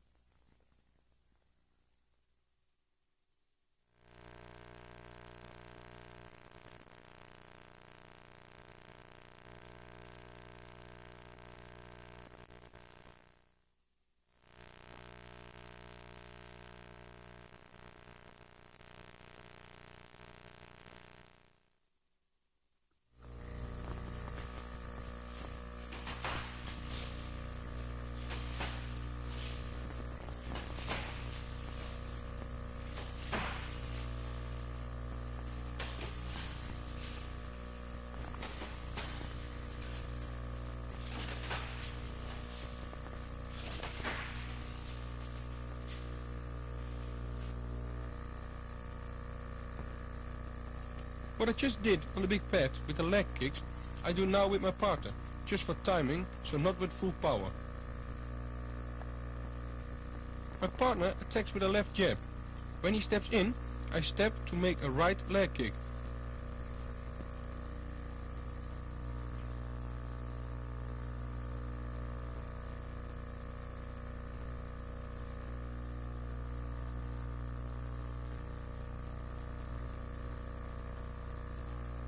It's an important exercise for your timing.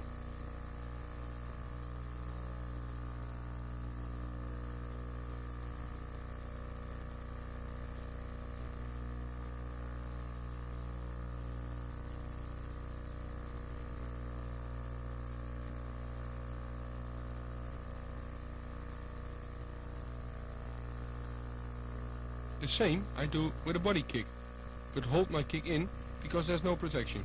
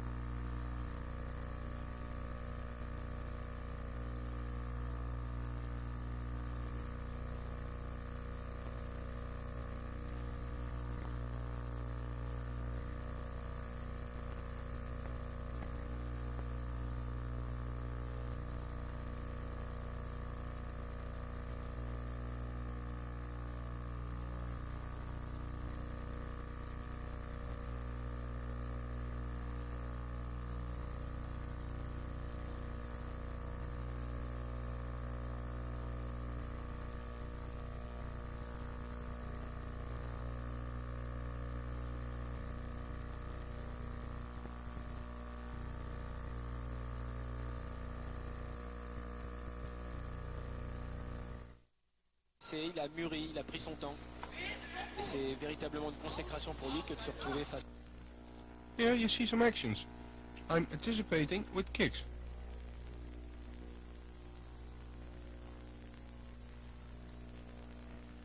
Et c'est véritablement une consécration pour lui que de...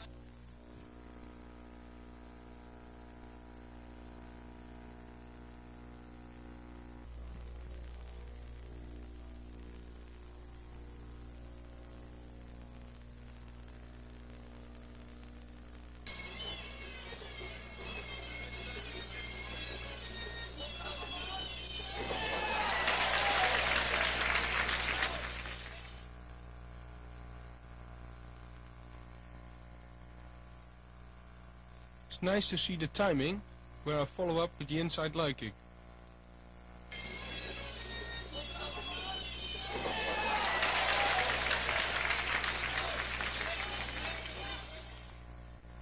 You can see that my kick is so powerful that I kick him off balance.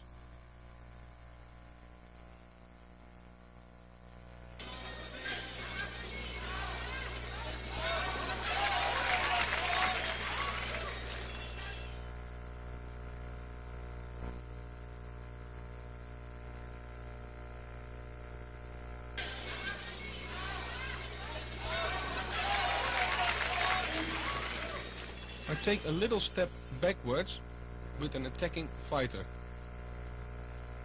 As soon as he's throwing in a kick, I counter kick with a right inside leg kick.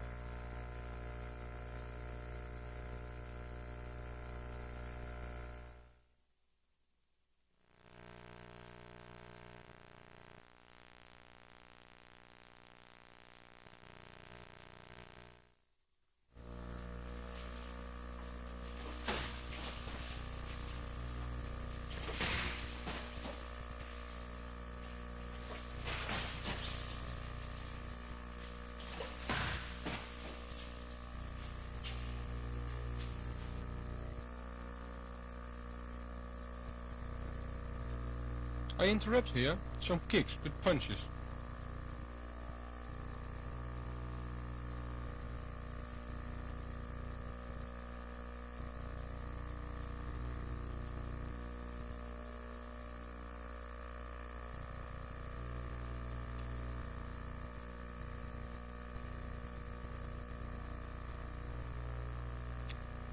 My partner attacks with a right high kick. I counter punch with a right punch.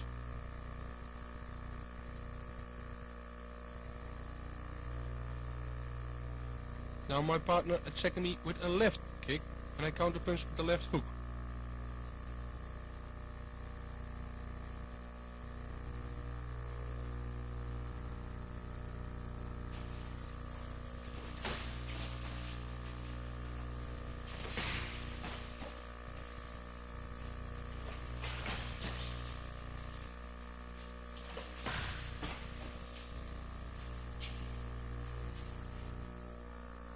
The timing is very important. If I'm too early, he sees it. If I'm too late, I get hit.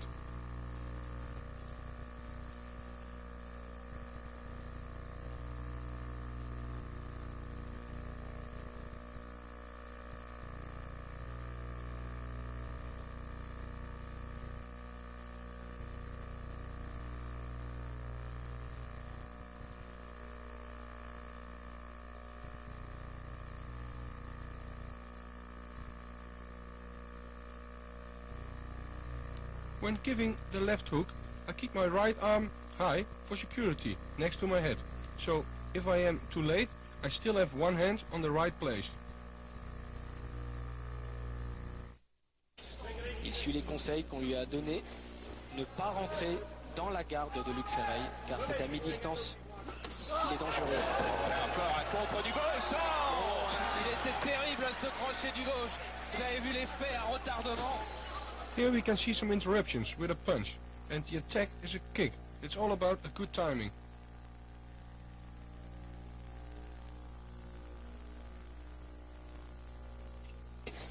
Ne pas rentrer dans la garde de Luc Ferreil, car c'est à mi-distance qu'il est dangereux. Encore un contre du gauche. Oh, il est... My opponent attacks me with a right leg kick. I interrupt by stepping a little bit forward and giving a counter punch by giving a left hook.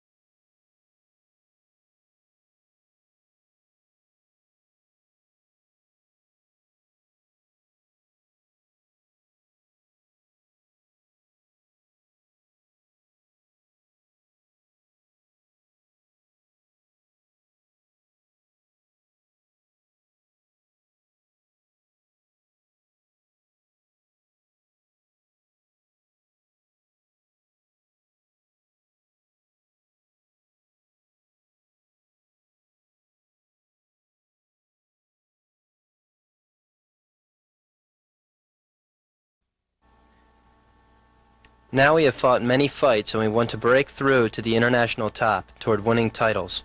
Your goal is to be a champion in your weight category. You'll have to do a lot to achieve this, and remember, you are not the only one. There are many who have this ambitious goal. So the point is to be better than the rest. This doesn't mean that you have to be stronger than your opponent, because there are many ways to outclass your opponent and be better than the rest. Most fighters are already stagnant with a certain fighting style or their strongest points, and think that's going to be enough. Fighters like this become too predictable. Just be unpredictable and have a large range of techniques in your repertoire. Also, it's important to analyze yourself so you can see what your weak points and strong points are and correct and improve those points. In my case, I had good strong kicking techniques at the beginning of my career. So I started to add an extra boxing training, and after a while my hands started becoming strong weapons. If you know how to combine these two disciplines, kicking and boxing, you'll become a dangerous fighter because you'll have a knockout strike in your hands as well as in your legs. Plus, you create openings with your hands and vice versa.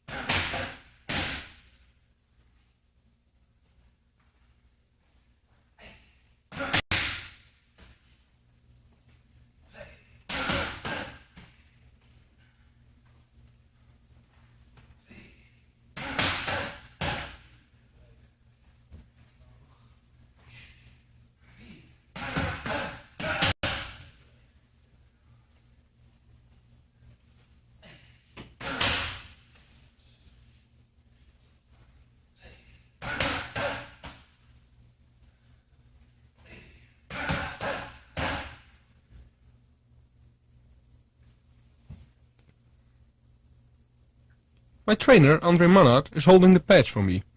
I start with 20 punches, 10 left straight forward and 10 backwards, for the distance and conditioning the arms.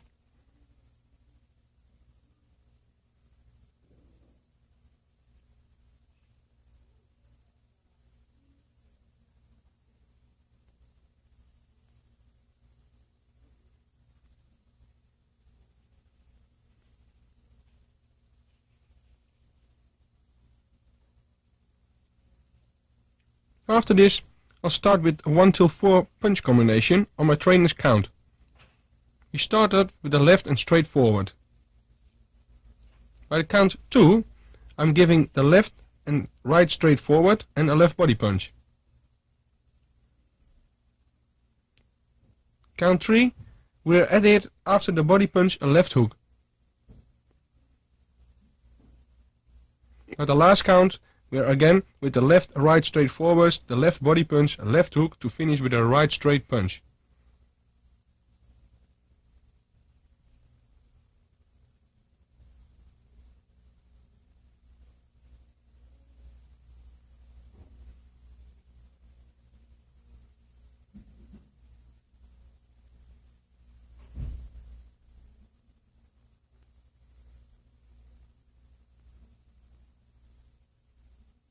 Watch how I turn in the body while giving the liver punch.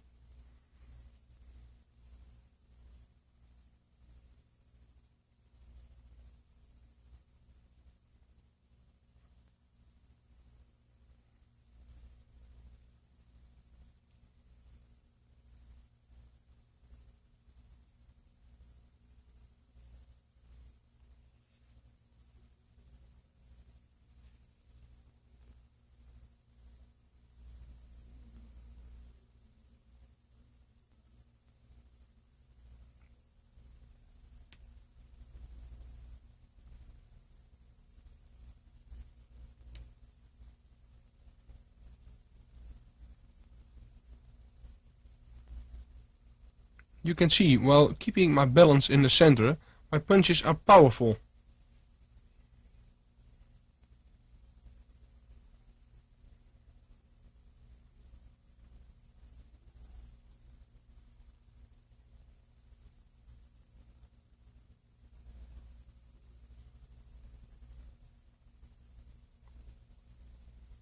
It's important that the trainer, during the punching, is also pushing the pads a little bit forwards. This gives a good impact while hitting the pads.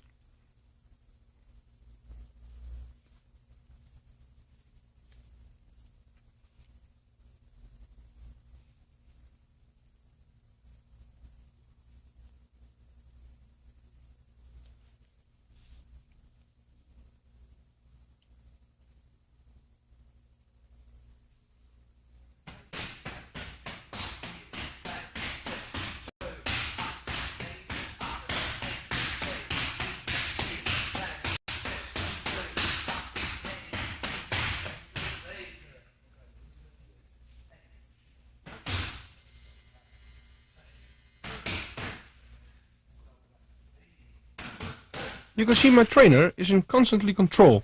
If I make mistakes, he corrects me. The important things are the footwork, distance, timing and the power.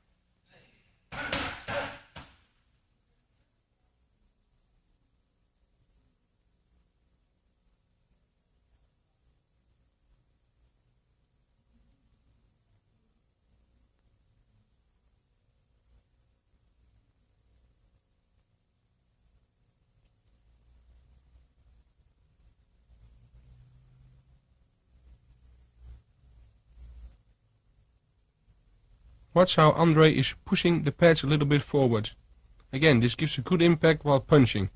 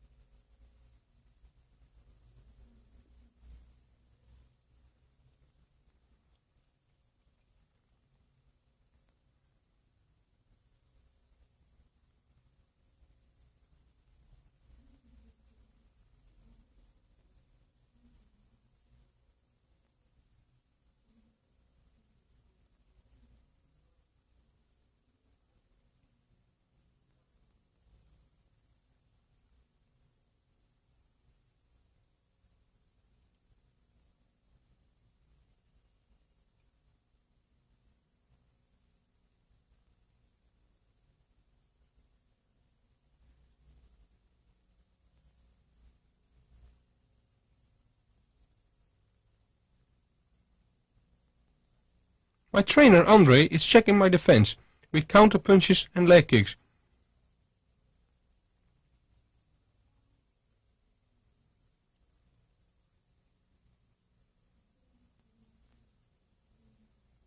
He also looks if I'm in balance for a block and counters. I make sure I make enough steps with my combination to keep distance and balance.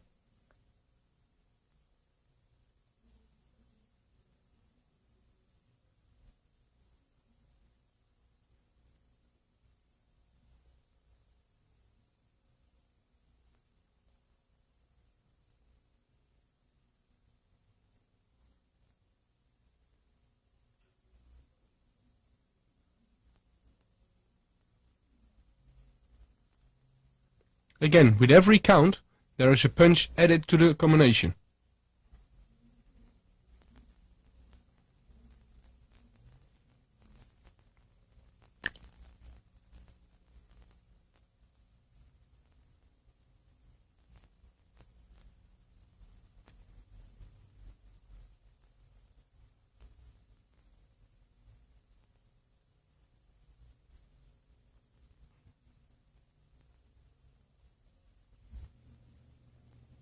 Watch how I hold my arms. This is to measure the distance.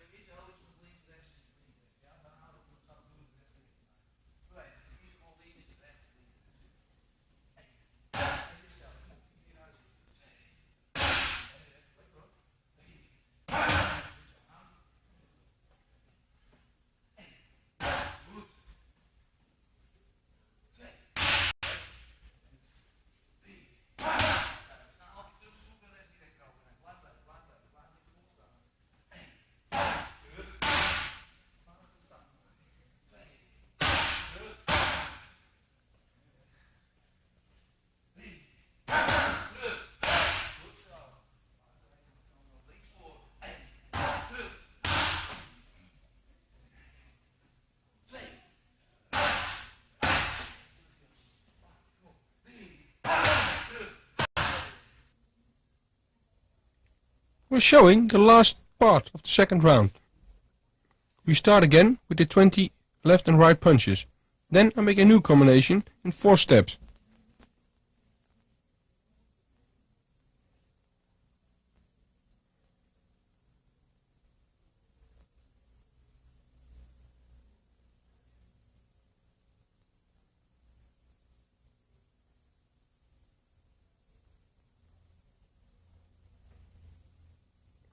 Again, by the first count we're starting with the left jab.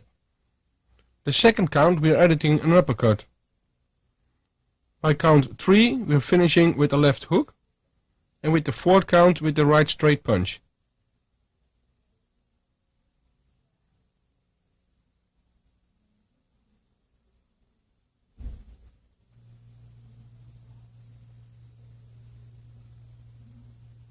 You can see that after every punch or combination I step back to the fighting distance. So I move in and out. This is important to measure the reach, as well for my trainer as for myself.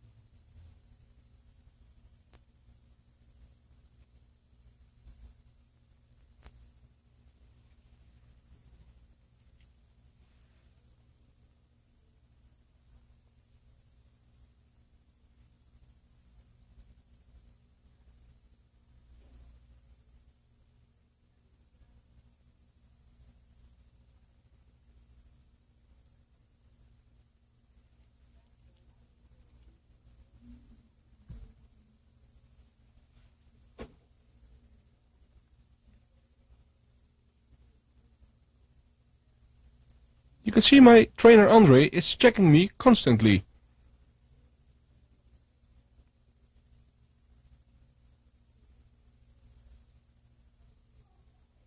It's important that Andre is checking me to see if I stay alert at all times.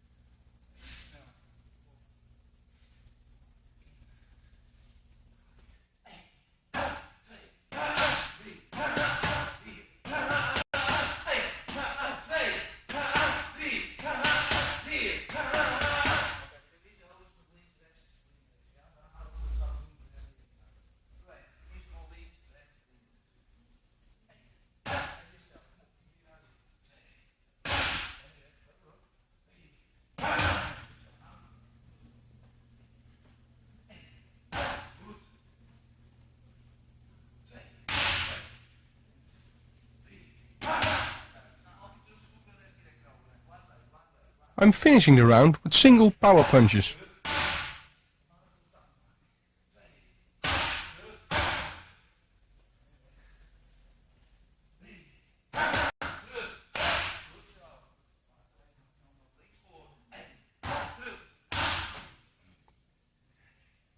Again, I move backwards on a count. I step in with a left jab and a right punch. Now you can see I step backwards and finishing with the right punch.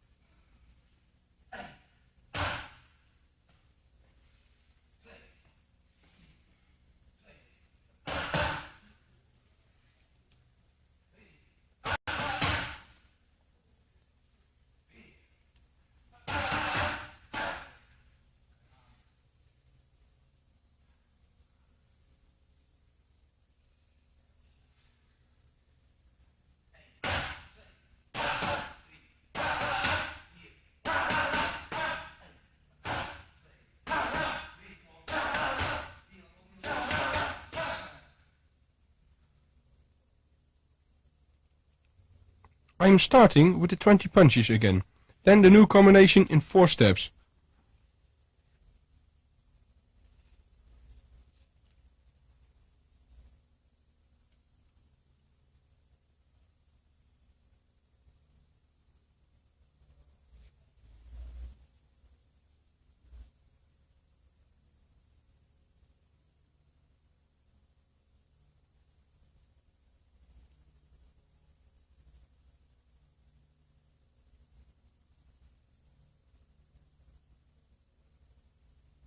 The first count we start with a right punch. The second count we start with a right punch and a left uppercut.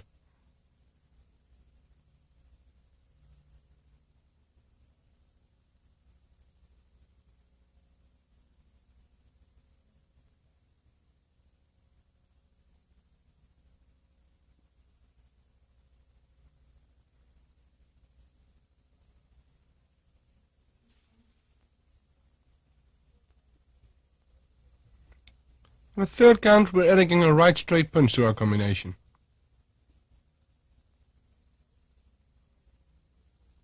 The last count will show the right punch, the left uppercut, the right punch and the left liver punch.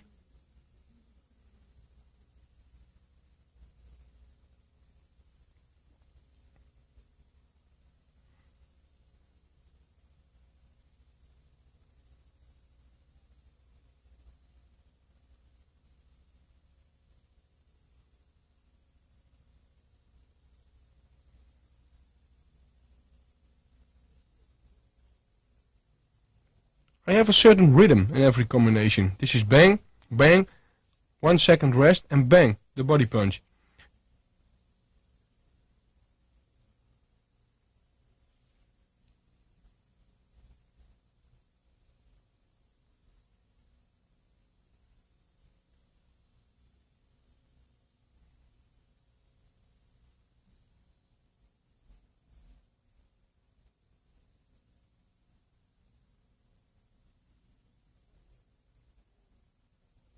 With my body punch, I lower my body by bend my knees, but such that I stay in balance and step back to the basic position.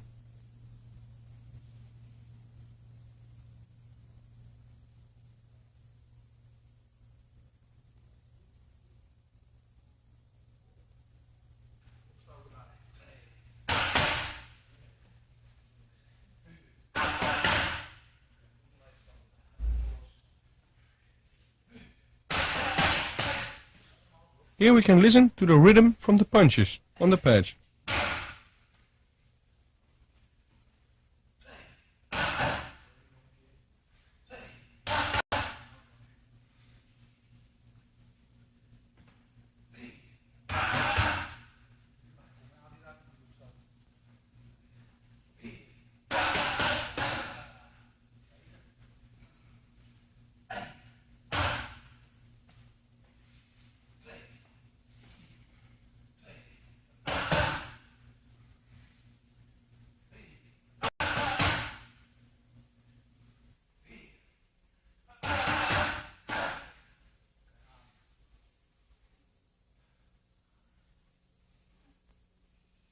Again, you can hear the rhythm of the punches on the pads.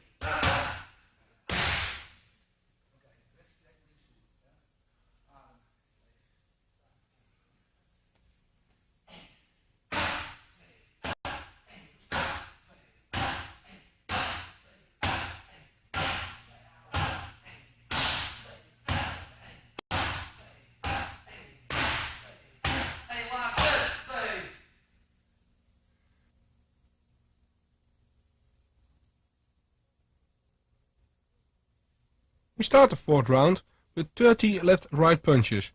Now forwards and backwards, so 3 times 10.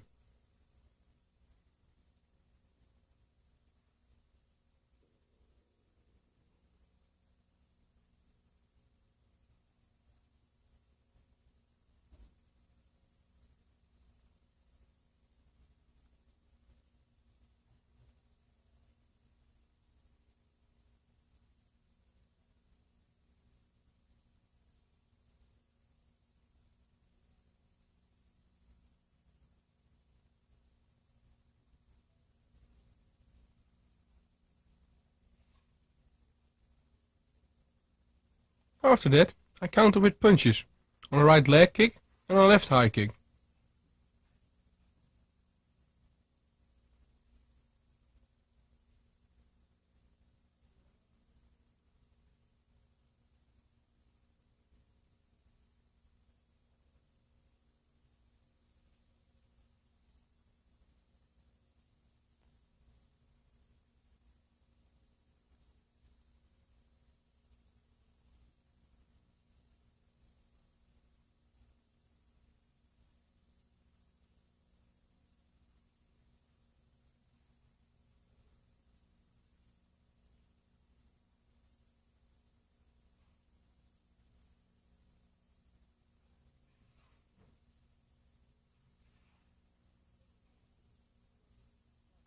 My trainer Andre is the one who makes me fight forwards or backwards, by going forward or backwards.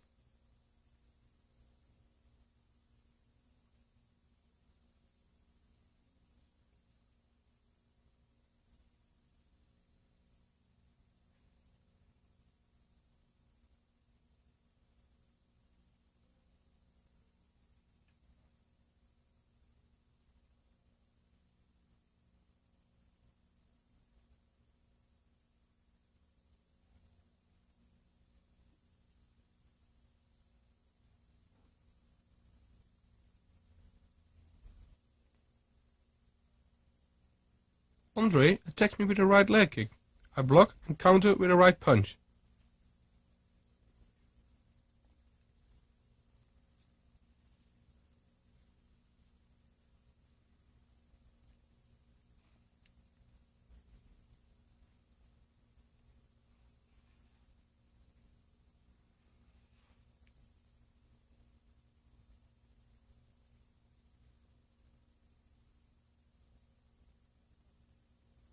The second attack is a left high kick.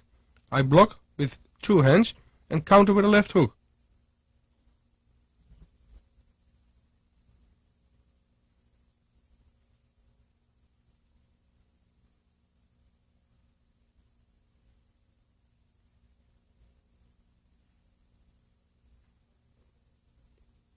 After this, I counter with a double punch.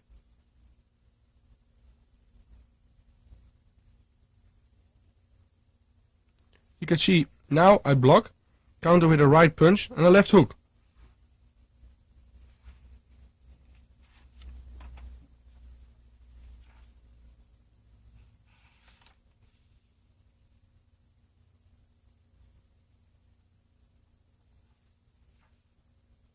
With the high kick, I make a left hook and a right punch.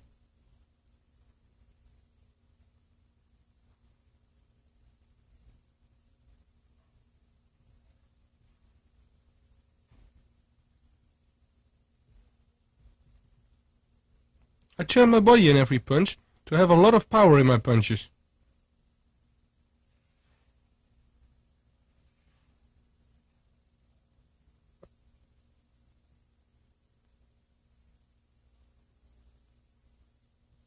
After this combination, I make an extra kick, so the punches stay the same, but I follow up with a right leg kick and a left body kick.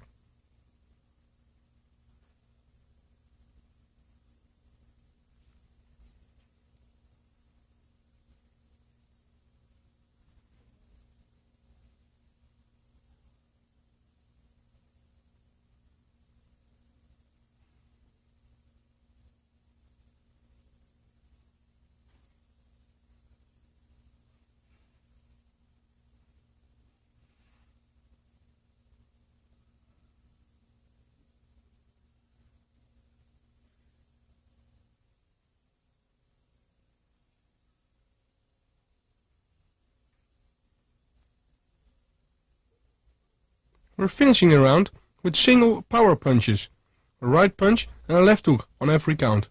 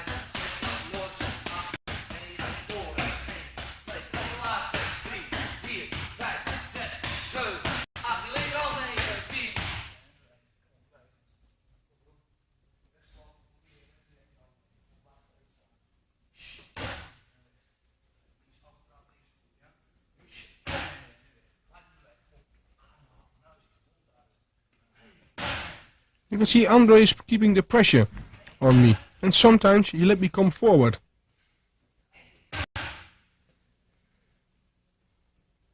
It's like an opponent, sometimes he backs you up, and sometimes you go after him. But with single punches, you stand in good balance, and not move too much, but put power in your punches to finish.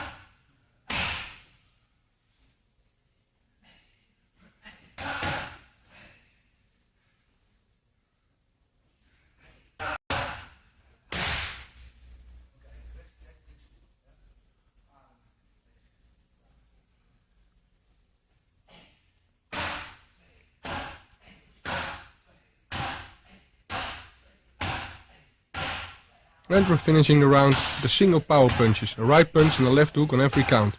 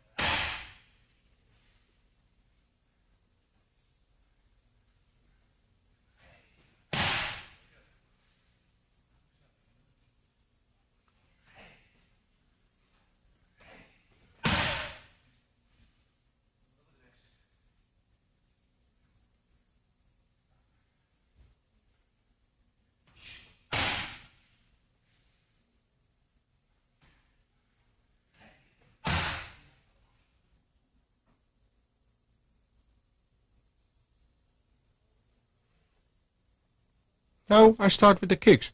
I start to get my distance and timing with push kicks and a body kick. And later I counter on front kicks with body kicks.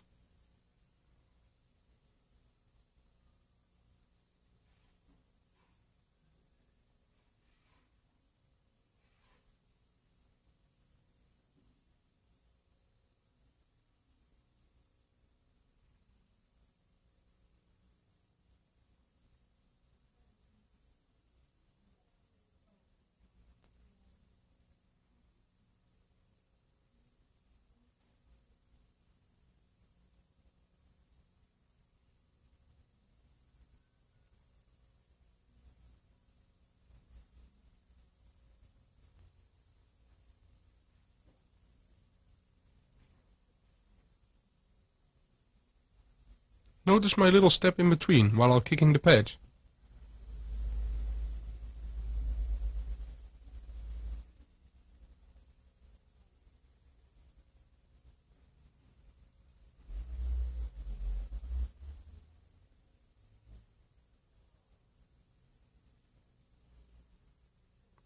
Now Andre attacks with front kicks and I redirect them and counter with a left body kick and later right kicks.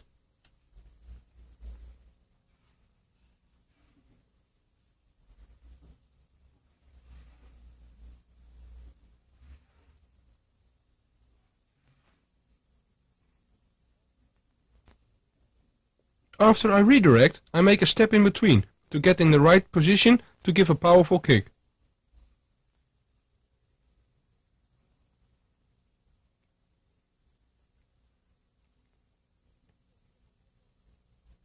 You can see I turn my whole body in the kick and be ready for every counter after my kick.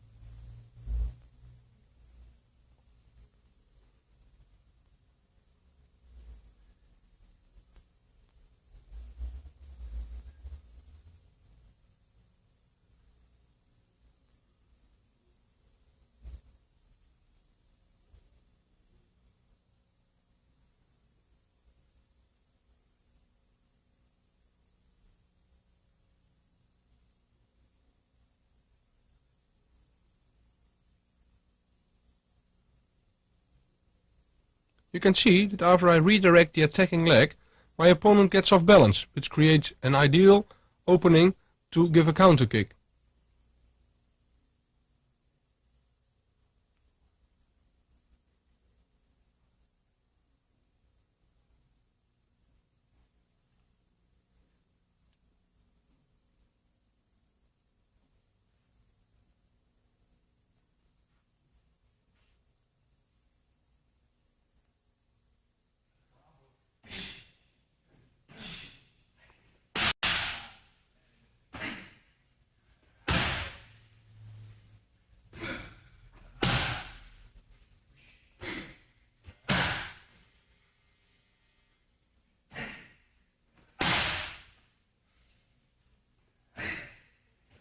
You can see that by moving your whole body behind the kick can be very powerful.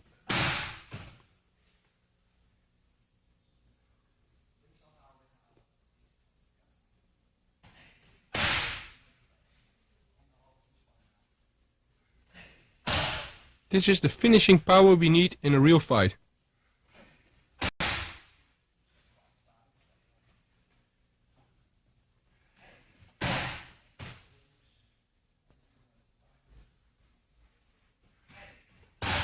Also with the kick counters I move in and out, and be sure that I redirect the kick good before I counter.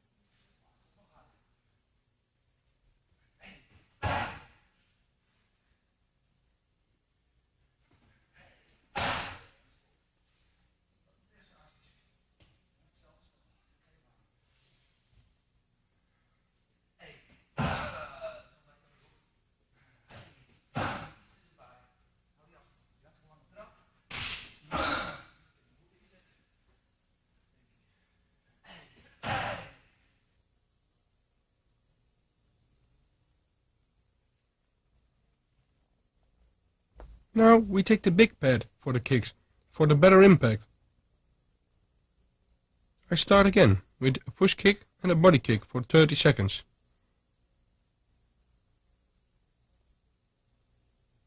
After the first 30 seconds, we start with counter kicks on the leg kick and on high kicks.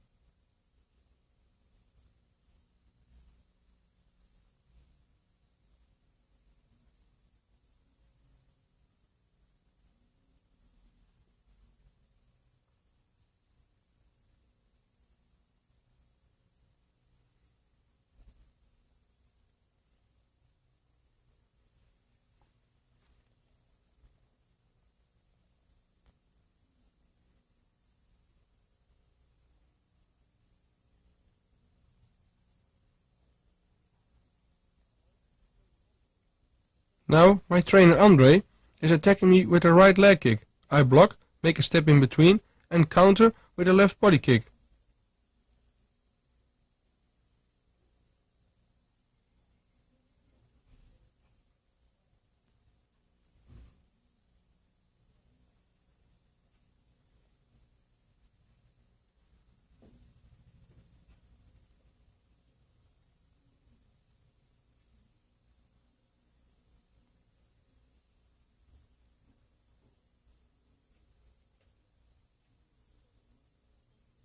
We do the same with the left high kick. I block and counter with the left body kick.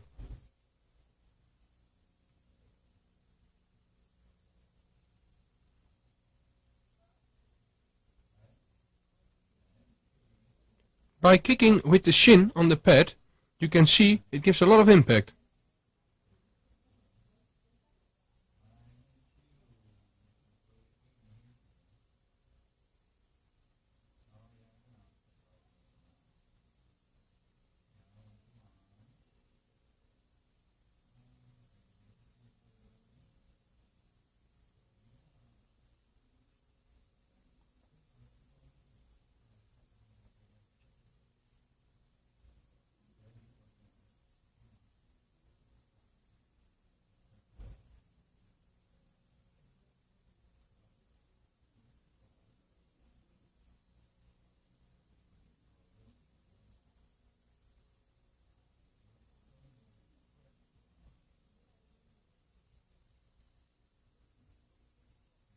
Notice the double-handed block as we learned.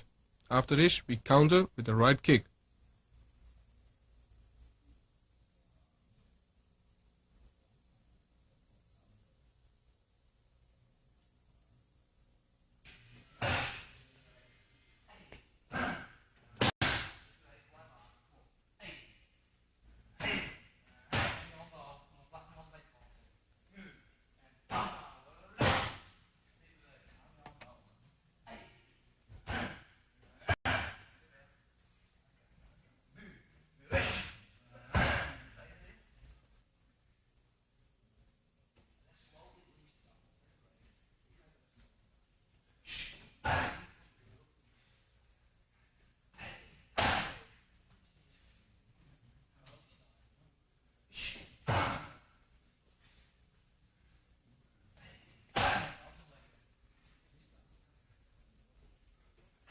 After blocking the right low kick, I'm countering with a left kick to the body.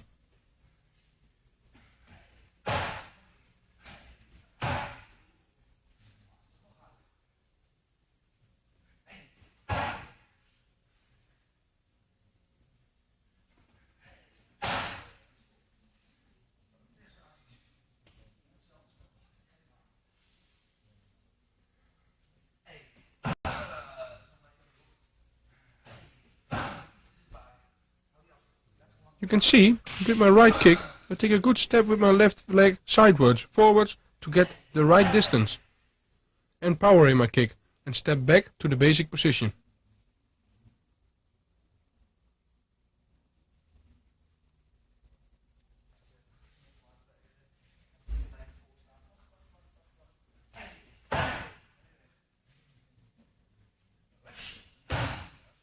First part of the round, I make counter kicks on the left jab and later on the right punch with leg kicks.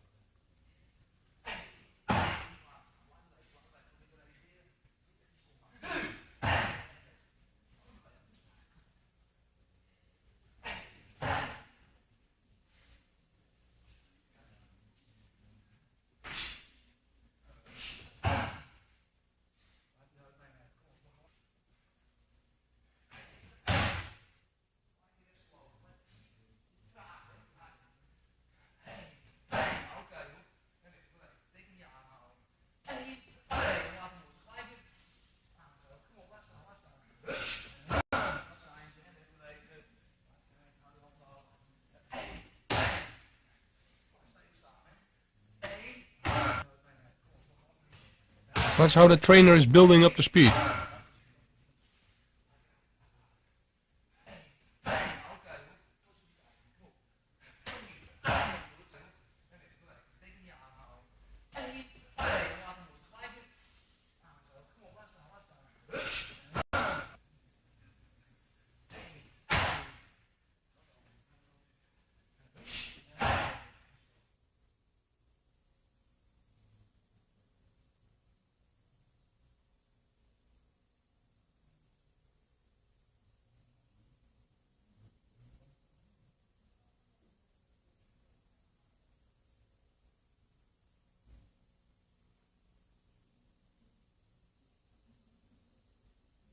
I'll block the left punch and come in with the left body kick.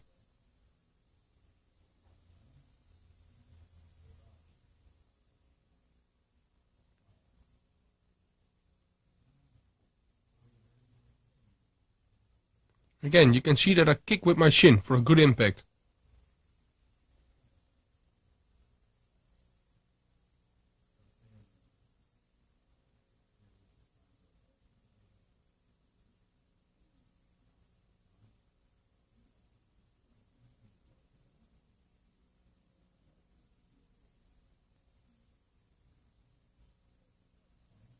To turn your body while kicking is very important to kick powerful.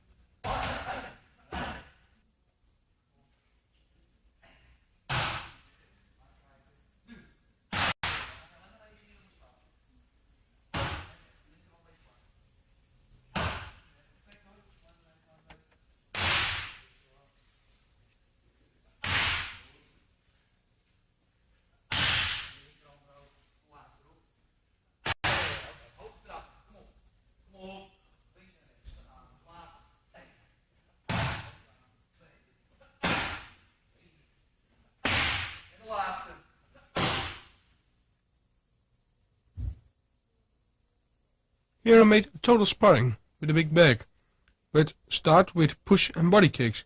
Then I spar for 1 minute with the pad. After this I make a right punch, left kick combination and follow with a left jab and a right leg kick.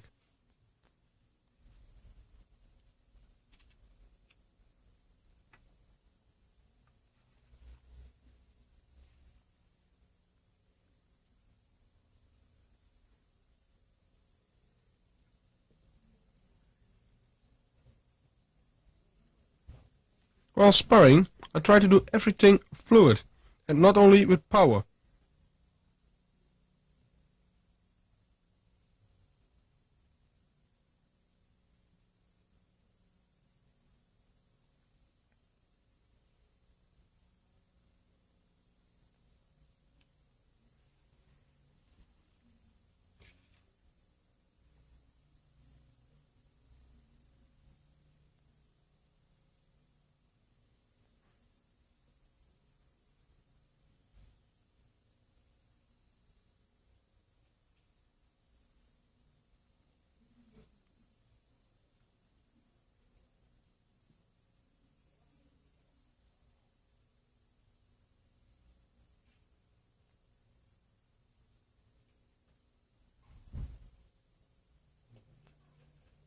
You can see how Andre has to push me to the last 3 minutes of this round.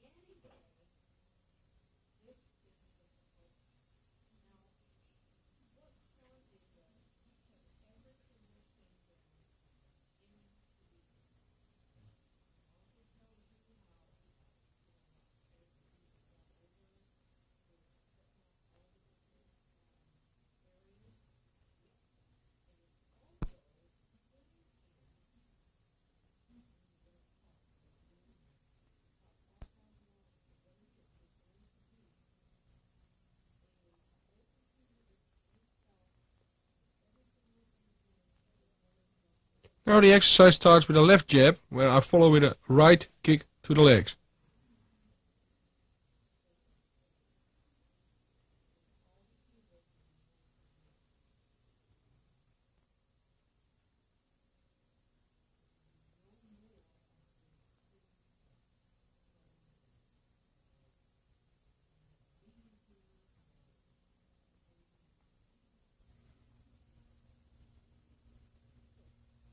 These shots you saw of the pad training are just parts of every round. That's why sometimes I still tell something what's not shown. But the whole schedule is in the beginning. Now after 30 seconds rest, we start with the last 20 power kicks.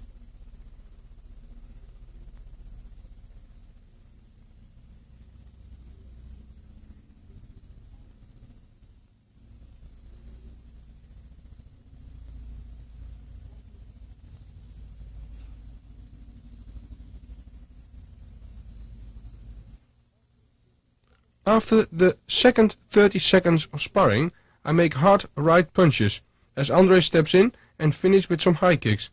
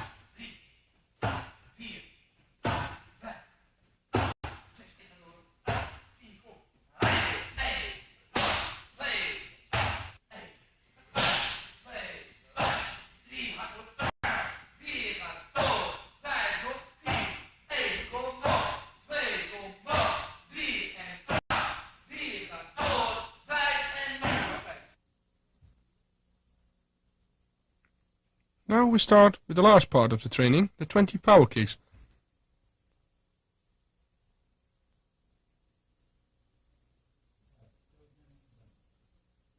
We'll practice this 20 times left and 20 times right.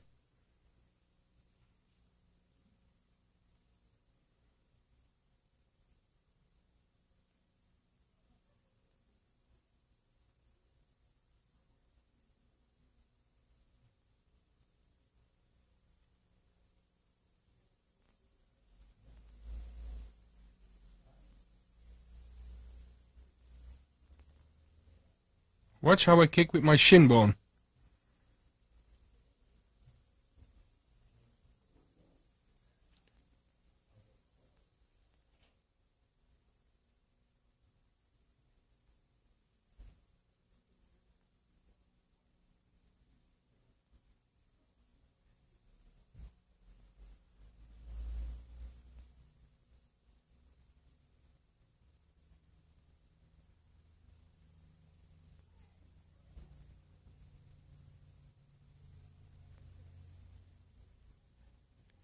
You see, I step in every kick I make and put my whole body in it. While I kick, I watch my defense.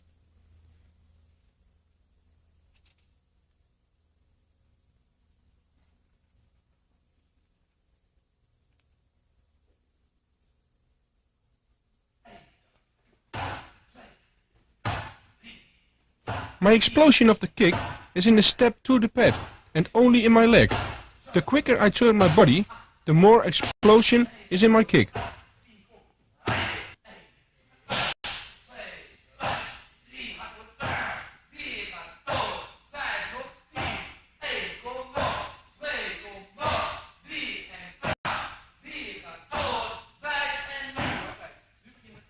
After the kicking, Andre clocks my heartbeat for 1 minute. It's around 168, and after 1 minute it went down to 128, so that's alright. In good shape, it will go down till about 40 to 45 heartbeats in 1 minute.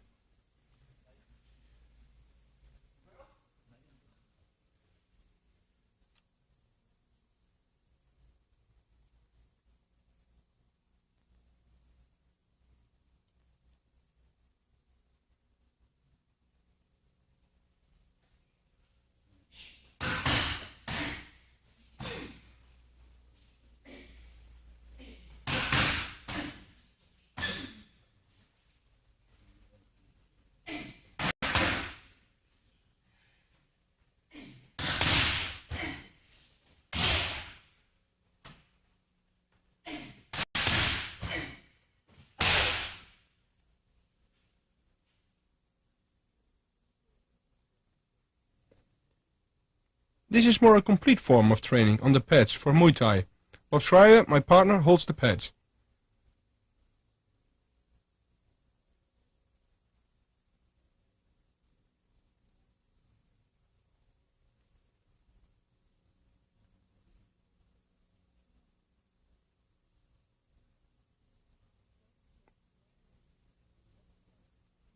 Bob attacks with a right leg kick. I block and counter with a right punch, a left hook, plus a right leg kick.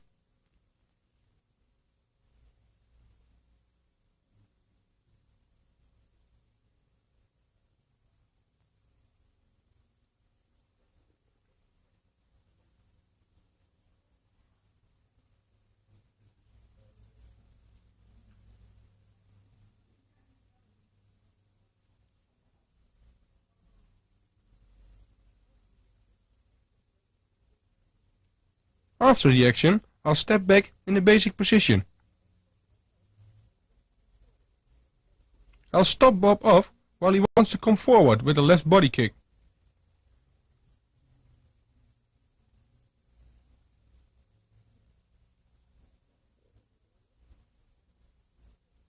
So he wants to come forward and I'll stop him off with a left body kick.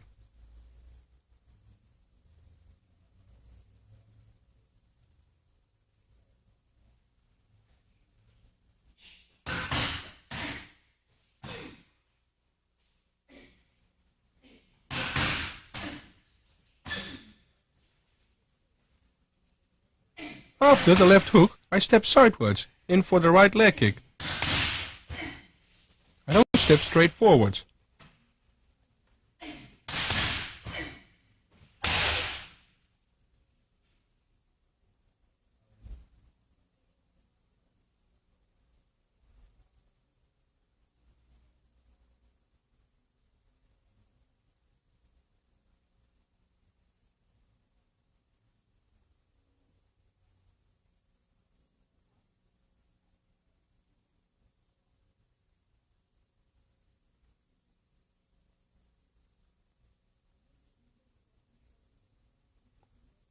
I'm making the same block and counter punches and leg kicks, but now I step back and make a step in between and come back with a left body kick.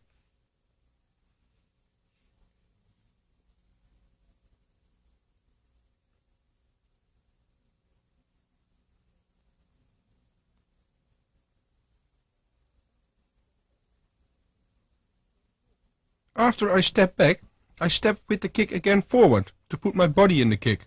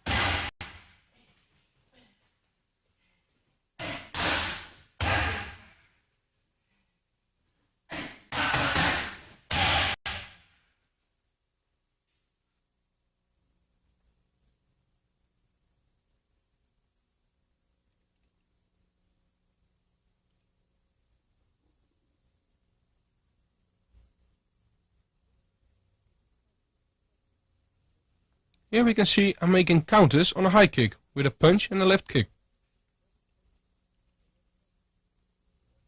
Bob attacks with a left high kick. I block double-handed and I counter with a right punch and a left body kick. I put my body in the punch and step in between and put my body in the kick too.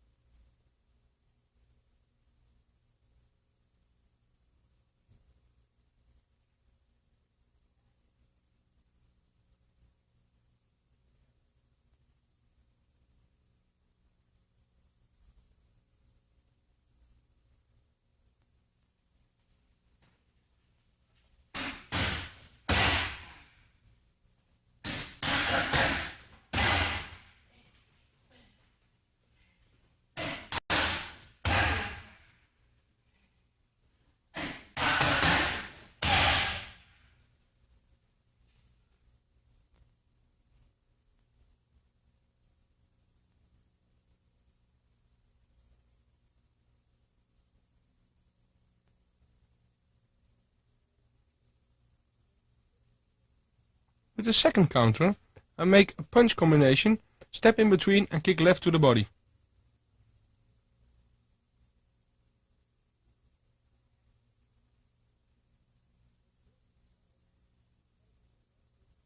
I block the high kick and counter with a right punch, left uppercut and a right punch. Then I make distance with the step in between for the left kick.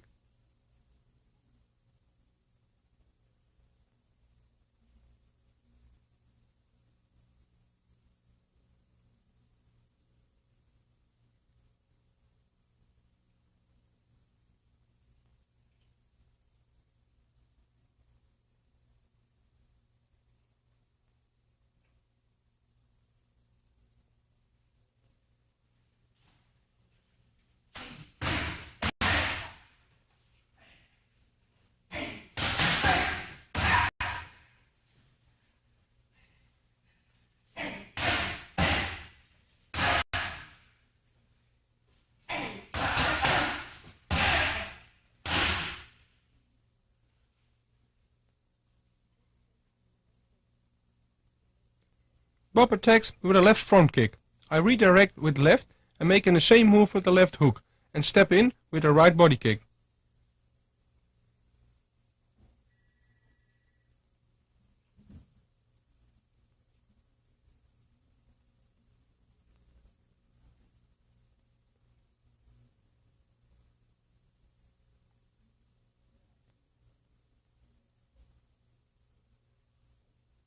With the second counter, I redirect the same, but counter with a left hook, a right punch and a left hook. I'll step in with my left leg to the side and kick right to the body. By stepping sideways, I can put my whole body in the kick.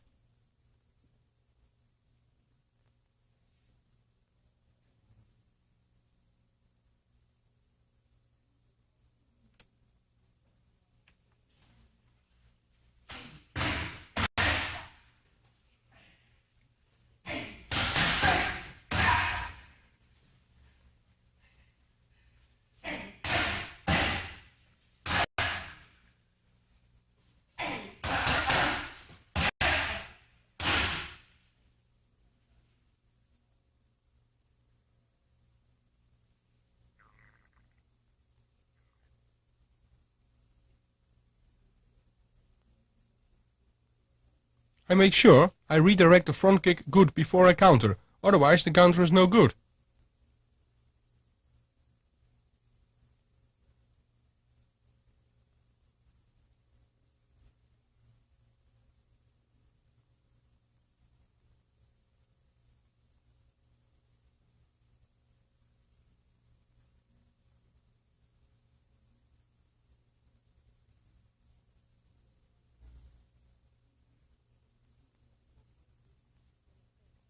I make distance so my opponent thinks he can attack me. On that moment I counter.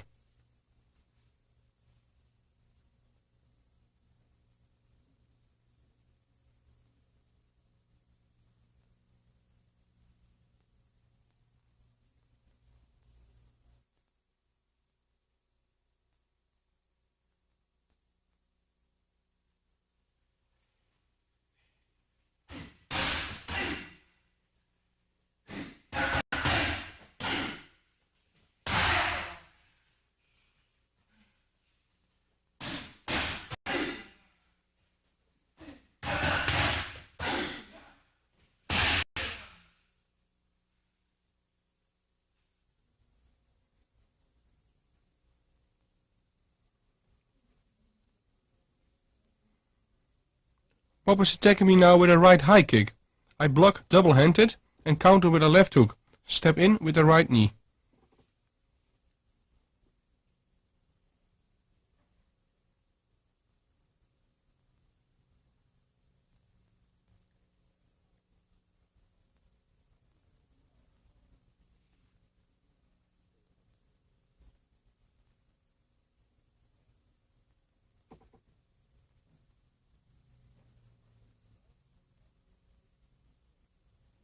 Now I'm countering with 3 punches after the block. A left hook, a right punch and a left hook. I'll step in with the right knee. The punches are fast and powerful, and I'll put my body in the knee by pulling my hips in it.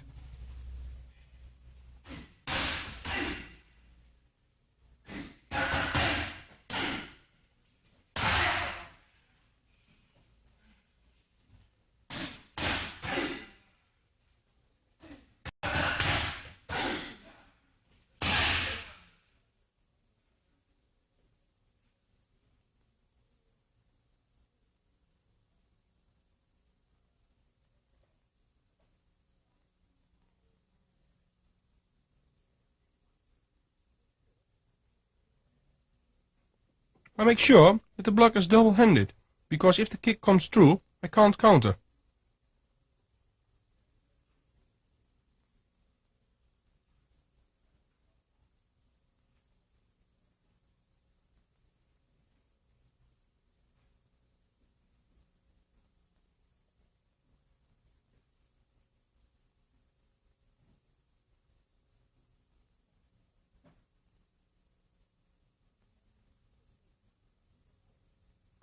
After every combination, I step back and make space to step in with a right body kick.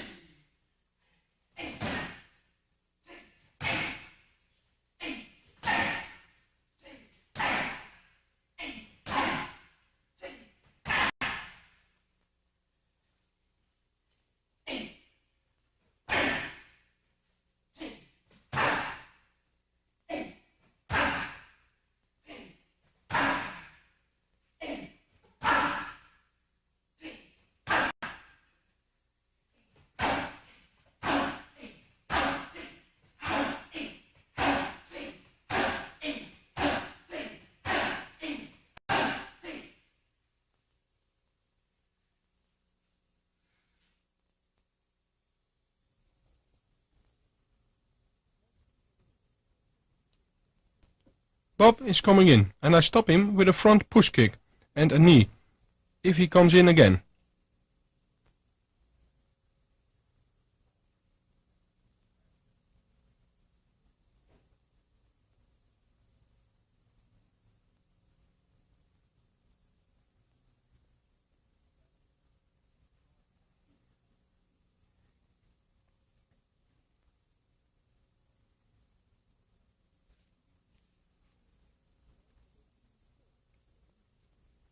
Now I make the knees forward from a moving position.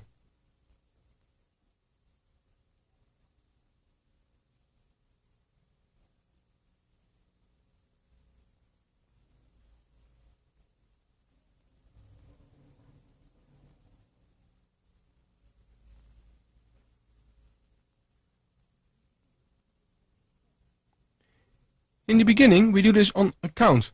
Later we do this in tempo.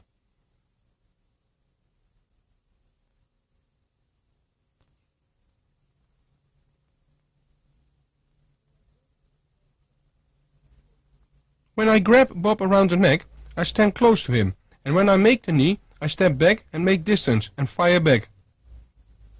The same thing happens in tempo.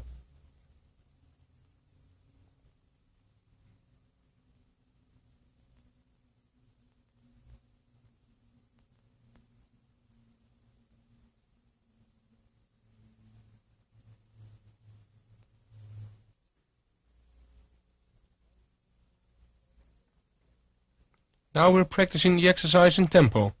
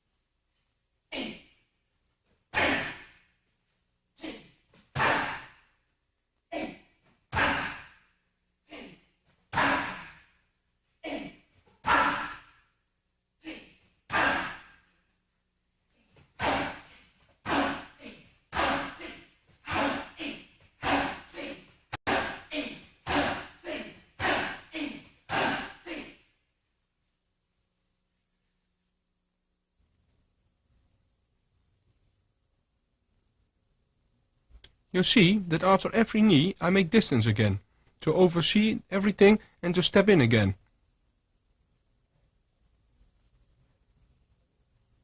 I'm keeping my defense while giving the knees.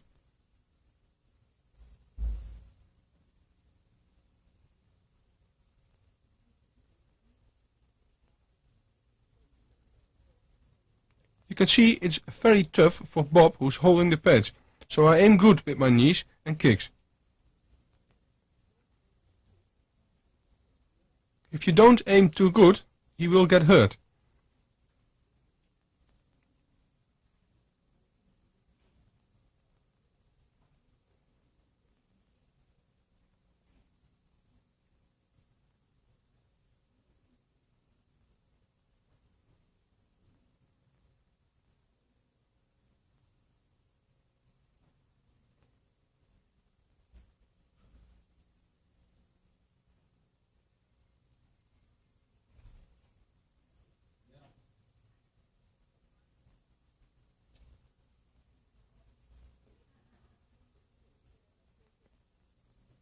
In the clinch, I close up after every knee and step back for the next one.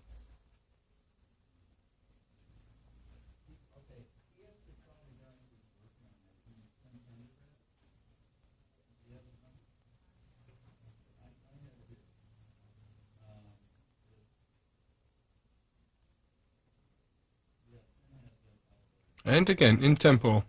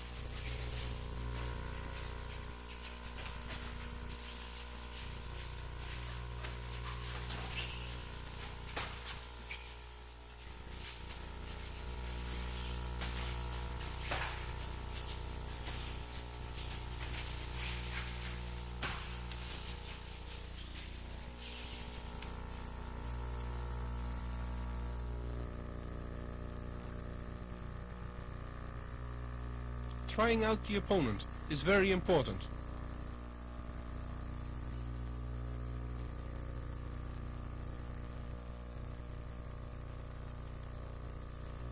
It's very important to try out your opponent if you know nothing about your opponent.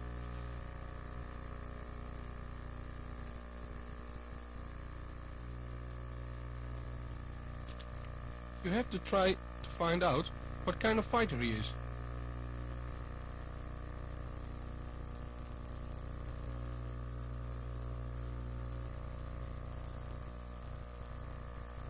Point is, you want to find out what his strong points are.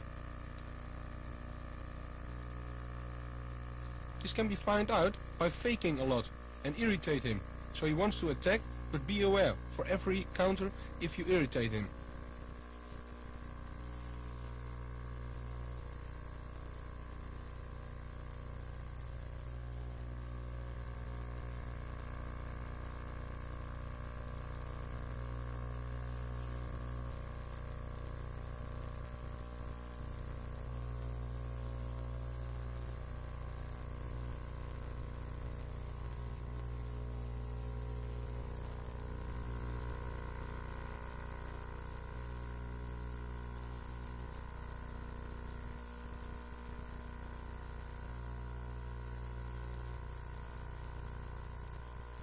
Again, keep an eye contact with your opponent and try to move out the corner.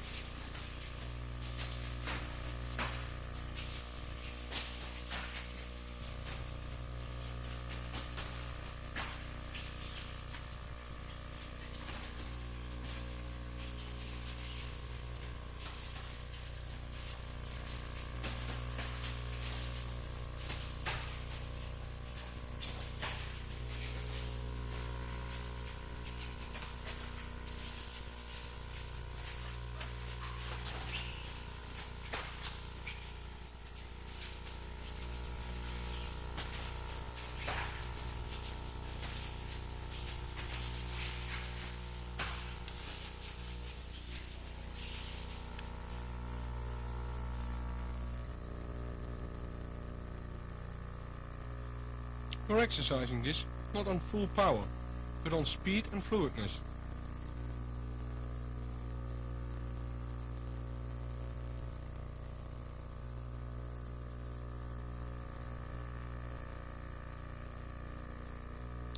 I irritate him with easy things like jabs and inside leg kicks.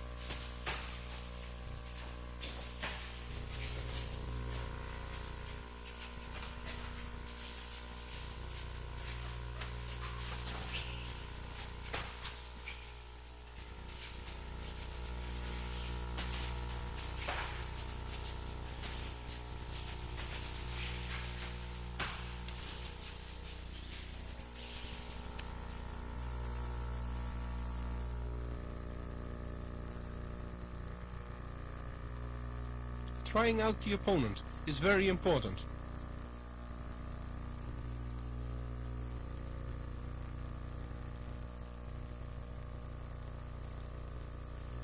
It's very important to try out your opponent if you know nothing about your opponent.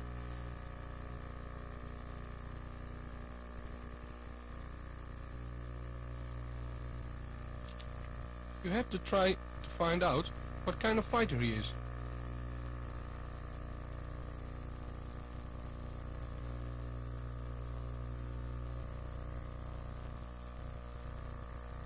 Point is, you want to find out what his strong points are.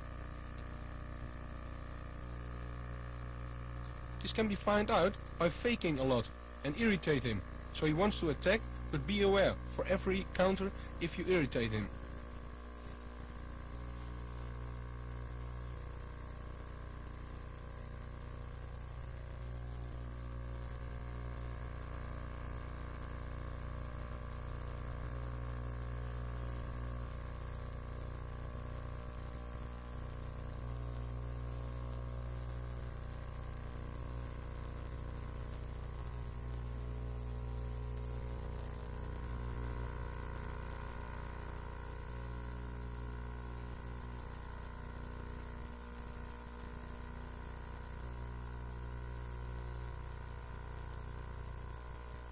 Again, keep an eye contact with your opponent and try to move out the corner.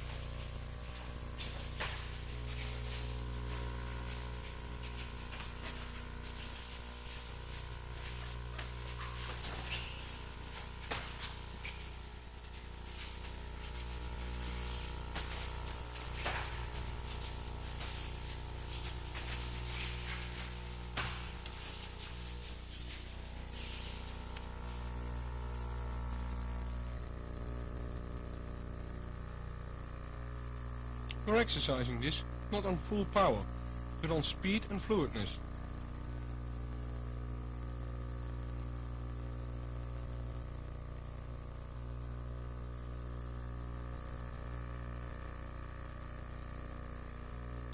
I irritate him with easy things like jabs and inside leg kicks.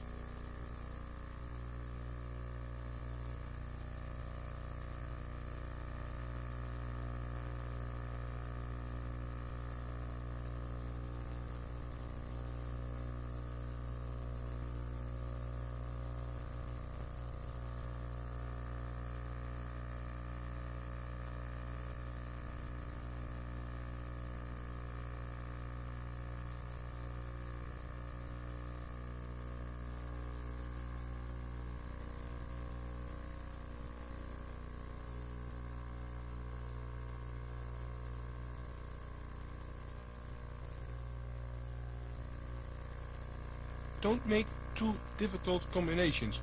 That's only a big risk.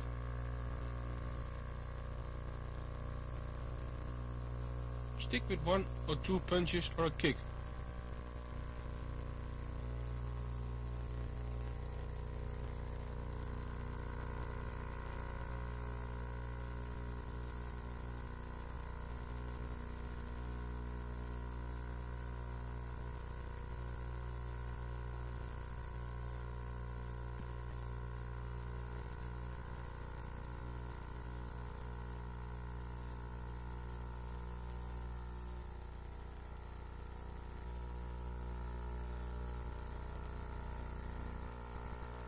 Also we fake once in a while, to see his reaction.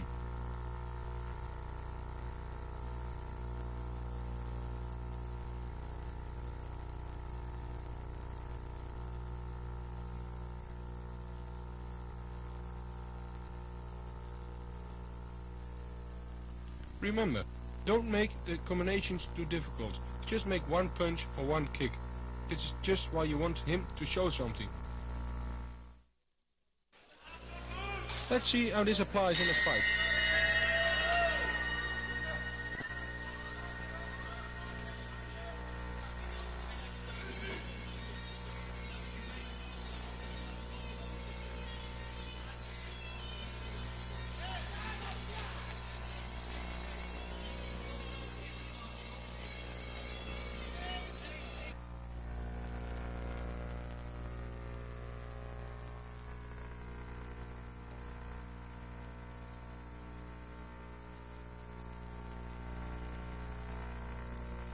Here you can see I'm testing out my opponent.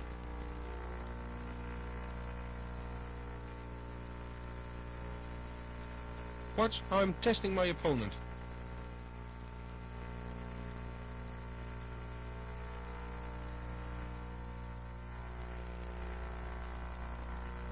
I'm moving and faking a lot to irritate him.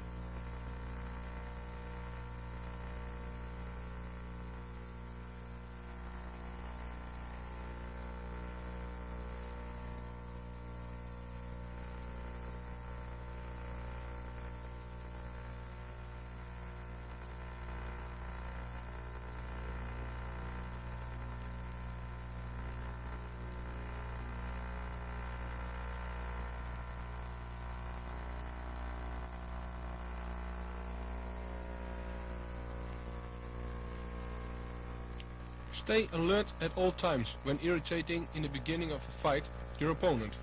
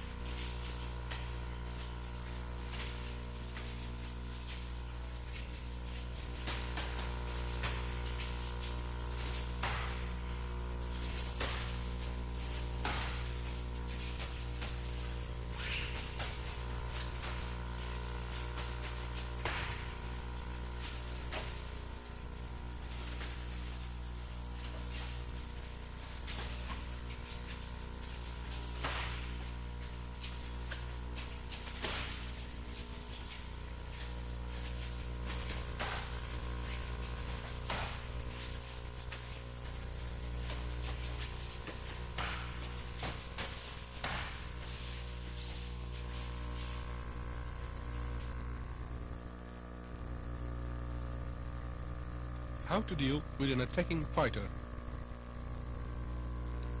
Here I show how to deal with an attacking fighter.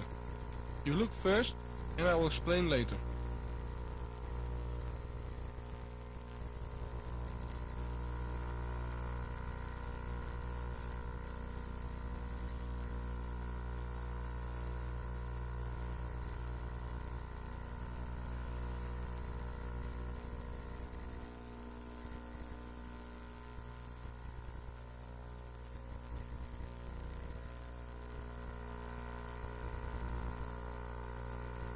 I try to keep my opponent on distance with short combinations and follow up with leg kicks.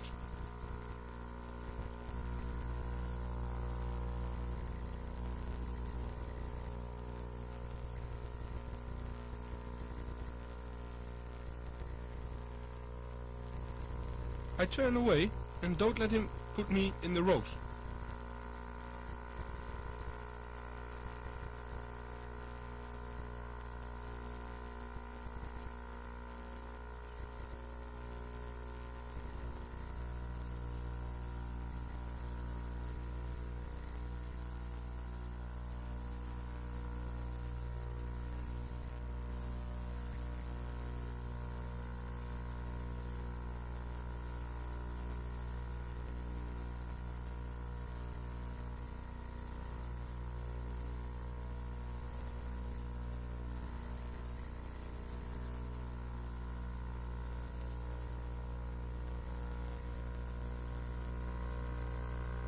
While turning away, I kick his legs.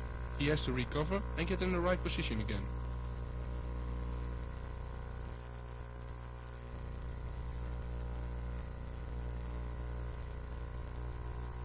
You can see how I turn away of the corner and place him in the ropes and have a possibility to counter.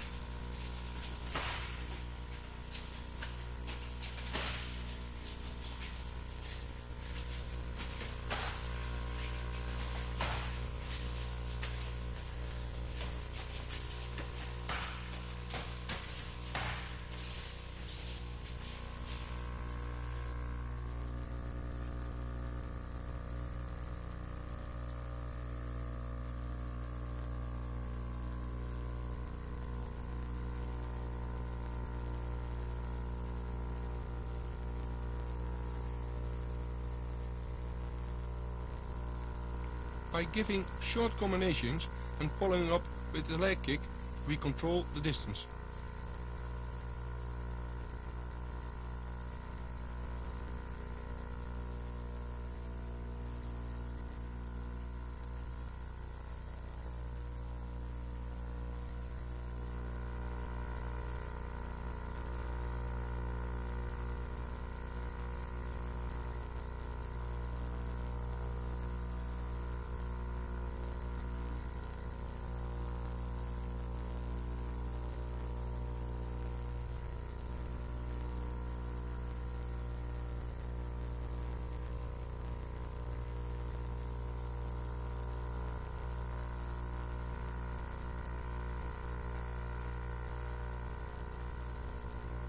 You can see I'm moving to the ring. I'm moving sideways, to the left and to the right. But I keep my opponent busy.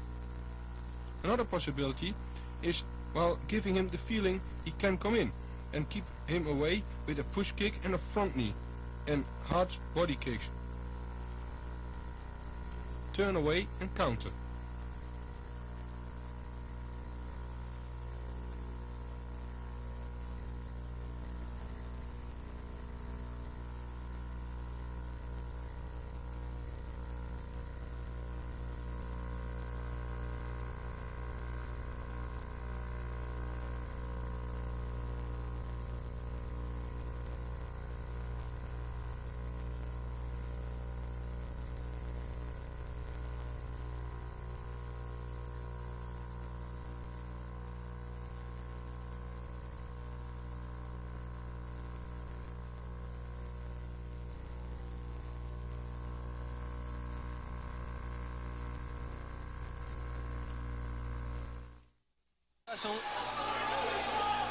Il va se précipiter sur Kabat pour essayer de conclure.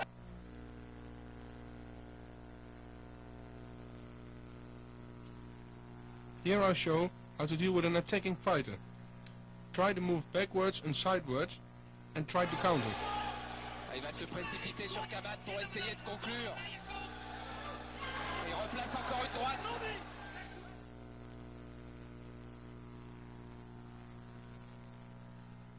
You can see I turn away while he wants to put me in the ropes. Le paquet comme on dit. Et il a raison.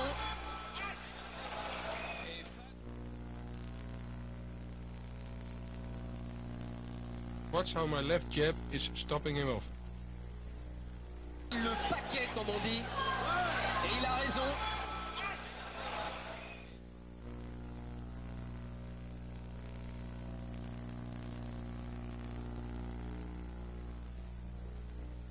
Avec les pieds tellement les deux boxeurs veulent faire la décision.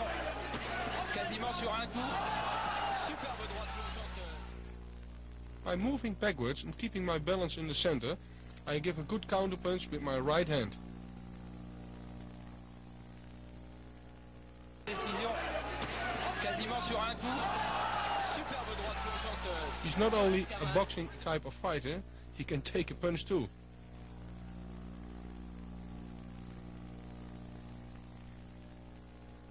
Deux mains derrière avec l'œil droit de Ferrer qui se ferme petit à petit.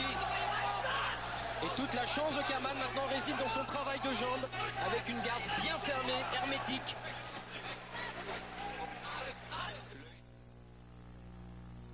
Again, the left jab. Beware of the counter, as you can see.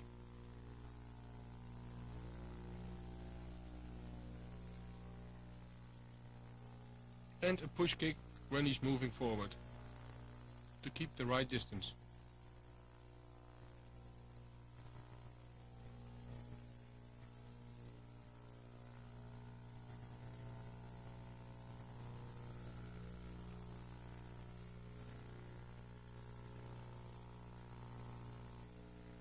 Les deux mains derrière avec l'œil droit de Ferrer qui se ferme petit à petit. Et toute la chance de Kaman maintenant réside dans son travail de jambes, avec une garde bien fermée, hermétique.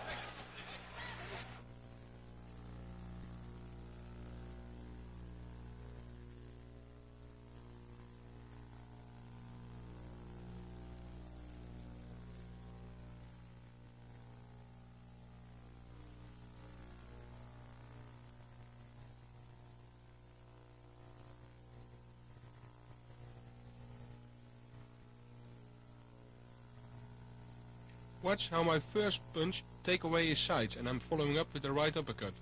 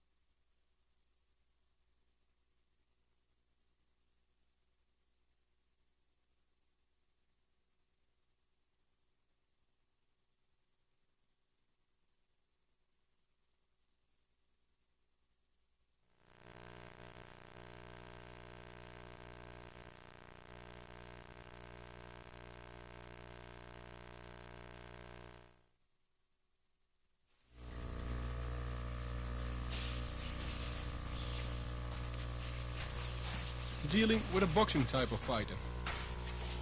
When I deal with a boxing type of fighter, I try to do like I show here with my partner.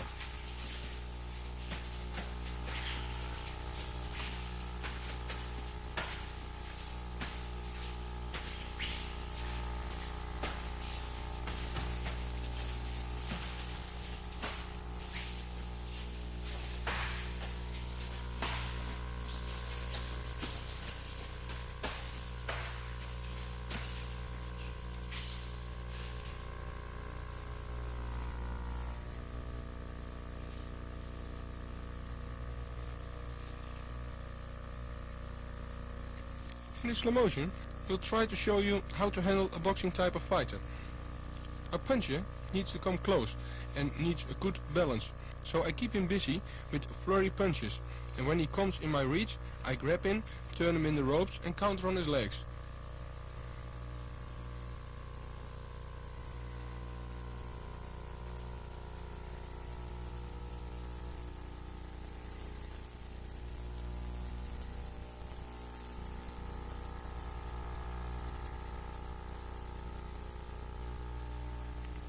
Again, you grab in and you counter and end up with a leg kick.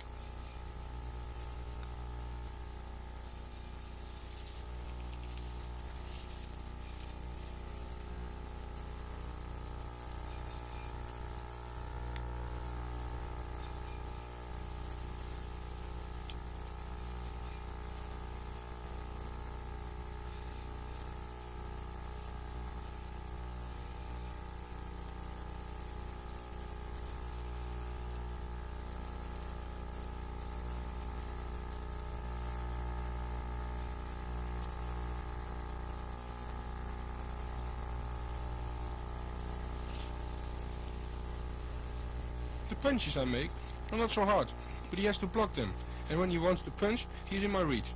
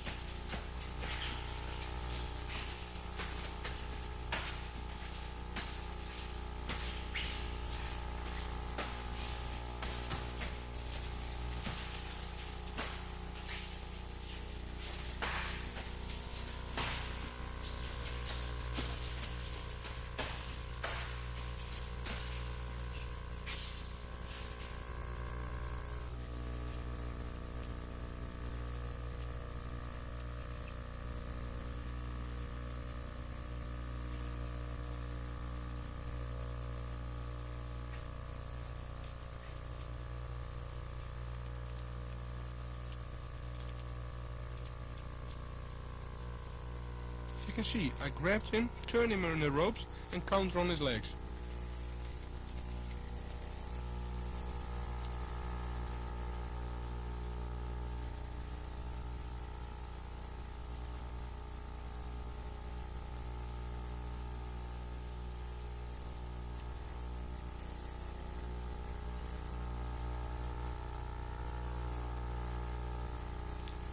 When he's in my range, I grab him good and turn him right away in the ropes. Don't wait too long, he's able to punch, and I'll follow up with punches and a leg kick.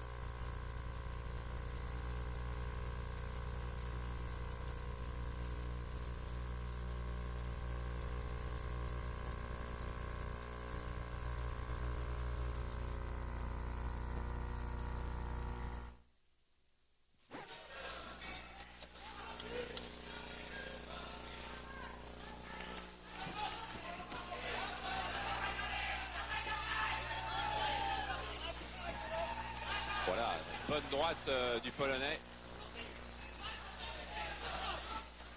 Et changement de tactique chez le Hollandais qui se sert maintenant de ça.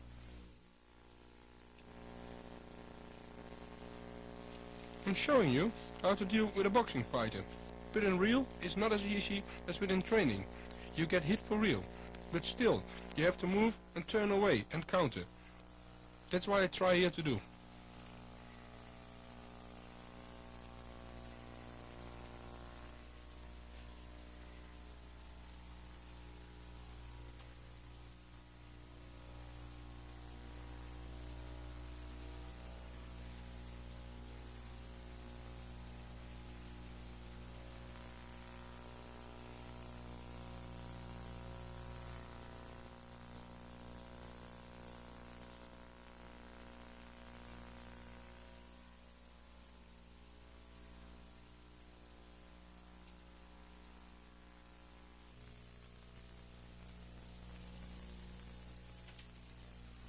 You can see by stepping backwards and reviewing the situation, I can counterpunch and I stay in eye contact with my opponent.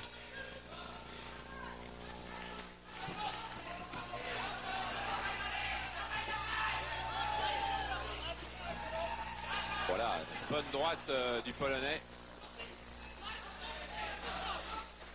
Et changement de tactique chez le Hollandais qui se sert maintenant de sa jambe arrière gauche.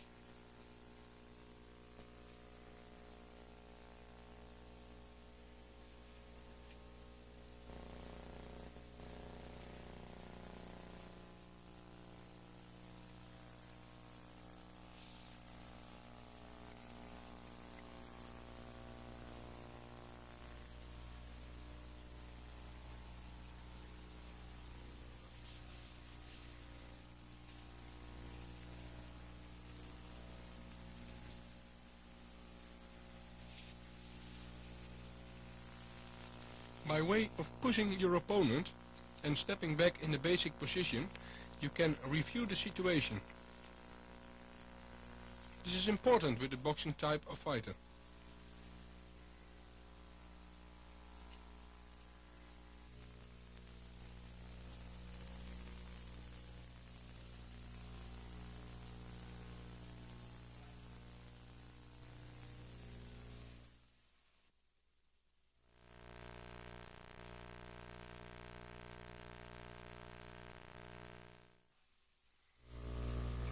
Dealing with a static fighter.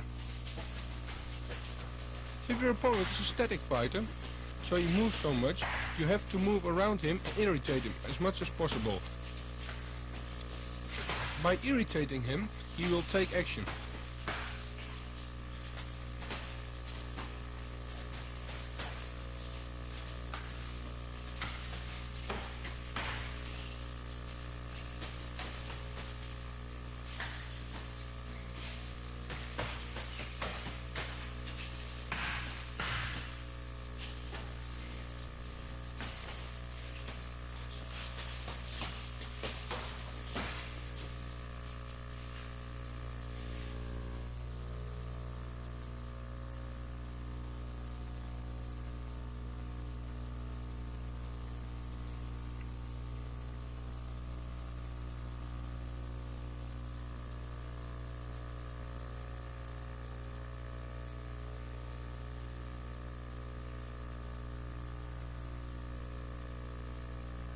So I move around him and irritate him a lot with quick punches and kicks, inside leg kicks and jabs to the face, so he gets a little bit angry.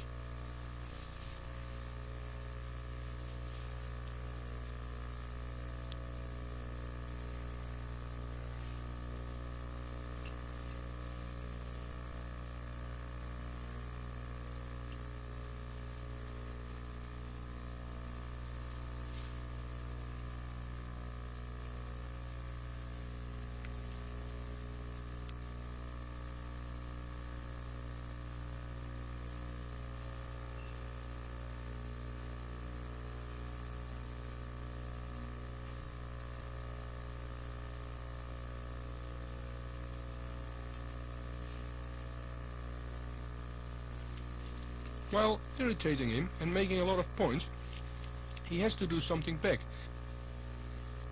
So be aware when he does.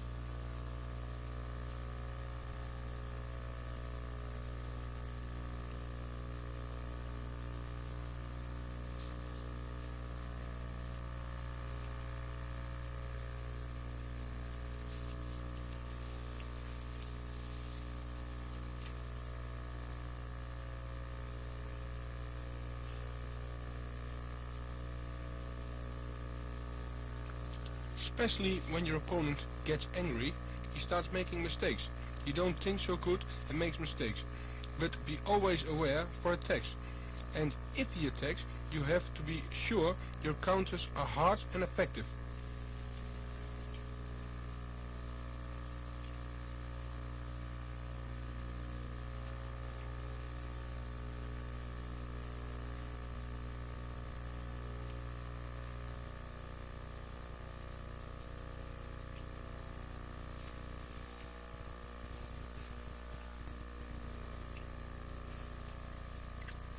While irritating my opponent, I'm making a lot of points.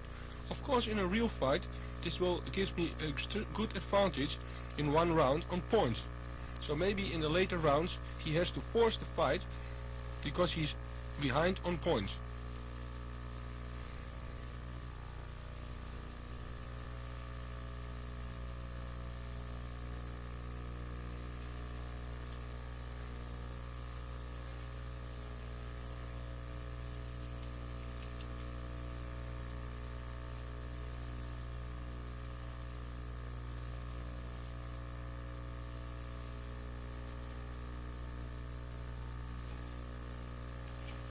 When your opponent has to force the fight, make sure your counters are hard and effective.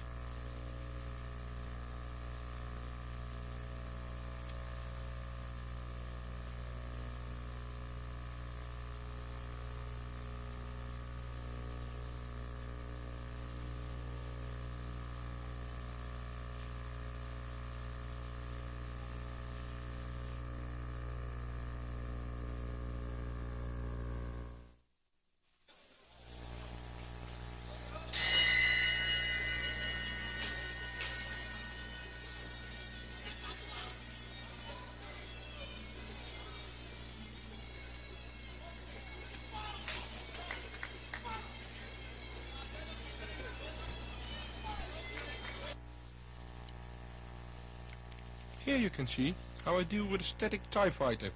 I irritate him and wait for his attack.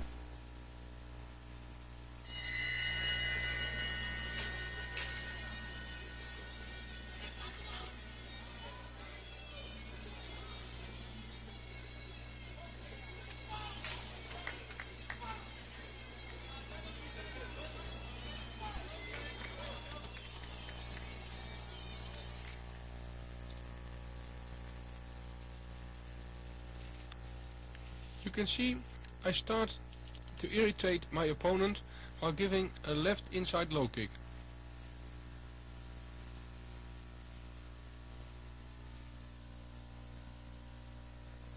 I move around and I'll make him nervous. And I'm faking.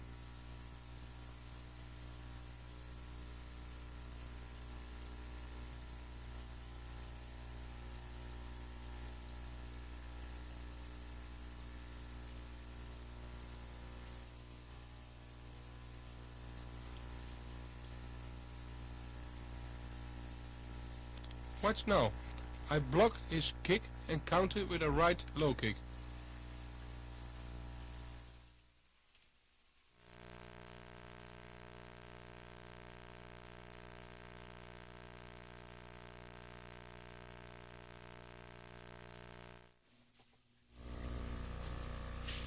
If you are a tall fighter, it's no use to be attacking all the time. You have to use your reach and fight on a distance.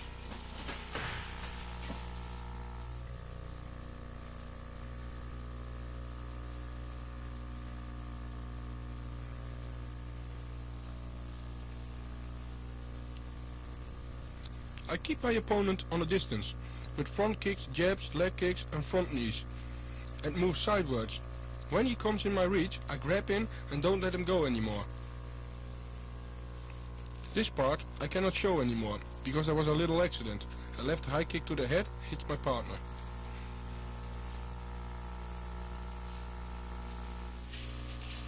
But to keep your opponent on distance, it's important that he's gonna take more risk to get in on you.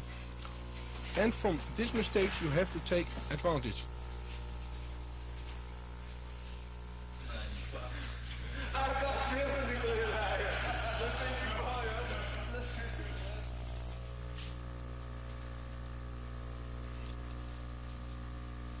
The part, what I can't show you anymore, is that when my partner is in my reach, I grab him and hit him with knee and don't let him go.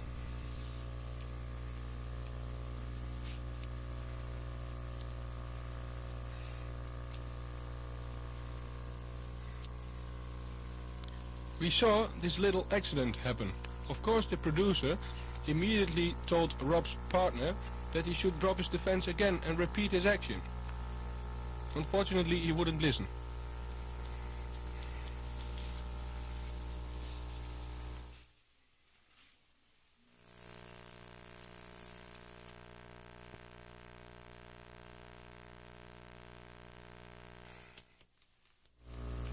Here, I try to imitate a short fighter.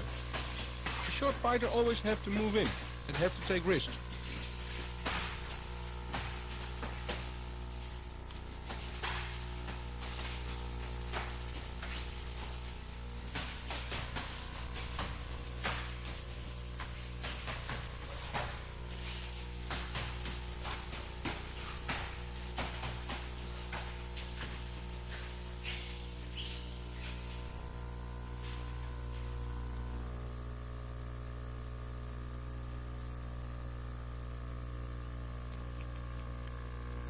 A short fighter has to move a lot and be a busy fighter.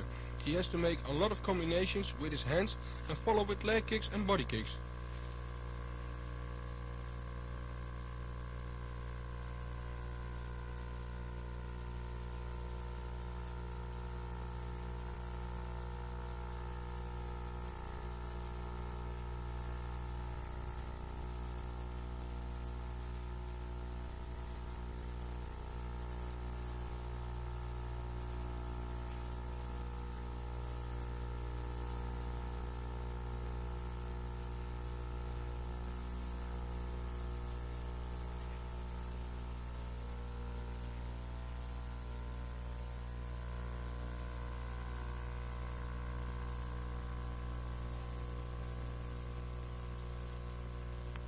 You see that the short fighter has to move in and has to take risks.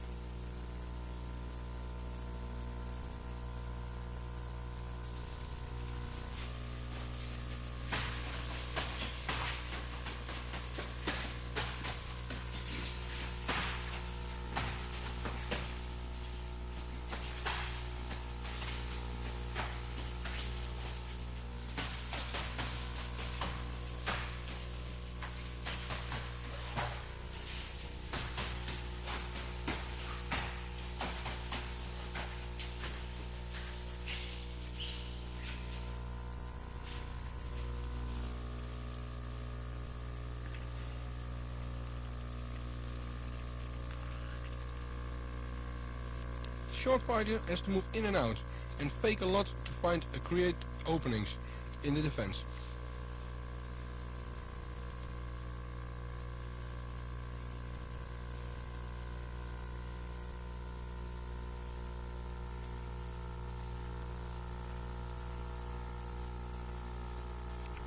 Also, backing up your opponent and put him in the ropes is important.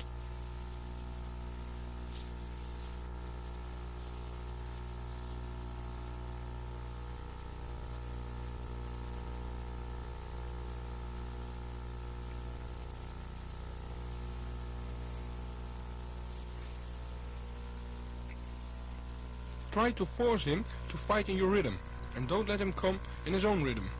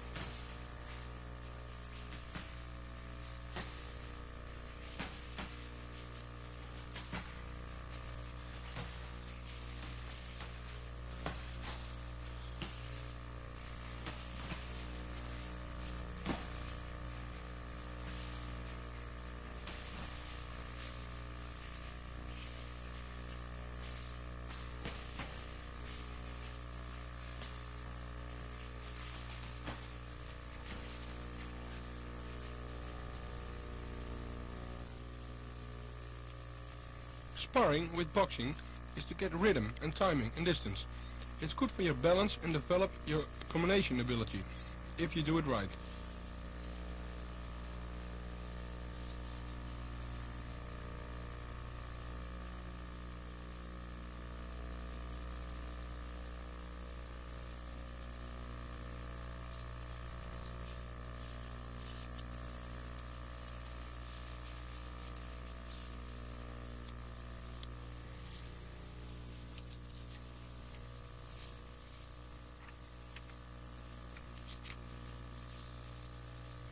Sparring is not standing toe to toe and try to hit each other as hard as you can.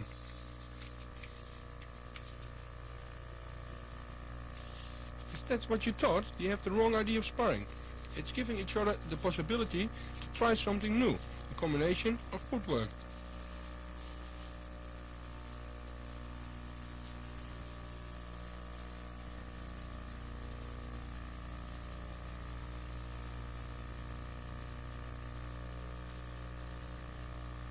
So we're trying out evasion, combination, footwork, slips, but we do it relaxed.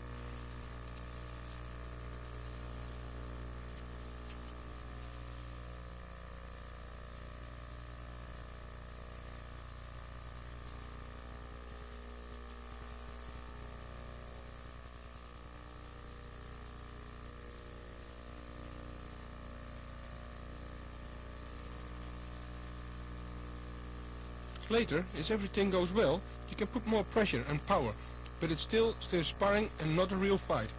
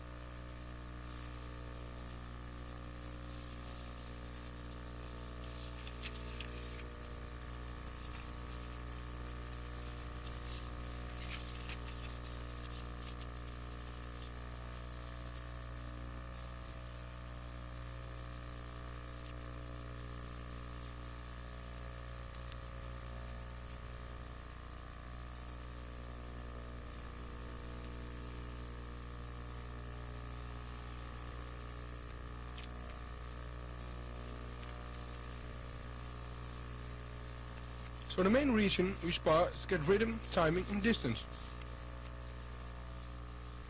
It's good to develop the combination ability if you do it right.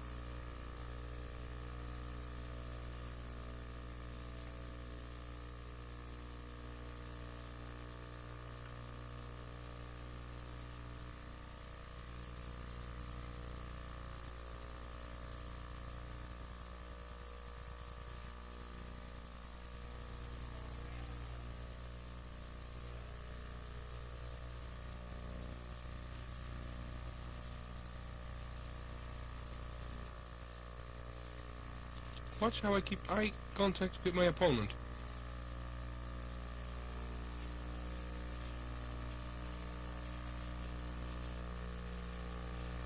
It'll help me and keep me in advantage by counter-punching.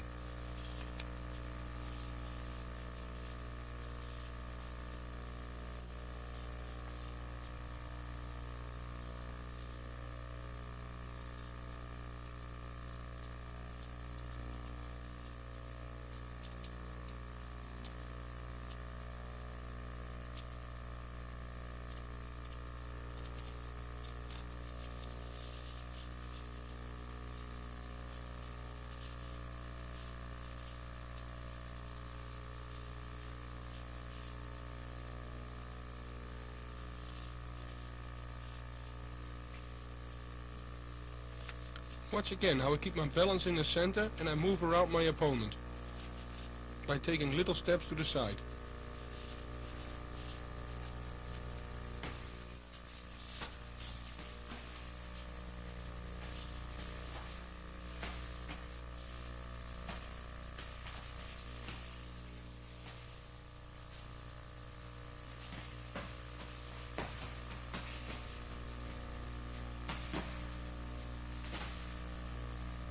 You can hear that the punches are relaxed. It's not a big bang. Because it's relaxed by sparring and we don't hit each other to hurt each other.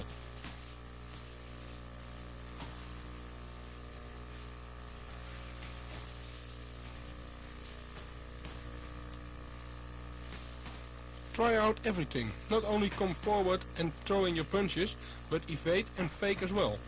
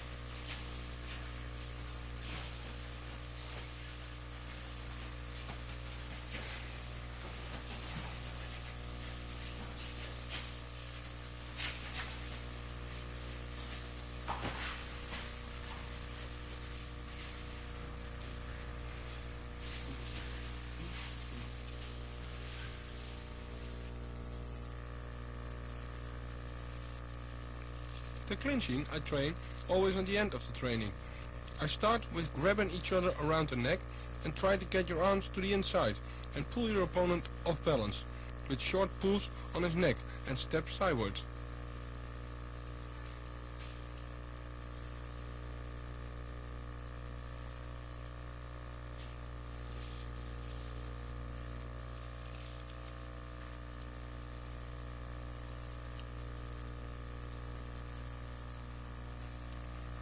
So you try to pull your opponent off balance.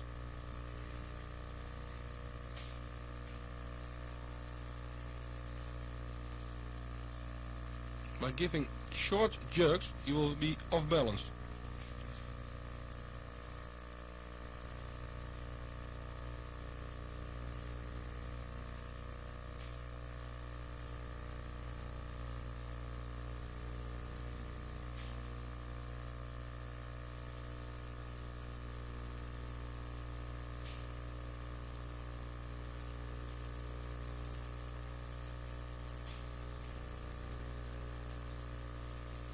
I try always to stand up, straight up. Don't let your opponent pull you down.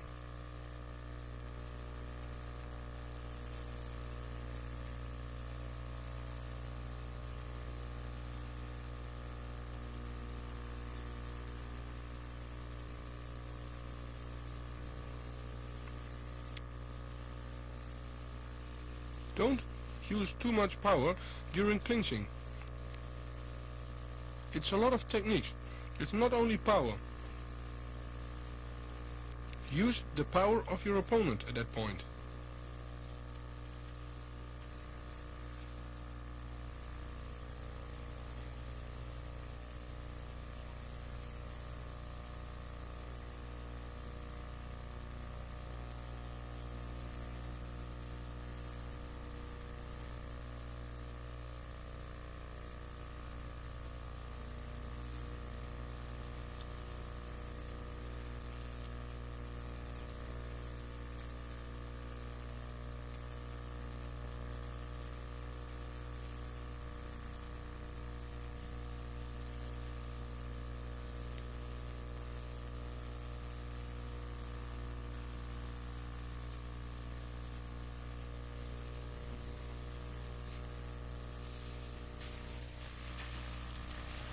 Just take a look at our clinching.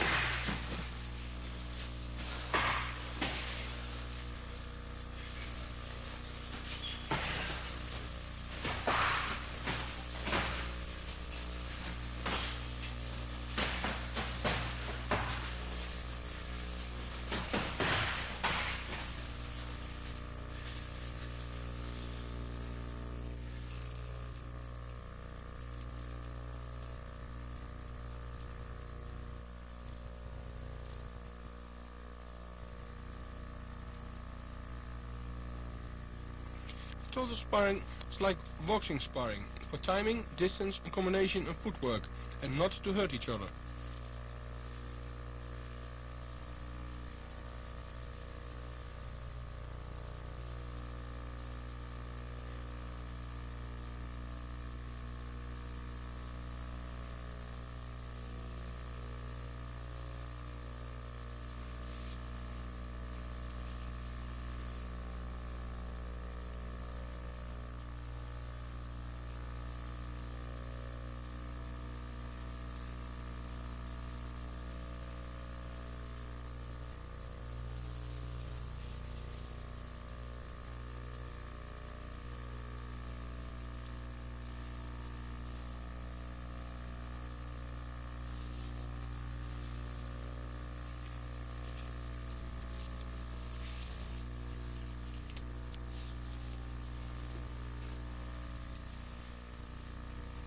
Move forwards and backwards and try to do everything what's possible.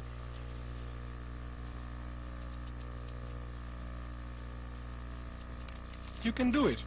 The more you try, the more you will do in the ring. Try out every combination, clinch and footwork, the more experience you get.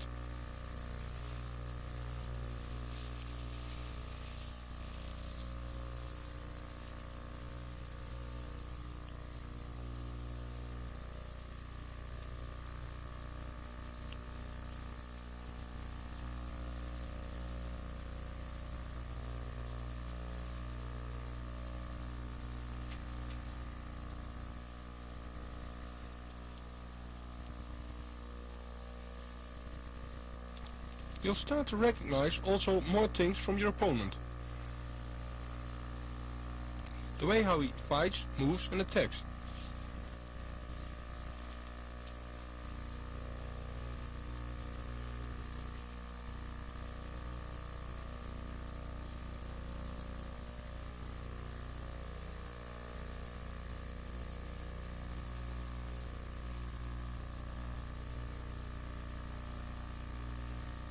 A good fighter can adapt to every fighting style, so try to fight like all fighters, long, tall, static and boxing type.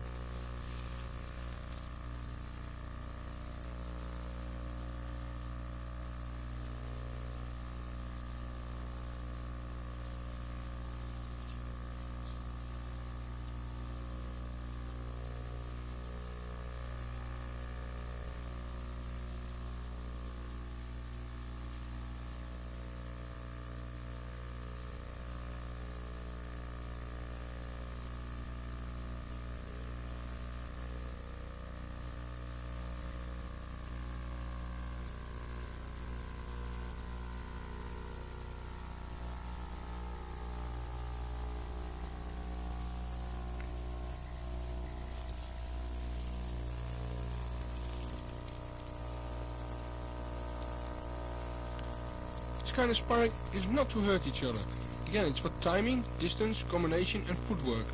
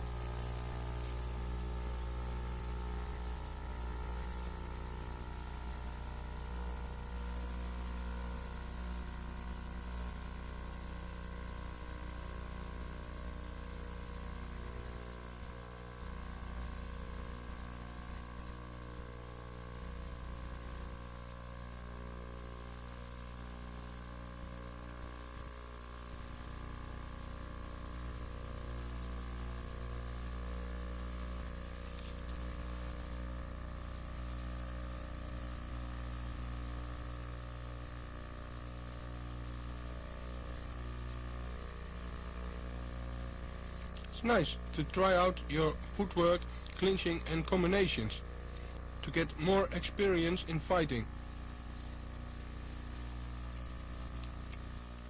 Notice that it's only possible when you are relaxed and your partner as well.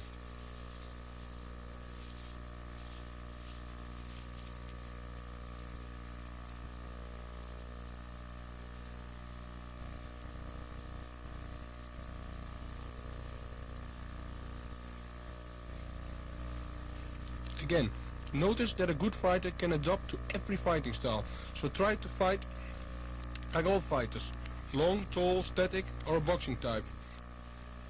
A good fighter is an all-round fighter.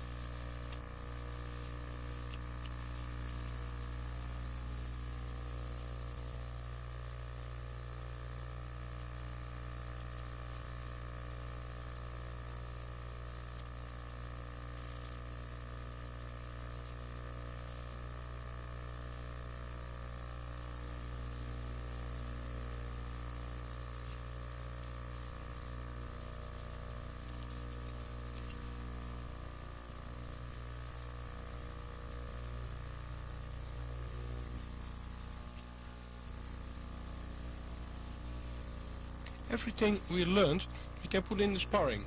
The redirect, fake, takeovers, clinching, whatever we would like.